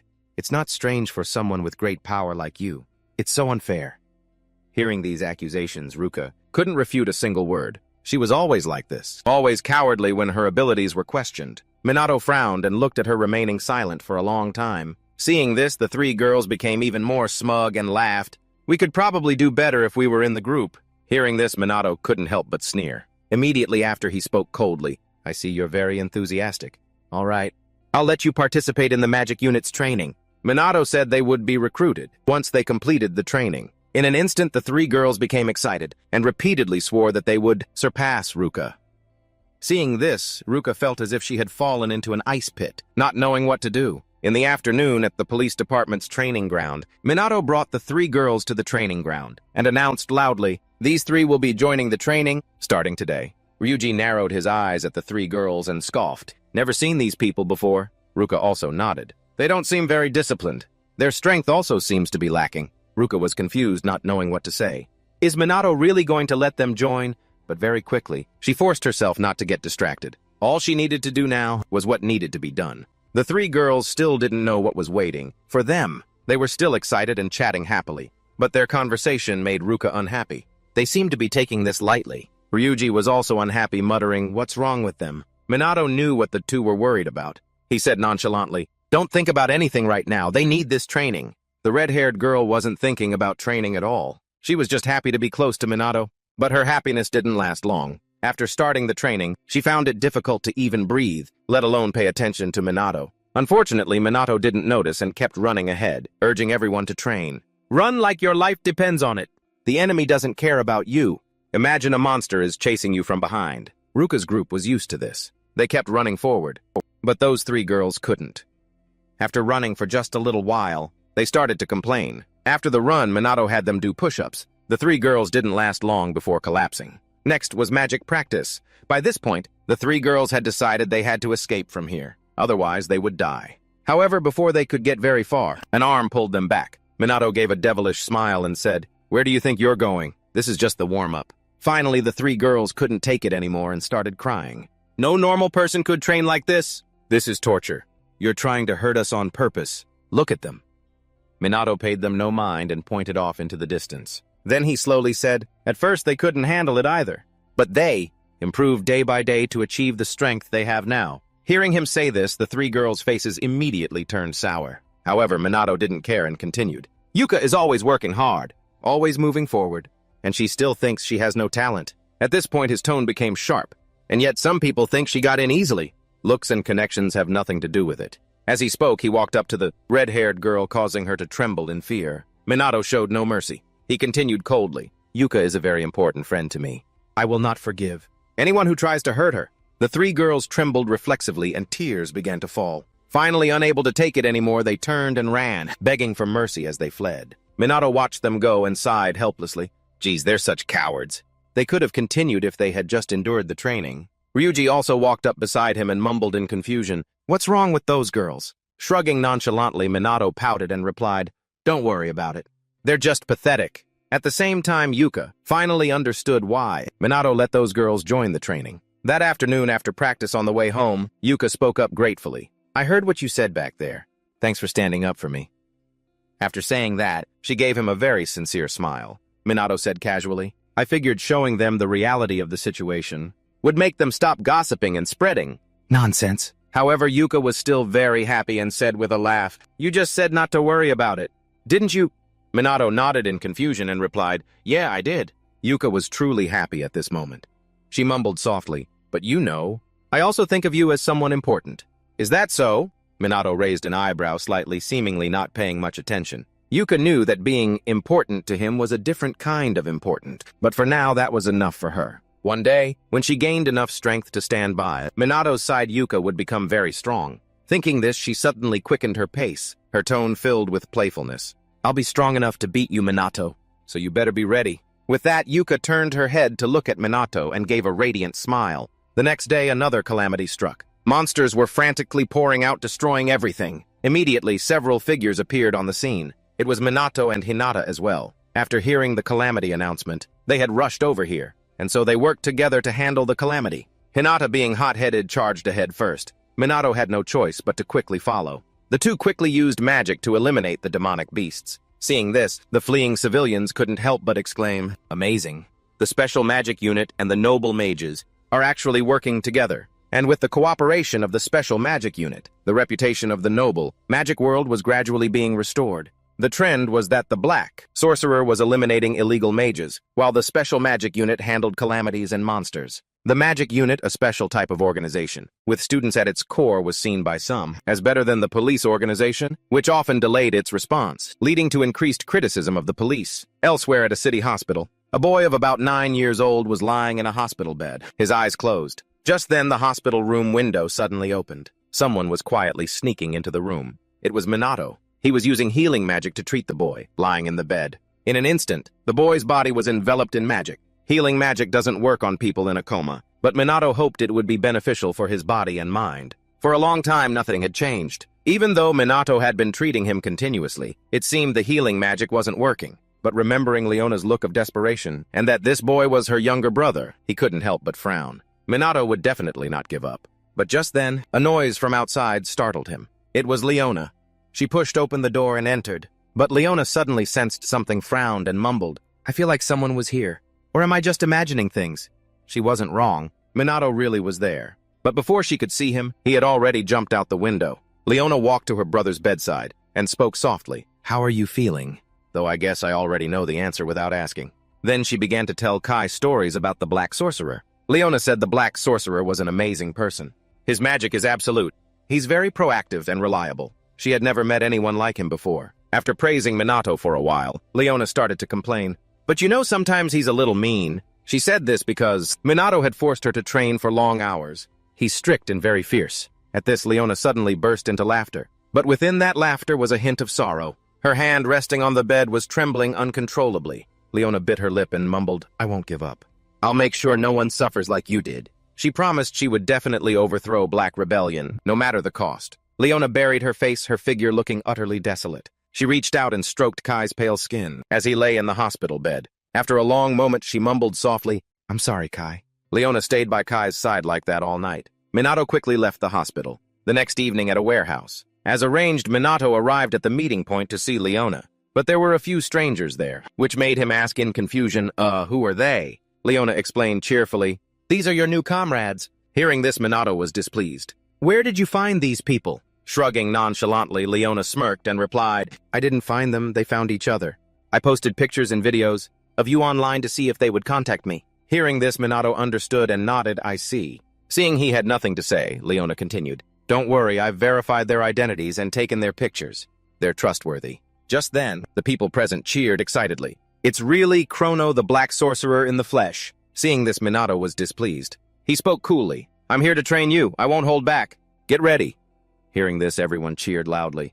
"We're ready. No matter how we look, we're confident in ourselves." Smiling faintly, Minato smirked and said, "I'm looking forward to it." And in less than an hour, all of them had collapsed. Minato's demonic training style was too terrifying, and he even complained, "You're all useless. Train like your life depends on it." Although the newcomers were only enthusiastic at first, their dedication was clear. They improved significantly under Minato's guidance. A new strategy team specializing in information gathering and manipulation was formed. The action team targeted Black Rebellion's bases and destroyed them. The Black Sorcerer gained support from underground organizations. Minato's power grew day by day. At the police station, this information naturally reached their ears. During a break, they couldn't help but gossip. Black Rebellion's hideouts have been hit hard. Is this a feud between illegal mages? Some viewed the Black Sorcerer as a neutral party. Sugo was also present, and hearing these words, his expression grew darker and darker. "Neutral my ass. Illegal mages are just a bunch of criminals." He wouldn't let things continue like this. On Akuto's side, he was also furious. He gritted his teeth and cursed, "He dares to challenge and disrespect us like this again.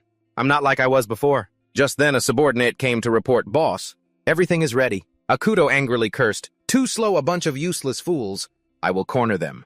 And with my own hands, I'll kill you all. Just you wait.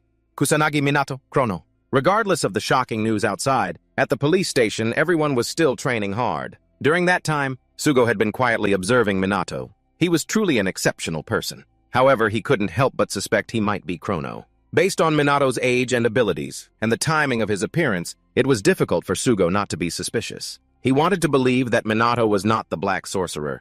While Sugo was thinking, the three of them, Ruka, Yuka, and Ryuji, were now standing in front of Minato, apologizing profusely. Minato, looking at the shattered bracelets in his hand, was a bit startled. Yuka quickly explained, "We tried to fix it." But before she could finish, Minato cut her off coldly. "It's fine. Don't worry, it just exceeded its limit. It seems that as a novice, I can't create weapons to defeat monsters.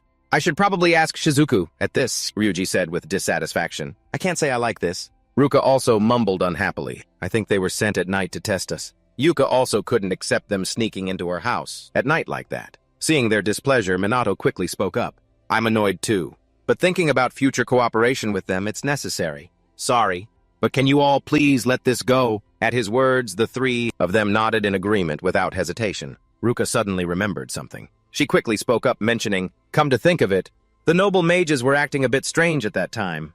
I wasn't attacked by their magic, but they didn't seem to realize the situation they were in. Minato slowly explained, it's a depletion magic, a type of magic that absorbs strength and memories. They don't remember what happened after the magic was used on them. Seeing that they had no more issues, he quickly suggested, all right, training is over.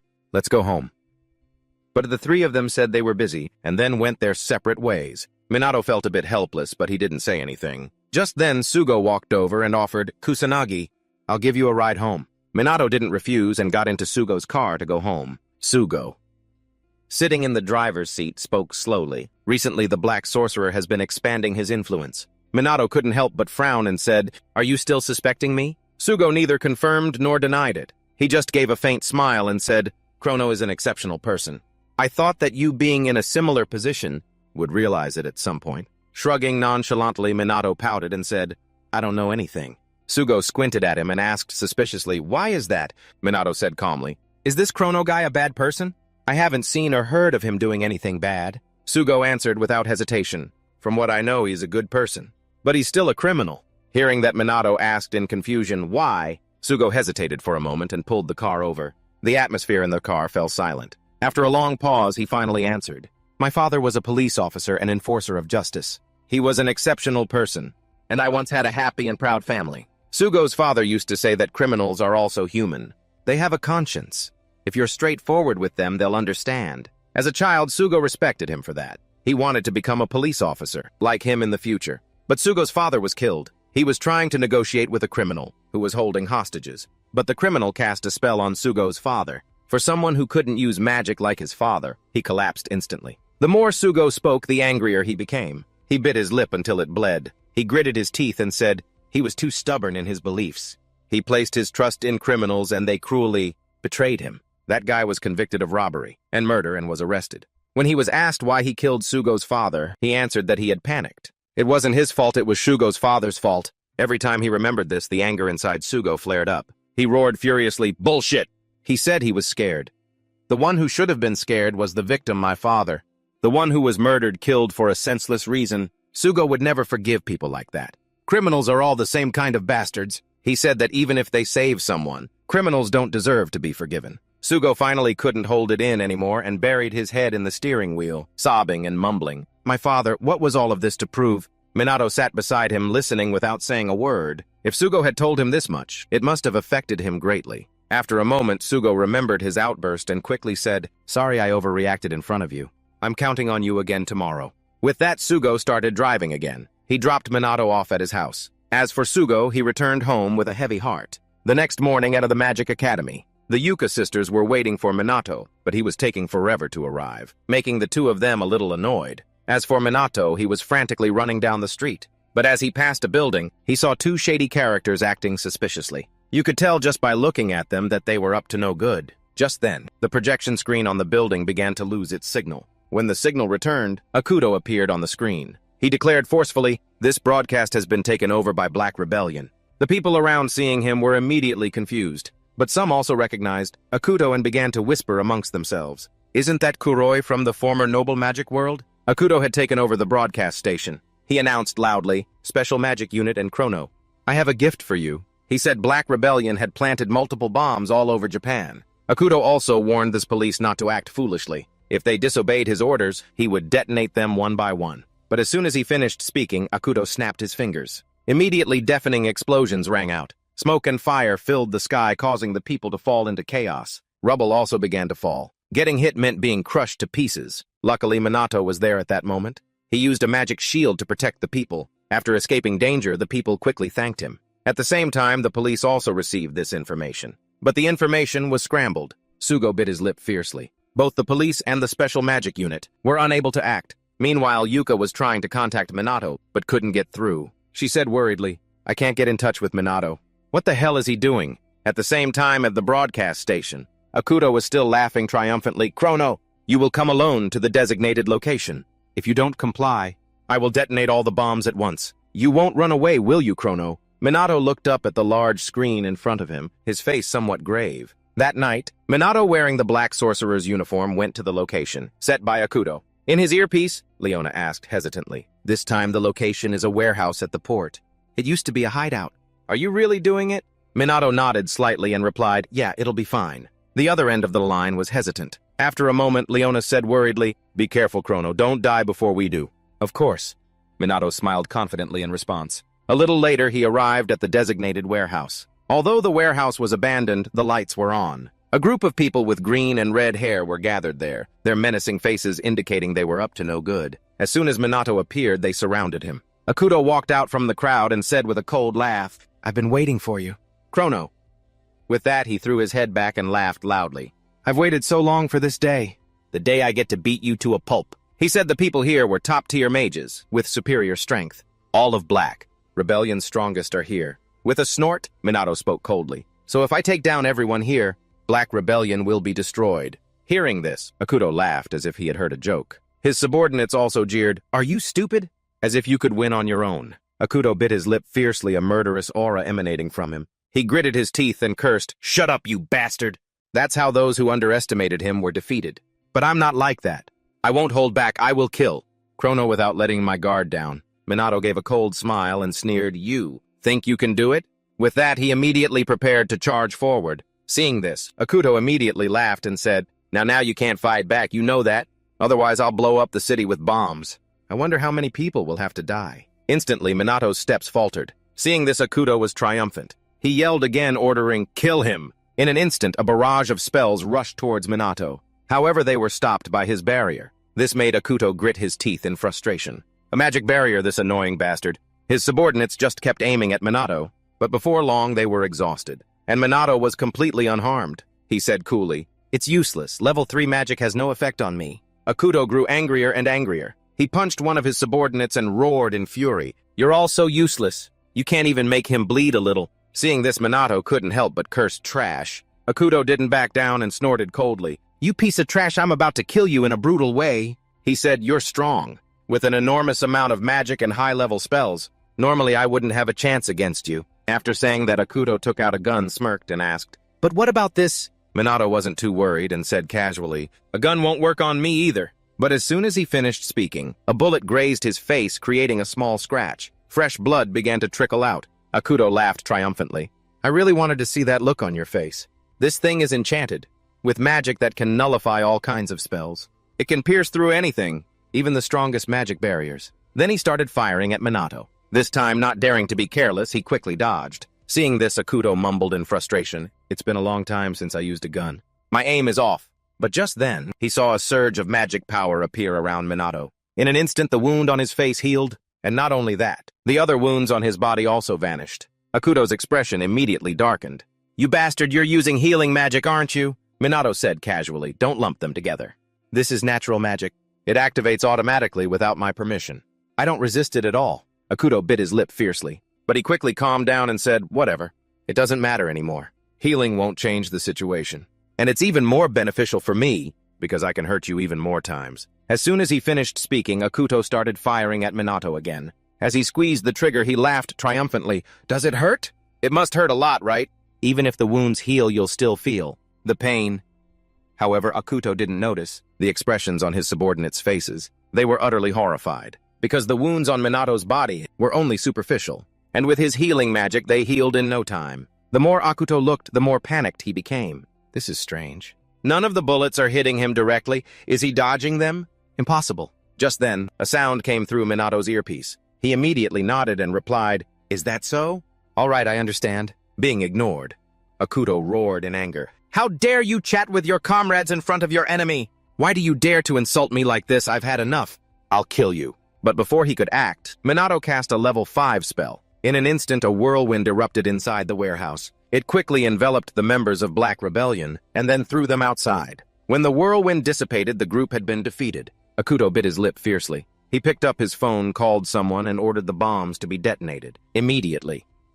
But the other end replied with something that made him cry out in panic. What did you say? At this moment, Minato spoke up again. It's useless. All the bombs have been neutralized by my allies. Akuto was instantly stunned. Minato gave a cold snort and said flatly, I have to admit that really hurt, you know. But I'll pay you back 100-fold. Akuto grew angrier and angrier. He gritted his teeth and roared, You bastard! I'll kill you! Just then, Sugo led his group over and shouted, That's enough! Yuka glared at Akuto and said coldly, All the bombs have been neutralized. Ruka also warned, Stop this useless resistance. Minato couldn't help but frown. They arrived really fast. Could it be that they were waiting nearby without being detected? Yuka looked at his back and whispered, "That's the Black Sorcerer Chrono, isn't it?" Ryuji exclaimed excitedly. His power is amazing. Only Karen here knew that the person in front of them was Minato. She was a bit worried. Did he really come here alone? They had to help him quickly. Seeing that they had arrived, Minato immediately spoke up. The tables have turned. Akuto bit his lip fiercely, his eyes filled with rage. Just then a figure walked out. A low voice followed. "It seems you've had a difficult time." Seeing the person, the Yuka sisters immediately panicked, because that person was Tsukiru. Yuka couldn't help but question him. "Why are you here, father?" Ruka also asked angrily. "Why are you standing with that Kuroi guy?" Smiling faintly, Akuto said triumphantly, "Of course it's because we're comrades, what else?" This made both Ruka and Yuka unable to believe it. They asked in confusion, "Does this make any sense?" "Father, what happened?" Tsukiru maintained his indifferent attitude. He said coolly, "I have no obligation to tell you two." Until this moment, the Yuka sisters still couldn't accept that the father they had always respected was colluding with criminals from the underworld. But Sugo paid no attention to this. He actually ran towards Minato, wanting to arrest him. Minato frowned slightly and asked with displeasure, "Is this really the time to see me as an enemy?" At this moment, Karen also interjected, "Kusanagi is not here. We should be cooperating." Ryuji nodded slightly in agreement. "Yeah, there's no time for misunderstandings right now." Biting his lip fiercely, Sugo hesitated for a long time before agreeing, "All right, we'll cooperate just this once." But just then, Minato suddenly shouted, "Get down!" Seemingly at the same time, several grenades landed in front of Sugo's group. Boom! An earth-shattering explosion rang out. Smoke and fire spread. Fortunately, Sugo's group had managed to get clear in time. Ruka bit her lip and mumbled, "That's some incredible power." "That's no ordinary grenade." Minato also couldn't help but speak up. "I didn't expect them to have equipment besides guns. The anti-magic barrier can nullify magic." But Akuto just kept laughing and said, "That's not all." With that, he opened his jacket, revealing a lot of smoke bombs and other weapons inside. Meanwhile, the two sisters Ruka and Zuika were quietly watching their father. Ruka hesitated for a long moment before speaking. "I never thought I'd have to fight.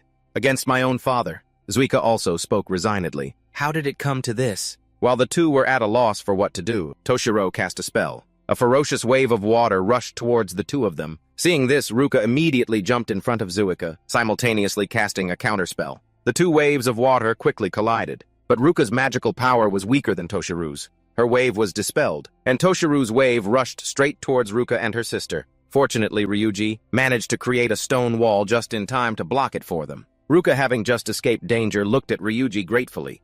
"Thanks." Zuika also spoke up. "Thank you both." Toshiru, however, showed no concern for his two daughters. He spoke coolly. "You two have certainly gotten much stronger. Your coordination has also improved. But compared to me, you're still nothing." As soon as he finished speaking, the magical power in Toshiru's body erupted. Ruka couldn't help but exclaim in alarm, "Such terrifying power!" Ryuji was also shocked and muttered, "Maybe it's on par with Minato's." But at that moment, a figure stepped forward boldly. Zuika walked forward confidently and declared, "Now we can act. Before there was nothing we could do, but things are different now." Ruka nodded slightly in agreement. "That's right. We're stronger now. There's no need to hesitate anymore." Ryuji also exclaimed excitedly, "We've overcome harsh training." Ruka narrowed her eyes at Toshiru and said confidently, "I will defeat you, and then I'll ask you about all of this." Immediately, the two sisters combined their magic. A level 7 spell materialized. The pillar of water rushed forward furiously. "Too naive!" Toshiro snorted with contempt. Then he created a level 8 water system spell. A tsunami surged forth, a pillar of water against a tsunami. They clashed with a roar. With a bang, an explosion erupted. Everything turned into fine droplets of water that rained down, drenching everyone. Toshiro stood in the rain and spoke coolly. "You can nullify my magic, but not completely. You two are still far too weak." Ruka lay on the ground, looking at the person before her in disbelief. "He can cast level 8 magic, he's too strong." Akuto saw this and laughed triumphantly. "This is a one-sided battle, isn't it? Both them and us." He was now facing Minato.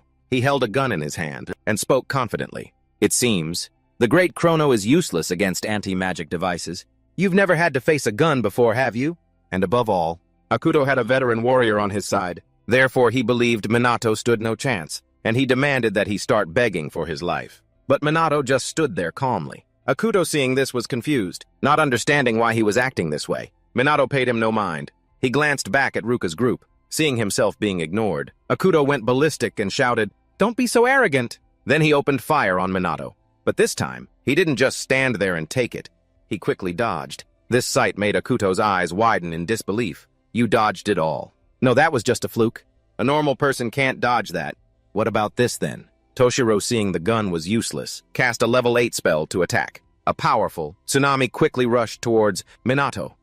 At the same time, Akuto also began to move. He pulled out a knife. He cast a level 5 dark magic spell, Night Strike, to join the fight. In a flash, Akuto was behind Minato. Without hesitation, he slashed down with his knife. But Minato managed to dodge it. Not giving up, Akuto started shooting again. Minato dodged once more. The bullets couldn't touch him. But what awaited him was Toshiro's tsunami. He couldn't let his guard down. Minato quickly created a barrier to defend himself. Toshiro didn't back down and maintained the spell. Minato just stood there. Protected by the barrier, the tsunami couldn't touch him. Watching the battle between the two, Zuika's group was shocked. This battle? Are they monsters or something? Just watching makes me feel so pathetic. At this rate, they'll never be able to face Minato. But Sugo was still eyeing Minato, planning to capture him. If they attack head-on, they don't stand a chance. But right now, he's not paying attention to them. If the Dark Mage gets the upper hand, they might find a chance to restrain him. Reinforcements will be here soon. Then Akuto and Toshiro will be taken away. They'll never get this chance again if they miss it. Thinking this, Sugo immediately looked towards Karen and said, Sanada, we're going to attack Chrono. Karen looked at him confused. But why? Sugo said coldly. He's only fighting for himself. He's a mage committing a crime. And this is our chance to capture him. Karen looked at him hesitantly, about to say something, but was coldly cut off by Sugo. Please, this is our chance. Karen frowned slightly, her eyes darting around, as if she were thinking about something. A moment later, she stood up abruptly. Sugo exclaimed excitedly, You'll do it right! Sure enough, Karen cast her spell. A stream of holy magic shot straight at Minato, sending him flying while he was fighting Akuto. He was sent flying. Akuto saw this and laughed triumphantly. Not surprising at all. As expected of those useless cops, seeing this, Sugo smiled with great satisfaction. Well done, my turn. But when he looked closer, he saw that Minato was being healed by Karen's magic. Akuto shouted in frustration. These cops are helping Chrono, an illegal mage. Minato was also a bit surprised. He could heal his own wounds and recover, with passive magic. He didn't need Karen's holy magic. She must be trying to express her feelings. Sugo looked at Karen in disbelief and demanded, Why are you healing him? Karen replied coolly, Because he's fighting to protect us. Hearing this, Sugo shouted in frustration, What the hell are you talking about? Karen explained fiercely. Don't you see we can't even move yet we're still alive? Why do you think he's staying in one place? It's because he's trying to protect us. She wasn't wrong. Minato really was trying to protect them. Sugo still didn't understand. Karen continued, If it weren't for him, we'd be their target. That's why we can't run away. Sugo stubbornly shook his head, denying it. That's impossible. He's an illegal mage. There's no way he'd try to save the police. Karen grabbed him by the collar and said fiercely, Have you forgotten why he's here? He came here alone to save everyone. He's always fought for others. Hearing this, Sugo fell silent. He looked over at Minato. It's true he doesn't seem to be moving much. That's why he's covered in wounds. Was the Dark Mage really doing that to shield them? The more he thought about it, the more unbelievable it seemed. Had he misunderstood? Although Minato was an illegal mage, he wasn't like the others. Sugo was probably just avoiding the truth. Just then, Zuika's group of 3 also managed to get up from the ground. They didn't care that their ally was the Dark Mage. They had to fight. Akuto, on the other hand, was still laughing triumphantly. That doesn't change anything. Your power is about to run out. Zuika's group of 3 paid no mind and immediately summoned their magic. Zuika shouted fiercely, Even though our power isn't much, it's all we can contribute. Toshiro, who was facing Minato, suddenly saw a wave of water rushing towards him, mixed with shuriken-shaped stones. Toshiro was stunned and quickly dodged. He was about to counterattack, but before he could do anything, a fire demon rushed furiously towards him. Not daring to be careless, Toshiro cast a level 7 spell, creating a raging torrent to block the fire demon. Toshiro frowned in silence. He didn't have many opportunities to attack the Dark Mage. Even if he targeted the magic squad, Minato would block his way. Their coordination was too good to be dealt with temporarily. Just then, Zuika's group attacked again. Zuika shouted fiercely, At least we know how to hold you back. Meanwhile, Karen was also using healing magic to help Minato. You're not fighting alone? Only Sugo remained silent, standing alone. After hesitating for a long moment, he suddenly became resolute. He quickly joined the battle as well. This made Akuto furious, and he shouted, You disgusting bunch! Minato frowned slightly, thinking, Thanks to the special magic squad, Toshiro's attacks seemed to have weakened, making this battle easier to handle. But Akuto still had no intention of letting him go. He fired frantically in his direction, all the while shouting, You guys are so annoying. I'll kill every last one of you no matter what. As usual, Minato dodged every single bullet fired. Akuto looked at him in disbelief. You dodged them all. What trick are you playing? Is it magic? What spell did you use? Minato coolly replied, I just dodged normally. No need for magic. Hearing this, Akuto shouted in frustration, just dodging. Don't mess with me. This isn't like in the movies. Shrugging indifferently, Minato pursed his lips and said, It's been a while since I've dealt with a long-range weapon. That isn't magic. I'm not even at my full strength yet. In an instant, Akuto's gaze turned vicious. He started firing wildly at Minato again, but he still dodged them. He spoke coolly. It's useless. I've already read your moves. Akuto didn't give up. He took out a suitcase. He shouted fiercely, If that's the case, then how about this? An anti-magic device, a rocket launcher. Anyone would be blown to bits by this. But before Akuto could do anything, Minato appeared behind him in a flash. He smirked and said, There you are. Akuto was stunned and asked in confusion, You can use Night Strike. But Minato didn't answer. He just muttered one word, Retribution. Immediately, a stream of dark magical power entered Akuto's body, causing him to scream wildly. This is a special kind of dark magic. Unlike other spells, Akuto will have to endure the pain for 3 days and 3 nights. Minato smiled sinisterly and said, A fitting punishment for someone like you. Akuto lay on the ground in agony looking at him with disbelief, but Minato didn't care. He glanced at Toshiru and said, Now it's your turn. Meanwhile, Zuika's group was also exhausted, sitting on the ground and panting. Minato smiled at them. Well done. I'll handle the rest. Then he looked at Toshiru and said, All right, shall we begin? Toshiro narrowed his eyes at Minato for a long moment, then coolly raised his hands. He slowly opened his mouth. I surrender. Minato couldn't help but be confused. What do you mean? Just then, a voice suddenly came through Minato's earpiece. Chrono, can you hear me? Leona said she's in trouble. The police and the magic nobility are surrounding all of the Black Rebellion bases in Tokyo. She's sure they're up to something. Their information was leaked by Toshiru. Hearing this, Minato understood the situation. He narrowed his eyes at Toshiru and asked, So, you're a spy who infiltrated the Black Rebellion? Toshiro coolly nodded. Something like that. But at that moment, Minato was startled and looked back. Akuto had somehow escaped his spell. He gritted his teeth and cursed, Are you kidding me? Every single one of you. Minato narrowed his eyes at him. I see. He dispelled the retribution spell with an anti-magic device. Akuto was now furious. He held a remote control in his hand and screamed wildly, I'll destroy everything. I'll detonate the bombs planted nearby. Hearing this, Ruka's group immediately panicked and shouted, We have to run. But their bodies couldn't move. Immediately, Minato and Toshiru rushed forward at the same time. Minato created a wall of fire to protect everyone. Even Toshiru also created a wall of ice to surround Ruka's group. Of course he wanted to protect his 2 daughters. Zuika was stunned because she had seen the dark mage up close. Akuto had now become almost crazed. He kept shouting, Die! But when he pressed the button, nothing happened outside. Zuika was stunned and muttered, Nothing happened. Akuto was just as panicked and muttered in frustration, What's going on? I clearly planted bombs everywhere. Just then, Leona ran in from outside and said, Didn't we tell you those bombs have been disarmed? Akuto glanced at her and shouted furiously, one of the dark mage's underlings, How dare you insects gather together? He had now gone mad, shouting nonstop, You scum, kneel and submit to me! The useless are just slaves who work for me. Leona couldn't stand his words. She rushed forward and punched Akuto. Seeing him collapse, she sighed in relief and said, Finally, I've gotten my revenge. Akuto still couldn't accept the truth, muttering in a trembling voice, You're all just being led by the nose. I'm not the mastermind. Just a pawn, finally realized. With that, Akuto passed out, the words he spoke before passing out. Minato heard everything. He frowned slightly in silence.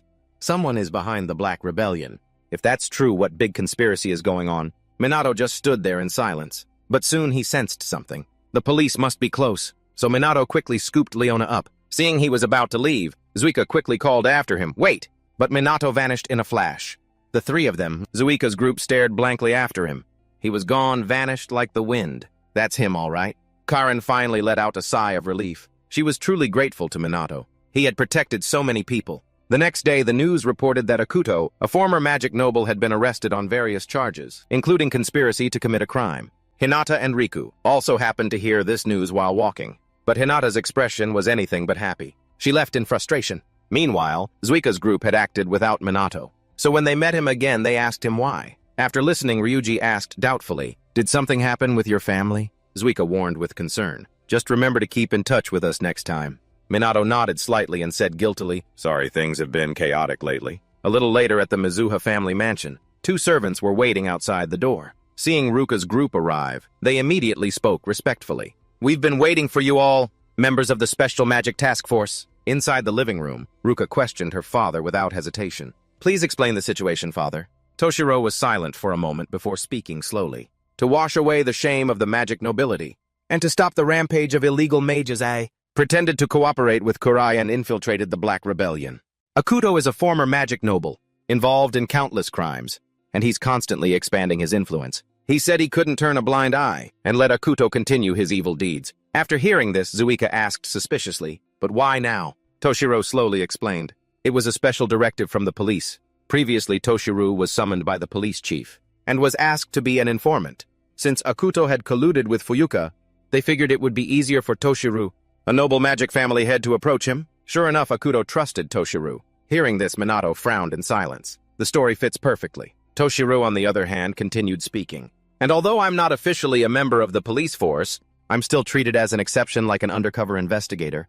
I won't be held responsible for any crimes. After hearing the whole story, the two sisters let out a sigh of relief. Then they both started criticizing the police, making someone endure this. And the police did nothing.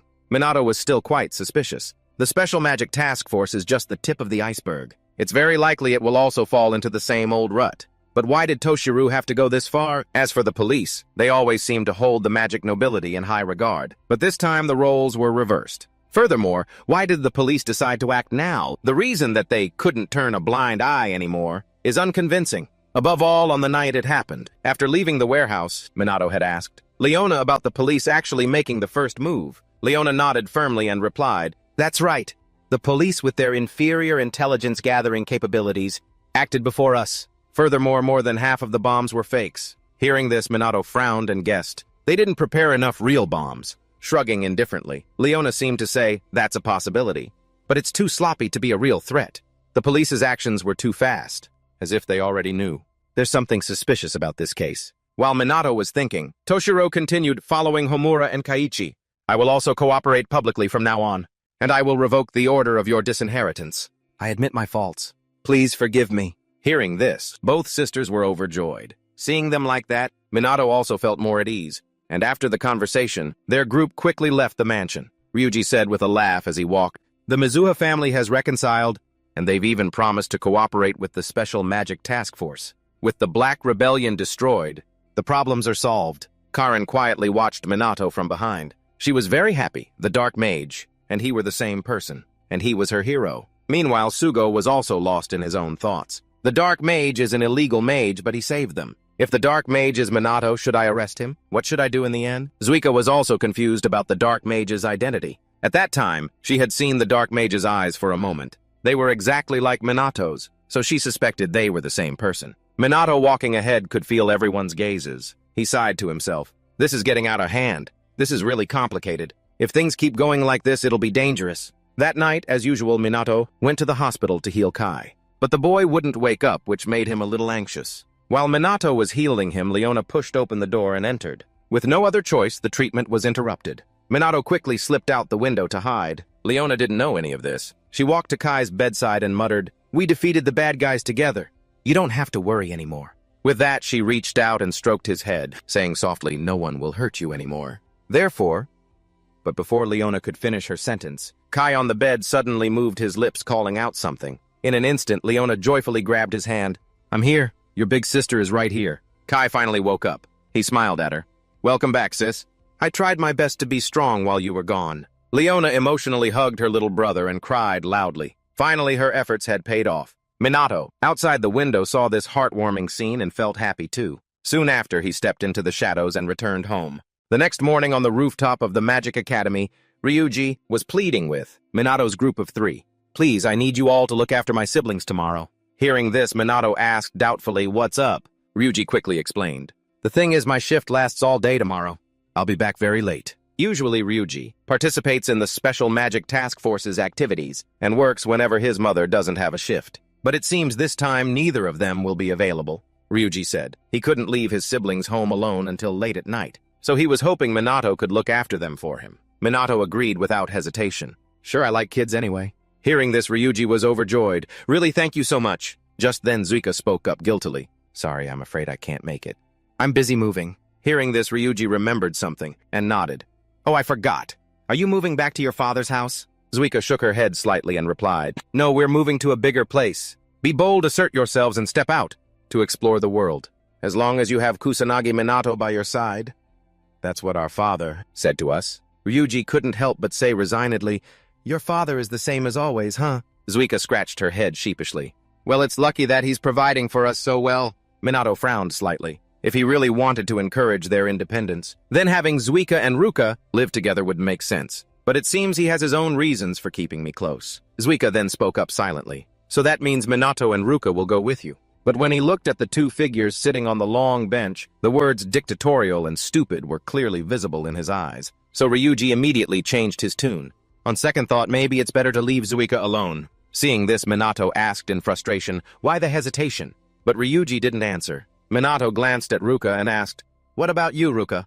"I can probably handle it myself." Ruka hesitated for a moment. Then after a long pause, she stammered, "I want to help too." Seeing them both agree, Ryuji said happily, "Sorry, you two, I'll make it up to you." Minato shook his head slightly, indicating it was nothing. Then he looked over at Ruka, who was sitting hesitantly beside him. The next day, as promised, Minato and Ruka took the three kids to an amusement park. He said with a happy smile, "It's been a while since I've been to an amusement park." The three kids were thrilled to be out, and kept shouting, wanting to play all sorts of games. Minato agreed without any hesitation.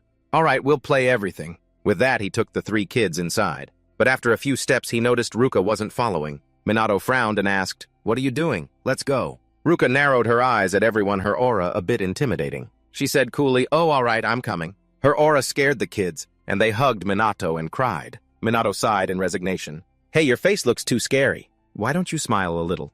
Ruka apologized guiltily. Then she tried to force a smile, but it looked even uglier than crying, and so the kids started wailing again, "You look so scary." This made Minato a bit helpless. He tried to comfort the kids. Ruka was also very helpless. "She just has a resting bitch face." Smiling didn't make it much better, but this was quickly forgotten. Minato took the kids to ride the carousel, then the Ferris wheel. The kids were smiling from ear to ear, and that wasn't all. Minato took the kids on a roller coaster. They played like that all day long. The kids kept saying they wanted to play more. Only Ruka walked quietly behind. Minato had noticed this. Seeing his gaze, Ruka could only force a smile to show she was fine. Just then, the two kids needed to use the restroom. Minato quickly advised, "Be careful not to bump into anyone." So Minato and Ruka sat on a bench waiting for the kids. Minato slowly began to speak. "Seeing the kids this excited is the best, isn't it?" Ruka nodded slightly. She hesitated for a moment, then spoke in a low voice. "You're amazing, Minato. The children really adore you." Minato quickly denied it. "It's nothing special." But Ruka didn't think so. She sighed and said, "As you can see, I'm not good with kids. It's not that I hate them. I'm just not good at communicating." Smiling unconsciously, Minato casually replied, "I know." Ruka became more melancholic as she spoke. She muttered in a low voice, "I'm sorry. I once told Ruika that she could never beat me. But that's not true. She said she can't cook, isn't as perceptive as Ruika, and isn't good at getting along with others either. Even in magic, I'm being surpassed." Ruka sighed helplessly. "I'm not perfect. I'm just a clumsy girl who can't do anything." Minato just listened silently without saying a word. Feeling she was being too gloomy, Ruka immediately changed her attitude, putting on a cheerful face and saying, "I'm not usually like this. Sorry, forget what I just said." Minato didn't say anything, and at the same time the children returned. But just then, a group of young men and women were filming a video, and they kept yelling at the noisy kids. "So annoying, we're recording all your stupid faces right now." And at that moment, a child running towards Minato bumped into one of them. Seeing this, Minato was instantly startled. But before he could do anything, Ruka dashed off like the wind. In a flash, she had caught the child in her arms. The two of them skidded across the ground. Once they were safe, Ruka quickly pulled the child out of her embrace and asked worriedly, "Are you okay?" The child, just then remembering what had happened, started to wail. Seeing that the child was okay, Ruka let out a sigh of relief. "That's good, you're not hurt at all." Just then the young man and woman came up to Ruka's back and aggressively criticized, "That's not cool. Bumping into someone and not even apologizing. How rude can you be?" Hearing this, Ruka glared at them defiantly. "We did nothing wrong. You're the one who should apologize." This attitude angered the scumbag. He clenched his fist and lunged forward, yelling incessantly, "This bitch, you think you can get away with anything just 'cause you're pretty?" But before he could touch Ruka, his fist was stopped. Minato tightly gripped the scumbag's hand and said with a cold snort, "You scumbags! All you know is how to cause trouble for others. Don't ruin a place that brings people joy." As soon as he finished speaking, he bent the scumbag's arm back. Ignoring the man's hopeless struggle, Minato snorted coldly, then let go. The scumbags immediately tucked their tails and ran. Minato didn't pay them much mind. He glanced at Ruka and asked, "What about you two? Are you okay?" Ruka shook her head slightly. but the child was clinging to her leg and crying. I was so scared. The other two children were the same, leaving Ruka at a loss for what to do. She looked at Minato hesitantly, as if asking for his help. Minato just stood there and smiled. Ruka had no other choice but to hug the three kids and comfort them. It's okay, you're all safe now. After that, they took the children home. By the time it got dark, Ryuji rushed back, apologizing for being late. Did the kids cause any trouble? But as soon as he finished speaking, he sighed in relief. Looks like they didn't. Because at that moment, Minato and Ruka were lying on the floor with the three kids, sleeping soundly. They looked just like a family. Light and Shadow, the mage duo of Japan, are drawing attention. However, in contrast, the reputation of the police is only plummeting. Although their swift response in the Black Rebellion incident was praised, the achievements of the Magic Special Task Force have overshadowed the police, leaving their reputation with almost no improvement. Finally, they had to hold a meeting to discuss the problem of dealing with the Black Mage. They couldn't let the honor of the police force be tarnished. The chief of police spoke with extreme determination. We must immediately arrest those criminals masquerading as knights. At the same time, the ruling Kaichi clan's dojo, since partnering with the Kaichi clan, Minato has always practiced swordsmanship with Riku. And today was no different. He was preparing to have a sword fight with Riku. Riku on the opposite side showed no signs of backing down. He calmly drew his sword. In a flash, he rushed forward like the wind. The sword in Riku's hand danced relentlessly, attacking Minato, but his speed was also not slow. He could still respond calmly. Riku didn't attack head-on, switching to attack Minato's lower body instead. However, Minato was still a step faster and dodged. With one failed strike, Riku attacked again. The two of them were locked in a stalemate for a long time. Until the tip of the sword stopped in front of Minato, did the match finally end? Riku narrowed his eyes at him and said calmly, "The match is over, it's a draw." Why a draw? Well, because Minato's sword was also stopped right before Riku's stomach. The two quickly lowered their swords. Riku couldn't help but be impressed. Impressive! You can fight on par with me. Chuckling softly, Minato pouted and said, "In terms of swordsmanship, I'm no match for you." Hearing this, Riku felt even more admiration. He nodded and smiled. "You're both humble and talented. I'm truly impressed." Minato politely replied, "You flatter me." Riku said no more. He went to the wooden rack to put away his sword. But as soon as the sword left his hand, Riku slumped. He grumbled in frustration. What a drag. Minato couldn't help but be confused. He asked what happened. "To you in such a short time," Riku explained lethargically. "Holding a sword in my hand gives me a bit of motivation. Otherwise, I don't feel like doing anything. I wish I could just disappear or become a tree." Minato walked over to him and gently advised, "Let me tell you something, even if no one asked. Don't die, it's okay to do nothing. Just being alive is enough. If that makes you happy, then nothing else matters." Hearing this, Riku couldn't help but feel moved. "You're an interesting person." He said he always felt out of place, and when he became famous for his swordsmanship, he felt even more alienated. Minato shook his head slightly and retorted, "That's not being alienated. It's just your uniqueness." Riku heard this and couldn't help but mutter doubtfully, "Uniqueness? No one has ever said that to me before." Minato sighed softly and whispered, "I had a similar experience." He had faced an unimaginable horror, and death was almost staring him in the face. That was his experience in his past life, as Ichikami Minato. During a calamity, when he was still a normal person, Minato fought back against the attacking demonic beasts. As a result, he awakened his power. Riku frowned upon hearing this. In the investigation file, he found that after an accident, Minato had changed. He thought it was because of that, not expecting him to be talking about a different experience. From that day on, Minato learned to use magic by imitating the incantations of monsters. And now, he had even developed his own magic. But on that day, Minato was the only one who survived, and he couldn't save anyone. Thinking about this, Minato couldn't help but clench his fists, and said with determination, "Everyone around me treated me like an outcast. But now my power, my ability has saved others." With that, he looked at Riku again and asked, "Don't you have something to protect? Isn't that the reason you fight?" Riku was stunned for a moment. Then after a long pause, he nodded and replied, "I understand. You're right. There are indeed some things I want to protect." Hearing this, Minato immediately smiled and said, "Then use your power for that. You have your own uniqueness, right?" Riku finally regained his confidence. He smiled gratefully and said, "That's right. Thank you, Kusanagi Minato." Immediately after, the two shook hands sincerely. Minato said cheerfully, "I look forward to working with you." Riku also nodded and replied, "Yes, I look forward to it too." After they finished talking, Minato left the Kaichi clan's dojo. Riku watched his retreating back, seemingly deep in thought. And on his part, Minato also had a different opinion of Riku. As the head of a noble mage family, he was actually quite decent. Although he did have some weird quirks, Riku was still much better than the other. Arrogant, evil, or simply incomprehensible ones. While thinking, a figure with strikingly red hair bumped into Minato. Minato quickly reached out to help the other person up, asking with concern, "Sorry, are you okay?" The other person didn't answer and said in frustration, "That hurts, watch where you're going, kid." Hearing this voice, Minato was instantly stunned. It was Hinata. She saw him and also asked doubtfully, "What are you doing here?" With that, Hinata quickly stood up, gritting her teeth in annoyance. "I ran into a real nuisance today." Minato looked her up and down and teased with a smirk. "You're not wearing your usual flashy outfit today, huh?" Hinata glared at him in frustration. "Who wears those flashy things all the time?" "I only wear it on missions, kid. It's anti-magic equipment, after all."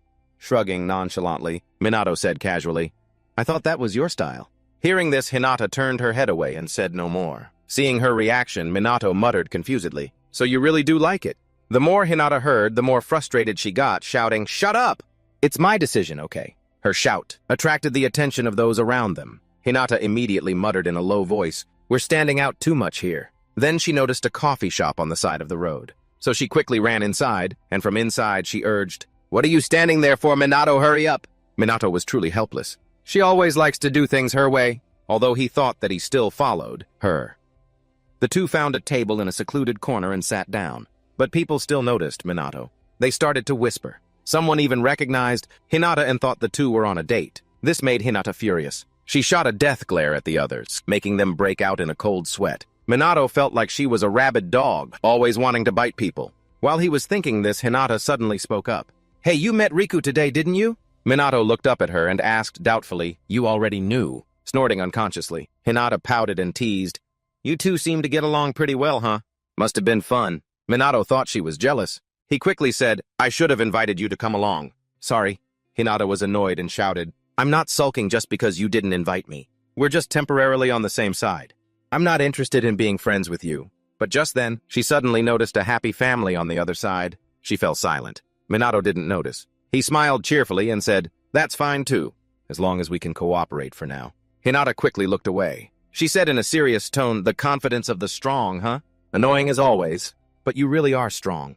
Can you tell me how you became so strong?" Minato replied coolly, "A traffic accident." Hinata wasn't interested in hearing this story. She immediately cut him off. "I already know that, but it can't be just one accident. That made you that strong." She said Minato's magic power wasn't normal. It couldn't have gotten stronger so easily overnight. Magic power doesn't work that way. Actually, Minato was suppressing his magic power a lot, even more than before. Seeing he didn't answer, Hinata continued, "If just being near death could increase magic power, then we wouldn't have to struggle so much." At this point, she suddenly lost control and grabbed Minato by the collar, demanding, "There has to be a reason you got stronger. Spit it out." Minato saw the desperation in Hinata's eyes. Does she want to get stronger that badly? But telling Hinata that he was the reincarnation of Ichikami Minato wouldn't mean anything, and it wouldn't satisfy her either. After hesitating for a long time, Minato finally spoke slowly. "It's nothing special. If you want to get stronger, just train like usual." Hinata let him go in frustration and snorted, "I really can't understand you." Just then, the waiter brought their drinks. A strawberry sundae was placed in front of Hinata. Seeing it, Minato immediately exclaimed in alarm, "What kind of monstrous sundae is this?" However, Hinata's eyes suddenly lit up and she smiled excitedly. "Here it is, I've been looking forward to trying this for a long time." Minato was even more confused. "What is this?" Hinata was now like a dog, seeing its owner come home from the market. Hinata knew she had lost her composure in front of him. Her attitude immediately changed. She feigned reluctance and said, "It seems they got our order wrong. But since it's already here, let's just eat it." So Hinata didn't care anymore, scooped up a spoonful of ice cream and put it in her mouth. The refreshing taste of the ice cream made her feel satisfied. Hinata couldn't help but exclaim, "This is so delicious." Then she started to eat voraciously. Minato sat helplessly opposite her, focusing on drinking his own drink. Very quickly, Hinata had finished the large sundae. She held her full stomach and laughed, "That was delicious, I'm so full." Only then did she realize that Minato was still there. She scratched her head shyly. "Hey kid, I've wanted to try the parfait here for a long time, but it's weird to go alone. So this is perfect." Minato didn't say anything, just a little surprised. This hot-tempered girl likes sweets. Totally unexpected. But very quickly, he realized Hinata's magic power was exploding. It seemed Hinata realized this too. She quickly stood up to leave. "I have nothing more to say to you, I'm leaving." Minato didn't stop her, quietly watching Hinata leave. Maybe she had let her guard down, so he was able to see a little of the magic power she was suppressing. But it was clearly much stronger than when they fought.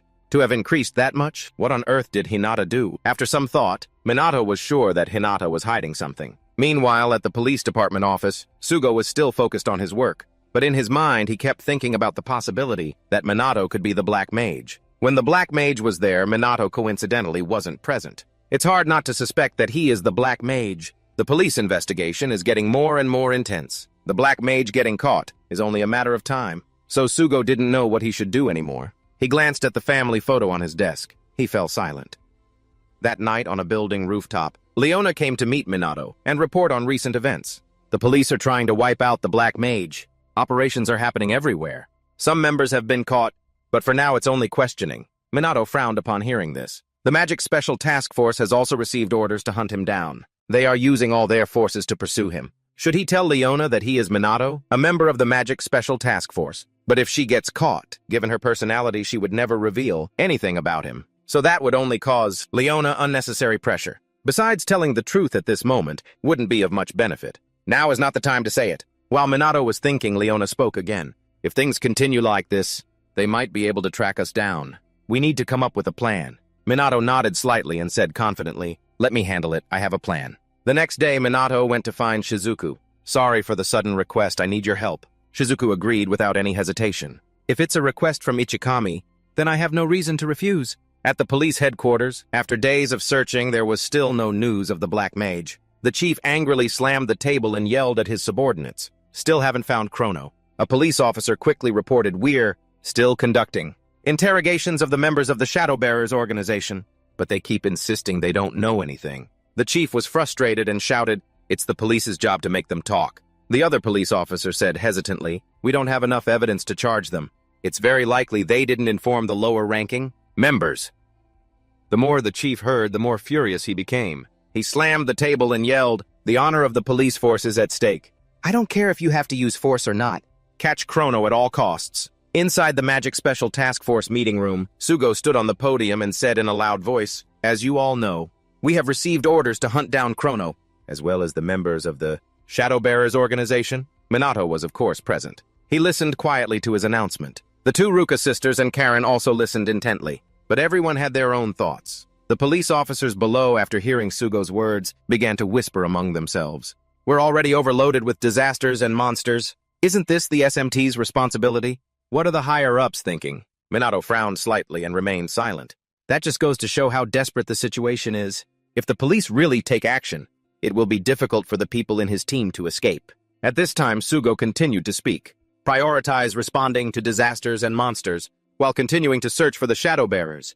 That is all. Dismissed." The police officers below quickly dispersed. Karen then ran to the side and asked Sugo, "Do we really have to hunt down the Shadow Bearers?" He nodded coolly. "That's an order from above. We have no say in the matter." Ryuji was frustrated to hear this. "They've already pushed the heaviest responsibility of the disaster onto us." Ruka also sighed. "Now we have more work to do. Who do they think we are?" Karen, on the other hand, spoke hesitantly. "But I can understand why the higher-ups are doing this." Sugo replied coolly. "If those illegal mages receive more support, who knows what will happen?" With that, he glanced at Minato and said, "I think it's time to end this charade."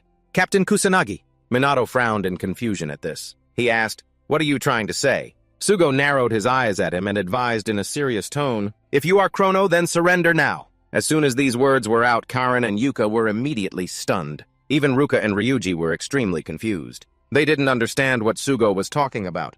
By the time they reacted, both Karen and Yuka refuted together. "Kusanagi is not Chrono. I've told you so many times. There's no way Minato is Chrono." Sugo sneered at the two and said in a menacing tone, "The fact that you two are trying so hard to protect him only proves that you're both involved in this." Both Karen and Yuka were stunned. They wanted to argue but didn't know what to say. Sugo sighed helplessly. "Captain Kusanagi is indispensable, not just to Japan but to the world.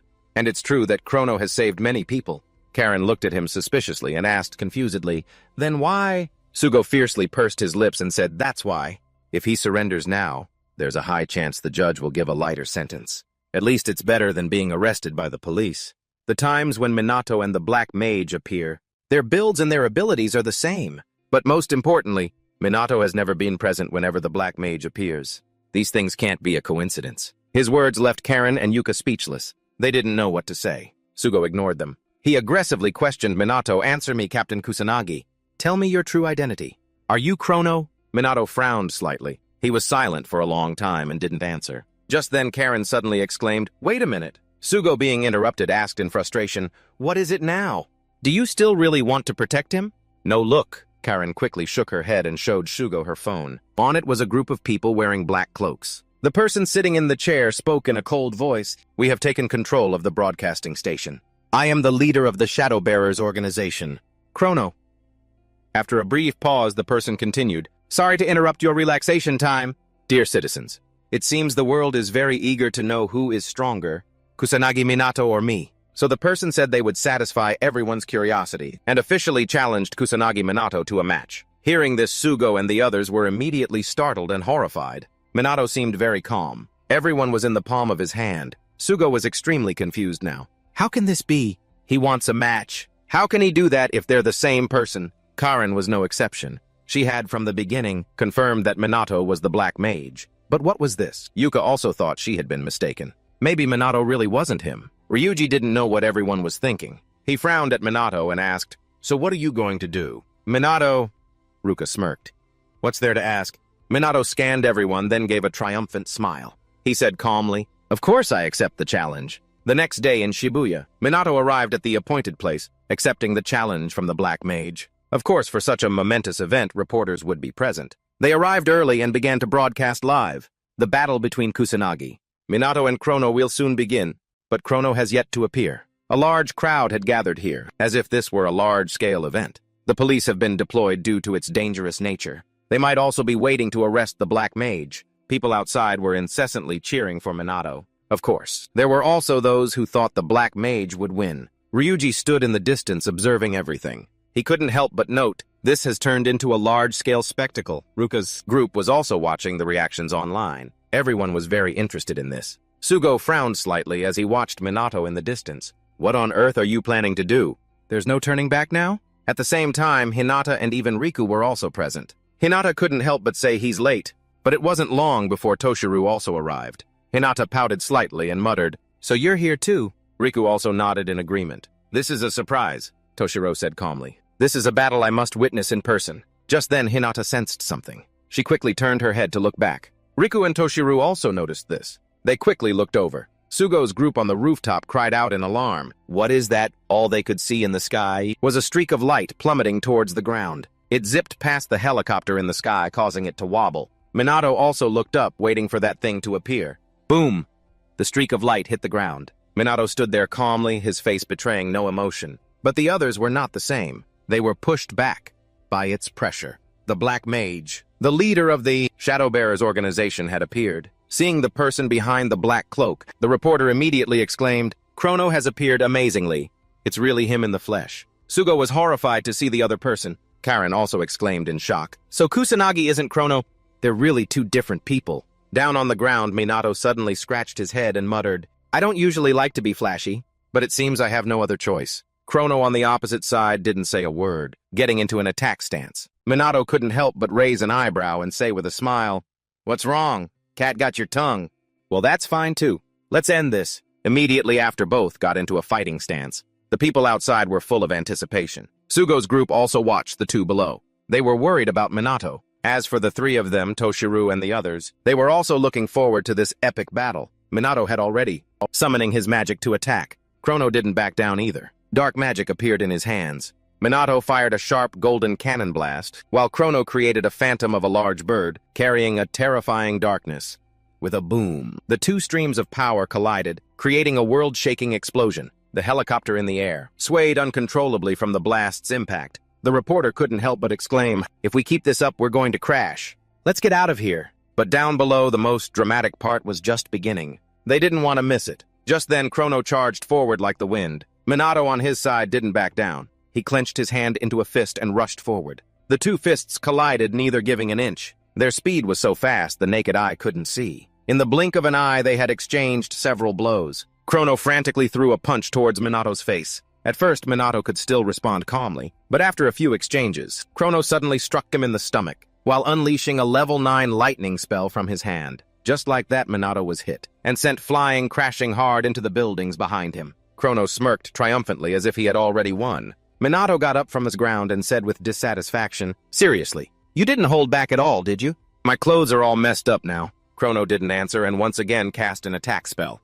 In the blink of an eye, a giant boulder flew towards Minato's face. However, Minato wasn't the least bit flustered. He calmly cast a spell. Immediately, a shield blocked the space above Minato's head. Once again, two powerful spells collided, but this time, the giant boulder was shattered into fragments by the shield. Minato let out a sigh of relief, reaching out to grab a spirit particle floating around him. He smiled with satisfaction and said, "For a new type of magic, that was pretty decent." Seeing this magic of his, the spectators outside were stunned, but they quickly recovered and started cheering and shouting loudly. Who cares about the magical nobility anymore? Those two are on a completely different level. The female fans were relentlessly praising Minato. Hinata, on the other hand, grumbled annoyedly. Those non-attribute magic users are always so over the top.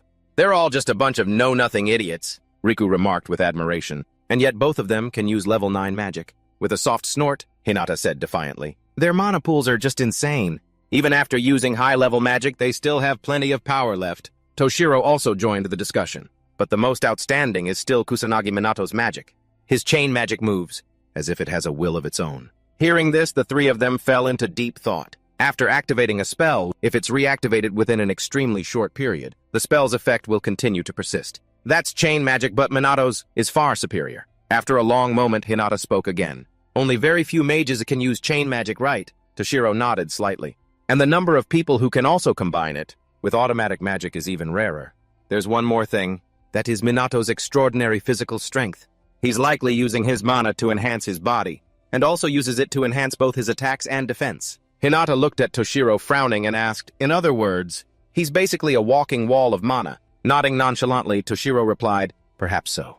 It's because their magic is so unorthodox. They've surpassed us noble mages in every aspect. At this point, he truly believed that both Minato and Chrono were monsters. Unaware of the thoughts of the people below, Minato and Chrono were still fighting frantically. The spells they used were all high-level magic, astonishing everyone. Minato let out a cold snort. In a flash, he appeared in front of Chrono. Without a moment's hesitation, he kicked him. This sent Chrono falling from the sky to the ground. But very quickly, he used magic to fly back up into the air. Sugo's group, observing from a distance, had faces full of terror. Rika couldn't help but exclaim, I knew they were strong, but I didn't expect them to still have cards up their sleeves. Ryuji also nodded in agreement.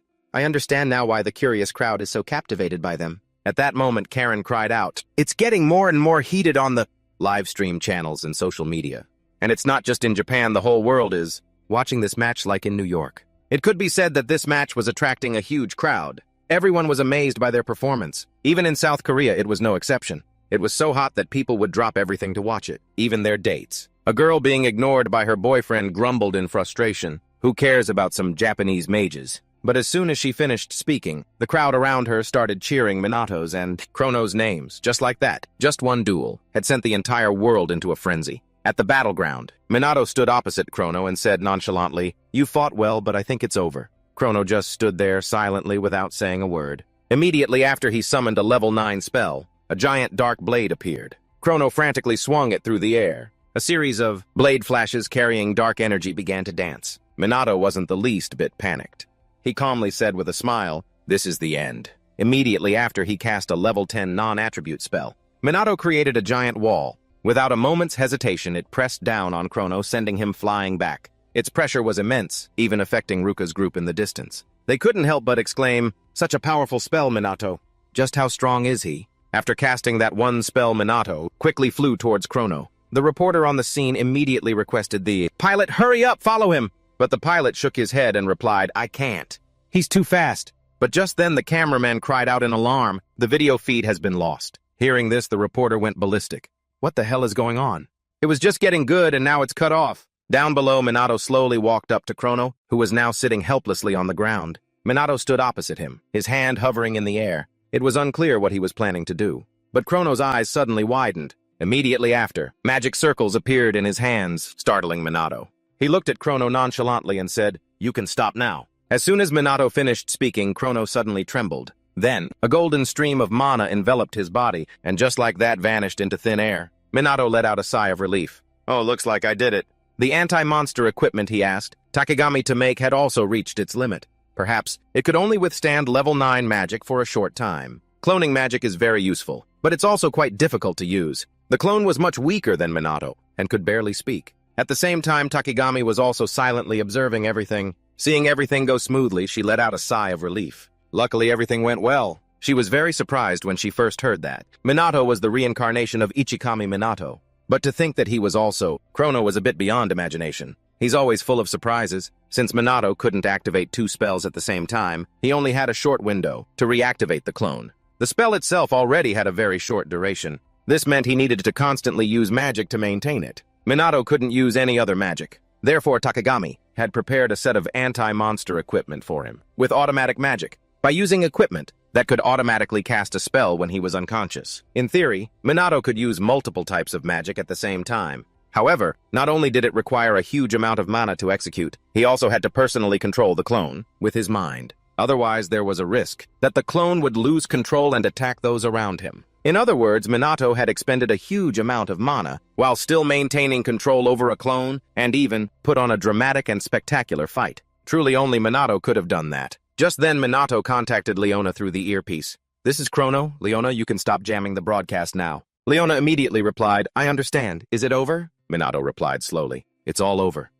On his command, Leona ordered the people in the organization to stop the broadcast jam. Then she said with a smile, "So no one will be chasing after Chrono anymore." "Is that right, Captain Kusanagi Minato?" Minato exclaimed in surprise. "You figured it out." Leona replied with a slight smile. "Of course, don't underestimate my intelligence network.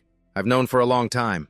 There was just no reason to bring it up, that's all." Hearing this, Minato asked doubtfully, "So now you have a reason?" Leona nodded slightly and replied, "That's right. Because today is the last time I'll see Chrono, isn't it?" With a sudden smile, Minato couldn't help but joke. "You see right through me, huh?" Leona didn't answer and said gratefully, "Thank you, Chrono. You saved me, the other members, and so many others. I'm truly glad you were there for us." The number of illegal mages has decreased, and so has the crime rate. The Bringers of Shadow will cease operations until things quiet down. Without Chrono, Japan will still be fine. Leona smiled faintly again and suggested, "But I can handle Kusanagi Minato's share of the work. For a fee, of course." Minato felt a little helpless. "You're going to charge me," Leona replied nonchalantly. "Of course, but I'll give you a discount for acquaintances." Minato sighed helplessly. "All right, I'll count on you when the time comes." Leona smiled with satisfaction. "All right." Minato just hummed in response, not knowing what else to say. Leona hesitated for a moment. After a long pause, she said, "Goodbye, Chrono." Minato didn't reply and disconnected the earpiece. He looked off into the distance, smiling and mumbling, "Take care, Leona." Just then, Ruka's group ran up to Minato. Ruka asked urgently, "What happened to Chrono? Are you hurt?" Minato replied nonchalantly, "It seems he escaped, but he's badly injured. I don't think he'll be showing his face for a while." The moment he finished speaking, Sugo bowed his head to him and said apologetically, "I'm sorry I mistook you for Chrono. I am truly sorry." Karen also stammered, "Me too. I had started to suspect you. Please forgive me." Seeing this, Ruka also quickly apologized to Minato. Minato really didn't know what to do. He felt very guilty, but there was no other way. He could only deceive everyone. With that thought, Minato had to wave his hand as if it was nothing. "Don't blame yourselves. Everyone makes mistakes." At the same time, Hinata, after observing the battle, shouted in extreme frustration, "Are you kidding me? Damn it, how are those bastards so strong?" With that, she bit her lip aggressively and mumbled with determination, "I have to get stronger. I'll never be able to catch up to them with my normal training." Toshiro also remarked with admiration, "He still has mana left after such an intense battle. Just how much mana does he have?" With this, Minato was able to prove that Chrono and he were two separate people. Now the Black Rebellion had also been dismantled. The organization Bringers of Shadow was no longer necessary. Although Akuto's words still lingered in Minato's mind, he had solved the most pressing problem. For now, that was enough. And so in the following days, Minato was all over Japan. He branched out into beverage commercials. Minato's commercials spread widely, not to mention the videos of him training, which were also spread on social media for everyone to see. Minato had to take on a series of interviews, and then magazine covers. He was so hot that they sold out in an instant. Not only that, Minato was also a famous figure, a top star at the Magic Academy. Wherever he went, he was surrounded by female students. At this point, Minato was no different from a teen idol, which made him feel truly helpless. The three Ruka saw this situation and were very worried for Minato, wondering if he could handle it. The answer, of course, was no. Minato was going crazy. Finally, he couldn't take it anymore, slammed the table, and stood up. Without a moment's hesitation, Minato jumped out the window and ran. Only now did he regret it. He shouldn't have blindly followed Sugo. At this point, Minato was a lost cause. The moment they saw him, everyone would give chase. When he got home, Minato was in a state of exhaustion. Ruka asked worriedly, "Are you okay?" Minato nodded helplessly. "Somehow I'm okay." More importantly, have you finished packing for the move? But if you looked closely, the current house was spotlessly clean. Ruka bragged happily, while you were running away, I did it with my sister. Ruka did most of the work. They had now moved to a 3-bedroom apartment, so they would all have their own rooms. With this much space, they wouldn't feel cramped at all. But the 2 Ruka sisters were a bit disappointed. If they had their own rooms, they wouldn't get to see Minato's sleeping face anymore. Thinking about this, both of them immediately turned away in embarrassment, leaving Minato completely baffled. But he didn't pay much attention. He went out onto the balcony because his phone was ringing. Minato quickly answered, "Hello, Takegami." On the other end of the line, Takegami's voice quickly came through. "Do you have time to talk right now? I was just wondering if everything's okay after that incident." Minato replied cheerfully, "Everything went smoothly thanks to you, although it seems to be coming back to bite me now." Takegami couldn't help but smile. "It's tough being famous, isn't it?" Minato didn't mind and said nonchalantly, "If you need any help, don't hesitate to ask. After all, you're an important friend of mine, and you're also the only one who knows my true identity." Takegami on her end hesitated for a moment. After a long pause, she nodded and replied, "If anything happens, I'll call you first." The two chatted for a while longer before Takegami hung up. She slumped to the floor holding her family photo. Takegami mumbled sorrowfully, "Ichikami, what should I do?" The next day at the police department's training ground, many new recruits had already gathered at the training ground very early. They were very excited. The male students were happy to be training with the 2 Ruka sisters, while the female students were excited to meet Minato. Ruka, seeing the long line of people in the distance, couldn't help but remark, "There are more new recruits than I thought." "It's obviously because of Minato," Sugo explained sheepishly. "Whatever their motives, at least they're enthusiastic." Hearing this, Ruka clicked her tongue and shook her head. "I just hope they can endure it." Ruika also agreed, saying, "Yeah, it's a real hell." Just then, Minato came out from the police station. Seeing him, everyone started to get noisy and excited. Minato sighed helplessly. "Oh man, this really is never going to end." With that thought, he immediately unleashed his magical power. In the blink of an eye, a group of new recruits felt their bodies being weighed down by someone, unable to even move. But because of that, the noisy chatter also fell silent. Minato smiled with satisfaction. That should shut them all up. The new recruits seem pretty resilient. "I was planning to go easy on you for the first training session, but it seems that won't be necessary." The 3 Ruka, hearing this, helplessly held their heads. They suddenly had a very bad feeling about this. And just as expected, a group of new recruits entered with full enthusiasm, only to be worn down by Minato's harsh training. The entire group attacked Minato with magic, but they were blocked by his shield. On top of that, they had to listen to his extremely taunting words. "With that kind of magic, you guys won't be able to defeat any monster." Before long, the entire group had collapsed. Sounds of groaning and frustration echoed non-stop. But just then, Ruka suddenly shouted, "I'm not done yet." Immediately after, a giant wave of water rushed towards Minato. Not only that, even Ruka and Ryuji attacked him at the same time. Seeing this, the new recruits immediately cried out in alarm.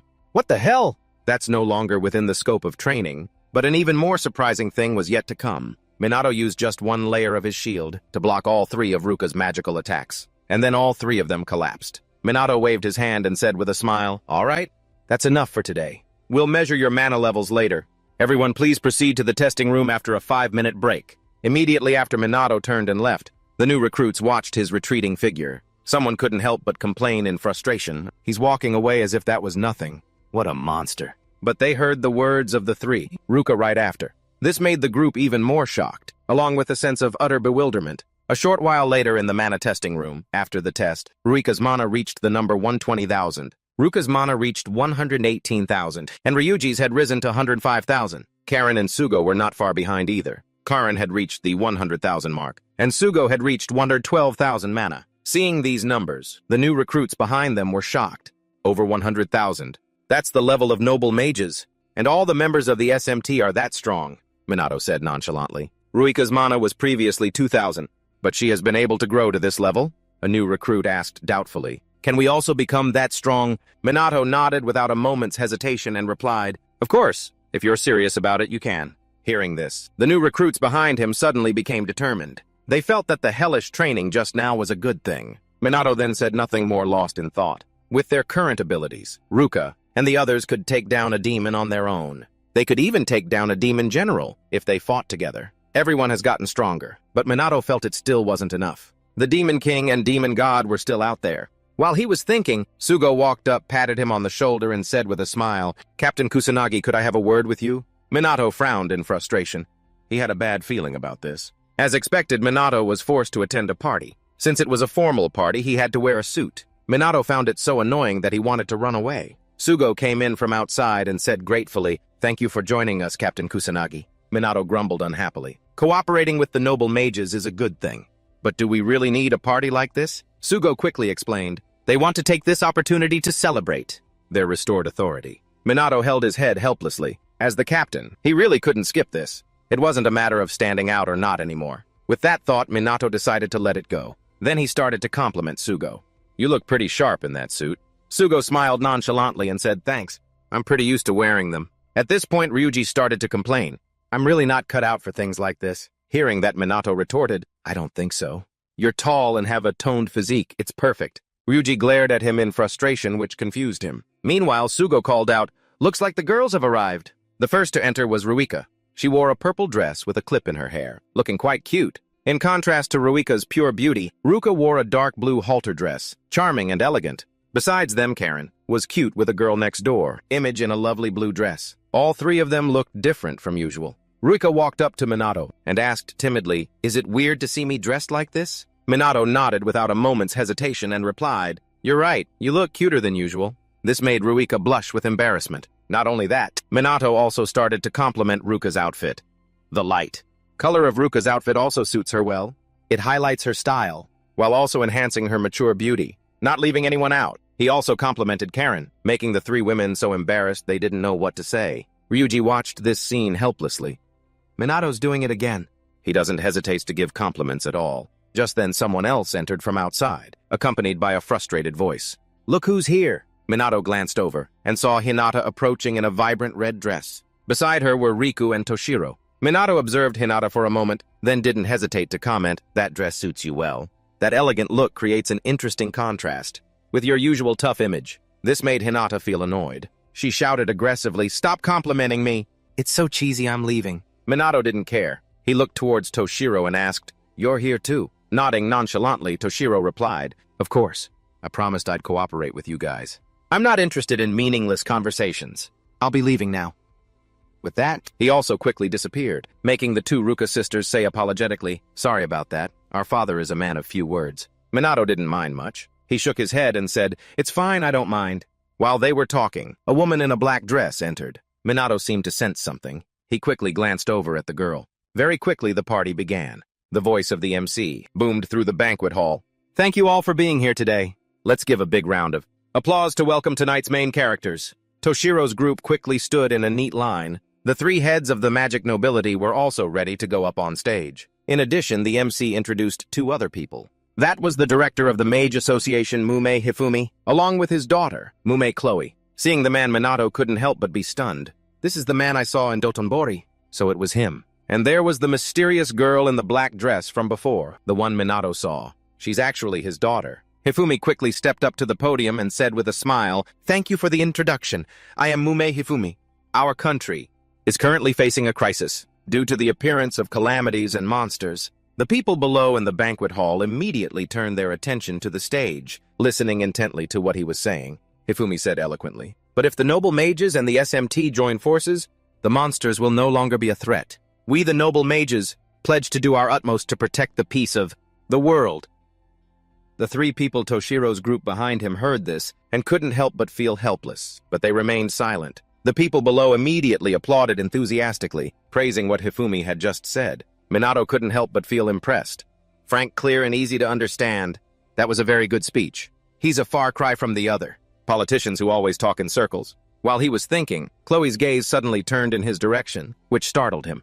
She saw me. Caught staring, Chloe wasn't embarrassed at all. Instead, she gave a meaningful smile. Just then, Hifumi continued to speak. "From now on, we will work closely with the SMT, as we both strive to maintain public security in Japan." With that, he turned to look at Minato and smiled. "It's a pleasure to work with you, Captain Kusanagi." Minato replied politely, "Yes, it's a pleasure to work with you as well." Immediately after the two of them shook hands, Minato quickly saw Hifumi's magical power. He couldn't help but be impressed. He possesses an abundant source of mana.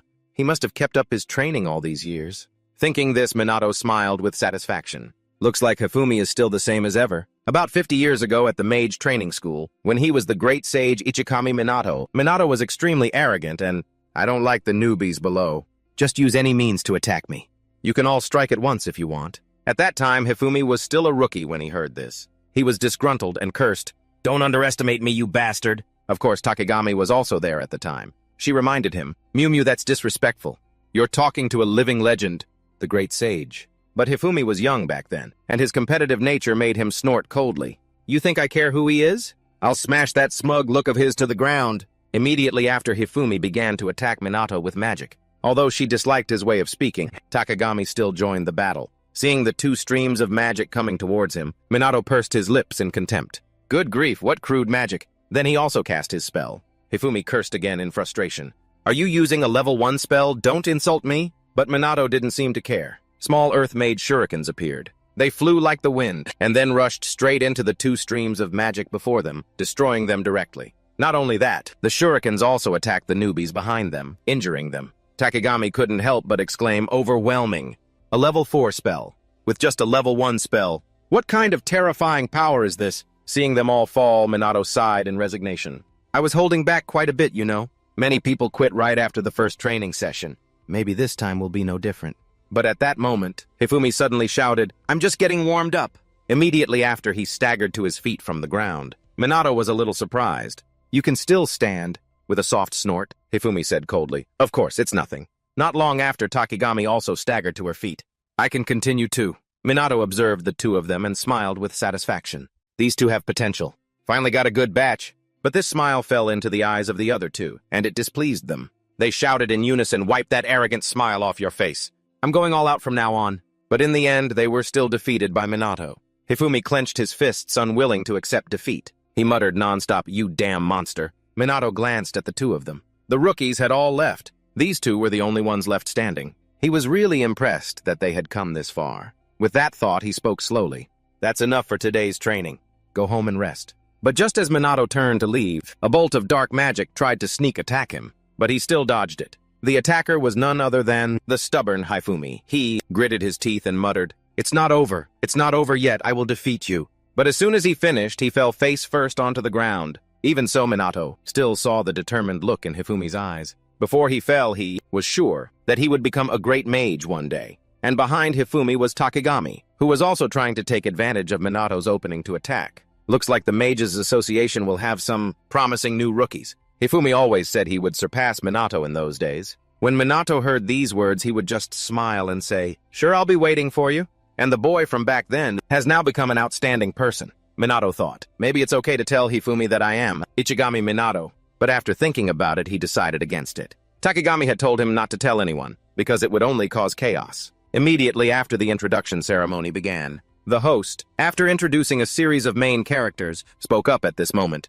"That concludes the introductions. Please take this time to mingle with each other." Only then did Minato let out a sigh of relief. It seems his role was finally over. But at that moment, Chloe suddenly approached him and said with a smile, "Excuse me, are you free? I'm Mew Mew Chloe." She said she had noticed Minato for a while now and was hoping they could talk for a bit. Minato replied without hesitation, "It's an honor. You seem to be a mage as well?" Chloe covered her mouth and laughed. "That's right. But I'm still a long way from being as good as you." Just as Chloe said, she didn't have much magical power, and it seemed she couldn't control many attributes. But somehow Minato felt that something was off. What is this strange feeling? While he was thinking, Chloe smiled and said, "I hope we can become good friends. I have a pretty sharp intuition about things like this." Meanwhile, the two Zuika sisters were quietly watching Minato. Seeing him talking with Chloe, the two of them didn't seem very happy. Chloe didn't know they were watching her. She was still happily chatting with Minato. "I look forward to working with you." Minato politely replied, "Yes, me too." Immediately after, the two of them shook hands. At this very moment, Chloe seemed to sense something in his eyes. They suddenly narrowed, but she quickly calmed down and said with a smile, "You're just as I thought. I'm glad to know that you're a good person." With that, she didn't wait for Minato's reply and quickly turned to leave, leaving behind a cryptic remark.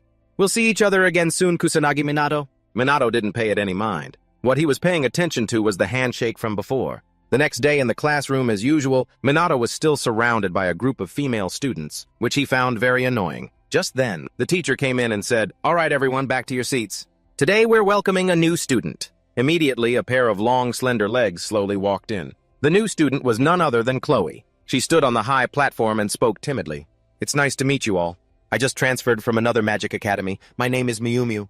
Chloe, I look forward to your help." In an instant, Minato froze and stared at Chloe in confusion. Immediately, the students below began to whisper among themselves. They recognized Chloe as the daughter of the Miu clan. Coincidentally, there was an empty seat next to Minato, so the teacher had Chloe sit there. Chloe had no objections. She walked over and sat down next to Minato. Minato glanced at her and said casually, "I didn't expect you to transfer here."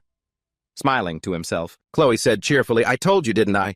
Right, that we'd see each other again soon." Minato couldn't help but look at her again. He seemed to be thinking about something. During break, the male students started to gather around Chloe and ask all sorts of questions. The female students also tried to befriend her. Seeing this, Ruka couldn't help but marvel. She's already so popular. Usually they're all over us. Even Ruka couldn't help but speak up.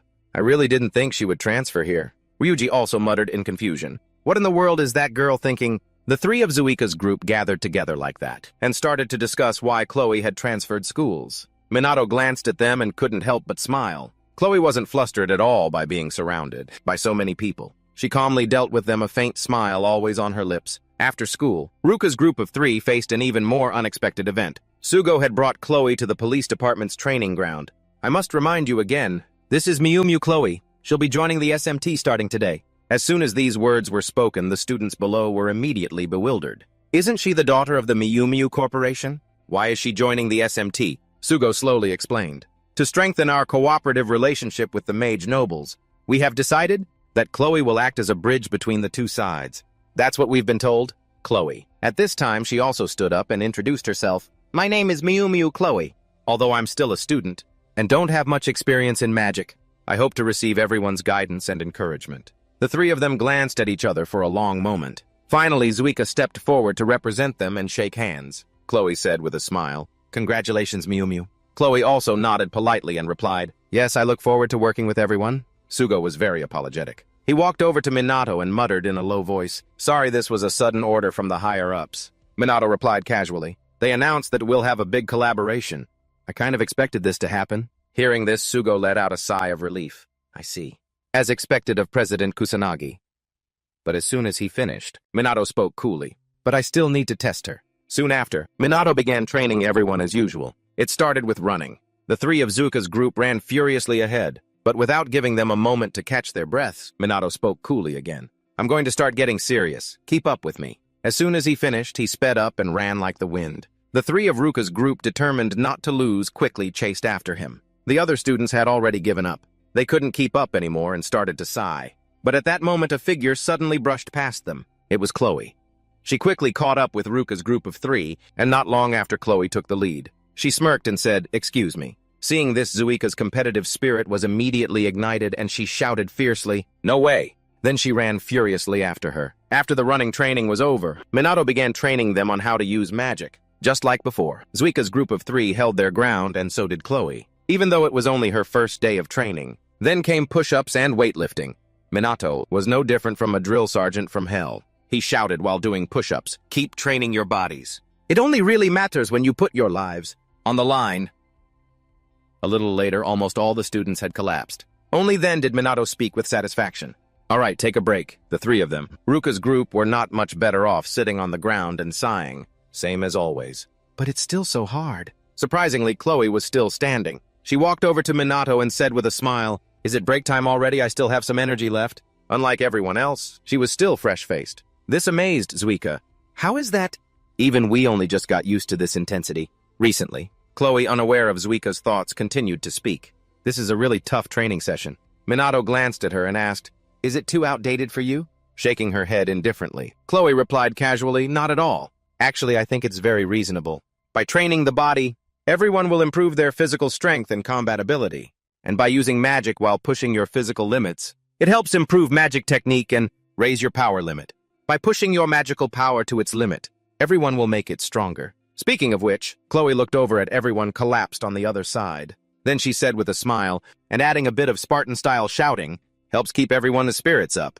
If you don't act as if your life depends on it, then you might lose your life in a real battle." Hearing her speak, Minato nodded in praise. "Exactly, you understand it very well." Chloe covered her mouth and smiled. "After all, I'm a daughter of the Miu clan." Zuika also didn't expect Chloe to understand so well. She couldn't help but praise her. "You're really amazing." "I admit." Ruka also nodded in agreement. "We should learn from you?" Smiling to herself, Chloe said humbly, "You all did very well.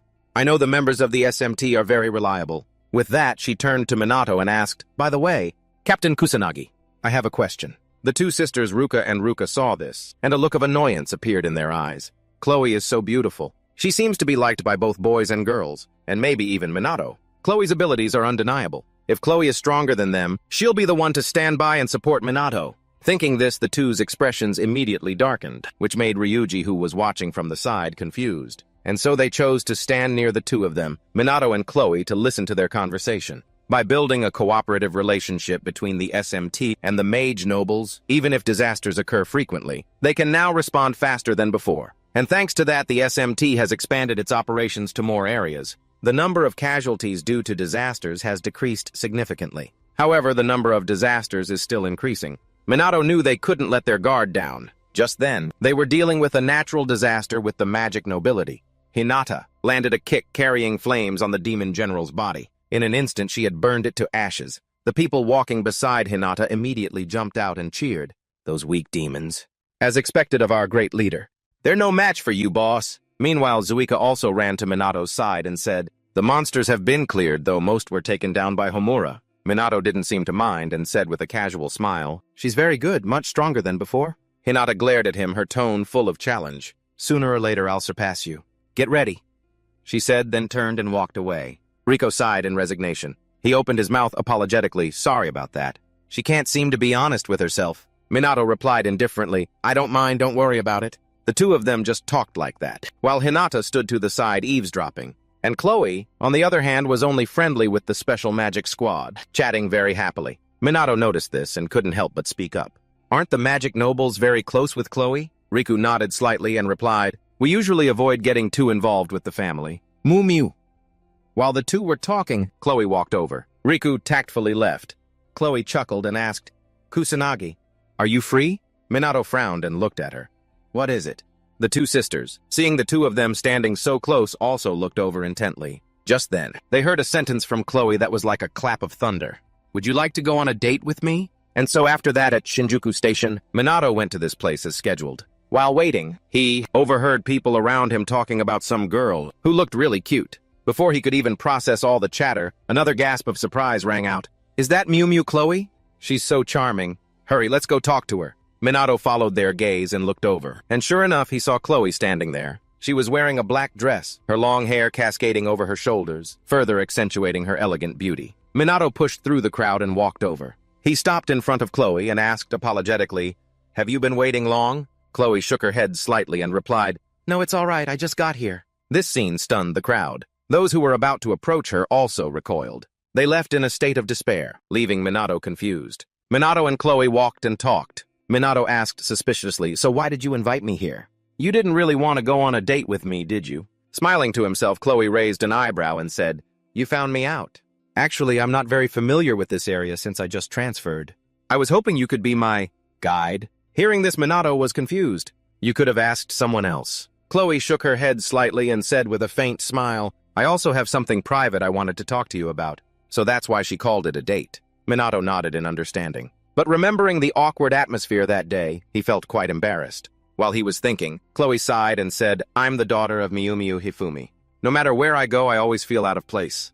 Everyone pretends to respect me and treats me specially. But you're different." Hearing this, Minato was confused. "How am I different?" Ignoring his reaction, Chloe continued with a smile. "The first time I talked to you, I realized you don't treat me like everyone else does." Minato spoke coolly. "Because titles and status don't mean anything. What matters is who you are, that's all." Hearing this, Chloe couldn't help but laugh out loud. She pursed her lips and mused, "You really are an interesting person." Meanwhile, a figure was silently following the two of them. It was none other than Zuika. She was secretly following them again. But what else could she do?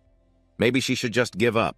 Just then, Zuika saw a familiar figure nearby. It was Ruka. She was also following Minato. Zuika was shocked. Impossible. There's no way she would do that. But Ruka was holding a red bean paste bun in her hand. There was no mistake. She was clearly following Minato. Anyway, Ruka still had to keep following them. Otherwise, she'd lose them. And so while rushing to follow, the two Zuika sisters bumped into each other. The two of them stared at each other blankly for a moment, then quickly ran off talking as they went. Zuika asked doubtfully, "Why are you here?" "What's wrong?" Zuika quickly shook her head and denied it. "Nothing." Minato in front heard the sound and turned to look back. Seeing this, Chloe asked doubtfully, "Is something wrong?" Minato frowned slightly for a long moment before shaking his head and replying, "Nothing." But Ruka and her sister were hiding behind a large bear and sighed in resignation. That was a close call. Only then did Ruka realize something and quickly exclaimed, "It seems we're both aiming for the same target." Ruka nodded slightly in agreement. Perhaps so, and so their four eyes met, both of them filled with determination. Finally, Minato and Chloe went on their stroll with Two Tails following behind. Everywhere Minato and Chloe went, the two sisters Ruka and Ruka would follow. They were sneaking around like they were trying to catch a cheater. After a while of strolling, Minato and Chloe arrived at a tea house. Chloe smiled happily and said, "So what will they do next?" Minato thought for a moment before answering. "They'll talk, then they'll eat, and then they'll go home, right?" The two sisters Ruka and Ruka sat quite far away, so they couldn't hear what Minato and Chloe were saying. Meanwhile, Chloe suddenly spoke in a melancholy tone. "I see, so this is what a normal date for a high school student is like." With that, she placed her teacup on the table. Then she spoke coolly. "I wonder what the purpose of all this is. Just strolling around looking at things, then sitting down to eat and drink. What's the meaning of these actions?" Minato replied casually. "Maybe the actions themselves don't have any meaning." Chloe asked back, confused. "But people still do them, even if there's no specific reason." Minato nodded slightly, explaining what matters is who you're with. As long as it's with that person, even just going for a walk becomes special. That's why the time spent with them becomes precious, even if there's no clear meaning. Hearing this, Chloe fell silent, then finally asked again. "And that's called a date?" Shrugging indifferently, Minato pursed his lips and replied, "I think so. So was our time today valuable?" Chloe hesitated for a moment before nodding and replying, "I think so." Minato smiled faintly and said with satisfaction, "I'm glad to hear you say that."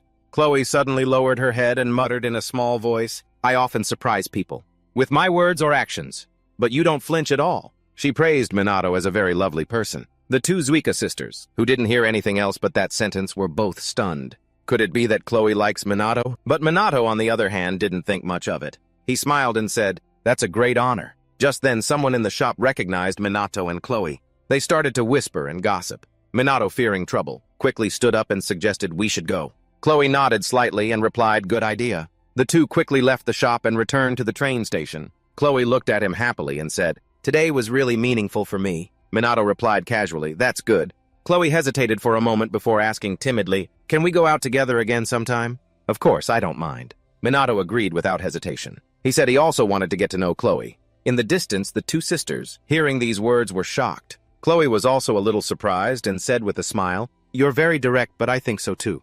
"Then I'll see you later." With that, she turned and left. Minato also waved goodbye. Zuika watched their backs, her heart filled with worry. I can't believe Minato would say something like that. Ruka was just as troubled. She was wondering if Minato was really serious. Minato had also turned and walked away. The two of them went their separate ways, but there were too many conflicting emotions for all four of them. The next day at the Special Magic Squad's classroom, Ryuji ran over to Minato, raised an eyebrow and asked with a smile, "So how was your date yesterday?" Hearing this, Zuika spoke with a hint of annoyance. "Why are you asking?" Ryuji pouted and replied, "I'm just curious about your friend." Minato replied resignedly, "It wasn't a date. I was just showing her around the area. All we did was walk around, shop, and drink tea. But the things you just mentioned are called a date." The expressions on the faces of the two Zuika sisters were not very happy at this moment, and Chloe was happily chatting with Karen, seemingly not paying much attention to what happened yesterday. Ryuji sighed helplessly. He just hoped that it wouldn't cause any trouble. With that thought, he patted Minato's shoulder and said as a reminder, "Be careful." Minato looked at him confused. "What are you talking about?" A little later, when everyone had arrived, Sugo began the meeting. "Now then, allow me to explain our current situation. As of now, they've seen a significant decrease in casualties related to disasters and monsters in Japanese territory. After the Black Rebellion was abolished, there was a similar decrease in the number of illegal mages. Also, there have been no appearances of the Shadow Bearers, or Chrono." Karen also nodded in agreement. "It seems these days, the Shadow Bearers are rarely discussed." Minato frowned slightly in silence. The police can probably handle the illegal mage cases themselves now. Maybe the Shadow Bearers don't need to do anything anymore. With that thought, he shouted fiercely again, "But we can't be complacent. We will train ourselves, even more from now on." "Yes, sir." Immediately, the entire Special Magic Squad responded in unison. That evening, Minato returned home after dinner. He lay on his bed to rest, thinking in silence. The members of FNT had improved their skills, but their coordination with the mage nobles still needed improvement. Just then his phone suddenly rang. Minato immediately answered, asking doubtfully, "What's up?" Leona's voice quickly came through the other end. "It's about Miyu Miyu, Chloe, and Takigami Shizuku. I've been investigating them and thought you should know. Is now a good time? Minato nodded slightly and replied, yes, tell me what you found. Leona immediately replied, first about Miyumiu Chloe. She's not Miyumiu's biological daughter, but his wife's daughter from a previous marriage. Strangely enough, she only became his stepdaughter a few years ago. Chloe's parents both died in an accident. Maybe that's when Hifumi took her in. Hearing this, Minato asked doubtfully, she was attending a magic academy. Right. Leona nodded slightly and replied, that's right.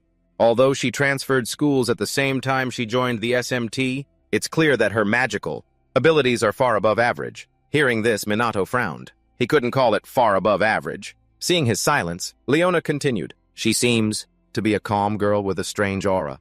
With her looks, she always stands out from the rest. Because she was cooking, she had placed the phone on the table. Then Leona called out, Kai, help me set the table. Kai immediately ran in from the living room. The boy's condition was much better now. Minato on the other end of the line heard the reproachful but loving tone in Leona's voice for Kai, and he couldn't help but smile. After giving Kai instructions, Leona spoke up apologetically. Sorry, let's continue. Next it's Shizuku. She seems to have a daughter and a young granddaughter. However, no one has seen her recently. Minato frowned slightly and asked doubtfully, what do you mean? Leona slowly replied, some sources say she has gone overseas. Just then a sound was suddenly heard outside. Minato quickly said, wait a moment. Then he went outside and opened the door, seeing that the two Zuka sisters had returned. He waved to them, welcome home. After greeting them, Minato returned to the room to continue talking with Leona. Sorry about that, please continue. Leona nodded slightly. All right, as you know, that hasn't been confirmed yet. Anyway, there's something about this. That doesn't feel right to me. Regardless, I'll dig a little deeper. Minato got a lot of information from her. He said gratefully, sorry for all the trouble. I'm very grateful. Leona brushed it off. She said casually, it's nothing. You've helped me many times. All right, let's talk again later. With that, she hung up. Kai, seeing this, ran over and asked innocently, the person you were just talking to, was that Chrono? Leona looked at the boy doubtfully. Why would you think that? Smiling faintly, Kai replied casually, you looked really happy. These words stunned Leona. A moment later, she ruffled Kai's hair and said with a smile, I see. I looked happy, huh? Elsewhere in the police chief's office, it seemed he had a visitor. He said coolly, we need to know more about Kusanagi Minato. I want to assign that task to you. The visitor was Shizuku. Hearing the chief's words, she stood there in silence. The chief continued unconcerned. If we can't uncover the secret of his power, we'll become powerless. After a moment's hesitation, Shizuku nodded. I understand. The chief frowned slightly and asked doubtfully, that kid seems to let his guard down around you. Is there a reason for that? Shizuku fell silent again, hesitating for a long moment. She then spoke, that's probably because I'm getting old. He's a very kind person, you see. The chief wasn't suspicious. He stood up from his chair and walked in front of Shizuku. The chief warned in a cold voice, anyway, I can't turn back now, and neither can you. We're in the same boat. Yes, sir. A look of resignation appeared on Shizuku's face, but in the end she nodded in agreement. Elsewhere at the police department's training ground, it was time for Minato and the others to train. Minato saw that everyone was present and immediately ordered, all right, let's start training. But before they could do anything, Sugo rushed over. Sorry, wait a moment. Minato glanced at him and asked, what is it? Sugo replied hastily, the U.S. Army's Mage Division has come to Japan for a meeting, and I've been informed that they want to observe the SMT's training session. The group below was shocked. Ruka muttered in confusion. Aren't they one of the strongest elite units? Zuka nodded slightly. Yes, they boast some of the best mages in the world. Ryuji shook his head, showing he didn't know. Minato also frowned in silence. America's level wasn't this high 55 years ago. He figured they had risen to the top in the current era. While everyone was confused, Sugo spoke up to explain. News of the SMT has spread overseas. The battle with Chrono not long ago seems to have really put us on the map. Hearing this, Chloe smirked knowingly. So what they're really interested in is...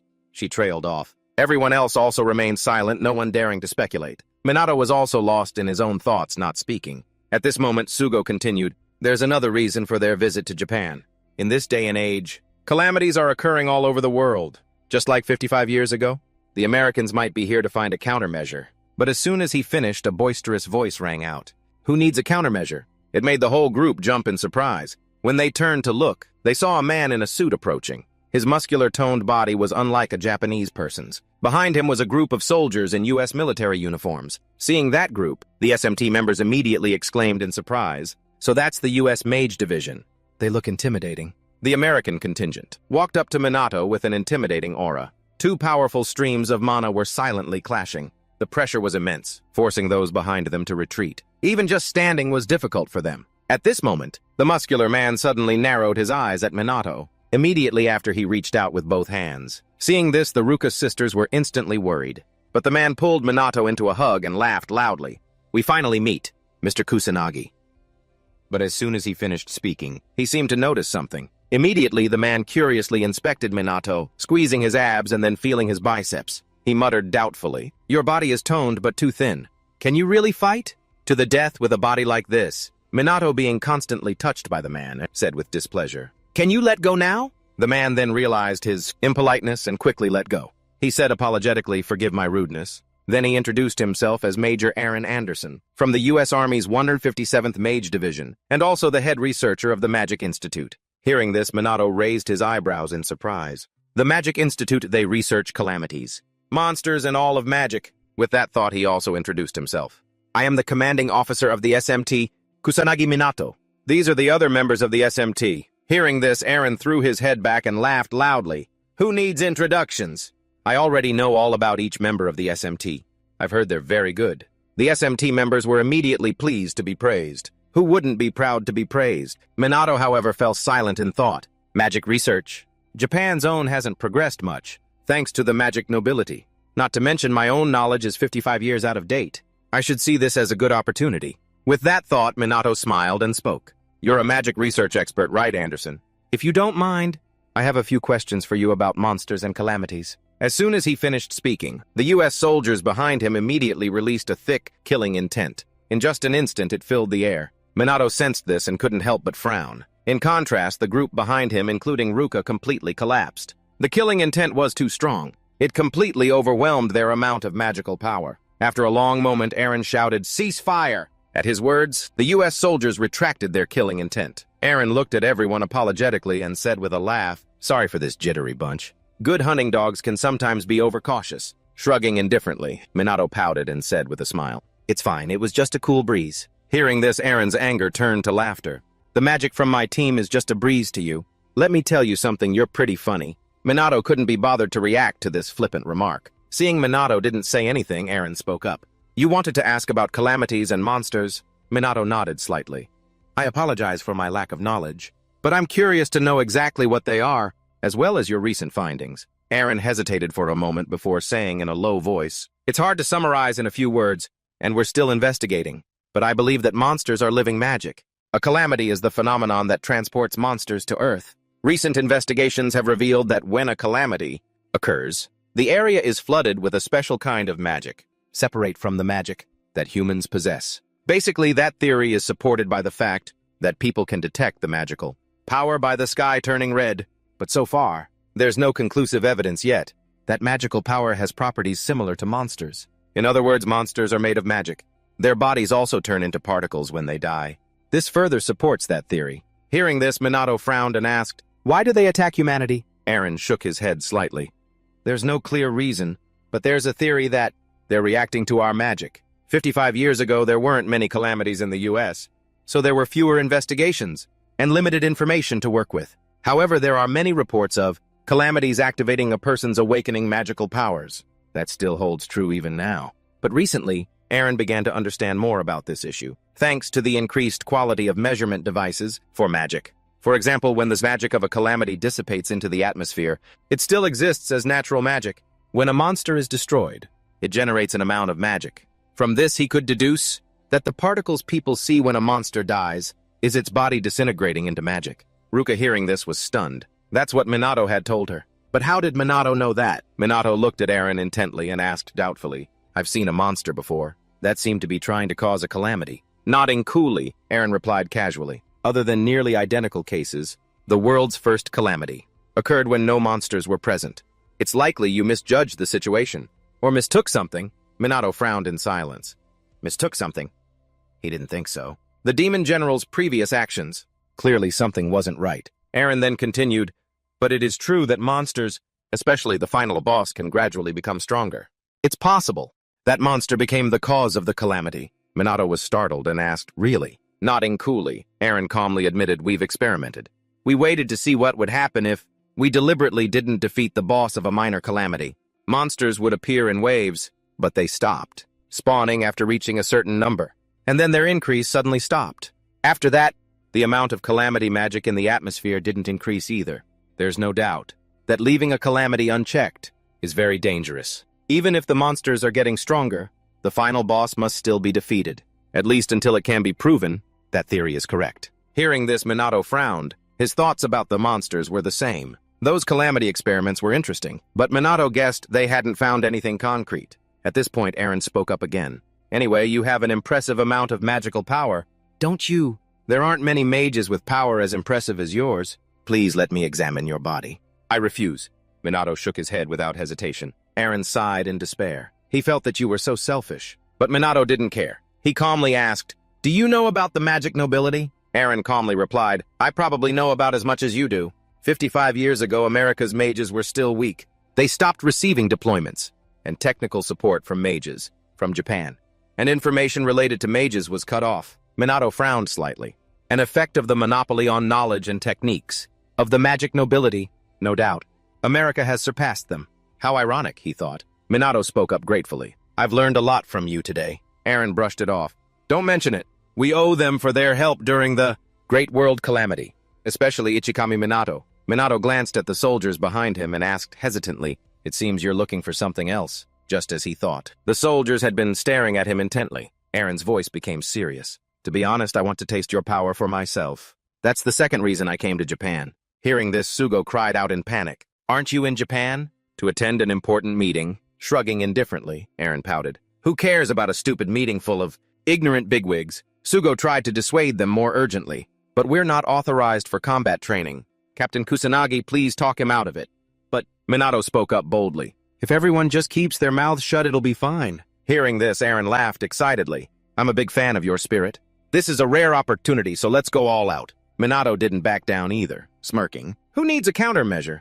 "Isn't that what you said?" "That shows how much faith you have in your own abilities." "Right. Seeing is believing," Eren scoffed. Immediately after all the U.S. military personnel unleashed their aura, a spark of excitement appeared in Minato's eyes. "This is a good chance to measure the strength of the U.S. mages. Show me what you've got." Eren raised an eyebrow and said with a smile, "I'll let you have a taste of these guys' power first." Before Minato could answer, Zuka's group stepped forward. Zuka said aggressively, "If you're having your subordinates fight, then we'll fight too." But Eren waved his hand to stop them. "Sorry, but could you please stop?" Zuka asked, confused. "Why?" Eren said in a low voice. "We're only interested in the strong, unless all of you are on the same level as him.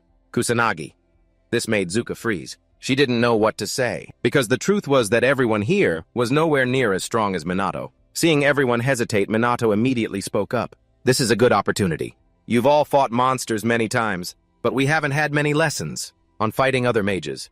Watch our battle closely." The SMT members replied in unison without hesitation. "Yes, sir." Seeing this, Eren couldn't help but be impressed. He thought they were just a bunch of amateurs, but surprisingly, they seemed very disciplined. At this moment, Minato said, "Then let's do it." As soon as he finished speaking, Eren's soldiers unleashed their mana. Eren shouted aggressively, "All right, sparring match begin." The U.S. soldiers all got into a fighting stance. In an instant, they split up in multiple directions and rushed toward Minato. Minato wasn't flustered at all, calmly casting magic. Surprisingly, the U.S. soldiers were able to dodge the beams of mana he fired. In the blink of an eye, the soldiers had surrounded Minato. Seeing this, Ruka's group was instantly alarmed.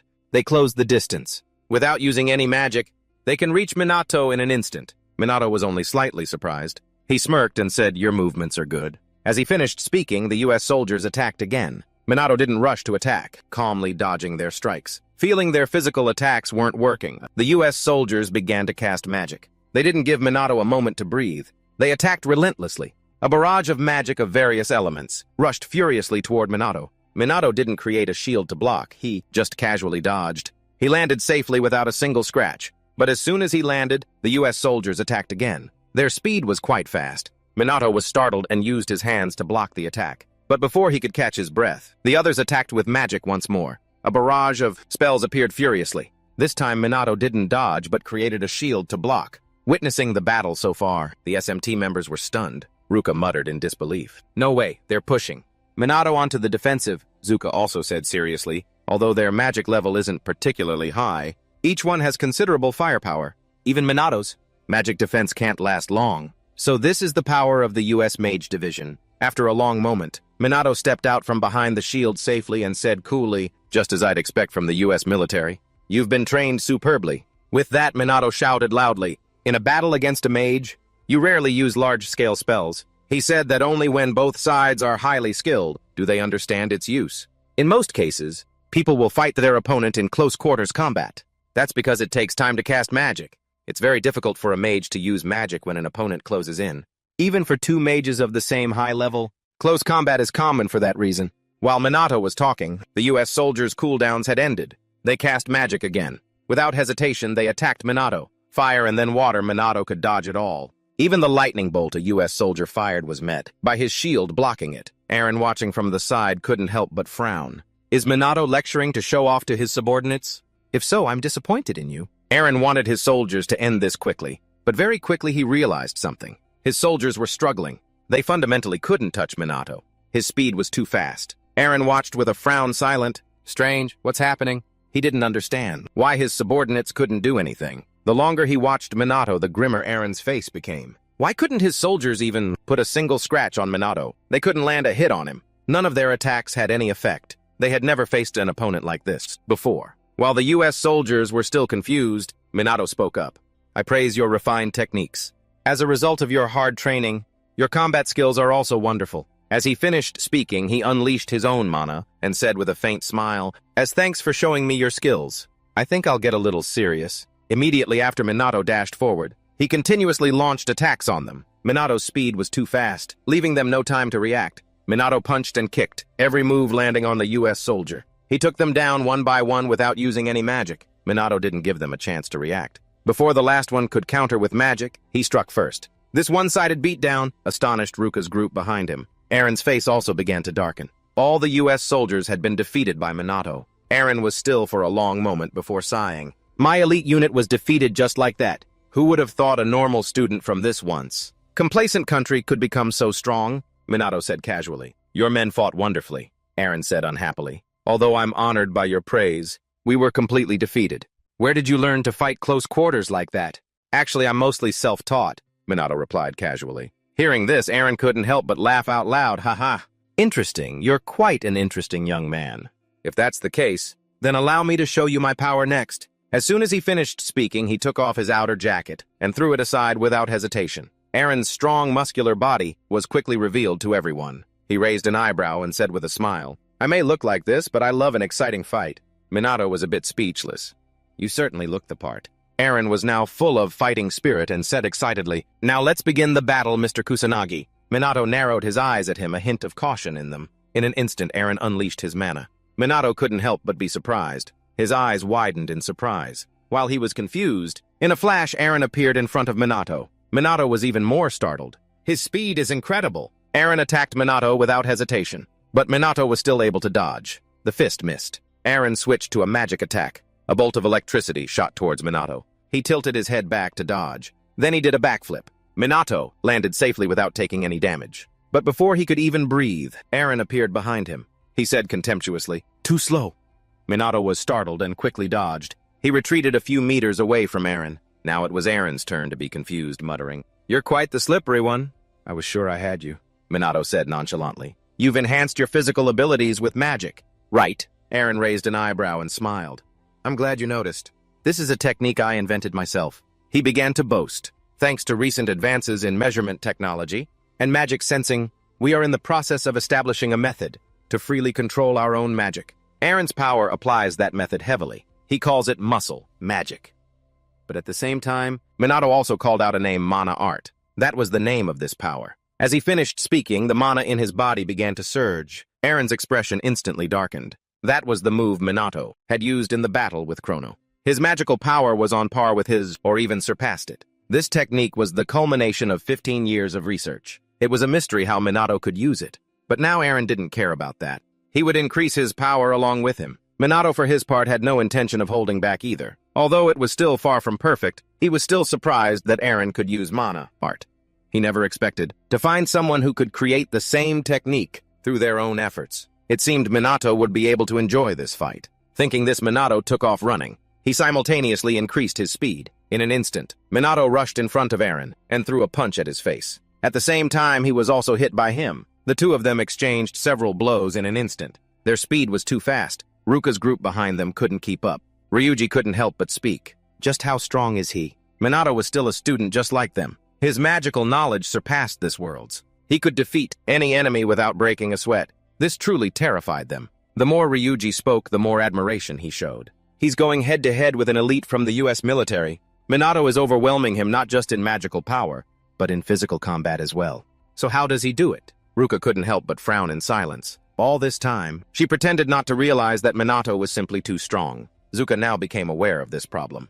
They were getting stronger. That's why she always believed that one day, as long as they kept training, they could stand beside Minato as equals. But was that even possible? Zuka really couldn't imagine a future where they could catch up to Minato. The more the Ruka sisters thought, the more they panicked. They really couldn't accept it. Meanwhile, in the two-person battle, Minato and Eren were still fighting. Minato was overwhelming him in this fight. He kicked Eren hard. Eren was forced back, but he quickly threw a punch in return. But Minato blocked it. Not giving him a moment to breathe, he punched back. His speed was too fast. Eren couldn't dodge in time and took the full punch. Eren bit his lip fiercely, trying to counterattack, but in a flash, Minato retreated again. Taking this opportunity, Eren sat on the ground, panting. In contrast, Minato stood there perfectly calm. It was only then that Eren accepted a truth. Minato was too strong. He was just a child compared to him. Eren really suspected. Is Minato even human? Is he a monster? Minato narrowed his eyes at him and asked coolly, "Shall we continue?" Eren shook his head slightly. "No, I've lost." Speechless. That wasn't even a contest. Minato went to help him up. Eren sighed and pouted. "I've rarely seen anyone as strong as you. I mean, there are monsters in the U.S. too." With that, he made an offer. "Please come visit my homeland. You'll always be welcome as a friend." Minato nodded in agreement without hesitation. "Sure, I'll go if I get the chance." As soon as he finished speaking, the two shook hands. Satisfied after a good fight, Eren happily grabbed his jacket and left, saying, "See you next time, Kusanagi." Goodbye, members of the SMT. After they had all left, the members of the SMT rushed over, praising Minato to the skies. "Awesome, Captain Kusanagi. Even the U.S. Magic Division is no match for you." Only Ruka's group stood there silently. They had made a decision that could change their lives. In the following days, Yuka trained like crazy. She wanted to be stronger. Ruka aimed to stand shoulder to shoulder with Minato, and Ryuji was the same. He was sick and tired of always relying on others. He had to find a way to move forward on his own. While they were going crazy with training, Minato was wrestling with a different problem. He exclaimed in surprise, "We're going to sell merchandise for the collaboration between the SMT and the Noble Mages." Sugo nodded slightly and replied, "Now that you're appearing more in the media, more people want to join the SMT. Our budget is also steadily increasing, so we're considering our next steps." Hearing this, Minato asked with dissatisfaction, "Is that why you want to sell merchandise? Is it because you want to pocket the money?" Sugo immediately shook his head, denying it. "We need money to continue our operations. And I don't really like this idea either." Minato sighed in resignation. What a shame. With that thought, he looked at the draft in his hand. On it was a plushie of Minato. He suddenly thought of the Ichikami, Minato plushie that the boy he saved the other day had. He finally nodded in agreement. "All right, I'll allow us to sell the merchandise." Hearing that, Sugo exclaimed happily, "Really?" But his happiness was short-lived. Minato raised an eyebrow and said with a smile, "But on one condition." After hearing it, Sugo hesitated and mumbled, "That would take up a lot of our budget. Is that even feasible?" Minato pouted and said, "That's not a problem. The preparations are already underway." And so the entire SMT team received a message. Surprisingly, a joint training camp with the nobles was proposed. A few days later, somewhere in Tokyo, Minato's group had arrived at the location. Before long, the noble mages were also there. Hinata, leading the way, complained non-stop, "This is such a pain." Soon Hifumi also appeared with his assistant, a constant smile on his face. "This might be a bit much for this old body of mine." Seeing him, the Yuka sisters exclaimed in surprise, "Even Chairman Mumu is here. Isn't this just a normal training camp? Is there some kind of mistake?" Sugo, seeming to have figured something out, mumbled in a low voice, "It seems Chairman Mumu is the one behind this training camp. Perhaps he wants to make up for the past of the noble mages." Minato glanced at Chloe and asked quizzically, "The Fuyuka family isn't here." Shrugging nonchalantly, Chloe replied with a pout, "Basically, they disbanded after their leader was arrested. The Fuyuka family will never regain its former glory." Minato, still a bit skeptical, asked, "Weren't there still members who weren't involved in that conspiracy?" Chloe replied casually, "I'm sure they're all starting new lives." Hearing this, Minato frowned and fell silent.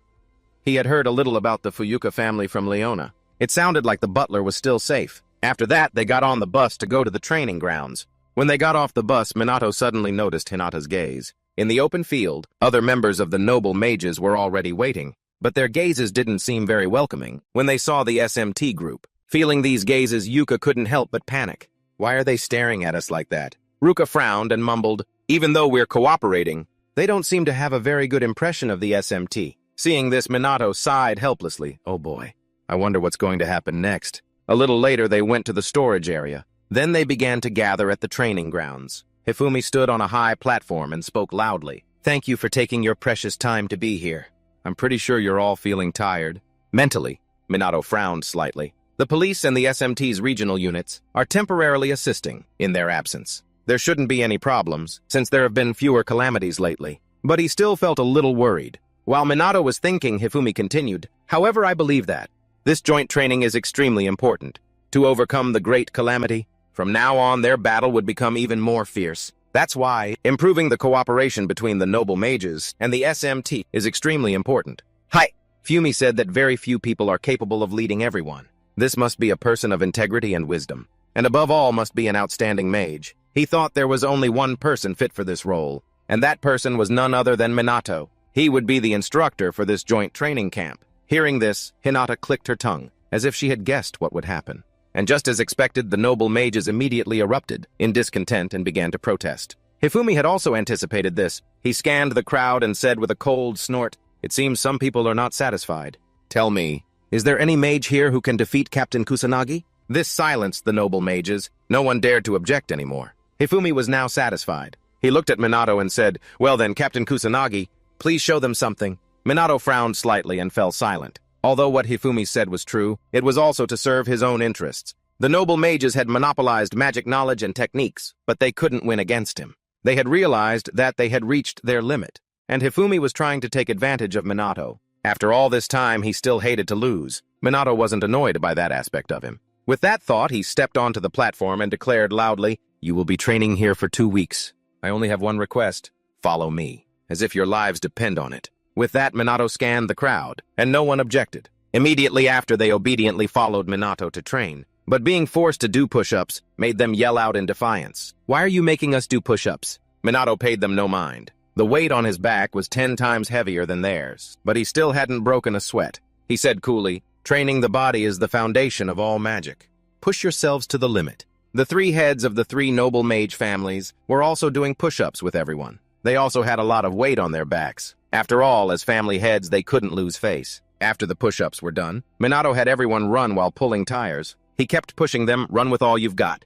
There's no point in taking shortcuts. And so the whole group ran while pulling heavy tires, frantically following Minato. The 3 Hinata, Riku, and Chloe stayed close to Minato because they didn't want to lose to him. Seeing this, Yuka couldn't help but exclaim, amazing. The noble mages are actually listening to Minato. She never thought this day would come. A little later, the running training was also over. Minato said casually, take a 5-minute break, remember to drink water. However, someone spoke up in defiance. What's the point of this? We're just training without a specific goal. Before Minato could answer, a member of the SMT team retorted forcefully, you're mistaken. Captain Kusanagi is an amazing person. And in an instant, an argument broke out with neither side willing to back down. Ryuji sighed helplessly. I knew this would happen.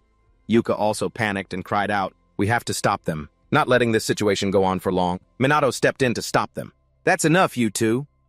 The SMT member not backing down wanted to say something more, but Minato waved his hand to stop him. He looked at the member of the noble mages and said coolly, I know you don't trust me.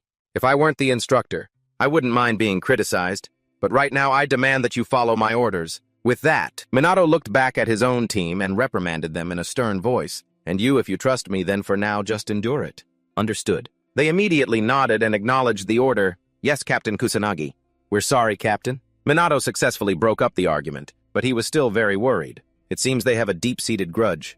The fact that they still have reasons to argue is the real problem. In this case, he would obviously have to do something. Minato suddenly gave a wicked smile, startling Yuka, who was standing nearby. Their fear and their hell had begun. Minato found a high spot and without a word used magic to frantically attack everyone. It made them run around in a panic. He roared forcefully, come on! What's wrong? You'll really die if you don't fight back for your lives. Use up all your magic until you're empty. But was Minato's magic something they could fight back against? The answer was no, and one by one they were taken down by the magic. The guy who had been complaining earlier yelled out in defiance again. This isn't training. This is abuse. Hearing this, the SMT members snorted coldly, looking down on the noble mages. You're all pathetic. These words wounded the pride of the noble mages, and so the whole group glared at the SMT members. Don't look down on us. We'll show you what it looks like when noble mages get serious. The SMT team didn't back down either. They spoke firmly, as if we'd lose to you. Seeing this, Minato smiled in satisfaction. It seems that sparked their competitive spirit. Mission accomplished. Then Minato took down everyone. At this point, he spoke up. That's enough for today. Get some good rest and prepare for tomorrow. With that, Minato turned to leave. But after taking just 2 steps, he was stopped by Hinata. Wait, Kusanagi? Minato turned his head, slightly frowned, and asked, Is there something you want to ask? Hinata glared at him and asked with dissatisfaction, Are you really going to keep training us like this? Minato, a bit surprised, asked back, Is that a complaint? She shook her head and retorted, No, but surely there must be another way. Minato said coolly, I've said it before. There's no other way. There is a way to stimulate the ability to sense magic, and that is with the help of a high-level mage, to perform shock therapy, to awaken the flow of magic in the body. But that's for beginners. He said it wouldn't work on Hinata. Hearing this, Hinata yelled back in defiance, So what? How did you get so strong? How can you have such an absurd amount of magic? Minato calmly explained, Besides increasing the flow of magic, there's also using up all your magic until it's depleted, or improving your magic techniques in other ways. I don't know any other methods to get stronger. Hinata bit her lip fiercely, unconvinced, and snorted. Fine, forget it. Sorry, she said, then turned to leave. Seeing this, Riku apologized to Minato on Hinata's behalf. Then he ran after Hinata. Minato watched the two of them leave and fell silent. How did I increase my strength? The first great calamity was what triggered Minato's awakening. However, he had never met a mage as strong as himself. Why was Minato so strong? And why did he have so much magic? He didn't really know either. The next day, Minato trained them as usual. After taking everyone down, he spoke up. All right, that's enough training for today. As soon as he finished speaking, all the members of the noble mages were on the ground, starting to complain. Someone gritted their teeth and mumbled in frustration, Is there really any point in training like this? We are noble mages, and yet this harsh training is no different from the military. Many days had passed since they started training. They thought that Minato was probably all talk. Hearing their chatter, he immediately spoke up. We're going to the magic measurement room. Follow me. And so after that, the entire group of noble mages followed Minato to the measurement room, their attitude as contemptuous as ever. They chatted as they walked. I bet nothing has changed at all. But when they got to the magic measurement room, they were all shocked. The magic power of one of them had increased to 40,000. The others were the same. This left them utterly bewildered. It really increased in such a short time. Seeing their reaction, Minato spoke up again. That's not all. You will become even stronger over the course of these 2 weeks. Hearing this, a spark of determination suddenly ignited in the eyes of everyone there. And in the following days, they accepted Minato's harsh training without any complaints. Seeing this, Minato was very satisfied. This pep talk was a success. They had finally realized the value of this short-term training. If that was the result after just a few days, then if they gave it their all for these 2 weeks, their strength would surpass even that. Seeing the determination in their eyes, Minato was naturally very happy. After running, Minato began training them in the use of magic again. Before long, the SMT members were weakened and panting. Their magic was about to run out. However, when they sat down, the members of the noble mages surpassed them and even jeered at them. The SMT is just a bunch of weaklings, huh? You're a long way from being able to match the noble mages. These words seemed to revive the spirit of the SMT team, and so they began to run like crazy. Seeing this, Yuka couldn't help but feel impressed. It seems they've sparked a lively competition. Ruka also nodded in agreement. I was a little worried at first, but now they're all fired up. But as they were talking, a brilliant flame shot towards them. The 2 Yuka sisters immediately panicked and ran. After running for a while, the 2 sat on the ground, panting. But after taking just 2 breaths, Minato walked over, a wicked smile on his face. If you have time to chat during training, then this must be easy for you, right? In that case, I'll increase the difficulty just for the 2 of you. Hearing this, the 2 Yuka sisters screamed in terror. A little later at the training grounds cafeteria, the noble mages were eating and chatting excitedly. My magic has been flowing so smoothly lately. Not only has my magic power increased, but even our magic levels have improved. This made them very happy. Everyone was in high spirits. The atmosphere at this dining table was much more cheerful. Finally, someone couldn't help but exclaim, I guess Captain Kusanagi's strength is really no joke. Hearing this, the others suddenly felt guilty. They had looked down on Minato before. While they were talking, the members of the SMT came over and said with a smile, I told you so, Captain Kusanagi. Minato is amazing. With a cold snort, a noble mage said defiantly, I'll admit that, but our great mages are even more incredible. And once again, an argument broke out at the dining table. But this time, the atmosphere was completely different. Minato smiled in satisfaction. It seems to have worked. After the meal, Minato dragged everyone back to training. This time it was target practice. Minato stood outside observing and thought to himself, it seems everyone's magic level has improved. They're doing great. Just then his eyes were drawn to one person. It was Chloe. She was skillfully casting her dark magic. Minato frowned slightly and thought, according to Leona, Chloe's abilities are said to be above average, but they're clearly much higher than that. While he was thinking, Chloe suddenly turned her head and smiled at him. Minato said nothing, just watched her intently. It seems Chloe is hiding her true strength. I can't see through her. But first, Minato would put Chloe aside. What concerned him more was Riku. And then there was the hot-tempered Hinata. Riku and Tsukiru are fine, but Hinata lacks motivation. Minato could understand why. Every time she saw his face, Hinata looked like she wanted to bite him. He had wondered why. However, it wouldn't be good if Hinata continued like this. What a pain. So after the training session ended, Minato went to talk to Hinata. Sorry for asking you to stay. Hinata said coolly, just tell us what you want. Minato narrowed his eyes at her and said calmly, it seems the training isn't having any effect on you. Can you tell me why? Hearing the question, Hinata, who seemed to have been holding it in for a long time, suddenly exploded. Because it's practically useless. I can't get stronger this way, Minato asked back confused. But you still participate every day. Hinata roared back, shut up! It's an order, so I have no other choice. Minato was even more confused. An order. It seemed that only Hifumi could make the noble mages obey him. He was quite surprised that she would actually listen to someone. While Minato was thinking, Hinata turned her head away in frustration. Anyway, I'm not changing my attitude about this. Seeing this, Riku apologized on Hinata's behalf. Minato declined to comment and shook his head, saying, it's fine, I don't mind. Come to think of it, you're always by her side. What's your relationship with Homura? Riku hesitated for a moment before speaking. I think we're just friends. But I could be wrong. But there's nothing special between us. Minato nodded slightly in understanding. I understand, sorry for asking about personal matters. Riku gave a small smile and said, it's all right. I'm sorry for bothering you too. Hearing that, Minato was a bit confused. He asked quizzically, you mean Homura? Nodding curtly, Riku sighed and said, her personality is a bit rough, so people often misunderstand her. But she's not a bad person. Hearing this, Minato finally understood what was going on and said with a small laugh, I quite like straightforward and grumpy people like her. I understand. Riku gave him a sincere smile. Thank you, Kusanagi Minato. Immediately after Riku also left, Minato said goodbye to him, but in his heart he decided to keep an eye on Hinata. The next day at the training grounds, everyone gathered as usual for training. During the break, they gathered to talk. Only Hinata was alone, not paying attention to anyone. Minato, who was always watching her, couldn't help but frown at this. Hinata really does do everything by herself. Even eating, she was in her own world. He made a decision. Perhaps he needed to lend Hinata a hand. And in the following days, whenever he saw Hinata, Minato would always strike up a conversation with her. During training, he also paid special attention to Hinata. He just kept following Hinata, chattering in her ear constantly. This drove Hinata crazy. She roared in frustration. What the hell? What's your problem? Why do you keep following me? What are you trying to pull? Shrugging nonchalantly, Minato replied calmly, I just want to talk to you. Hinata looked at him confused and asked, you just want to talk?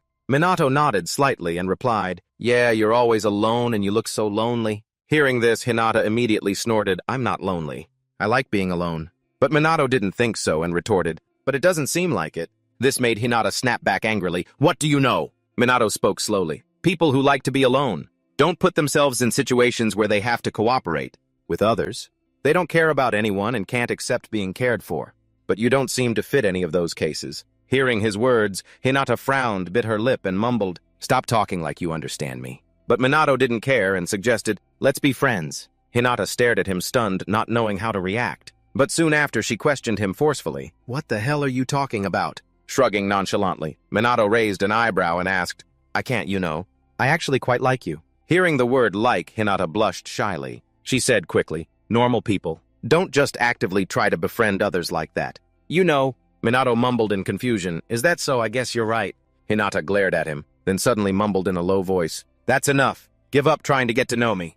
A girl like me is annoying and troublesome, right? With that, she fell silent again. However, Minato retorted without a moment's hesitation. Not really, I don't dislike you. In fact, I like how you express yourself so frankly. People who flatter me for no reason make me uncomfortable. These words made Hinata stop in her tracks. After a moment, she raised an eyebrow and smiled. Seriously, you really are a weirdo. Minato was taken aback. What does that mean? Hinata then realized what she had just said. A look of panic appeared in her eyes. She quickly turned and ran shouting as she fled. Anyway, I'm never going to be friends with you. That's not happening. Minato sighed in resignation. Oh boy. Looks like I've been rejected. But he didn't know that. Their conversation had been overheard by someone. Chloe, standing behind the wall, had heard everything. A little later at the training grounds, Minato had everyone practicing the use of magic again. After training with Minato for a few days, Tsukiru's magic had improved. Seeing this, the Yuka sisters had a look of fear in their eyes. Just then, Minato yelled, "That's enough training!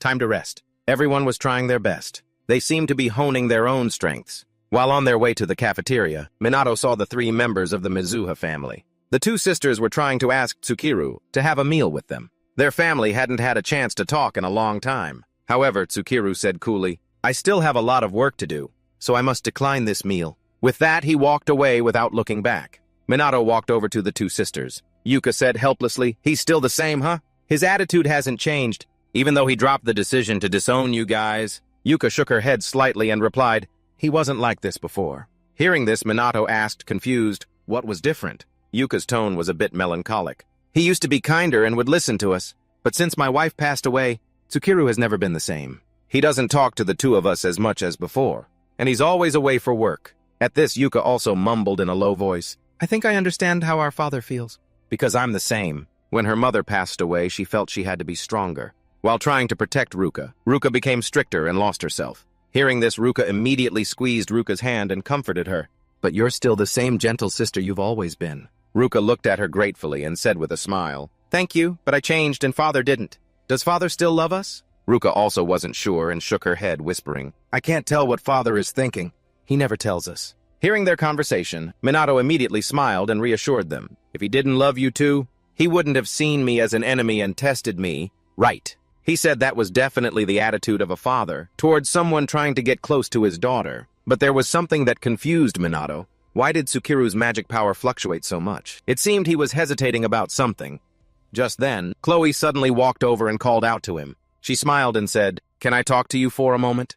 Minato didn't refuse. The 2 found a quiet corner to talk. He thought Chloe wanted to ask him out on a date again. While Minato was thinking, Chloe spoke slowly. "Lately I've been thinking, I want to know more about you." As she spoke, Chloe stepped forward. Soon she was standing right in front of Minato. Chloe placed her hand on his chest and whispered, "To understand the deepest part of your true nature, I want to know what kind of person you are." She said Minato was unlike anyone else, both in his beauty and his soul, a charm that only he exuded. Hearing these words, Minato didn't react much. He nodded slowly. "I understand. I'm very honored to receive your praise." Chloe couldn't help but be stunned. She gave a faint smile. Then she said flatly, "What a strange man. Straightforward on the outside, but inside full of..." Chloe is calculating, sometimes spirited, sometimes naive. Even those elusive aspects of her are captivating. At this point, Chloe paused for a long moment. Then she seriously proposed, "Would you consider going out with me?" She believes their relationship would surely be wonderful. Despite how she seems, she's actually very faithful. Chloe also said that if Minato wanted, she would do anything and give him everything. While talking, Chloe moved closer to Minato. Their faces were just millimeters apart. She raised an eyebrow, smiled, and asked, "So what do you think? Will we be together forever, Minato?" Minato, seeing the ever-closing distance, quickly moved away, shaking his head in refusal. "Sorry, I don't intend to date anyone."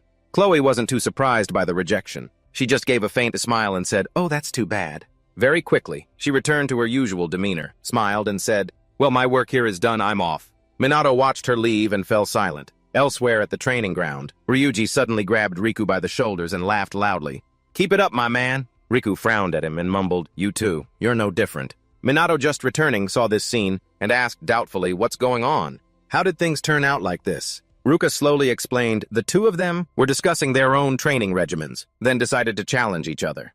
And the result was they both did 1,000 reps and then collapsed. Right after that, and somehow, it ended up like this. After hearing this, Minato sighed helplessly. So they're both muscleheads. Ignoring this nonsense, Minato started training everyone on how to use magic again. After a while, the members of the SMT and the magic nobles had grown much closer. Until the last day of the training camp, Minato stood on a high platform and declared loudly, "All of you have trained very hard. Today marks the end of your training camp. But this is just the beginning." Those below listened intently. Minato continued, "Many lives may be in danger in the upcoming world calamity. But if you can perform your roles to the best of your ability, then the calamities will be defeated." He said they were all very strong, that even a world calamity was no match for them, and advised them to rest until the mission begins and to prepare themselves mentally. At this point, Minato raised his fist high and shouted powerfully, "It all rests on your shoulders. We will definitely protect Japan and the world." As soon as he finished speaking, everyone present shouted in unison. The two groups who had initially entered with animosity towards each other had finally become comrades. Hinata stood in the distance. Watching this scene, she couldn't help but feel moved. Minato is truly an amazing person. Not only the SMT, but he also trained the magic nobles. Their abilities must have grown much stronger than before. Minato even made everyone here open up to each other more. He was even kind to her. The more Hinata thought, the more her gaze was drawn to Minato on the high platform. Thinking of the word friend that he had offered, she quickly shook her head. What is she thinking? No need for friends. Hinata doesn't need that. After all, for her it all becomes meaningless anyway. A little later, Hifumi approached Minato from a distance and praised him. The results are wonderful. Captain Kusanagi? Minato politely smiled and replied, "It's an honor, Sir Hifumi." Hifumi ignored the formality in his words. He continued, "Initially they disagreed because they didn't understand each other, but now they are gradually starting to trust one another. Things are progressing very smoothly. By continuing like this, the world will finally see peace." This made Hifumi very happy.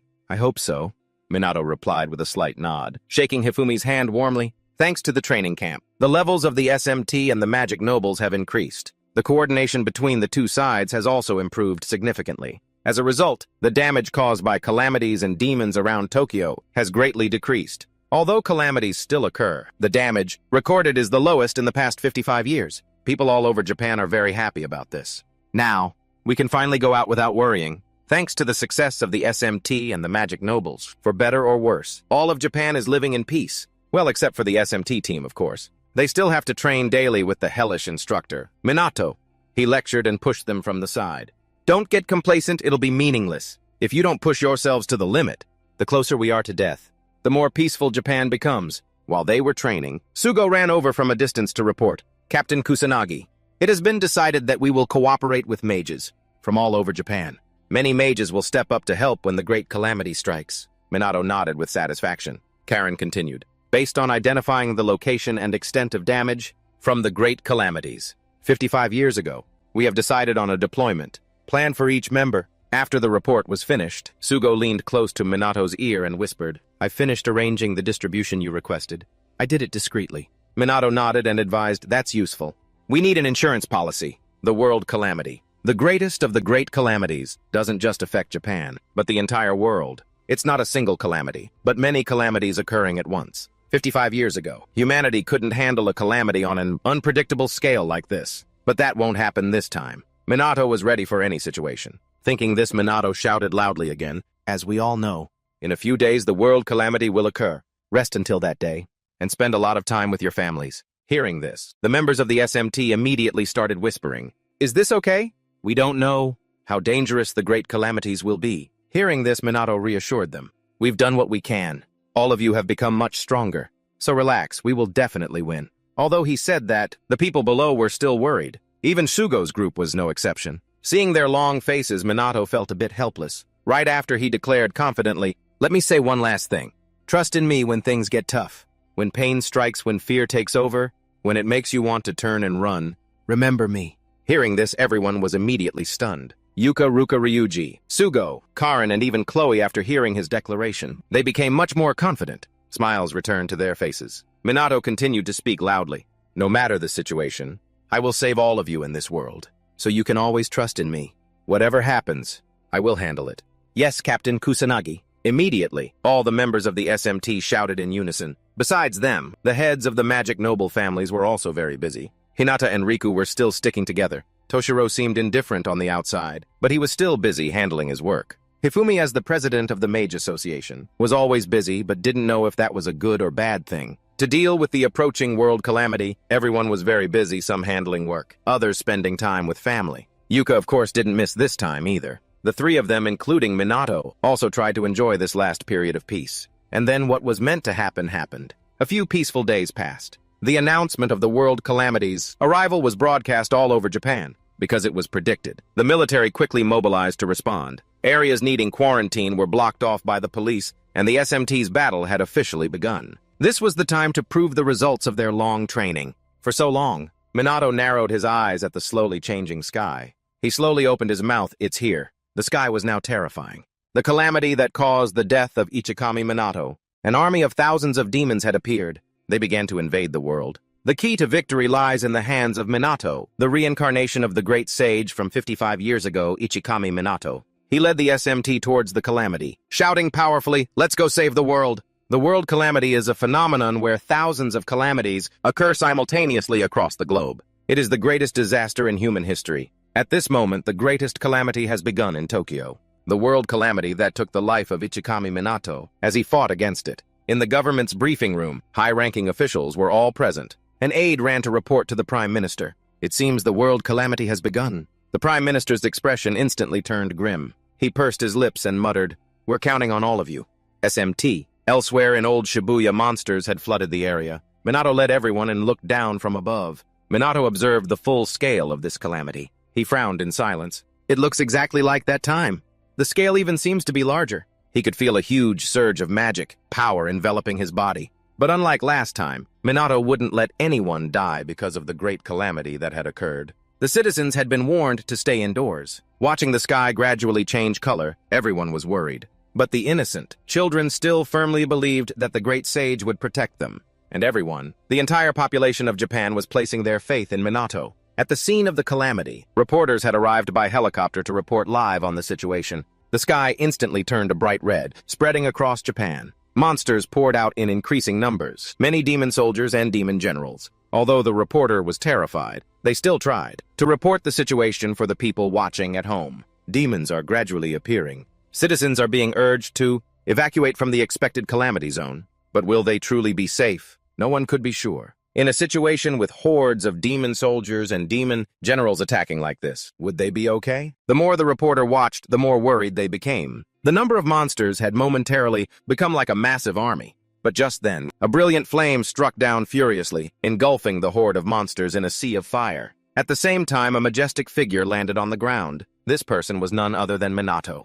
The people's hope had finally appeared. Without a moment's hesitation, he flew into the air and began using his magic power to destroy the monsters. At this moment, a tidal wave furiously attacked the monsters, along with a series of magic, spells of lightning, wood, and dark elements that followed. This was the elite team of the SMT. The two Yuka sisters, Ryuji, Sugo Karin, and even Chloe were also present. Minato glanced at them and ordered, "Destroy the demons now. Hold on until the calamity's leader appears. There's more than one calamity, so don't waste your magic power." Ruka's group immediately acknowledged the order and charged forward, beginning to attack with magic. Under their powerful assault, waves of demon soldiers were annihilated. Minato then realized a problem. He frowned and muttered, "There are more normal-type demons." Yuka also nodded in agreement. "And they're stronger too." Ryuji, while killing monsters, asked in frustration, "Where are the damn magic nobles?" Sugo replied in a deep voice, "I'm trying to contact them, but I can't get through." Even Toshiru isn't picking up. Minato realized something was strange. He glanced at Chloe and asked, "You know something, don't you?" Chloe shook her head slightly in denial. "I'm sorry. I don't know anything." On this side, Karen was trying to contact the magic nobles, but the command system had lost control. She cried out in alarm, "This isn't good. Communication is breaking up." Minato frowned in silence. All the meticulous preparations for so long, and now there's a problem at the most critical moment. Something must be going on. Just then a military personnel ran over. Minato looked at them and asked, "We've lost contact. What's the situation on your end?" The officer hurriedly replied, "It's the same here. For both the police and the self-defense forces, the scene is total chaos. They can't coordinate their forces." The situation was getting more and more out of control, Yuka said in alarm. "We can't stop this calamity without the magic nobles." Ryuji cursed in frustration. "Damn it! What the hell are they doing?" Seeing them lose their composure, Minato shouted to reassure them. "Whatever the situation, what we have to do remains the same. Even without the magic nobles, we can still win. If we combine our strength." Everyone looked at him, seemingly calmed down. Seeing that Minato shouted loudly again, "I believe in you," everyone instantly regained their confidence. That's right. What were they worried about? Just as Minato said, they just need to do what has to be done. Ruka smiled slightly, just as I expected from Minato. He's always calm and reliable. With him by their side, they can't lose. And so they joined forces to destroy the monsters. A barrage of powerful magic spells bombarded the monsters continuously. Seeing this, the reporter immediately exclaimed with joy, "Please look. The SMT is suppressing the demons." Just as expected of Captain Kusanagi Minato, If it's him, Japan will surely be protected. The people watching the news at home were much more relieved now. They have someone to rely on, someone to trust. The demons are no match for them. Minato's group quickly took down a considerable number. There are dozens of calamities happening in Japan during the World Calamity. This will be a tough battle, without the support of the magic nobles. But with these numbers, Minato believed they could still manage. He had prepared for this day. And just then, demons continued to pour out from the magic, surges in the air. Minato quickly shouted a warning, "Don't let your guard down!" The demons are still appearing non-stop. Ruka's group immediately acknowledged the order and charged forward. Minato led the attack. He clenched his fist. Without a moment's hesitation, he punched the body of a demon general. But it wasn't long before Minato realized something. A horde of demon generals were simultaneously attacking him, with magic. The ground was bombarded by them, sending dust flying everywhere. But Minato was completely unscathed. He snorted disdainfully. Too naive. And then he used a level 9 magic to attack them. A halo quickly appeared in the air, devastating the bodies of those demon generals. Minato landed on the ground from the air. Before he could even catch his breath, another horde of demons appeared. Minato couldn't help but frown and mutter, "They're still coming. Looks like I have to do it." Elsewhere, Ruka's group, battered and bruised, finally defeated the horde of demons. Minato on his side also stopped the demons from appearing. He killed any that came out, but something was worrying him. They are stronger and more numerous than 55 years ago, just as Minato predicted. It seems this won't be simple. Just then, the two sisters, Yuka, felt a huge surge of magic power approaching. The two cried out in terror. "It feels like the boss is appearing." On this side, the crimson spatial rift in the sky suddenly showed a strange movement. From within, a demon appeared. Seeing its giant body and immense magic power, Yuka's group immediately panicked. "That's a demon lord. It has finally appeared." Seeing the giant demon lord, everyone was horrified. Ruka cried out in terror, "That's terrifying!" Yuka also couldn't help but exclaim, "This is no joke." While they were in a daze, the demon lord cast its magic and began to attack. A brilliant flame appeared in the air. "This is level 10 fire magic!"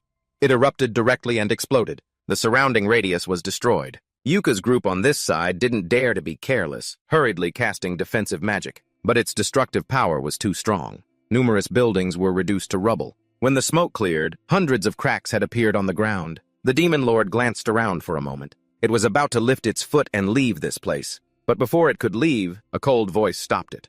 "Where do you think you're going? The battle has just begun." It was Minato's voice. He had timely used Fairy Shield, a level 9 magic, to protect Ruka's group, as well as the members of the SMT team. He had managed to protect all of them. The two Ruka sisters looked apologetically at Minato and said, "Sorry, Minato, our reflexes were too slow." Minato shook his head, slightly unconcerned, and said, "Don't worry about it. After all, the opponent is a demon lord. Just stay on your guard," Sugo said with admiration. "I can't believe he can use 2 spells at the same time." Chloe calmly spoke up. "Perhaps that fairy-like magic is an automatic spell, and the magic that protected us was cast by Captain Kusanagi." Hearing this, Karen exclaimed in surprise, "But aren't you only able to cast 1 spell at a time?" Chloe slowly explained, "Automatic magic is an extremely high-level technique that allows the user to control magic subconsciously. The highly focused incantations, along with eliminating the need to channel magic power required for normal spells, the entire casting process can be completely skipped.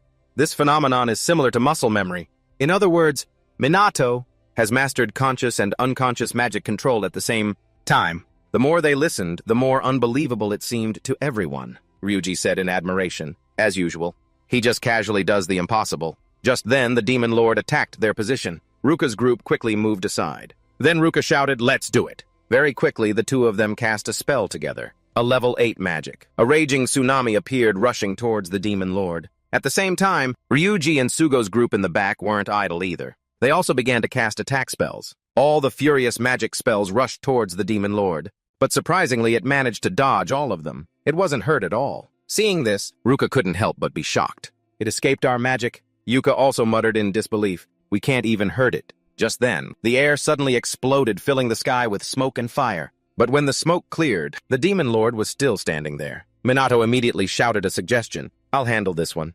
You guys go to the other calamity sites." Hearing this, the two Yuka sisters hesitated, not leaving. Minato urged impatiently, "There isn't just one calamity. We're lacking support from the magic nobles, and our countermeasures are reaching their limit." He told them to go support the other teams. I'm about to get a little serious now. The two Yuka sisters hesitated for a moment. Finally, Ruka spoke up. "We'll only get in his way if we stay here, Yuka." Yuka felt that made sense and nodded fiercely. "You're right, sis. With that, she turned to the members behind her and shouted, "Let's leave this place to Captain Kusanagi." Each team moved to a different calamity site. The two sisters, Ruka and Yuka, led the way and ran off. Ruka smiled and said, "We don't have to worry about Minato." Yuka nodded slightly and replied, "After all, it's Minato. Minato will definitely not lose, no matter who the opponent is." After they left, Minato looked at the Demon Lord and said with a smile, "Now it's just the two of us." As he spoke, Minato unleashed his magic power, standing opposite the Demon Lord's giant body, without a hint of fear or hesitation. He quickly rushed at the Demon Lord. Seeing this, it also swung its claws, but it was too slow. Minato dodged. Actually, defeating the Demon Lord is simple, but he needed to conserve magic power. As he thought this, Minato jumped onto the Demon Lord's back. He doesn't have infinite magic power, and preparing that takes time. Minato would defeat the Demon Lord, using as little magic power as possible. With that thought, he threw a punch, but the Demon Lord dodged it. Minato didn't give up, continuing with a level 11 holy magic attack. In an instant, the Demon Lord was attacked by brilliant rays of holy light. Its body was now covered in wounds, but it was still alive. Minato frowned slightly. So it got out. After escaping Minato's attack, the Demon Lord began to cast an attack spell, but in an instant Minato appeared in front of it. He snorted disdainfully, too slow. Then Minato continued to cast a spell, a level 12 earth-fire fusion magic. Boom! A massive explosion erupted from the ground. He couldn't help but frown. Did I use too much magic power? It seems this one is even stronger than the previous demon. Lords! The Demon Lord was finally defeated in Minato's explosion. He frowned in silence. I need to conserve more magic power until the demon god appears. On the other side of the screen, people were waiting for the result. Just then, the reporter's joyful voice rang out. Captain Kusanagi has defeated the Demon Lord. He doesn't even seem to care about it. Everyone was overjoyed to hear this news. But in other calamity zones, the SMT teams and the self-defense forces were struggling to hold on, lacking the magic nobles. The demons were overwhelming them on sight. The reporter suddenly cried out, "What's that?" All that could be seen in the blazing red sky now were monsters flying around ceaselessly, making incomprehensible sounds. Seeing this, Minato frowned.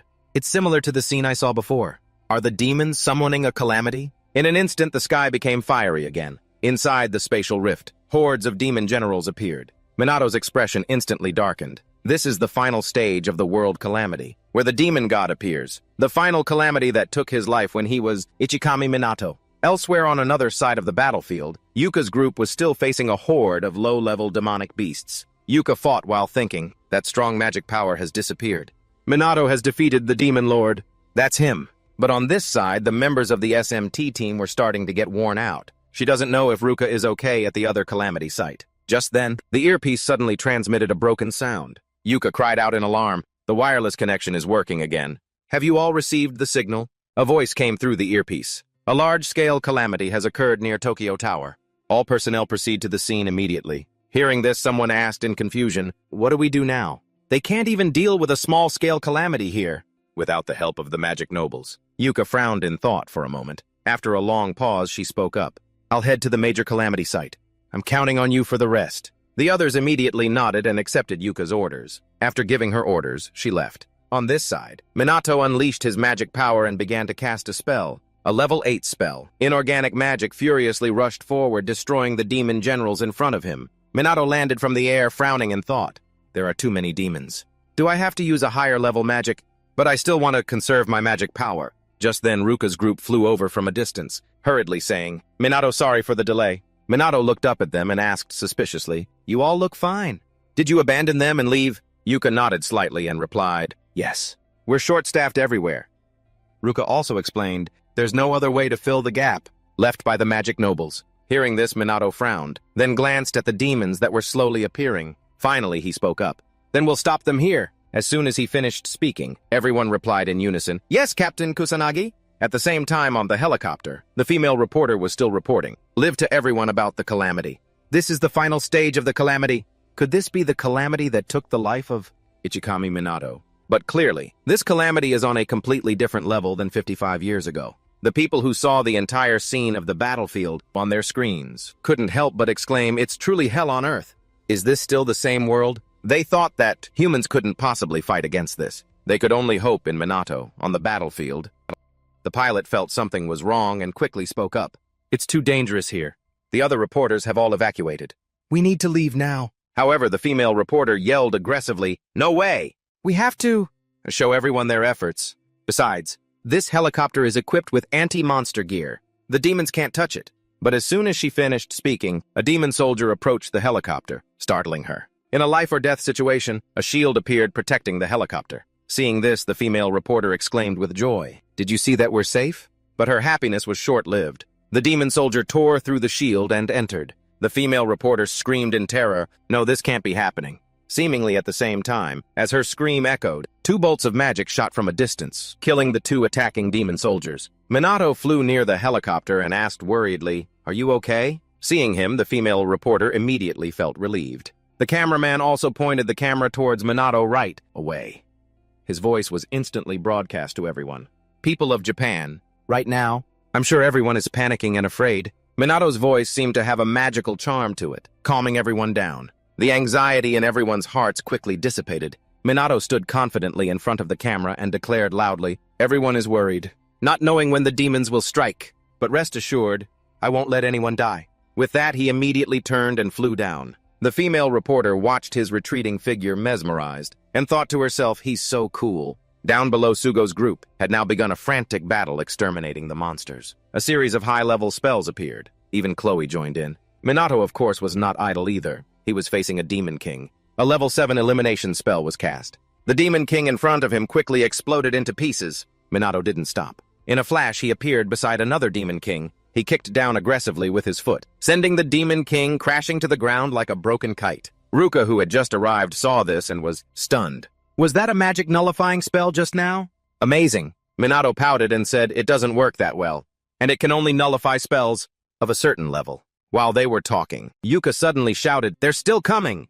Minato immediately flew off, seriously reminding them, "Don't let your guard down." Everyone quickly followed behind him. The 2 sisters, Yuka and Ruka, joined forces to attack. A powerful tsunami rushed forward furiously. Sugo's group was not idle either. They began to use magic to destroy the demons in front of them. Minato, at the side, also began to unleash his own magic power. In just an instant, a brilliant holy light struck down. Furious explosions rang out. Many monsters fell. Minato quickly regrouped with everyone. Ryuji, panting, frowned and muttered, "They're still here." Just as he said, a Demon King appeared at that moment. Before Minato could make a move, a cry for help from an SMT member came through his earpiece. "There are too many of them. We need backup now." He frowned in silence. It seems the situation at the other disasters is no better. What should I do? In another corner of the disaster, the members of the FNT were trying to hold their ground. By now, everyone was weakened. At that moment, a group of noble mages approached from a distance. Seeing them, the FNT members immediately exclaimed with joy, "You finally showed up.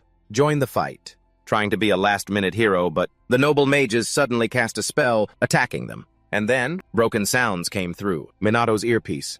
"The noble mages have betrayed us. Don't trust them," he cried out in alarm. "Hey, what's going on?" Yuka, seeing that he didn't look well, asked fearfully, "What the hell is going on?" At that moment, a low voice was heard. My, what a racket." Yuka looked in that direction, surprised, and exclaimed in disbelief, "Chairman Mumu." The newcomer was Hifumi. Behind him were the noble mages. Seeing them, Sugo couldn't help but step forward and demand a report. "The report says the noble mages have betrayed us. Is that true?" Smiling faintly, Hifumi answered nonchalantly, "How could we possibly betray you, right?" Sugo let out a sigh of relief at that. But before he could rejoice, Hifumi scoffed and said, "From the very beginning, we never intended to cooperate with you, so that doesn't count as betrayal, does it?" His words left the SMT members stunned and confused. Yuka also ran out to question them. "Weren't we allies?" But she had only taken 2 steps when a bolt of magic shot towards her leg, making her jump back. Hinata snorted coldly and said, "Don't misunderstand. We never considered you our allies." Minato seemed to have realized something. He glanced at Riku and asked suspiciously, "Kaichi, you too?"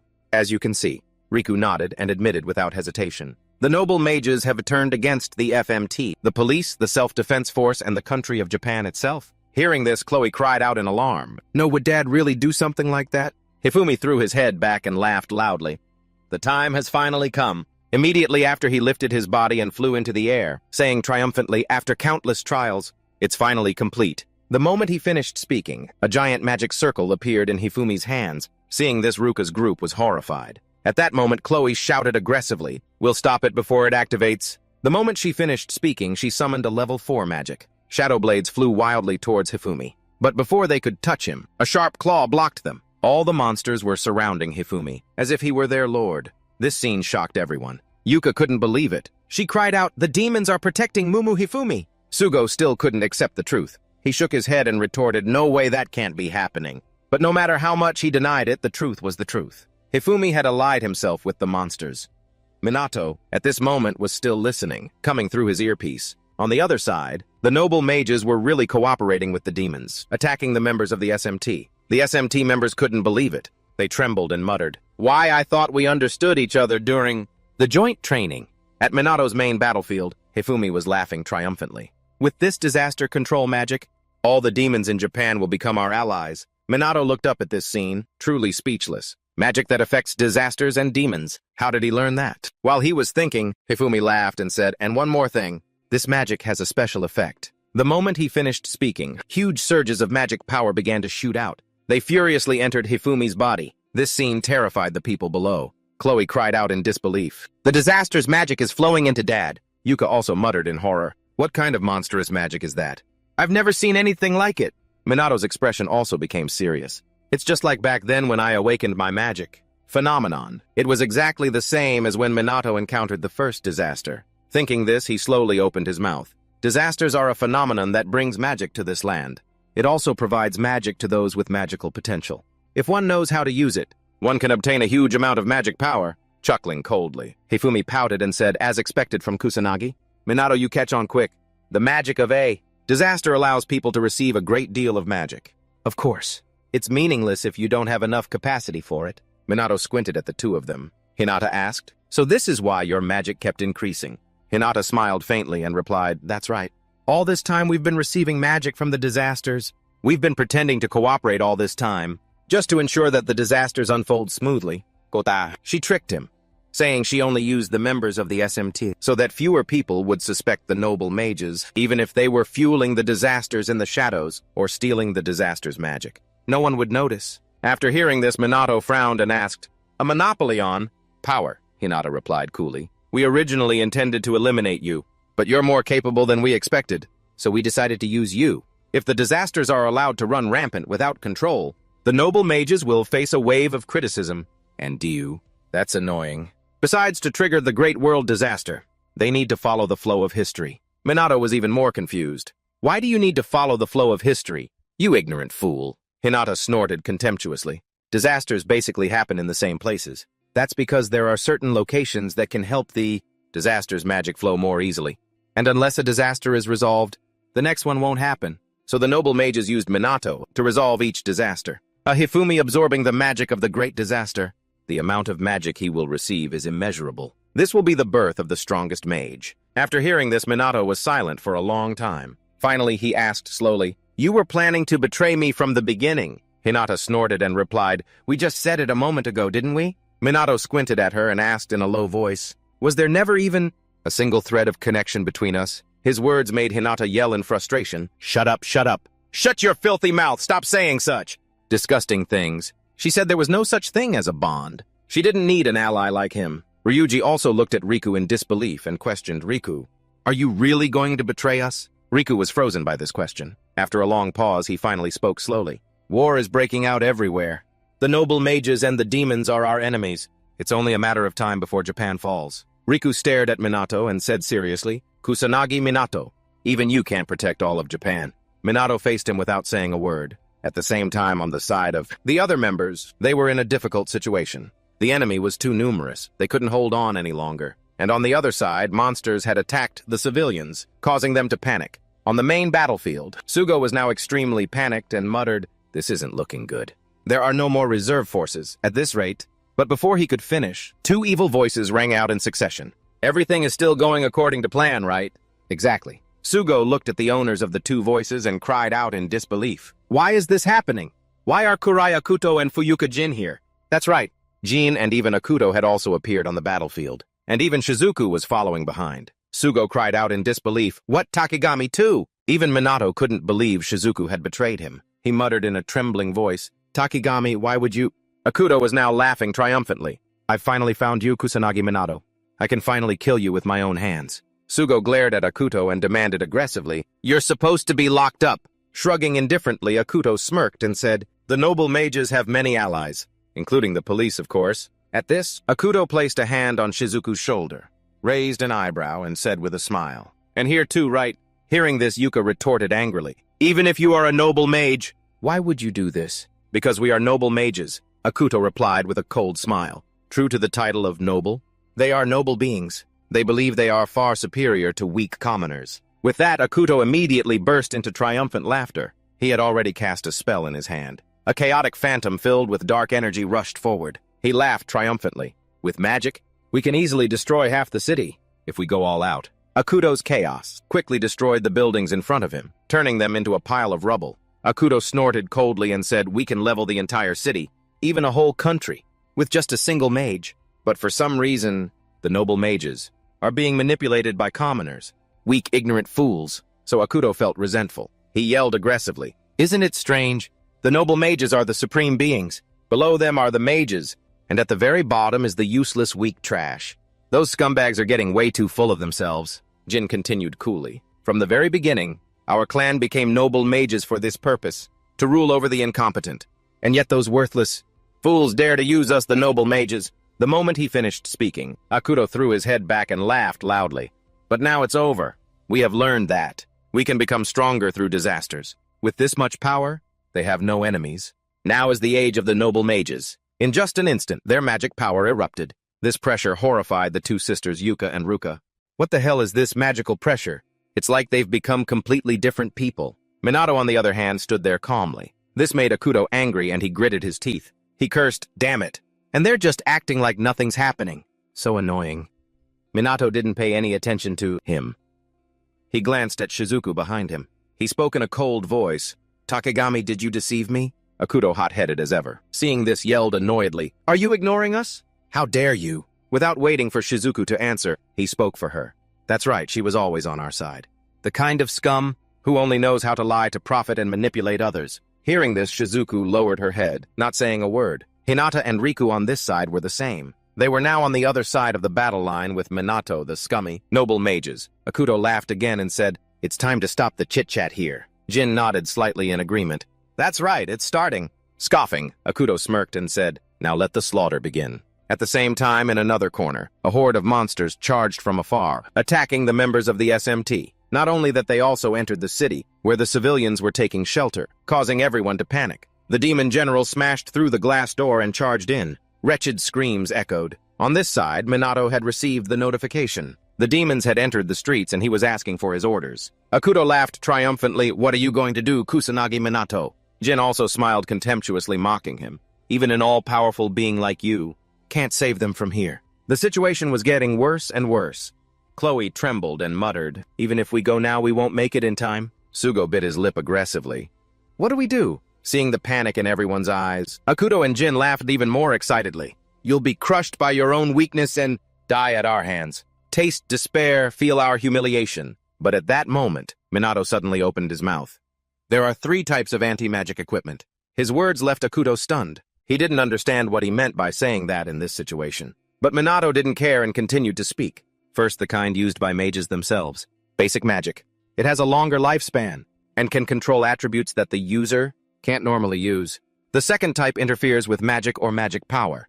The uniforms of the SMT and the noble mages are of this type. They can amplify magic power or suppress the power of magic. Hearing Minato ramble on, Jin asked, a little annoyed, "Has this situation driven you mad?" Minato didn't care. He continued calmly, "And there's one more type. Although it has a short lifespan, even those without magic can use it. It's a type that requires activation based on certain conditions." Akuto frowned aggressively and asked, annoyed, "What the hell is this you—" At the same time, at the civilian shelter, as the demons were about to attack a piece of anti-magic, equipment with an automatic magic effect appeared, creating a shield to block its attack. And that thing was the Minato-printed doll that had been released on the market earlier. Not only that, those who owned similar items were also protected by Minato's magic. It was a bracelet, a keychain. Anything Minato released had become anti-magic equipment, and it was working. They had taken advantage of the SMT's popularity to mass-produce merchandise and cleverly embed defensive anti-magic equipment into those items as an insurance measure for situations like this. When Sugo first heard about this plan, he couldn't believe it either. Akuto gritted his teeth in frustration at Minato's words. He thought he was truly insane to think he had planned this far ahead. Jin at this moment yelled in defiance, "But even if you can defend, it's useless. You said it yourself and—" Offensive anti-magic item has a very short lifespan. Nodding faintly, Minato said calmly, yeah, that's right. So we'll do it like this. He had inscribed his magic into the anti-magic equipment. His magic power was spreading all over Japan. With his own magic power, Minato could sense it accurately even from a great distance. In other words, Minato's magic could reach everywhere in Japan. The moment he finished speaking, countless magic circles appeared above his head. Immediately after, thousands upon thousands of magic bolts flew out relentlessly. This was a level 13 void magic infinite magic bullets. They seemed to have a mind of their own, aiming straight for the demons attacking the city, and then they directly killed the demons. Just as Minato said, the magic bullets were like his own magic power, able to cover the entirety of Japan. As long as it passed, the demons couldn't survive. And as long as he maintained it, no civilians would be attacked by demons. This scene made the group of noble mages break out in a cold sweat. A moment later, Minato retracted his magic power. Immediately inside everyone's earpieces, news of the other's safety came through. The two sisters Yuka and Ruka looked at Minato with admiration. This is beyond common sense. They were truly speechless. Minato was truly extraordinary. Akuto couldn't believe it. He yelled furiously, "This is absurd. This can't be happening. Unleashing magic across Japan is not something a human can do." Seeing him lose control, Jin quickly spoke up to calm him down. "Calm down, Kuroi. The demons surely haven't been wiped out yet." Hearing this, Akuto took a deep breath and forced himself to calm down. He pointed a finger at Minato and cursed. "That's right. The noble mages are still out there. If the anti-magic equipment can't be used multiple times, then the magic in those items will be useless." However, Minato raised an eyebrow and asked with a smile, "Did you forget?" Akuto was stunned and asked back doubtfully, "What?" Elsewhere on the outskirts of the disaster, everyone was just letting out a sigh of relief. Suddenly, another group of demons approached, leaving them stunned. But seemingly at the same time, another group of people appeared behind them. Minato raised an eyebrow at Akuto and said with a smile, "Is there really no one left in Japan to rely on?" And a twist occurred. The people, who had been missing for 3 months, the Shadow Bearers organization suddenly appeared here. Seeing them, the police and the SMT members immediately cried out in surprise, "Shadow Bearers! Why are they here? Are they here to help?" While they were still confused, the people in black had already started to act. A series of spells attacked the monsters. There was no doubt. They were on the same side as the police and the SMT. Immediately, the SMT members reported the situation to Minato. "The safety of the citizens is our top priority. We will cooperate with the Shadow Bearers." At the same time, the reporters on the scene also saw this, exclaiming with joy, "Look, the FNT is cooperating with the Shadow Bearers." As soon as this information was released, Chrono's fans began to cheer wildly. Not only that the internet exploded, everyone was looking forward to the moment. Minato teamed up with Chrono, but the leader of the Shadow Bearers this time was Leona. She was also very confused, not understanding what was happening. Leona had to go through extremely harsh training. Then she had to memorize how to use a ton of anti-magic equipment. She had also said goodbye to everyone, so meeting them again was a bit awkward. But anyway, Leona thought she just needed to do her best. Thinking this, she summoned a level 7 magic. A giant wave destroyed a demon. The members of the Shadow Bearers saw this and immediately cheered for Chrono. Leona also quickly joined in, but she was actually a bit embarrassed. Seeing that the leader had also taken action, the members of the Shadow Bearers also began to attack. Seeing this, the members of the SMT and the police on this side also joined the fight. Leona thought to herself as she fought, "After this, Minato has to treat me to a big meal." At the same time, Akuto on this side had also received this news. His face immediately turned ugly. He yelled furiously, "The Shadow Bearers are appearing all over the country. You bastard, if you were prepared from the beginning, that means you suspected those noble mages. So what? That's right." Minato nodded coolly and admitted it. His words made Akuto and Jin even angrier. They both shouted in unison, "You mocked us. I'll kill you." Immediately after, both of them unleashed their magic power. Akuto glanced at Shizuku behind him, demanding, "Step up and fight Takigami." Shizuku hesitated for a moment at first, then quickly unleashed her magic power. Hinata, seeing the tense situation, snorted coldly and said, "Looks like we have no other choice." At the same time, Minato also quickly gave orders to Yuka's group. "Let's end this here." In just an instant, both groups charged at each other. Akuto went first with his dark-type skills. In a flash, he appeared behind Yuka. In his hand was a knife. He said with a cold snort, "I'll take care of the small fry first." Seeing this, Minato couldn't help but worry. But he didn't have time to go to the rescue, because Hinata had sneak-attacked him from behind. Minato hurriedly dodged, her fist hitting empty air. And on this side, when Yuka realized Akuto's blade was very close, it was already too late to dodge. In a life-or-death situation, a wave of water shot forward, stopping Akuto's action. Yuka glanced back and said gratefully, "You saved me." Ruka quickly reminded her, "Stay alert, it's not over yet." On this side, Minato, who had just dodged Hinata's attack, retreated a few steps. He squinted ahead. He was planning to run, but Riku's sword was already coming at him. Minato was surrounded by Hinata and Riku, but he wasn't flustered at all, responding calmly. He swept his leg, kicking both of them away. Minato landed calmly, wanting to run, but a large wall of ice appeared in front of him. Shizuku said slowly, "I won't let you pass." In the end, it was Minato against 3. Hinata snorted coldly and said, "We've seen your power with our own eyes. We won't let you help the others." Minato couldn't help but frown. A divide-and-conquer tactic. How annoying. I've already used too much magic. If possible, I want to deal with Hifumi first. But a large number of beasts are protecting him. If I go all out, Minato can win. But it's a gamble. While he was thinking, Hinata spoke again coolly.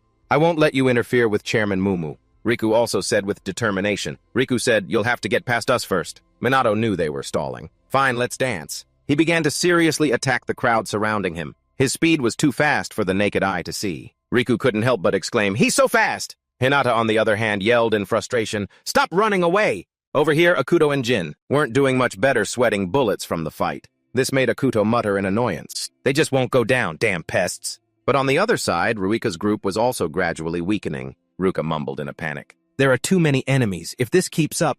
Just then, Chloe suddenly shouted, "Don't give up. If it's us, we can definitely win." These words brought back everyone's confidence. Ruka nodded and smiled. "You're right. We can't lose hope." Ruka also smiled in agreement.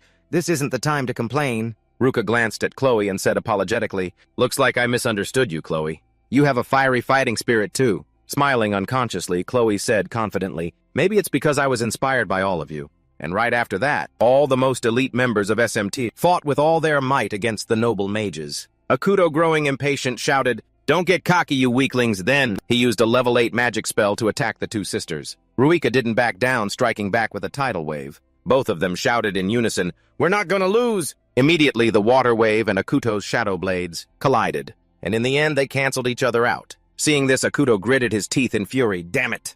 They nullified each other. Jin also muttered in disbelief. "Really, are they that strong?" Just then, Akuto saw Shizuku standing to the side doing nothing. Rage boiled up inside him. He gritted his teeth and cursed, "That damn old hag." Meanwhile, Minato was still fighting the others, but in his mind he was counting down every second.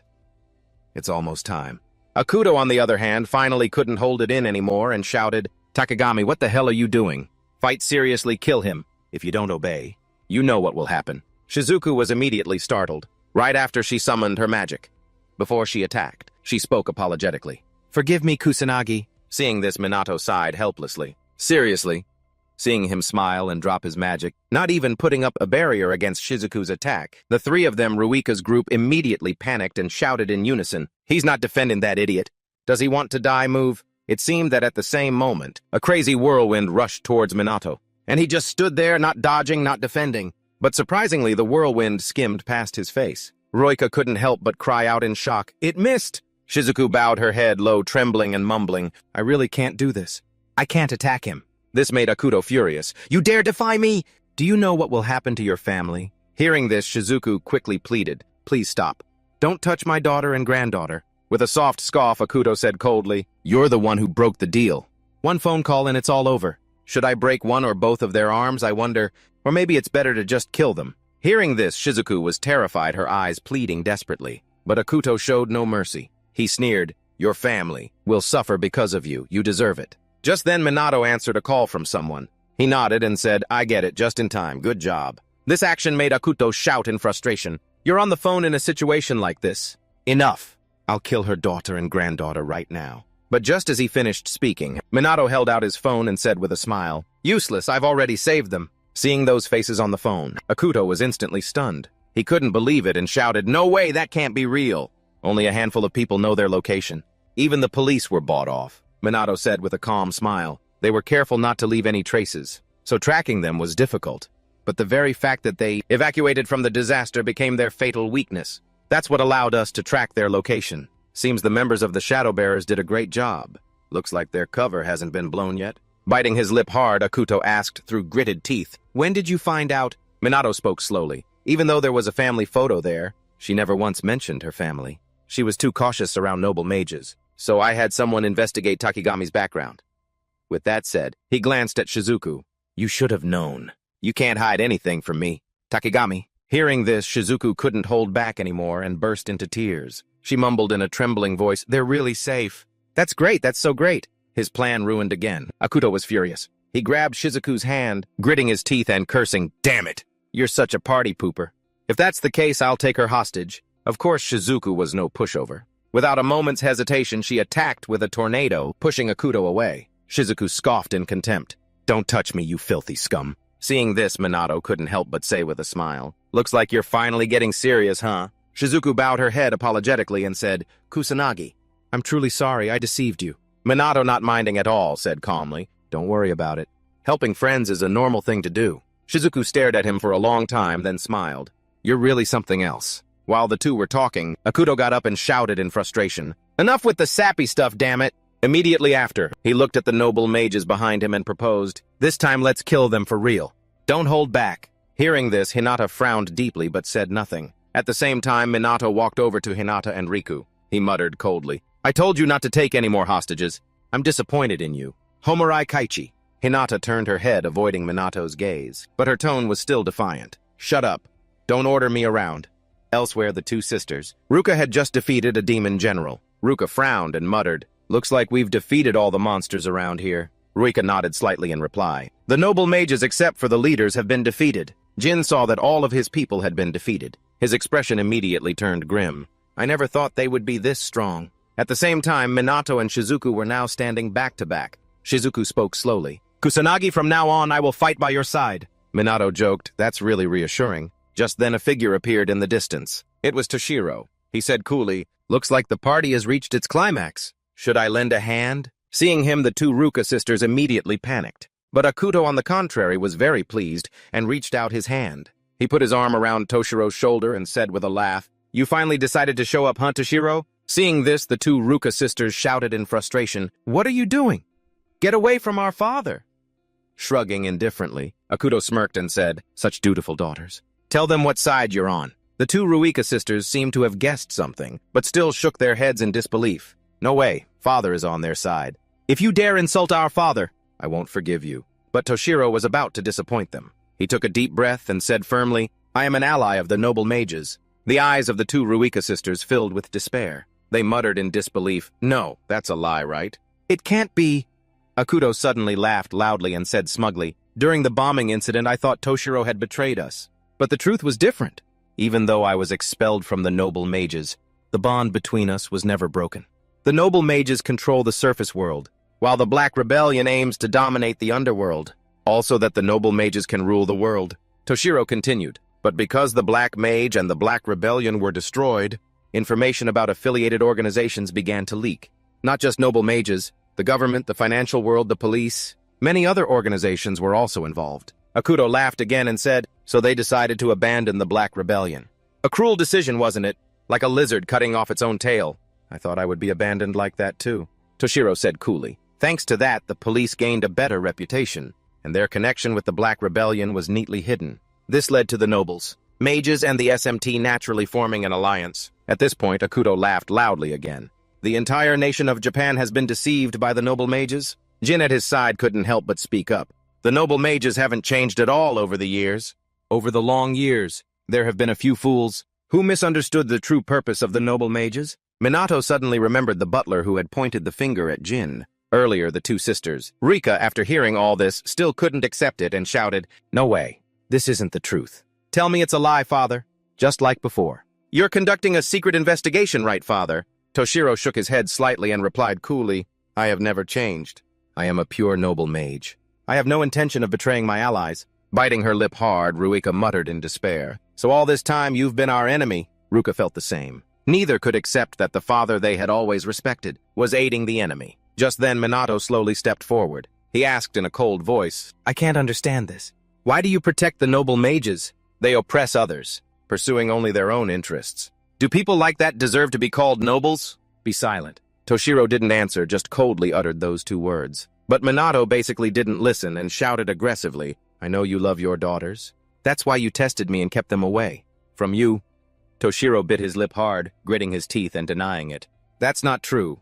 "It is true." Minato scoffed loudly. "You're deceiving us and yourself. What made you become like this?" Toshiro, on the other hand, couldn't listen anymore and shouted in a rage. I said be silent, the two sisters. Ruika had truly lost all hope for their father. But Toshiro didn't seem to care much. He unleashed his magic power. The others quickly followed suit. Toshiro said coldly, I've had enough of your nonsense.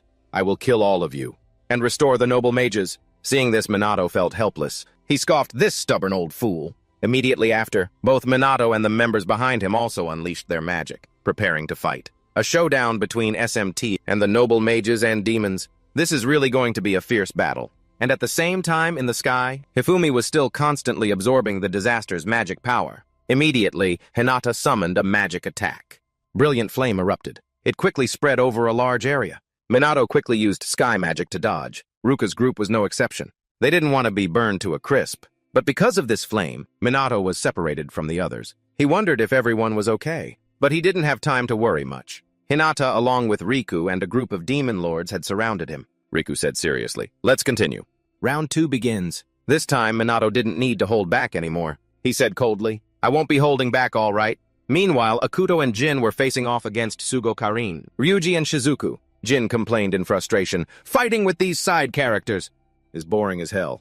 Akuto also looked down on them, scoffing, weaklings. You all should just drop dead. Their words annoyed Sugo's group. They were furious. You're the side characters. You'll regret looking down on us. Don't get cocky, you weaklings, Jin scoffed. Then he cast his level 8 wind magic to attack. Ryuji, not backing down, shouted, too slow.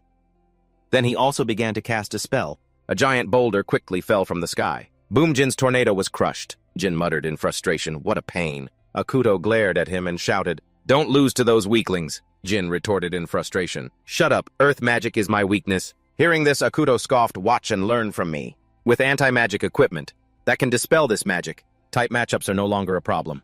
It's a waste of ammo, but I have no choice.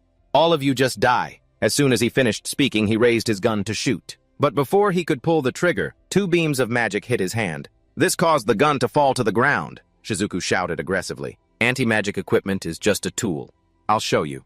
If you let go, you won't be able to use it anymore. Akuto frowned in fury. He gritted his teeth and glared at Shizuku. Just then, Jin shouted fiercely, damn old hag, then there's no need to play games anymore. Akuto also screamed wildly, die under my full power magic. Karin, seeing this, scoffed. I won't let you. I will also use my full power here. Ryuji at this moment was also very excited and said with a laugh, finally my time to shine. On another side, Shizuku was a bit worried.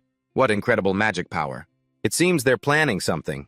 It's best if I provide support right now. With that thought, Shizuku quickly threw the crystals in her hand. Out! I will amplify the magic with this anti-magic equipment. In an instant, the crystals suddenly lit up. Sugo's and Ryuji's bodies simultaneously erupted with magic power. Karin, on the other hand, was not idle. She immediately shouted, I will grant you the holy attribute. As soon as she finished speaking, holy light enveloped the bodies of Sugo and the other one. Confidence quickly appeared in the eyes of the 2 men. Ryuji laughed excitedly. With this, we can win. Seeing this scene, Jin was furious. He shouted fiercely, die you foolish commoners. Immediately after, a spatial rift was created. At the same time, Akuto on this side also summoned a few grim reapers. He scoffed coldly, sink into darkness, you weaklings. Ryuji didn't dare to be careless and quickly used magic to defend.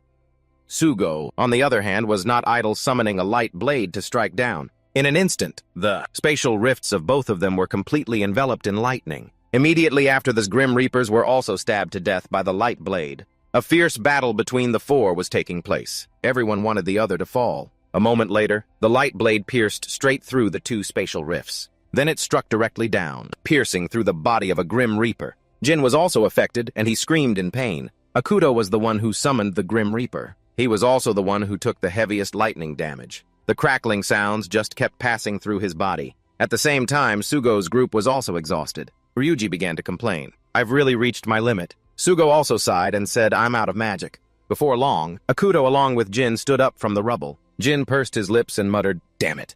I never thought we could be pushed this far. Seeing this, Shizuku couldn't help but be shocked. You can still move. Karin also couldn't believe it and exclaimed, they're still standing. Although the 2 of them, Akuto, could still stand, they had used too much magic and they were also out of anti-magic equipment. The damage was too heavy. Maybe it's best to wait and see what Sugo's group plans to do next. At the same time, Shizuku had also used up all her anti-magic equipment and didn't have much magic left. The consequences of neglecting her training were finally catching up to her. The only one with magic left was Karin. but she wanted to avoid wasting it when healing was needed. She wasn't good at fighting either. Karin thought that perhaps it was best to just observe for now. Elsewhere at the battle of the two Ruka sisters, they were facing off against their father. Both sides were using water-based magic. Waves of water kept crashing against each other, then dissolving and disappearing. Toshiro wasn't holding back at all. He created a giant water sphere and threw it. Ruika looked up at the water sphere rushing towards her, a flicker of panic in her eyes. Just then Chloe ran over and pushed her away. And then Chloe was hit by the giant water sphere. The two Ruika sisters immediately panicked and ran over. Chloe was seriously injured and fell into a coma. Seeing that she was only unconscious, the two Ruika sisters sighed in relief. Toshiro looked at this scene coolly and muttered without emotion. The first one. A flicker of anger appeared in the eyes of the two Ruika sisters. Both of them shouted in unison, "Even if you are our father, harming our comrade, we won't forgive you." "Are you serious, father?" Toshiro maintained his nonchalant demeanor. He replied coolly, "I told you from the beginning." These words filled the faces of the two sisters with despair. They said aggressively, "Then we will also respond seriously. We will surpass you right here. The new magic we've developed. We'll unleash all our magic power immediately after." The two of them combined their powers to cast a spell. A level 11 magic spell appeared. A barrage of ice shards began to fly. Toshiro didn't yield at all. He also cast his level 11 magic to strike back. Frenzied Tide and the barrage of ice shards instantly clashed. The two Ruika sisters bit their lips, trying to maintain their magic power. Toshiro, on the other hand, was not much better off. Although his magic power was greater, he was not gaining the upper hand at this moment. The two Ruika sisters again shouted fiercely, "Until we can hear the truth from father.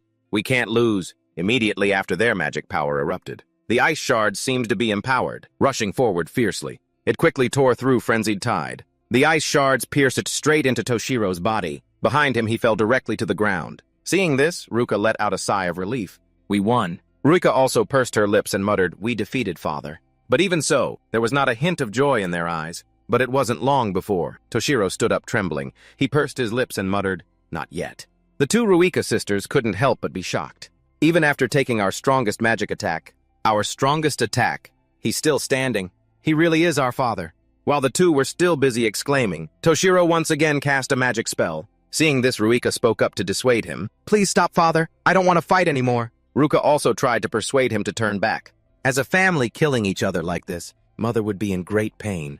When his wife was mentioned, Toshiro suddenly hesitated for a moment, and then right after he let his hands drop. But at the same time, that Akuto guy had come to their battlefield at some point. Seeing Toshiro drop his hands, a flicker of fury appeared in his eyes, right after he saw the gun lying not far away. So Akuto rushed like the wind and picked up the gun. He screamed wildly, "Die, you weaklings!" With that, Akuto fired at the two Ruka sisters. Fresh blood splattered in an instant, staining the bodies of the two sisters. They were shocked but felt no pain, because the one who was shot was Toshiro, not them. The two Ruika sisters quickly ran to support him. They cried in pain, "Why this, father?" "Why?" Akuto still didn't put down his gun, he said coldly. "You are annoyingly stubborn." Just then Shizuku couldn't hold back anymore and shouted, "I won't allow you to cause any more harm." In an instant before Akuto could shoot again, her magic hit his hand, causing the gun to fall. Akuto clutched his stinging wrist, gritting his teeth and cursing, "Worthless weakling."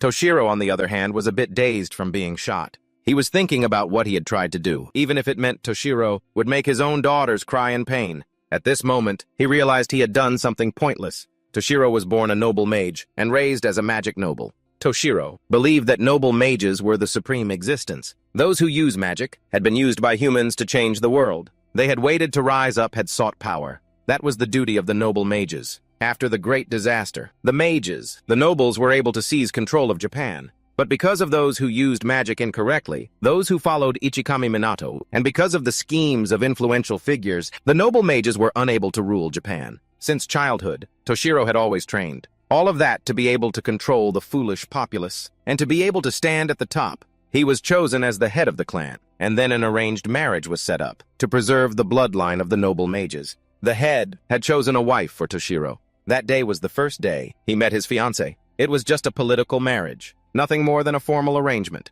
That's what Toshiro had thought, until the day he met Juji. She was a strange person. She expressed her own feelings openly. Juji was as stubborn as a child, and always wanted Toshiro to hold her hand. But it wasn't long until he found these things to be very comforting. A person like Toshiro, who always focused on matters related to noble, mages, and rules, felt that it wasn't a problem either. Juji was the first person Toshiro truly loved. And then later on, he had more precious people in his life. Those were his two daughters, Ruka and Ruika. But Toshiro was a noble mage. He needed to prepare for the inevitable battles to come. So at that time, he was worried about his wife and daughters. Should he drag them into this war or not? Make them bear the burden of saving lives? His beloved family could die. Just thinking about it made Toshiro feel terrified. And then that fear transformed in a different way. Juji fell ill with a terminal illness. Before she passed, she instructed Toshiro to take good care of their two daughters and always love them. At that time, Toshiro agreed to her words. Along with those last words, Juji passed away peacefully as if she was at ease. But Toshiro couldn't keep his promise to Juji. Without her, he didn't know how to love his daughters. He was the head of the noble mages, raised to believe that the rules were absolute. Inside Toshiro, the rules and the love for his two daughters were in conflict. And amidst these currents, his daughters joined the SMT, the enemy of the noble mages. The noble mage blood within Toshiro and the fatherly love within him. He really didn't know which side to choose. And then finally, things turned out this way. Toshiro did not betray the noble mages, betrayed Japan to fight his own daughters. But then he also took a bullet for his daughters. Thinking about the past, about what he had done, a rare look of loss appeared on Toshiro's emotionless face. He cried out in pain, "I couldn't love you completely. I'm sorry." Seeing this, the two Ruika sisters also began to sob. Toshiro fell into a coma due to excessive blood loss. The two Ruika sisters couldn't help but panic. They quickly tried to shake him awake. Karin, seeing this, ran over to treat Toshiro, trying to reassure the two Ruika sisters. "He'll be fine, he's just unconscious." Holy light instantly enveloped Toshiro, beginning to heal the wound on his chest. He noticed. "So you're unharmed." The two sisters, Zuika and Ruka, walked up to Toshiro and yelled, "How dare you harm our father? We won't forgive you." Akuto and Jin didn't back down at all and said coldly, "You're just a bunch of weaklings with no magic left. It's time to end this." At this moment, the eyes of the two Zuika sisters were filled with hatred. Their voices were filled with murderous intent. This is where the noble mages will meet their end. We will avenge our father right here. Elsewhere in Minato's battle, he was currently surrounded by Hinata and Riku.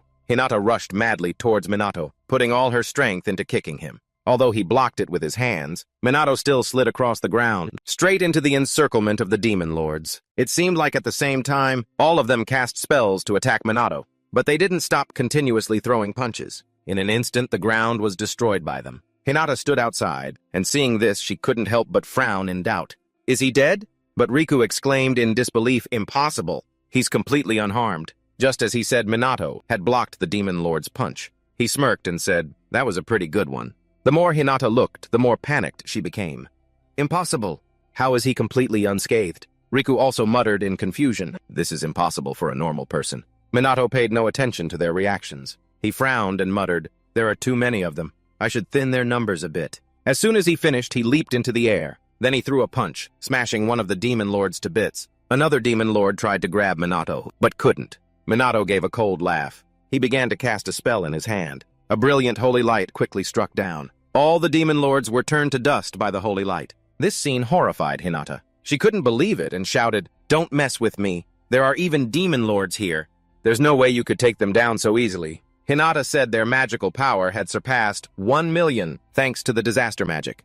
They've reached the level of Ichigami Minato. So what in the world is that power of Minato's? What is it? Hearing this, Minato snorted contemptuously. That information must be wrong. There's no way Ichigami Minato could be that weak. Hinata, not convinced, pointed at the people behind him and shouted, "Oh yeah! But what about your comrades?" Ruka and Zuika were panting with exhaustion. They kept complaining, "I can't move.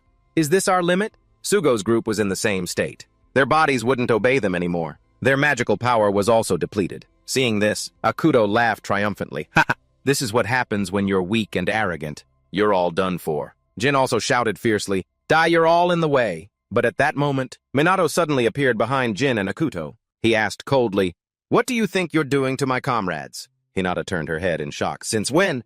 Ignoring their reactions, Minato snorted coldly again. "You're an eyesore." Then he kicked the two of them straight in the chest, sending them flying 10 meters away. Sugo's group was overjoyed to see him. Ruka spoke guiltily, sorry for being a burden. Minato gave no comment and said casually, "You all held on until now? Good job. I'll handle the rest. Step back so you don't get involved." With that, he flew off again. Ruka stared blankly after him and said with concern, "Will Minato be okay?" Ruka frowned slightly, pursed her lips and said, "I don't dare to think about him losing." Sugo's group also watched Minato with anticipation. "The future of Japan is in your hands. You have to win. Shizuku frowned slightly, only hoping that Minato would return safely. Over here, Minato had already run up to the group of noble mages. He spoke coldly. All the noble mages are gathered here. All four of them glared at him, their eyes filled with emotion. Akuto shouted furiously, "I'll tear you to pieces! I'll chop you up!" Rajin also spoke with seething hatred. "How dare you trample on us, noble mages?" Hinata, on the other hand, was only slightly annoyed. She said confidently, "Even you can't defeat 4 noble mages." Riku drew his sword and said coolly, "I'll finish you here." Minato basically paid no attention to their threats. He gestured with his hand and said with a smile, "Enough with the nonsense, come at me." The 4 noble mages immediately charged to attack. Minato easily dodged their attacks, but it wasn't long before a tornado rushed towards him. He quickly used a spell to dispel it. Before he could even catch his breath, he saw Hinata and Riku rushing towards him. Minato didn't dare to be careless and calmly dealt with them. Akuto on the outside was very displeased. He quickly took out his gun and fired, cursing Minato non-stop in his heart. However, Minato quickly created a shield, defending from the outside. It couldn't do anything to him. Just then, Minato suddenly sat down. A series of magic circles appeared on the ground. In an instant, pillars of stone emerged from the ground. They quickly shot up, carrying flames with them. The 4 noble mages were all thrown back. Hinata shouted in disbelief. "A level 12 earth-fire combination spell, the ground is gone." Her body slammed hard onto the ground. Hinata sat up trembling. She couldn't help but marvel. In an instant, all the noble mages were defeated. Minato slowly walked towards them. He spoke coolly, "I'm a bit surprised myself. Maybe I lost control a little." Akuto glared at Minato resentfully. Jin, on the other hand, was holding his head and screaming, "A monster, a monster." Hinata finally gave up. She sighed in resignation. "Can't win. Impossible. A terrifying monster like Minato? How could they possibly win?" Hinata lowered her head in resignation, not daring to face him. Minato didn't care. He looked up at Hifumi in the air. The noble mages were defeated. Now it was his turn. But just then, Hifumi suddenly laughed triumphantly. It's too late. His entire body was enveloped by a blood-red magical energy. A deep, muffled sound followed. Summoning. A demon lord requires a huge amount of magical power. If I absorb all that magical power into myself, what do you think will happen? Not long after, from within the blood-red cocoon, a set of claws appeared, followed by Hifumi's entire body. But the sight before them horrified everyone below. The Zuika sisters exclaimed in disbelief, "Impossible. What is this?" Minato's expression instantly darkened. Hifumi now had the hands of a monster, and a pair of wings had grown on his back. Ryuji also muttered in panic, "He looks like a monster. What's going on?" Shizuku was just as worried. She muttered in disbelief, "Impossible. Hifumi." Hifumi calmly landed on the ground from the air. He sneered and said, "I have to admit I was surprised. I didn't expect to turn into a monster. But the feeling is truly wonderful." Hifumi didn't hate it. Minato narrowed his eyes at him and asked coldly, "Is this what you wanted? You're so eager to become stronger that you had to turn yourself into a monster." Hifumi replied casually, "I no longer care about being human. My magical power has easily surpassed 10 million. I have surpassed Ichigami Minato." Just then a trembling figure walked this way. It was Hinata. She was weakened, but she still managed to drag herself forward, muttering non-stop, "Father, I did my best just like you said." Even though I was sent away as a foster child, Hinata lamented as she approached Hifumi. Finally, she hugged his legs and cried loudly, "I even fought Kusanagi. I was so scared. But I did my best, so please praise me, Father. Please acknowledge me." "Shut up." But Hifumi just cursed at her. Then he pushed her away with his hand. Fortunately, Minato rushed over to catch Hinata. Although she had fallen unconscious, Hinata kept muttering, questioning her father, "Why? Why?" Minato looked resignedly at the person in his arms. He finally understood the reason why. Minato quickly carried Hinata to safety on the ground. He handed her to Zuika and instructed, "Take care of Homura." She didn't want to. Who would want to take care of their enemy? But in the end, she nodded in agreement. "I understand." Minato's actions displeased Hifumi. He snorted contemptuously, protecting the weak.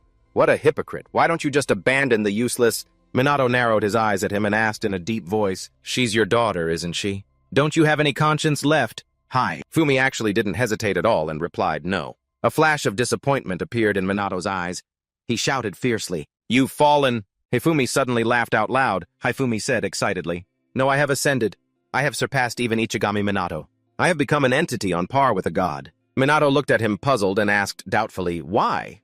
Do you want to surpass him so badly?" "He's already dead." Hifumi snorted softly and said coldly, "That's right, he's dead. He died while protecting the weak and worthless. Even though he was above me, even though he said he would wait for evil to be purged, he died.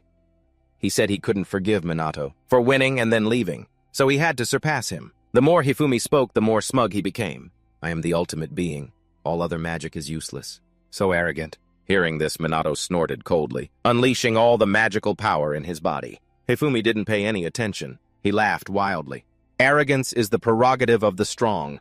Immediately after, he cast a spell. A series of dark phantoms rushed towards Minato. Seeing this, Ruka's group behind him immediately panicked. Level 14 impossible and without even casting a spell. Minato, on the other hand, wasn't panicked at all. He calmly created a level 14 spell. A wall of ice appeared. Those dark phantoms crashed into the ice wall. In an instant, the ice wall cracked, and then it exploded directly, turning into small shards that flew towards Hifumi. But he just stood there defiantly, not dodging at all. And then as they flew towards him, they were blocked by dark energy swirling around him. Only then did Hifumi speak with contempt. An interesting but monotonous spell. Hearing this, Minato couldn't help but smirk. Then I'll be more diverse next time. Sugo's group behind them watched the battle between the two, their eyes filled with disbelief. They kept muttering, "What kind of battle is this? There's no way a human could win against something like that." But the two Zuika sisters had great faith. They believed that if it was Minato, he could win. But at that moment, Shizuku suddenly exclaimed in shock, "Impossible, that's impossible." Hearing this, Zuika asked in amazement, "What's wrong?" Mrs. Takegami Shizuku trembled and pointed forward, muttering, "Kusanagi is in the middle of the battle." Minato was now on the defensive. He had to constantly create shields to defend himself, and Hifumi's attacks kept rushing towards Minato. He didn't dare to be careless, and created a level 14 shield to defend himself. But Hifumi's attacks didn't let up and kept coming. Minato's shield was constantly wavering. It wasn't long before it was destroyed. Minato had to defend himself. This scene fell into Ruka's eyes, causing her to panic. Ruka also couldn't believe what was happening before her eyes. Minato was actually being pushed back. Furthermore, wounds appeared on his body. Fortunately, Minato had healing magic. The wounds on his body quickly disappeared. Hifumi looked down from the sky and said contemptuously, "Too weak. You've already exhausted your magic in this one battle." Before Minato could answer, the two Zuika sisters quickly shouted, "Minato's going to lose." "That can't be." All three of Sugo's group were the same. Each one of them was filled with faith. There's no way Minato would lose to anyone. Kusanagi will definitely win. The only one who was worried at this moment was Shizuku. She muttered in panic, "Why didn't I realize it sooner? We were too cruel." Everyone looked at her confused. Shizuku pursed her lips slightly and muttered, "He always acts confident. He always says things will be fine. He always says, 'Leave it to me.' He always says that to reassure us, to reassure everyone. But Minato is also a human being. He's just a human being like us." Her words stunned the entire group. A flash of sorrow appeared in Zuika's eyes. They had relied too much on Minato. They thought they always trusted him, but in reality they were just dumping everything on him. Minato's back was too far for anyone to reach, and no one noticed. No one realized how hurt Minato was. No one realized how he had protected them. Realizing this, the whole group started to feel guilty. Ryuji fiercely cursed himself, "I'm a terrible person." Sugo quickly chimed in, "Me too. And all of Japan." Shizuku spoke hastily. "If we don't believe in that, everyone will feel uneasy. That's why he always smiles like that. He exudes confidence. Always, and I never noticed." With that, she burst into tears on the spot. Zuika also had tears in her eyes as she looked at Minato and called out. Hearing the sound, Minato turned his head to look back, only to see the whole group looking at him with tears in their eyes. Minato smiled faintly and said confidently, "I won't lose." But just as he finished, Hifumi rushed over and snorted, "You'll die here." His eyes narrowed instinctively. Minato couldn't help but be startled. But before Hifumi could strike, Minato dodged. But he continued to strike, muttering nonstop, "Too slow." Minato didn't dare to be careless and quickly dodged. Just like that, the two fell into a stalemate. Hifumi was always attacking wildly with extremely fierce momentum, while Minato was only defending, then conveniently counterattacking. Typically, like now, he had summoned a level 13 spell. Infinite magic bullets rained down furiously. There were too many. Hifumi couldn't possibly dodge them all. He was hit by all of them. This angered him, and he shouted furiously, "You dare to mock me." As soon as he finished, a shield of dark energy appeared to block it. Minato couldn't help but frown. "Automatic magic. You're very persistent." With a soft snort, Hifumi said coldly, "That should be my question, but now it's over. Your magical power is about to run out." Minato narrowed his eyes at him without a word. Seeing this, Hifumi smirked again.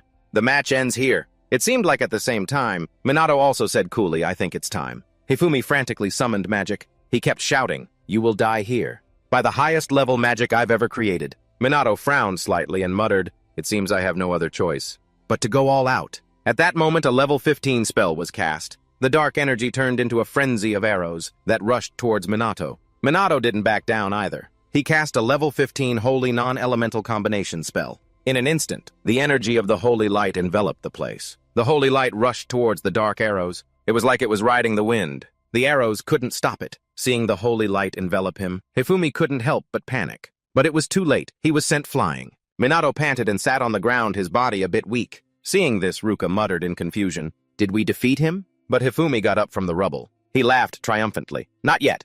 I can still move even after using magic with such great power. I still have strength. Look at this boundless magical power." Minato also stood up and said coldly, "That's enough." Hifumi glared at Minato and sneered. "Are you begging for your life now? So you're just an ordinary mage after all." With that, he cast a spell and threw his head back to laugh. The magical power of a catastrophe is terrifying. "I will surpass Kusanagi Minato and Ichigami Minato and become a god." Minato was truly at a loss with him. He said quickly, "Why can't you see that you've already reached your limit?" Hifumi was stunned. Only then did he realize something. His body was starting to crack. Hifumi panicked and shouted, "What's happening?" Furthermore, his body was constantly burning. Minato slowly spoke up. "If you try to force an increase in magical power, your vessel will shatter. That's a given." Hifumi looked at him in disbelief. "You knew from the beginning." "Yes," Minato casually admitted with a nod. Hifumi was not convinced. He muttered resentfully, "I almost surpassed Ichigami Minato. So why did I fail? The only one I should lose to is Ichigami. Only him." Hearing this, Minato couldn't help but sigh. "Because I died, I caused you pain." "I told you to wait." This confused Hifumi. He trembled and muttered, "What are you saying?" Minato lowered his head sorrowfully and said, "I'm sorry, Hifumi." Hifumi suddenly saw his old friend in Minato's eyes. He exclaimed in disbelief, "You can't be—" "Impossible." About 55 years ago at Ichigami's shrine, Minato was a very lonely figure. Hifumi couldn't believe his eyes and muttered in a trembling voice, "Why did you die? Why do you look so peaceful?" Minato had lain down after the great catastrophe. Seeing his pain, Shizuku went to comfort him. Ichigami fought tirelessly for everyone, so let him rest now. Hifumi didn't listen and fiercely pushed her hand away, shouting angrily, "Shut up! Don't bother me!" Then he ran to Minato's coffin and wailed, "Ichigami is still alive. It's just that the healers are incompetent. He can still come back." Shizuku, fearing Hifumi would do something impulsive out of extreme grief, quickly tried to persuade him. "What are you doing?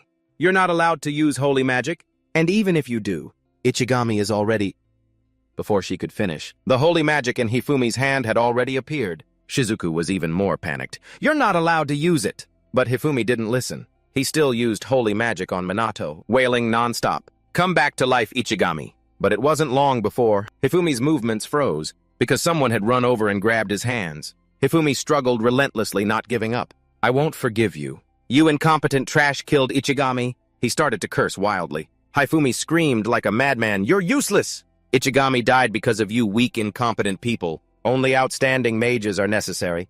I will change this rotten world. I will surpass Ichigami Minato." Seeing this, Shizuku couldn't help but feel heartbroken. Ichigami's death. Minato's death had left too great a loss for Hifumi. And since then he had been training non-stop, spending every day honing his skills. Hifumi made full use of his position, creating the magic nobility, then expanding his influence into politics and finance, controlling the information provided to the ignorant masses, monopolizing knowledge and technology. Hifumi trained relentlessly, but was still far from reaching Ichigami Minato. So because of Hifumi's foolish pride, he even falsified information about Ichigami Minato. He turned his shame into anger, and continued to train himself, for the promise of that day for Hifumi's vow to surpass Minato. So he lived for Minato. No matter how many times he fell, Hifumi would stand up again. He wanted to surpass Minato. He would become stronger than him to stand by Minato's side, to walk with him. Hifumi lived in this delusion, until one day, a familiar pair of hands reached out to him. It was the figure of his old friend that he dreamed of every night. Ichigami Minato. He reached out to Hifumi, wanting to help him up. Hifumi had never really hated Minato, only admired him. That's why he wanted him to be alive. And now Hifumi's wish had come true. A new Ichigami Minato was really standing before him. Hifumi trembled and raised his hand, wanting to grasp his old friend's arm. But at that moment, a stream of black blood suddenly gushed out. Hifumi's eyes widened, his face contorted in pain. Minato was caught off guard by this scene. Someone had stabbed Hifumi through the chest. The other hand grabbed the soul stone in his chest and pulled it out. Hifumi's body collapsed limply. Zuika trembled and looked at this scene, exclaiming in disbelief, Why was she so panicked? The reason was that the attacker was Chloe. Zuika couldn't have imagined this even in her wildest dreams. Meanwhile, Hinata had also woken up, but the sight before her broke her heart. Hinata screamed wildly and ran over. "Stop!" Minato also couldn't accept this. He couldn't hold back and rushed over, punching Chloe in the face. but she had created a shield on her face to block it. She sneered and said, "Hitting a woman is the most despicable act, Minato."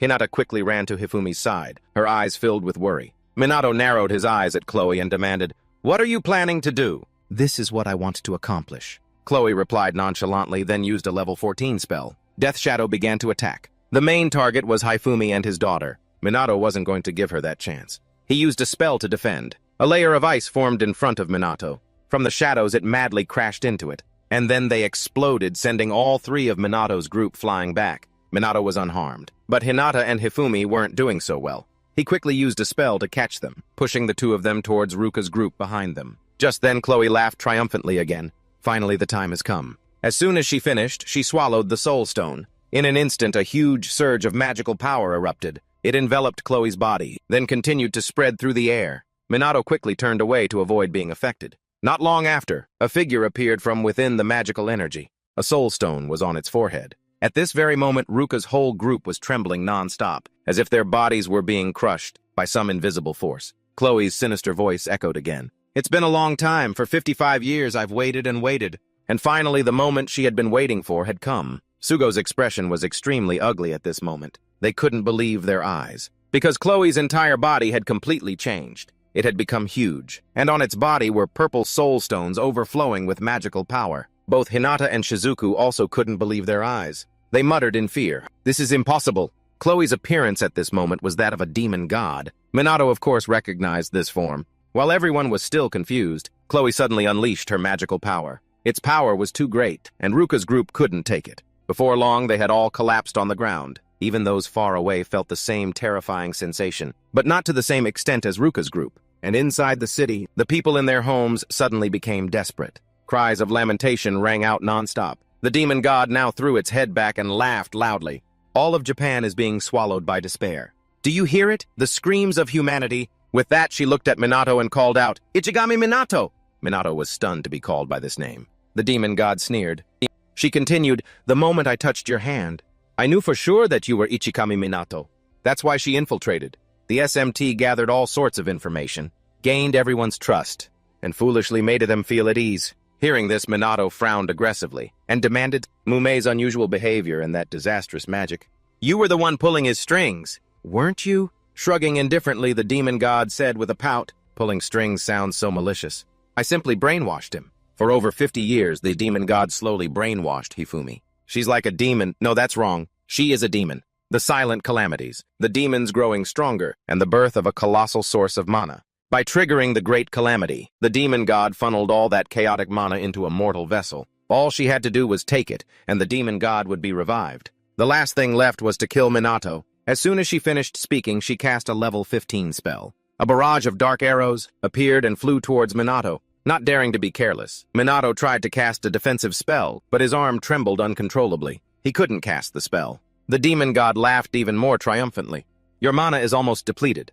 Even a great sage can't do anything." When their mana is gone, unable to cast magic, Minato could only dodge on his own. But there were too many dark arrows, and they relentlessly pursued him. Before long, Minato couldn't keep it up. He was hit by an arrow. He was sent flying, his body slamming hard onto the ground. Minato couldn't help but spit out a mouthful of fresh blood. But the dark arrows didn't stop. They still charged aggressively, piercing Minato's body without a moment's hesitation. He lay helplessly on the ground, covered in injuries. Seeing this, the demon god laughed smugly again. "Just like 50 years ago. You fight for others, and you sacrifice your life for others. You should have just ignored them, and let fate decide." But just as she finished speaking, she saw Minato's arm move slightly. The demon god frowned in astonishment. Sure enough, before long, Minato stood up from the ground. The demon god clicked her tongue in wonder, covered in injuries. "Mana so depleted that even automatic magic won't activate, huh?" But Minato didn't care. He shouted aggressively, "Answer me, what have you been doing for the past 50 years? And why do demons kill people? Why did they come here?" And he wanted to know what a calamity truly was. With a slight scoff, the demon god laughed scornfully. "Asking questions in a situation like this, fine? I'm in a good mood. I'll tell you in your final moments. The secret of the calamity is..." At this point, the demon god suddenly paused and gave a wicked smile. Then she said with a laugh, "You must have suspected it already. A calamity is a phenomenon of transferring magical beasts and mana. Mana is transferred from the demon world to Earth. That mana is consumed and magical beasts appear. The more beasts that appear, the more the mana increases. The more the mana increases, the more powerful beasts can be summoned. And in the end, the demon god is destined to descend upon the earth. But Earth has no mana. As a result, initially only low-level beasts were summoned. However, once the mana reaches a saturation point, humans will also turn into beasts. From the first calamity, the Earth should have been instantly overrun with beasts. But for some reason, humans didn't turn into beasts, and mages also appeared, and then the worst thing happened. Mages absorb mana, and because they don't turn into beasts, the amount of mana needed for the demon god's descent became insufficient. Mages are just an obstacle for the beasts. That's why beasts kill mages. And they also started to eliminate the humans who did not turn into beasts. Hearing this, Minato's expression immediately darkened. But the demon god didn't care and continued speaking. Originally, just the first calamity should have been enough. But to increase the mana, the calamity had to be carried out step by step. The strong beasts called bosses are actually mana reservoirs. They are monsters that contain a huge amount of mana.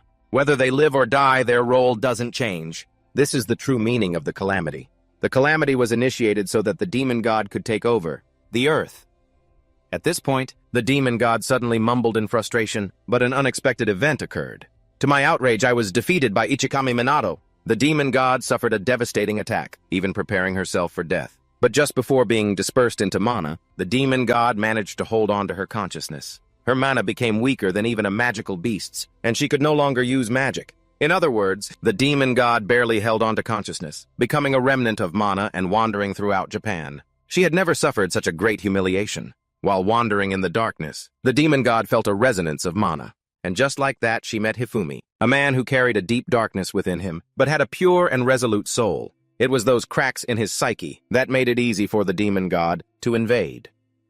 Over time, the demon god gradually recovered her mana, and she continued to whisper into Hifumi's subconscious. His resentment towards the 8 mages, his self-righteous way of thinking, his habit of blaming others, and the decay in his moral values all paved the way for the silent brainwashing to seep in. Finally, Hifumi took over Japan's underworld. His weak heart still resisted in pathetic desperation. He cried out, begging for salvation. Hifumi called Minato's name over and over again. Minato listened in silence. By this point, the cold aura around his body had grown stronger. The demon god let out a cold laugh and said with a pout, "After a long time, my mana gradually recovered, but I couldn't regain the demon god's body.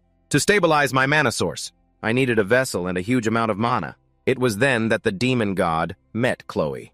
Like Hifumi, she felt an intense mana resonance. The demon god took over Chloe's dying body, and then became the adopted daughter of the Mume house. The demon god recovered a portion of her strength, but during those 50 years, the number of magical beasts had decreased. She had tried to trigger the Great Calamity, but her mana was too weak, so only a few scattered beasts were summoned. So the demon god came up with a plan. She began to gather the beasts and forced the Great Calamity to occur. Once the Great Calamity occurred, the minor calamities would happen naturally. The major calamities were created by controlling the beasts. By causing the Great Calamity, the earth was filled with mana, but that still wasn't enough. For the demon god to fully restore her form, she needed a more concentrated and pure source of mana. The human body is a magical vessel that contains mana. So if the demon god directly injected mana into a human body, if she accumulated enough mana to the point of explosion, she could condense it. That's why Hifumi was pushed to the breaking point. And in that way, she obtained a massive source of mana. At this point, the demon god suddenly let out a guttural laugh. And by the way, let me tell you something. The reason you're in this dead-end situation today is all part of my plan. As she finished speaking, she threw her head back and laughed loudly. 50 years ago, Minato refused to abandon others, fighting on the front lines, until his mana was depleted and he fell. He even defeated the demon god, but at the same time he had exposed his own weakness. That is, no matter how strong he was, Minato's mana was still limited. Right now, even 10,000 mana points he didn't have. The demon god, as if getting her revenge, laughed maniacally. How pathetic, isn't it? Ichikami Minato, when I discovered you had been reincarnated, I was once terrified. But in the end, you still made the same mistake as before. Considering Minato's mana level, he had almost become a form of magical life, like a magical beast. Even after death, he was able to maintain his consciousness in the form of mana, and eventually found Kusanagi Minato. In other words, Minato was also reborn using the same method as the demon god. But at this point, the demon god didn't care much. She let out a cold snort. But none of that matters anymore. I will erase every trace of your mana. Even your soul will be destroyed by me. Minato, who had been silent until now, finally spoke in a deep voice. So all the calamities in the past, The first calamity, the turning point in Minato's life. The day he first saw magical beasts filling the sky. The time he saw mages and civilians fall in waves, wave after wave. Even many children died. In that calamity, and the calamities that followed, Minato had also lost many comrades. The corruption of the magical nobility, the secret conspiracies behind the scenes, even the magical beast attacks that dragged countless innocent lives to their doom. He wanted the demon god to admit with her own mouth that it was all her doing.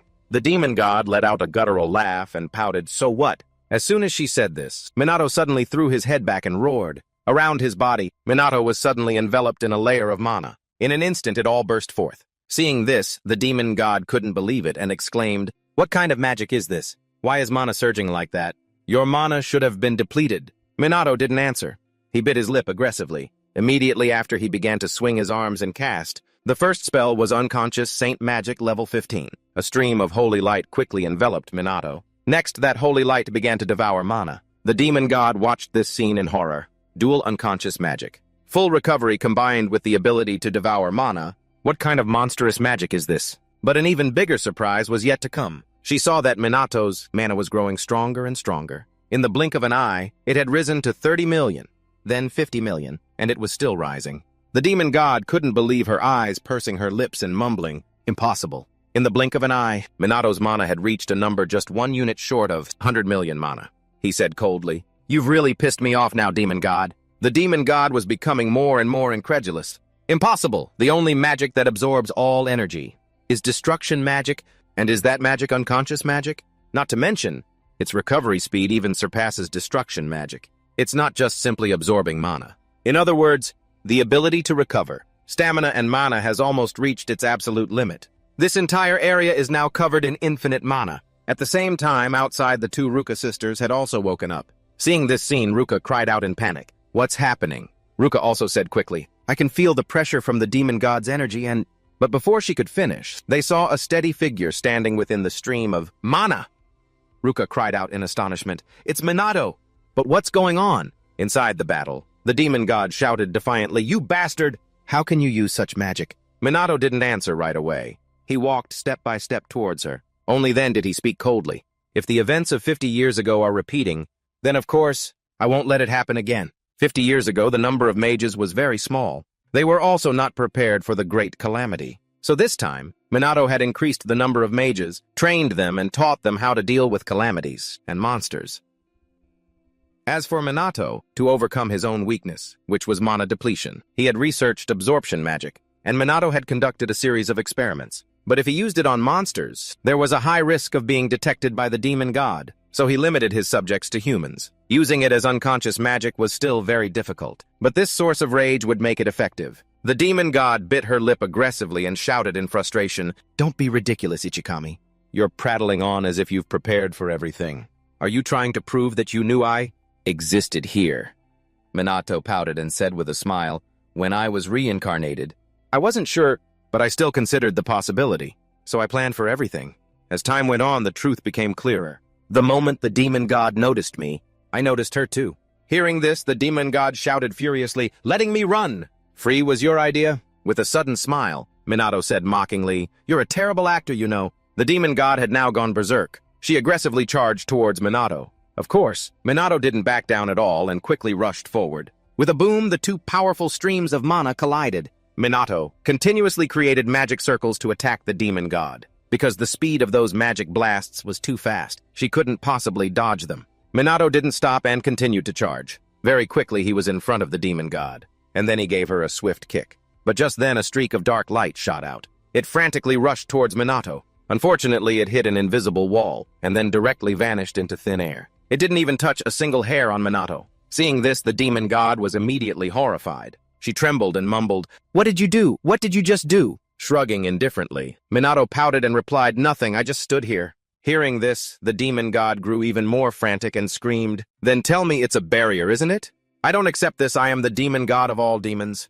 A mere human dares to outsmart me." She shook her head relentlessly in denial like a madman. Then the demon god threw her head back and screamed. She shouted aggressively, "I don't accept this." Just then, a group of demon kings appeared and surrounded Minato. But he wasn't the least bit scared and stood there calmly, letting them do whatever they wanted. He just needed to stay inside the shield. Just then, the Demon Kings cast their spells. In the blink of an eye, a barrage of magic blasts rained down on Minato's position, but they couldn't do anything to him. And in that time, infinite magic bullets were cast by Minato. One by one, the Demon Kings fell. In the blink of an eye, there wasn't a single Demon King left around Minato. The Demon God shouted defiantly, "Disintegrate!" Immediately after, the dark arrows frantically charged. Minato quickly dodged. The Demon God created large magic circles. In an instant, a series of circles appeared above her head. Frenzied mana erupted from them, then formed into a 5-colored sphere and shot down from the sky. Only then did Minato begin to fight back. He cast a level 15 ultimate spell called World-Ending Explosion. Immediately, a giant appeared. It reached out and grabbed the 5-colored sphere and then directly crushed it into dust. Minato landed safely on the ground, without taking any damage. The Demon God was terrified beyond belief, not believing her eyes. "You blocked my divine fusion art that easily. Is Minato even human?" The more she thought, the more unwilling she became. The Demon God screamed frantically, "Someone like Ichikami has surpassed me, a Demon God? Absurd. If you can surpass me, then I will definitely go further than you." As soon as she finished speaking, she had absorbed the remaining mana from the calamity. In the blink of an eye, mana frantically flowed into the Demon God's body. Before long, her body was overflowing with mana. Without any hesitation, the Demon God began to cast a spell. She laughed triumphantly. "The highest level that Ichikami Minato can use is 15. I've reached 16. Immediately after, a level 16 dark magic spell was cast. A terrifying dark energy had begun to envelop the skies of Japan. Minato was still standing there calmly. He laughed coldly and said, "I'll take the 17, please." As soon as he finished speaking, Minato had begun to cast a spell. A divine spear carrying a golden light had appeared. The divine spear plunged straight into the dark energy. With a boom, an explosion that shook heaven and earth erupted. The dark energy was completely dissipated, and the divine spear continued to charge straight towards the Demon God. It pierced through the upper part of her body, causing the Demon God to scream in anger, "You!" But there was nothing she could do. The divine spear had already frantically plunged in. Before long, the Demon God's body fell like a broken kite. However, she stubbornly cast a spell, and then rushed in front of Minato intending to attack. Unfortunately, Minato was one step faster, hitting the Demon God with a flurry of punches. She was thus knocked to the ground. Minato glanced at the Demon God and let out a cold snort. "Your calamity magic is incomplete. It has too many loopholes. The speed of absorbing magic is also too slow. That's why you only use it on fools, right?" The Demon God trembled as she looked at him, mumbling in disbelief. "Why, how can you see through so much? What the hell are you?" With a sudden smile, Minato said nonchalantly, "I am the great sage. I am the one who knows everything." The more the Demon God listened, the more unwilling she became. She screamed frantically, "What great sage?" Then she rushed forward again, wanting to attack Minato. But he wasn't the least bit panicked. He said nonchalantly, "I'm so sick of these monsters. Disappear." The moment he finished speaking, a streak of mana shot towards the Demon God, piercing directly through her body, until the moment she vanished. The Demon God still didn't understand why she had lost to a mere mortal. How could a human not only adapt to magic, but also maintain a human form? Why wasn't this world corrupted? The Demon God's tens of thousands of whys, but there was no one to answer. But very quickly, she understood. It was because Minato was here. He had the ability to contain magic far beyond even a Demon God's. Because he was here, humanity was not corrupted by magic. Could it be that Minato had taken the magic from the earth into his own body with that small human frame of his? This world was different from the demons. A small world with an anomaly, which was Minato. After the Demon God was defeated, the skies of Japan returned to a bright blue. Everyone rejoiced. The calamity is over. A member of the SMT nodded and replied with a smile, "It seems so. Damn these noble mages." All the people of Japan had poured out onto the streets to celebrate. Not only that, other places in the world had also overcome the calamity. The Muscle King, Eren, surprisingly managed to hold on until the calamity ended. Only after it was over did Sugo's group wake up. The noble mages also slowly opened their eyes. Minato had now returned from the sky. Seeing him, everyone immediately ran over excitedly. Ryuji said cheerfully with a smile, "You defeated the Demon God, didn't you?" Sugo also exclaimed happily, "If so, this world will return to peace." The two Ruka sisters also looked at Minato gratefully and said with a smile, "Thank you. If it weren't for you, we wouldn't have been able to defeat the Demon King." Minato shook his head slightly and replied, "It wasn't just my strength. It was thanks to the strength of everyone in the world. Thank you, everyone." That's right. This victory wasn't Minato's alone. It was a testament to everyone's efforts. Just then a sobbing sound suddenly rang out, making Minato turn to look in surprise. He saw Hinata crying pitifully beside Hifumi. "Dad, I don't want you to go. Seeing Minato approaching, Hinata grabbed onto him like a lifeline and pleaded desperately. Please, I'm sorry for everything I've done to you. I'll make it up to you. I'll do anything. So please save my dad. With that, she bowed her head low, looking utterly pathetic. Riku also pleaded, I'd like to ask the same of you. I know it's selfish, but please, I'm begging you. Then he also kowtowed to Minato. He squinted at the two of them for a long moment before speaking. Don't forget what you said, got it? Recovery supplying magical power, and then the parts that had turned into monsters. Minato would take the calamitous magical power. With the way he was doing it now, he would be able to do it all. With that thought, Minato bent down and placed his hand on Hifumi's body. In an instant, a halo of light enveloped his body. Seeing the wounds heal at a speed visible to the naked eye, Ruka's group behind them cried out in alarm. Everything's back to normal. It's a miracle? Hinata was finally relieved. She couldn't help but burst into loud sobs. Thank you. Riku also said gratefully, I thank you from the bottom of my heart. Minato just smiled without saying a word, and so the days of fighting came to an end. Thanks to information from Hinata, Riku, and Toshiro, the noble mages, along with their other accomplices, were arrested one by one. Many were forced to cooperate due to threats, and although they couldn't prove their innocence, there was a high probability they would get reduced sentences. Hifumi regained consciousness but had lost his memory. Hinata was Hifumi's biological daughter, and in the name of being a daughter, she had given up her right to be raised by her family. She grew up in solitude, never knowing a father's love. However, her obsession with her father never faded, and it had become distorted. Minato took the opportunity to visit Riku, and Riku told him everything. I couldn't just watch Hinata be abandoned like that, so I played the role of her brother. Thinking I was looking for her, he said he had also been lonely, and had never known the warmth of another person. Perhaps this was a one-sided empathy, and he would also become obsessed. By the time Riku realized it, there was no turning back. At this point, Riku bowed his head low and trembled, mumbling, I am a murderer. I've dragged so many innocent people into this calamity. I'm a terrible person.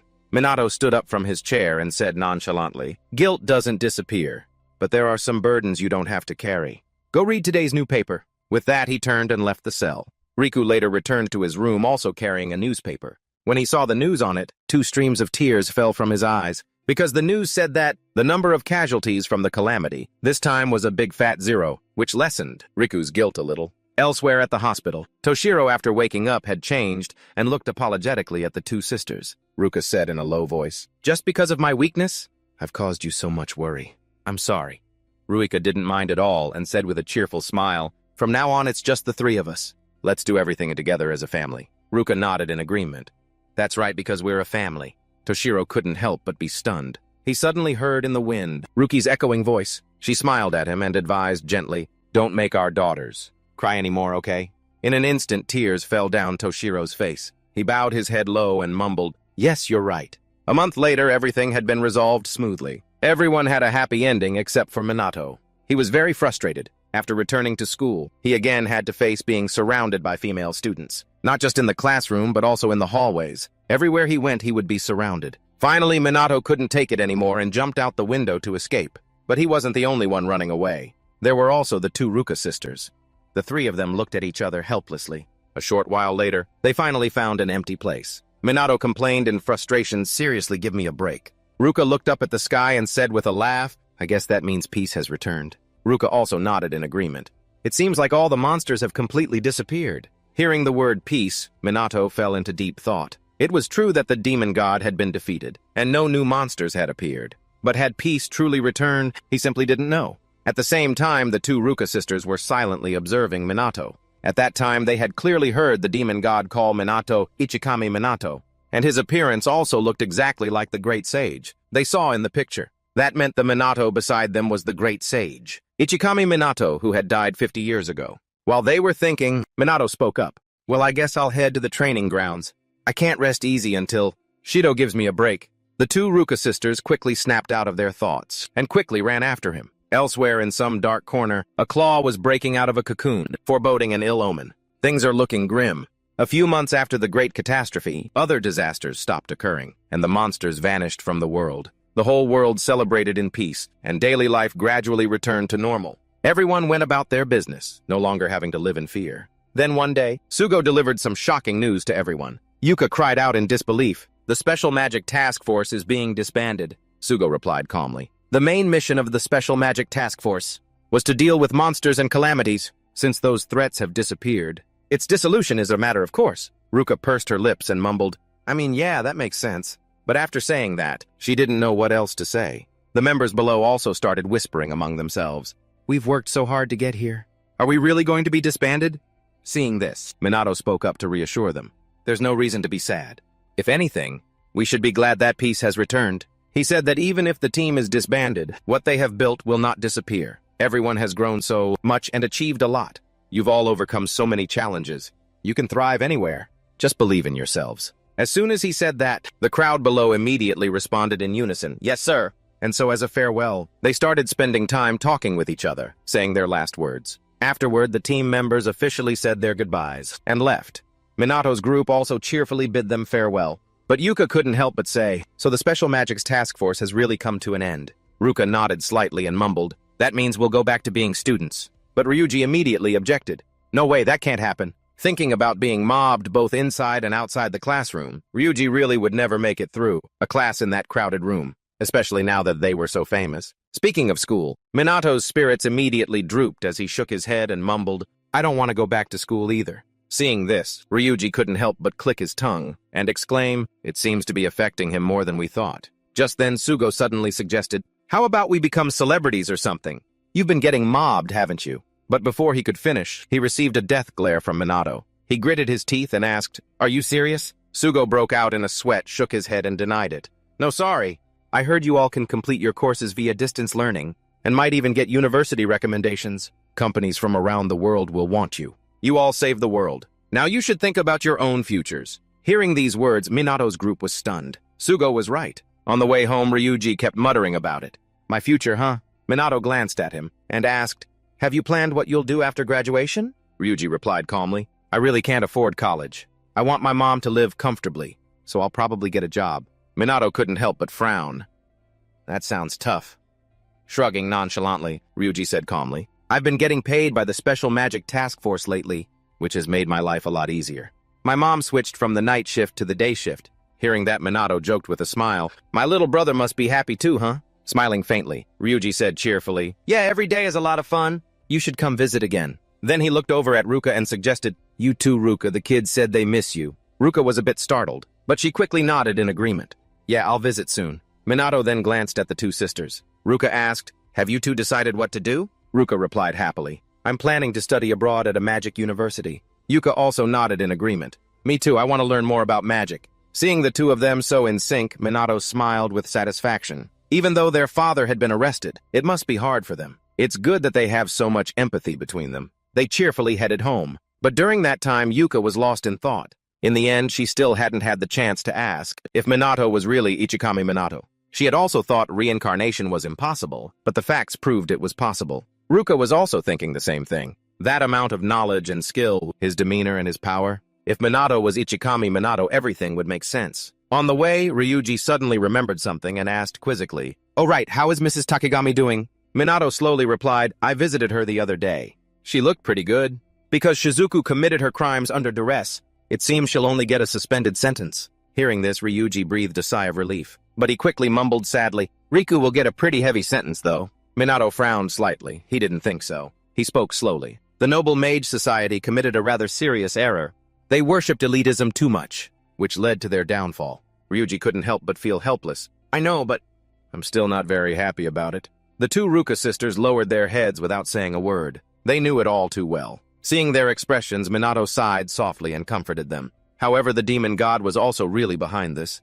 That will probably be taken into consideration. At this, smiles returned to the faces of the three of them. They were much more relieved, but Minato was not.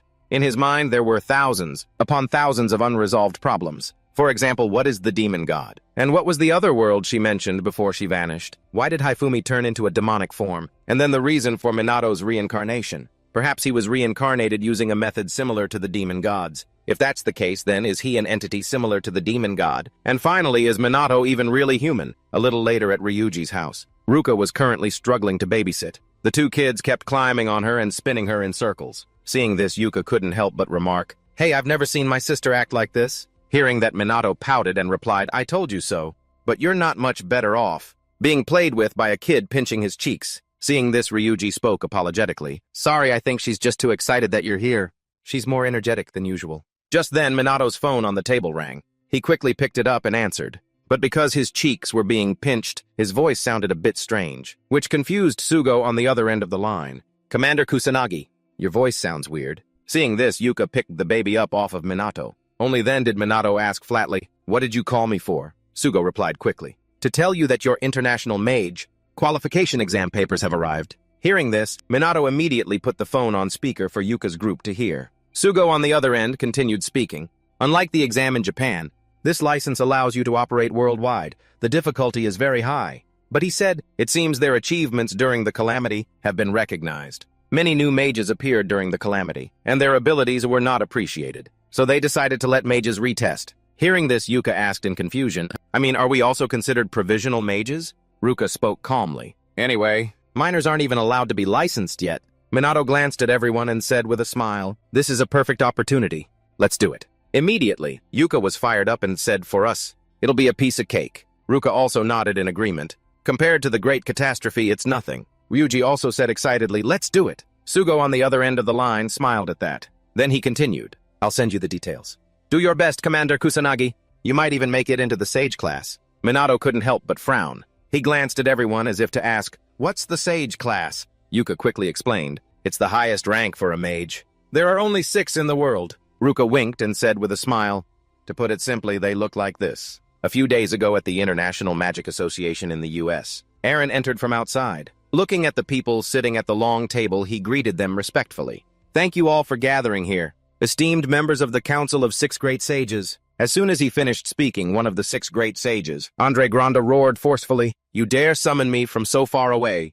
Are you looking down on me?" Another great sage named Victor Butler, seeing his strong reaction, couldn't help but taunt him. "I really can't stand to see someone.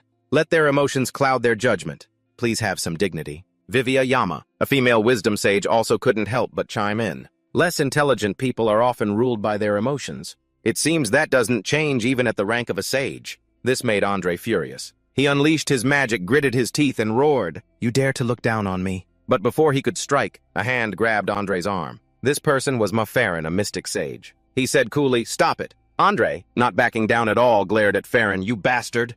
Are you trying to provoke me on purpose? That's enough." While everyone was arguing, a dignified voice rang out. This was Leonard Potter, the chosen one among the 6 great sages. He said coolly, "Sages should not squabble with each other like this. Andre, can't you keep your composure in this place?" At Leonard's words, Andre snorted coldly, withdrew his hand, and sneered, "I know." Putting the commotion aside, the Crimson Maiden. Crystal Elman asked quizzically, "We originally had a remote meeting, but will this be all right now?" Aaron slowly explained, "The 6 sages are not required to meet in person, but this time, I believe a direct conversation is necessary." Leonard frowned slightly and asked suspiciously, "Is this related to the International Mage Tournament?" Nodding curtly, Aaron replied calmly, "Yes, the great catastrophe has subsided, however. A movement is currently emerging calling for a thorough review of inaccurate information related to magic." Vivia, seeming to understand something, asked, "So, the mage exam being held is also part of that, right?" Aaron nodded slightly and calmly said, "There is another reason, and that is Mr. Kusanagi." Hearing this name, Leonard's face couldn't help but darken. He pursed his lips and asked, "The one who stopped the great catastrophe in Japan. In other words, you want us to evaluate him?" Aaron still hadn't realized the problem. He calmly replied, "It's very likely that he possesses the potential to rival the rank of a sage." But as soon as he finished speaking, he felt a terrifying surge of magic power in the air. The other great sages were fine. They were used to this, but Aaron was different. He was forced back step by step. After a moment, Leonard spoke slowly. "Potential to reach the rank of a sage. You think that just defeating some demon god is enough to become a sage?" Aaron frowned fiercely. He pursed his lips and replied, "Perhaps it's just a hypothesis after all." Snorting coldly, Leonard sneered, "I didn't expect you to say that." At this, he waved his hand and suggested, "Well then, if that's the case, then you prove it to me. Just how strong is this Kusanagi guy?" The 6 great sages were now paying attention to Minato, and Minato had soon set foot in the United States. Ryuji looked at the streets around him and couldn't help but exclaim, "So this is America, huh?" The streets were bustling with people. Of course, the main language was English. Ryuji couldn't understand a thing. He glanced at everyone and exclaimed, "It's English! They're speaking English." Yuka sighed helplessly. "Well, this is America, so it's normal." Seeing their relaxed demeanor, Ryuji couldn't help but suggest with dissatisfaction, "Lighten up. We're in a foreign country. Ruka pouted and replied, "Even if you say that this isn't my first time here." Hearing that, Ryuji felt helpless. These people really don't get it. On the way here, they were all speaking English. But surely there must be someone like him. Just then, a few girls came up to talk to Minato. However, Minato turned them down in English. Seeing this, Ryuji asked defiantly, "You can speak English too." Minato replied casually, "It's passable." Ryuji couldn't help but exclaim, "What's with this guy? Good at academic sports, magic, and he's monstrously strong. Is he even human? Aren't you afraid he'll get depressed?" At this moment, Yuka suggested, "I'm going back to the hotel to rest." Ruka also nodded in agreement. Long-distance travel is really tiring. Let's take it easy today. A few days later, at the headquarters of the International Magic Association, Minato's group went inside to register. Minato, being technologically illiterate, froze like a statue as soon as he saw the face scanner. Yuka had to show him how to do it. Soon after, a card with Minato's picture was printed out.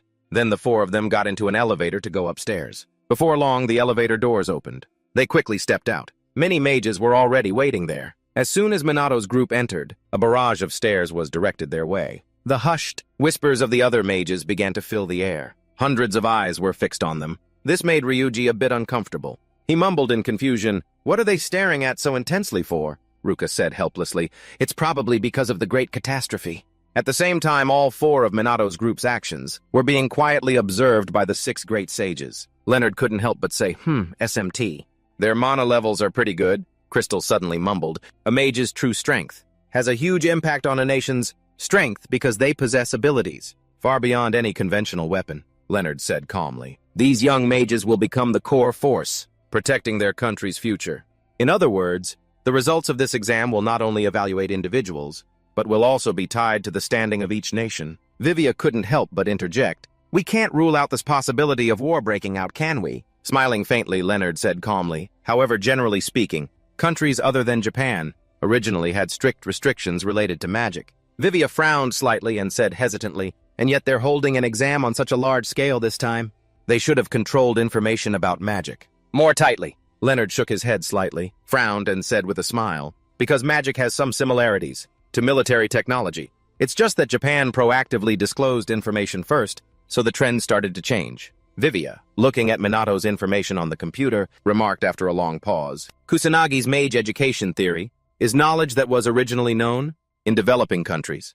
However, it has never been widely publicized." This was also something Leonard was keeping an eye on. He spoke slowly. How he came to know that is still a mystery. But he himself has brought Japanese mages to the world stage, and he came to the conclusion that Minato was not a simple person. At the same time, outside the waiting hall of the International Magic Association, the four of them were waiting quietly. 3 young punks suddenly came over and asked aggressively, "You're that Kusanagi guy, huh?" Hearing someone call his name, he turned his head to look. The leader yelled out angrily again, "Defeated a demon god!" What a joke. What kind of trick did you pull? The guy suggested Minato either had a powerful backer or had dug up some dirt on a politician. Looking at the guy's demeanor, Minato was suddenly reminded of June. He frowned and asked, "You're not related to Shino, or something, are you?" Hearing that the guy yelled angrily, "Don't change the subject." Seeing this scene, not only were Yuka's group not worried, but they also felt a sense of nostalgia, standing on the sidelines as if watching a fun play. The 3 young punks didn't dare to do anything either. They turned to leave. But before they left, they shouted a warning, "Damn it! Anyway, this will all be exposed sooner or later. Everyone's watching you." Hearing the commotion, everyone's eyes did indeed turn towards them. Minato sighed in resignation. "Oh boy, this is getting troublesome. But this seems like it could be interesting." Just then, someone else entered from outside. It was a pink-haired girl, her face a mix of innocence and seriousness. A little later, Aaron entered from outside and announced loudly, "Everyone please be seated." Seeing him, Yuka's group was immediately startled. So the U.S. military was in charge of the exam. While they were still confused, Aaron had stepped onto the high platform and declared, "From now on, I will explain. About the exam, I will only say this once, so please listen carefully." He said the exam would have the following tests: a written test, a mana measurement, and a practical test. Failing to meet the standard in any part will result in disqualification. Besides the tests, other factors will also be taken into consideration. So please behave in a manner befitting a mage. Don't do anything shameful. After passing the exam, the rank will be decided based on the total score. Hearing this, the same punk who had questioned Minato earlier asked, quizzically, "What are the conditions to reach the Great Sage rank?" Aaron spoke slowly. "Achieving a perfect score is an important prerequisite, but there are also other criteria: ability achievements, character, and even the level of public recognition. You need to excel in all aspects. At this point, Aaron meaningfully glanced at a figure below and smiled mysteriously. Perhaps the seventh sage will emerge from the people here. Hearing this, everyone was immediately fired up. Aaron nodded in satisfaction. This year's batch of candidates is truly outstanding, but no matter what Minato is on, a different level from them. With that thought, he immediately shouted, "Then let the exam officially begin." The first test is the written exam. Minato took the exam paper and his expression immediately changed. Inside the test were all questions related to Minato's father. "Oh, come on!" Minato sighed in resignation. He thought this was an exam related to magic, but he never expected a trap like this. Aaron on the high platform observed Minato. Seeing him sighing nonstop, he couldn't help but remark, "This is truly the most difficult exam. Even Minato won't pass it easily, but he'd better not disappoint me." But when he saw the results, Aaron was not only not disappointed but also stunned. He cried out in disbelief, "Are you kidding me?" Minato's name was sitting pretty in first place, and with a perfect score no less. Aaron couldn't help but exclaim, as expected, "He's no ordinary person." Even for him, getting 80% would have been a problem. If it's Minato, he might really be able to reach the rank of Great Sage. At the same time, Yuka's group also ran over to congratulate Minato. He didn't seem to mind much. He calmly asked, "How did you all do?" Yuka immediately replied, "My sister and I are probably around 20th. Ryuji also boasted excitedly, "I'm 40th. Hearing that, Minato asked quizzically, "You're good at the written part too." This made Ryuji glare at him annoyed. Next was the mana measurement test. The instructor pointed at the measurement devices and said, "There's no type of magic that the latest measurement device can't measure." "All right, let's begin." Minato watched as everyone went up one by one and couldn't help but sigh. His turn was last again. "What's with this?" Just then, Yuka suddenly cried out in shock, "Wait, is this for real?" The number displayed on the machine was 980,000. Not just her, even the people outside cried out in shock. What's with her magic power? Almost 1,000,000. Even Ruka over here had reached 900,000. Ryuji wasn't far behind with a solid 890,000. Yuka glanced at Ruka and Ryuji. She couldn't help but think to herself, "I'm being completely left behind." In the written test, and as for magic power, it seems they're gradually catching up to me. But Minato was very happy. All three of them were improving significantly. Just then, another cry of shock rang out, startling him. Looking over at the measurement device, a powerful surge of magic was constantly spreading through the air. Soon, the measurement device displayed the number 1,600,000 mana. Someone recognized the girl and started whispering, "Isn't she from China?" It turned out the pink-haired girl was a genius in both magic and martial arts. Minato quietly observed the girl, a spark of excitement in his eyes. "It seems there are some pretty interesting people here. It seems they still haven't shown their true strength." While he was thinking, the instructor shouted again, urging, "Kusanagi Minato, begin your mana measurement." Hearing that, Minato stepped up to the measurement device. He frowned in thought. "Oh boy, this machine again. What should I do now?" As Minato was walking up, the people below started whispering again. Leonard on the other side of the screen smirked and said, "Let's see what happens this time." Aaron behind him was also very expectant. He wanted to know the exact number of Minato's mana. Not just him, even Ruka's group felt the same. Ruka couldn't help but mumble, "I wonder how much mana Minato has." Yuka mumbled her guess, 90,000. He joked before that he had 99,000, but at this point, they thought it wasn't a joke. It might be true. On the measurement device, Minato unleashed his magic power. He had decided there was no need to hide his true strength anymore. And sure enough, in an instant, a terrifying pressure appeared, startling the crowd behind him. The magic power spread wildly. The numbers on the machine kept running. The numbers showed no sign of stopping. Even Aaron couldn't move at this point. The entire headquarters of the International Magic Association was now enveloped in magic. And then with a loud boom, the measurement device exploded. Minato sighed in resignation. "I knew it. It really must be broken." Through the screen, Leonard had seen the whole thing. He couldn't help but exclaim, "Truly surprising." Crystal pouted contemptuously, "It's nothing special. Our own magic can't be measured by that machine either." Leonard didn't agree with this. He retorted, "In other words, there's a possibility he's as strong as us." Crystal snorted coldly, "No way." Just then, Vivia also remarked, "That kid is interesting." After the magic measurement test ended, the practical combat test began in the form of one-on-one duels. Minato was now wearing a special uniform. "It's really comfortable. It's great that I got a set too." His opponent, seeing Minato suddenly smile, was annoyed. He said, laughing before a fight, "Are you looking down on me?" Minato was startled. He said apologetically, "Sorry, I'm serious now." Seeing that everyone was ready, the proctor immediately shouted, "Then let the first match begin." As soon as he said that, Minato charged forward, and in less than 3 seconds, the other guy was down on the ground. The proctor immediately shouted, "A victory for Kusanagi." The crowd below was immediately stunned. What just happened? I couldn't even see it. Aaron, observing from the outside, couldn't help but smile at the sight. Too many people doubted Minato. But with this test, the whole world would know his true strength. Minato, on the other hand, paid no attention to everyone's reactions. He went to help the other guy up. Leonard, watching from behind the screen, also spoke up, praising him amazing. Vivia couldn't help but exclaim, "I didn't even see anything." "What did he do?" Leonard slowly explained. He approached his opponent in less than a second.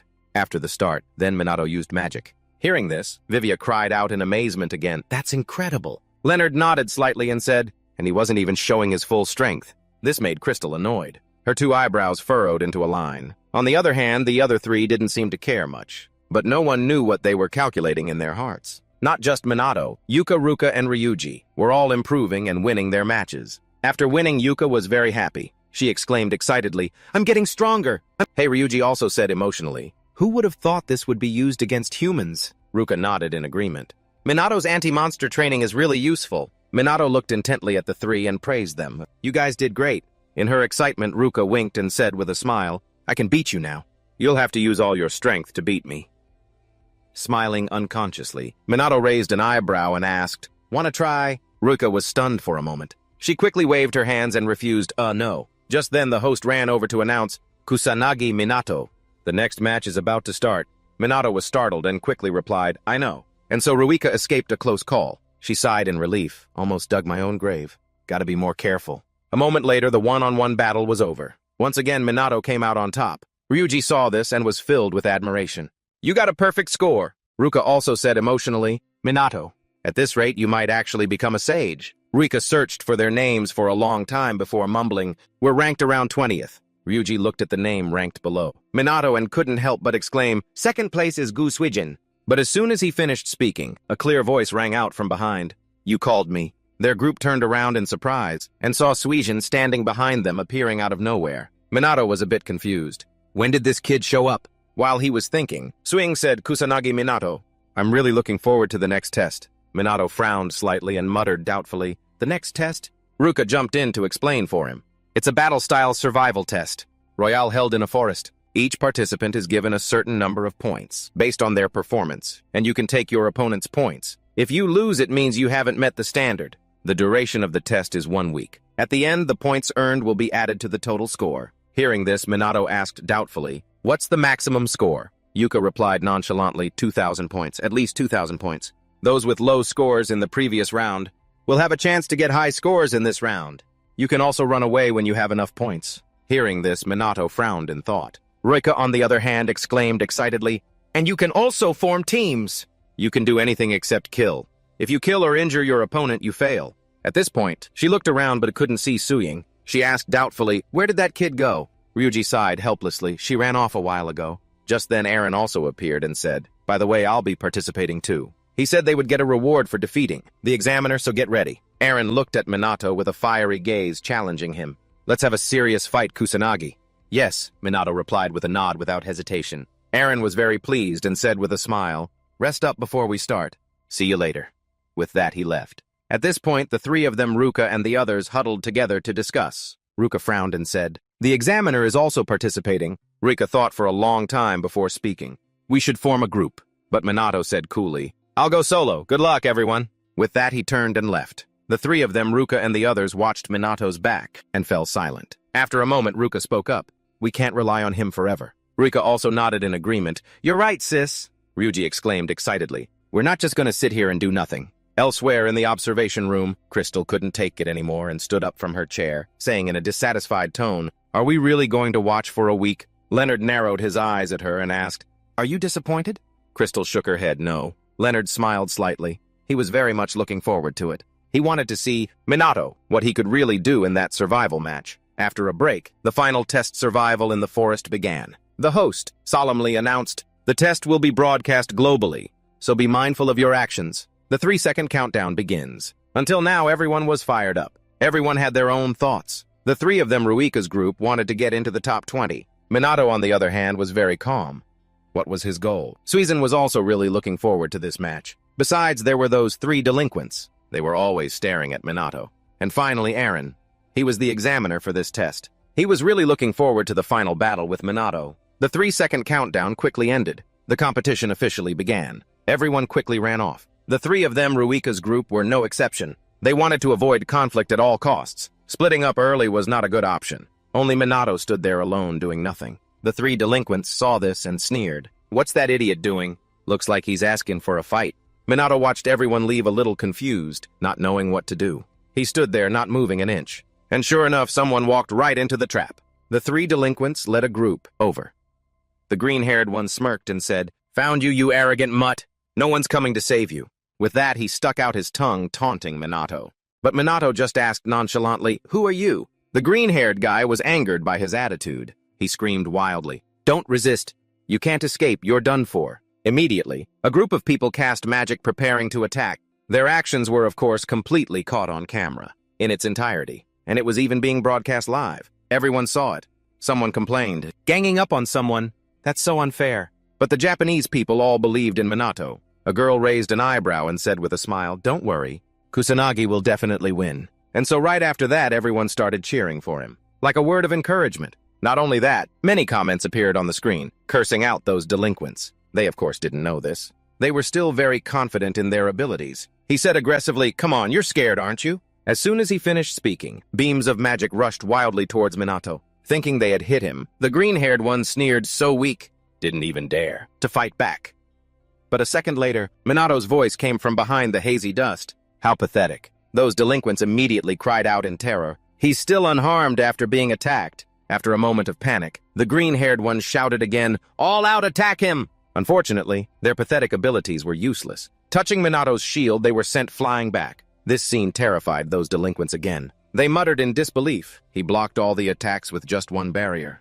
Oh my god, how terrifying. While they were panicking, Minato fired a magic bullet and the whole army was wiped out. They lay sprawled in a large crater. It was only then that they realized the truth. Minato's defeat of Chrono was no rumor. At the same time, another group that didn't join the battle was secretly watching the news on their phones. They figured that if they beat Minato, they would become famous, and they'd get a ton of points. And so Minato was targeted by others again. Seeing him still standing there, they quickly rushed in for a sneak attack. Unfortunately, Minato was not someone they could sneak up on. Just 3 beams of magic were fired, and they were all on the ground. Minato pursed his lips and said, "That's the 5th ambush already." Elsewhere, the two sisters, Rika, were also fighting with others. The tsunami magic they created quickly swept the others away. Rika finally let out a sigh of relief. "We did it." Ruka couldn't help but say, "I can't believe we had to use grand magic." Just then they heard whispers from the other players. "We really shouldn't mess with that Kusanagi guy. No one dares to mess with him. You guys were just too pathetic." Ruika quickly ran over to the other group and asked doubtfully, "Did you guys fight him?" One of them immediately answered, "Not just us, a bunch of others were eliminated." Another one trembled and muttered, "That guy is terrifyingly strong, he's a monster." Hearing this, Ryuji wasn't too surprised. He said nonchalantly, "Minato is the strongest after all." Yuka also sighed and said, "We can't beat him." But just then, Ruka suddenly hesitated and muttered, "Minato is really strong, but we can just avoid fighting him." The 3 of them agreed with this idea. That was really their only option. But would that be okay elsewhere? The Chinese martial arts prodigy, Suiying, was in a corner of the forest, calmly practicing as usual. Suiying's talent was revealed at a young age. At 13, she was already the strongest in China. In every field, no one could defeat Suiying, and she was sure that one day she would surpass her master and senior brother of his. Suiying sometimes felt very bored. There was almost no one stronger than her. All the opponents she had ever fought were mediocre. Suiying wanted to fight someone stronger. That's why she entered this competition. Suiying was overwhelmingly strong. Just one punch could knock down an ancient tree. This immense power made everyone wary. So that's why everyone stayed away from her. But Susan didn't give up. She promised herself she would go even further, to a height that no one could reach. To do that, she had to face stronger opponents. And the chosen one was none other than Minato. Suizan found Minato pointed right at him and said, "Kusanagi Minato, you're next." Minato wasn't scared at all. He smiled calmly and said, "You're next." A few people noticed. Suiying frowned slightly. She glanced behind her and saw a group of people approaching. Suiying immediately stepped aside, pursed her lips, and said, "Suiying always goes solo, I don't team up." The other man also nodded in agreement. "Same here, we all want a one-on-one." Hearing this, Minato couldn't help but click his tongue. A bunch of fight junkies. Ah, this is my specialty. At the same time, Eren had also arrived. He quietly observed Minato. The elite representatives from around the globe all have magic power over 1 million. Even Minato would have to struggle to fight all of them at once. But a solo fight. However, Eren still liked Minato's spirit. He agreed. This isn't a childish fight like before anymore. Now is the time to see your full power. Down below, the other man unleashed his magic power. He said, I'll go first. Seeing his magic power, Minato couldn't help but praise. Your refined magic power is quite something. Smiling slightly, the man said nonchalantly, I'm a former mercenary. I've been on many battlefields, and of course I've killed people. But he told Minato not to worry, he wouldn't kill him. Minato couldn't help but click his tongue. So convincing while being so full of killing intent. So untrustworthy. As soon as he finished speaking, the other man quickly rushed forward. Minato didn't back down, calmly responding. In an instant, the knife in the other man's hand was in front of Minato. He quickly dodged, but still got a few strands of his hair cut. The man couldn't help but admire such beautiful movements.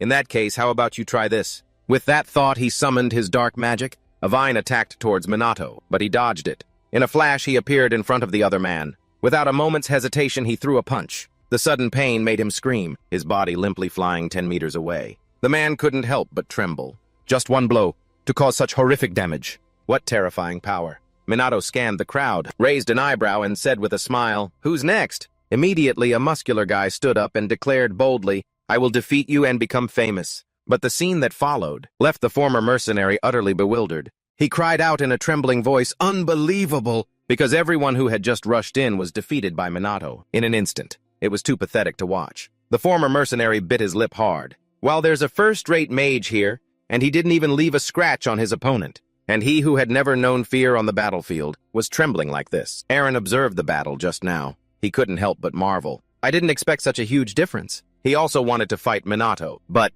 Eren quickly dismissed this thought, shook his head, and sighed. If I get knocked out too early, I won't be able to complete my mission. It's a shame, but I'll have to retreat to another area. Suing at the side watched this instant kill by Minato, her eyes unconsciously shrinking. What was that? What's going on? That movement. She didn't expect Minato to be able to do that. Over on this side, Minato watched the crowd run away with their pants down and sighed helplessly. I just fought a little more seriously. With that thought, he glanced at Suying and said, Only you're left. Are you going to fight?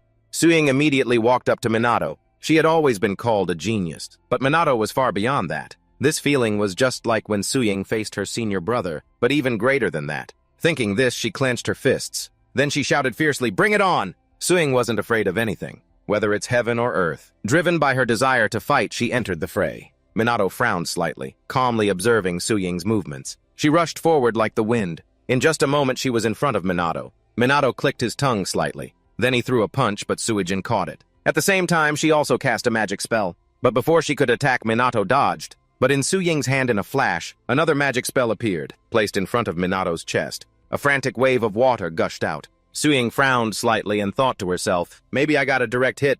Unfortunately, Minato was now behind her. He raised an eyebrow and said with a smile, What an interesting way to fight. Hearing the sound, Suying quickly dodged, creating distance between them. Minato didn't care. He commented nonchalantly, the combination of Chinese martial arts and magic, and maintaining an active state, even while in combat, requires perfect activation timing.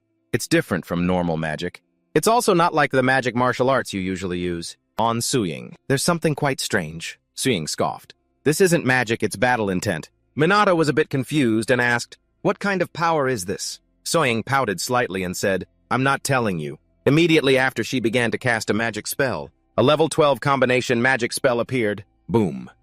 A world-shaking explosion appeared. Smoke and fire filled the sky. Suying panted after casting this one spell. But unfortunately, Minato was unharmed. A single barrier was enough to block it. He even smiled playfully and said, What impressive magic. Seeing this, Suijin immediately became frustrated and rushed forward aggressively. She decided to fight Minato hand-to-hand with martial arts. But surprisingly, Minato also knew them and easily blocked her. Suying's eyes widened in shock. How are you proficient in both magic and martial arts? He's good at everything.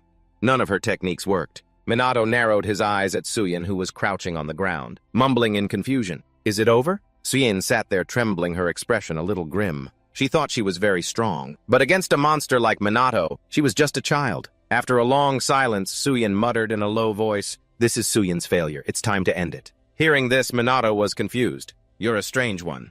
But Suying looked up at him and smiled innocently. That was really fun. Minato was even more bewildered. Why are you smiling? Shouldn't you be scared to tears? He couldn't understand and decided to turn and leave. Minato watched his back as he fell into silence. This person was overwhelmingly stronger than Susan. Compared to the 4 great CEOs, he was no less impressive. She needed to find someone like that. Suizan wanted to know more. What did Minato know that she didn't? So Suizan ran after Minato. She was peeking from behind Minato, like a little tail clinging on and not letting go. Suijin figured Minato would get even stronger, so she would follow him. Minato, of course, noticed she was following him. He was a little helpless, but didn't do anything. That night, Minato rested by a stream. He caught a fish and started a fire to grill it. Suiren was hiding behind a bush. Her stomach started to rumble. She was so busy following Minato that she forgot to eat. Minato was grilling fish when he heard a sound from behind. Truly helpless. He sighed and said, "You can come here." Hearing this, Suying was stunned, not expecting to be discovered. She poked her head out from behind a tree and looked at Minato, confused. After hesitating for a long time, Suying tiptoed over to him. Seeing this, Minato gave her a cooked fish. He asked suspiciously, "Want some?" Suying's eyes immediately lit up, her face showing a look of craving. And so she quickly grabbed the fish and ate it greedily. Seeing this, Minato couldn't help but smile. In just a moment, Suijin was full. Minato had also finished eating.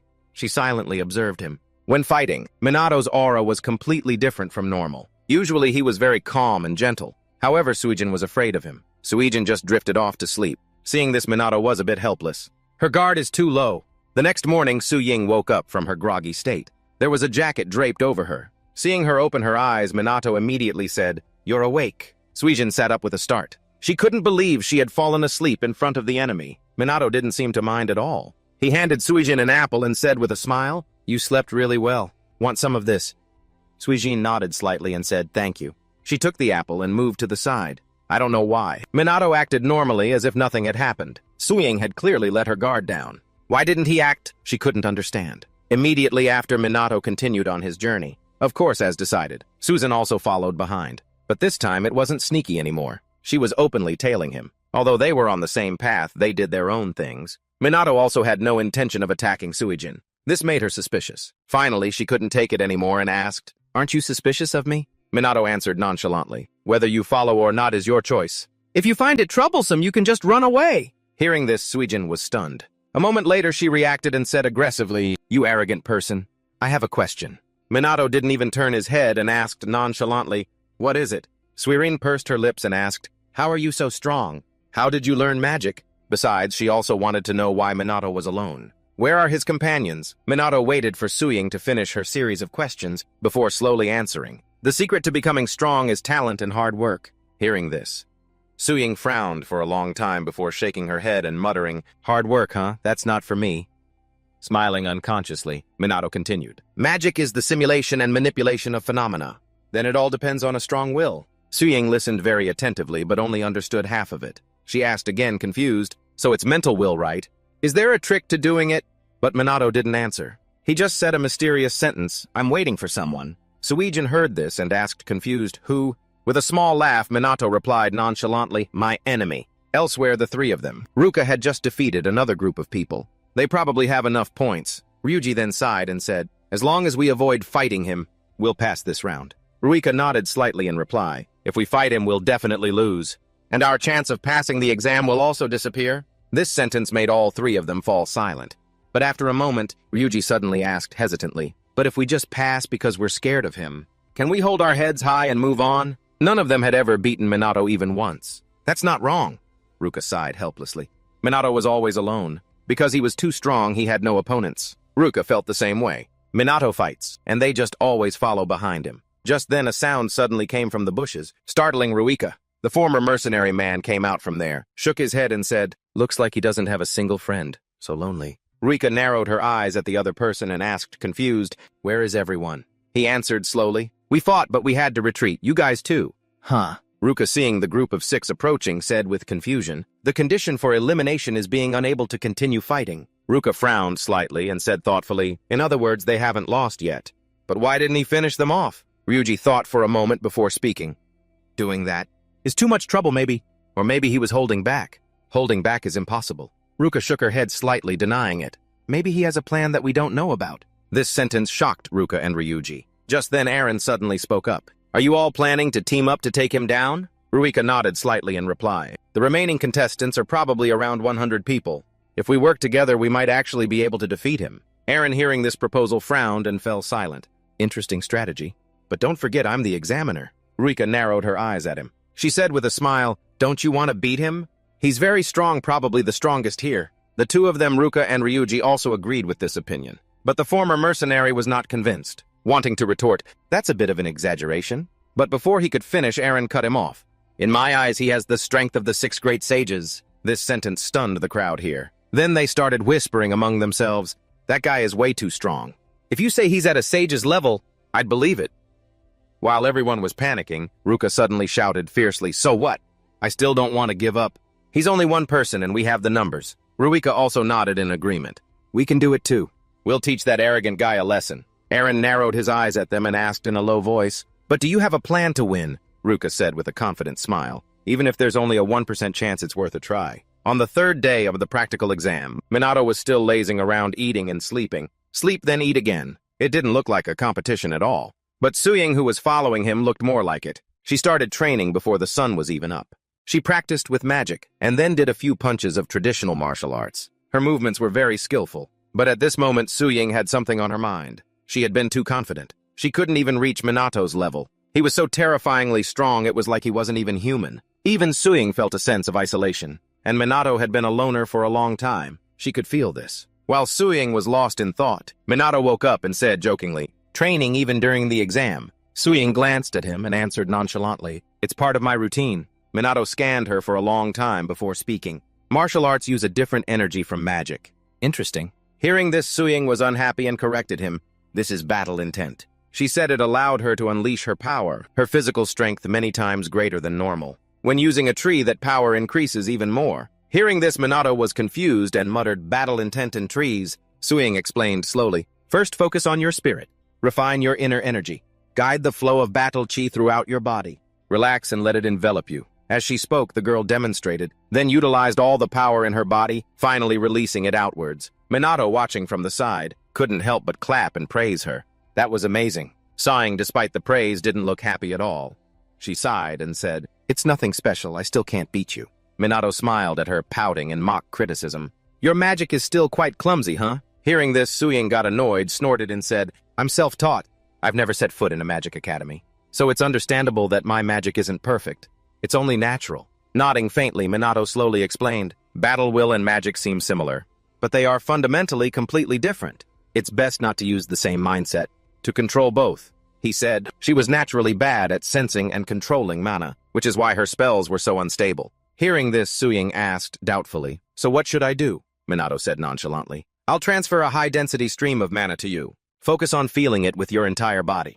He never expected he'd be transferring mana to such a low-level mage, but Suying had come this far relying solely on her natural talent. What an interesting person. Thinking this, Minato placed his hand on Suying's back and began to transfer mana into her body. Before long, the girl immediately cried out, "I can feel it, I never felt a source of mana this fiery before." Minato said slowly, "This is true mana.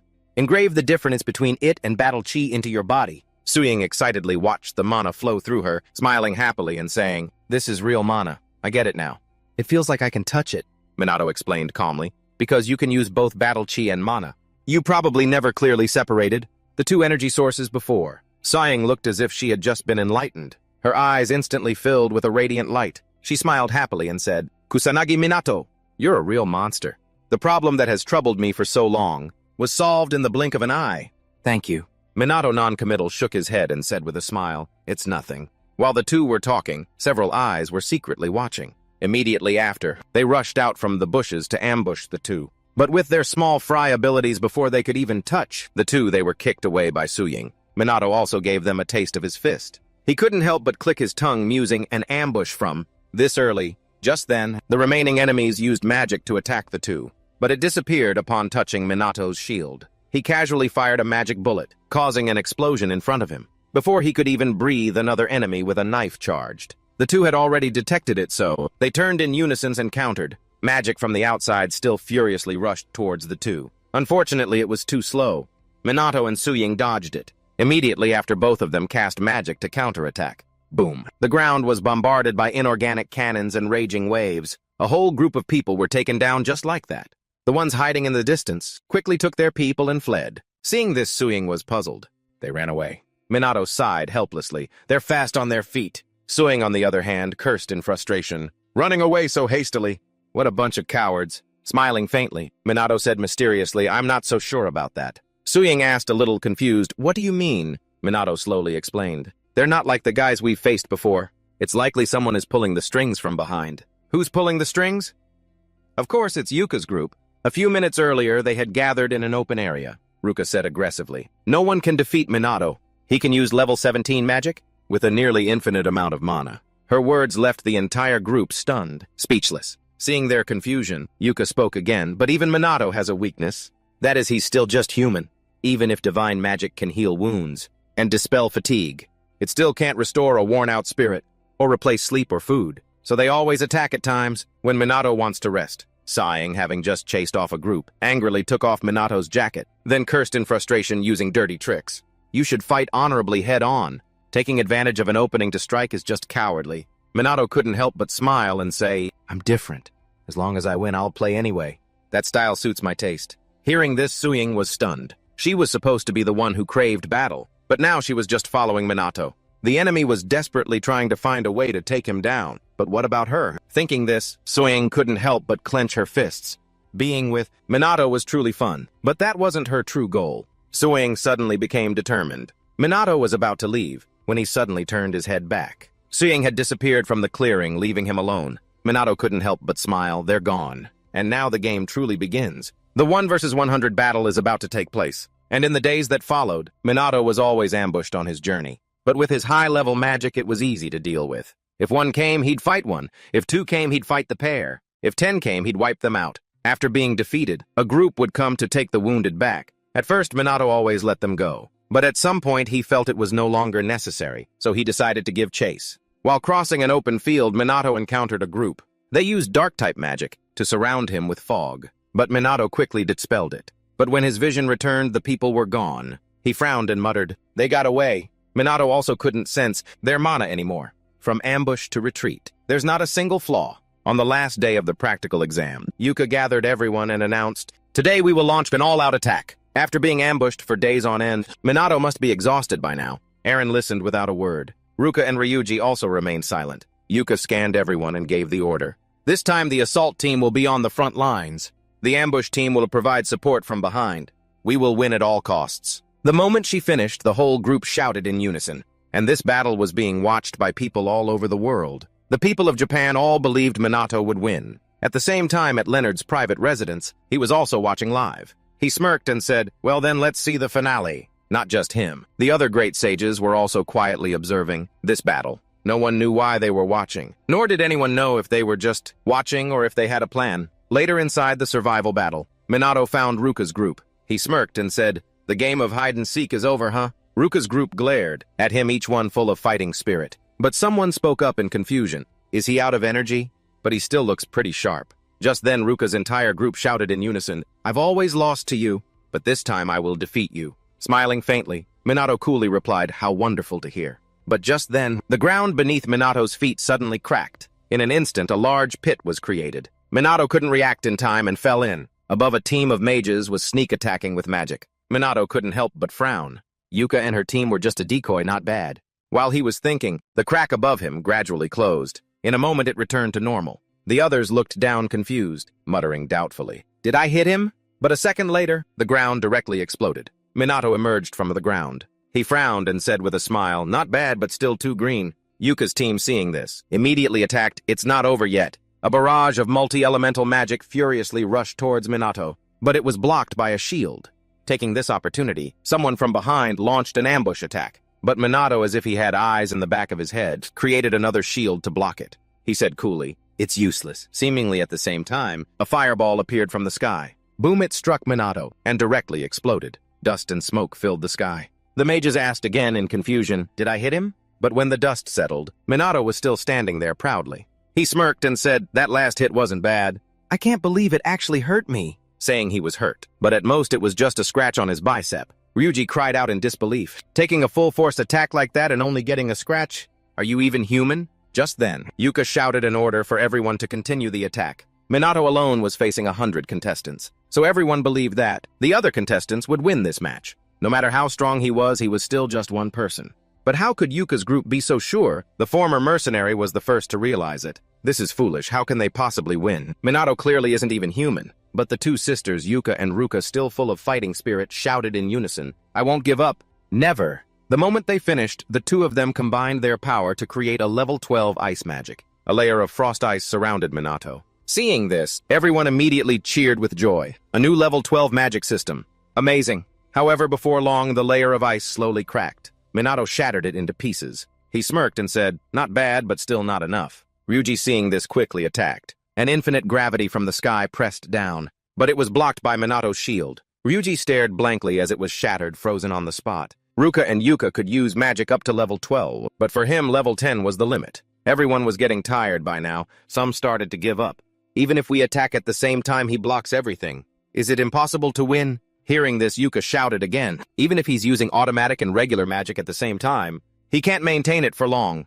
If we keep attacking like this, she was sure they would inflict damage somehow. At that moment, Eren took off his outer jacket. He laughed excitedly. Well, then it's my turn for some close combat. Even you, Kusanagi, can't block everything. Right, behold muscle magic. The moment he finished, he charged and attacked Minato. But he was quickly blocked by him. He scoffed and muttered, "I told you it's called close quarters magic." And so right after that, the two exchanged a few blows, their speed unbelievably fast. Whether it was fists or magic, Minato always parried them with ease. But Eren didn't give up attacking furiously. Minato wasn't flustered at all, responding calmly. Taking this opportunity, the two Ruka sisters attacked in unison. Thousands of ice shards shot towards Minato at breakneck speed. They believed that in that state, he wouldn't have time to cast a spell. A magic barrier can't block a level 11 spell, can it? Just then a sky-shattering explosion rang out. Rocks and dirt flew everywhere. The Ruka sisters cheered, "We hit him." But when the dust settled, a figure walked out from within. Minato said with a casual smile, "Good coordination."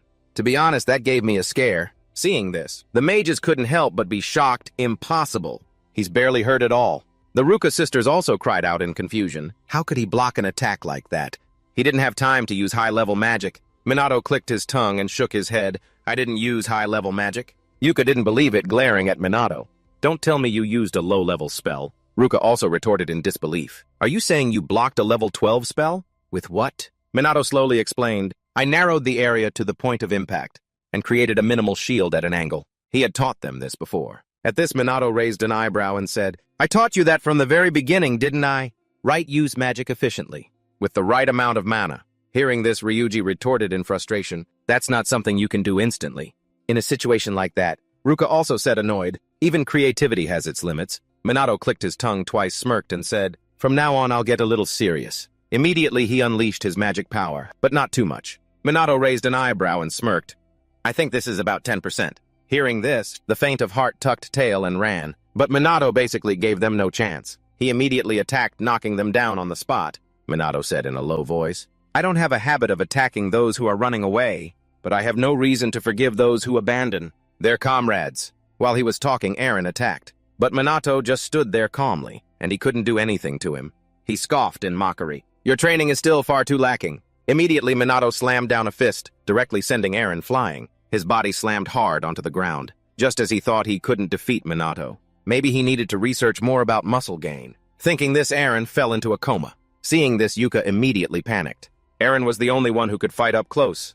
If he's gone, what do we do? At that moment, Minato unleashed his magic bullets, and they treated the people below like a shooting gallery, attacking furiously. In an instant, almost everyone was defeated. The three, Yuka, though they could still resist, their bodies were trembling uncontrollably. Minato squinted at them, looking down on them with a pout. "Is that all?" Yuka bit her lip fiercely. It was reckless to think they could beat him. Minato's mana, level, and combat skills were all far beyond them. But at that moment, Ruka suddenly spoke up, not yet making Yuka look at her in panic. But Ruka didn't care and yelled aggressively, "I can't give up. That's all I have." Ryuji, seeing this, couldn't help but feel helpless. "What's the point of being so stubborn?" Minato also couldn't help but speak up. "I admire your fighting spirit. But you can't fight anymore." "Right, and it seems you don't have any teammates left." But the moment he finished speaking, a small figure appeared on the cliff in front of them. But the shout was full of authority. "I'm here." The newcomer was Suying, who had been missing for days. Seeing her, Yuka's group was instantly bewildered. Suying didn't pay attention to their reaction. She jumped down to the ground and stood opposite Minato. Minato squinted at the girl for a long time, then remarked with admiration, "Your ability to sense and control mana has improved." "You've been practicing, haven't you?" Snorting lightly, Suying said coolly, "I'm not telling you." Minato couldn't help but smile. The mana in his body began to rise. Immediately after, both of them charged towards each other. The two's speed was very fast. In an instant, they had exchanged 10 blows. Seeing combined close combat with her fire-type magic. A phantom fire dragon appeared and rushed towards Minato, but he wasn't flustered. He calmly let it pass through him. Minato smirked, interesting. The moment he finished speaking, he cast a spell. Seeing this, Suying was stunned, because in front of her now appeared a phantom water dragon. It roared and rushed towards the fire dragon. In an instant, both of them dissipated into thin air. Minato landed from the sky looking extremely arrogant. He couldn't help but exclaim with excitement, the combination of chi techniques, martial arts, and magic, a pretty interesting idea. Suying glared at Minato, questioning him in bewilderment. A technique that I finally managed to use. How did you use it so easily? Smiling faintly, Minato answered nonchalantly, because I just saw it. His words made Suying even more excited. She smirked and said, just as I thought. You're no ordinary person, but that's what makes this interesting. Let's keep fighting, Kusanagi Minato. The moment she finished speaking, Suying charged forward like a moth to a flame. Minato didn't hold back at all, fighting her hand-to-hand without being at a disadvantage. Only then could Suying confirm he was truly on par with her master. At this rate, she would lose. At the same time, Minato was silently musing. Suying is growing stronger with every fight. Her potential is truly immense. But at that moment, a wave of water suddenly attacked, startling Minato into dodging. Yuka's group had teamed up to attack again. Yuka shouted aggressively, "We'll lend our strength!" Suying frowned slightly at them, hesitated for a long time, then nodded.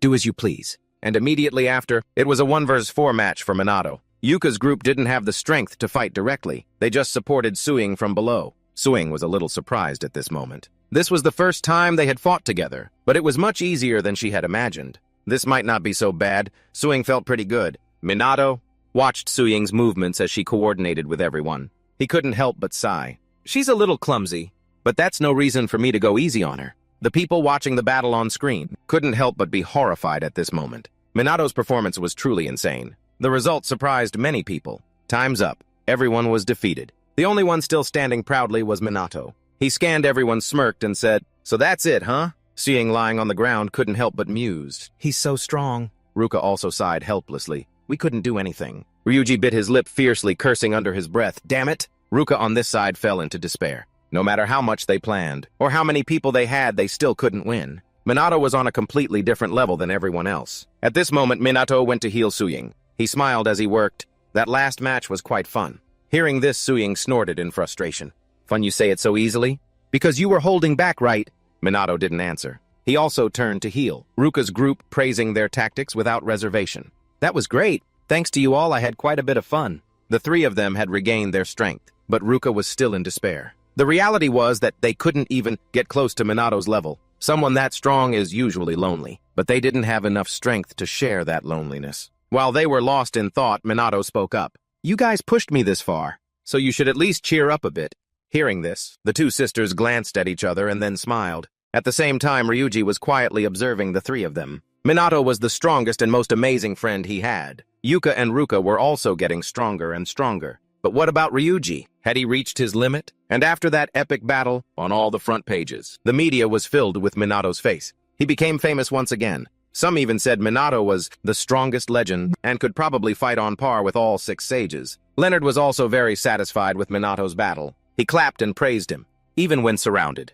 He maintained the initiative and defeated top-tier mages as easily as flipping his hand. He's the closest to perfection I've ever seen. Leonard wondered if any of the 6 sages would recognize Minato, but it would take at least 4 votes of approval. At the same time, Andre's face was extremely ugly after watching the battle. Viedia, on the other hand, was very pleased. Victor had quietly disappeared from the cafe. No one knew what he was thinking. Farron, after watching the battle, quietly took off his headphones. No one knew if he was satisfied or not. Krista was initially unhappy about having to watch Minato's battle, but she still watched the whole thing. A few days later, Aaron stood on the high platform of the Association of High-Level Mages and announced, "All right, it's time to announce the results. We will announce the scores and rankings of everyone who passed the exam."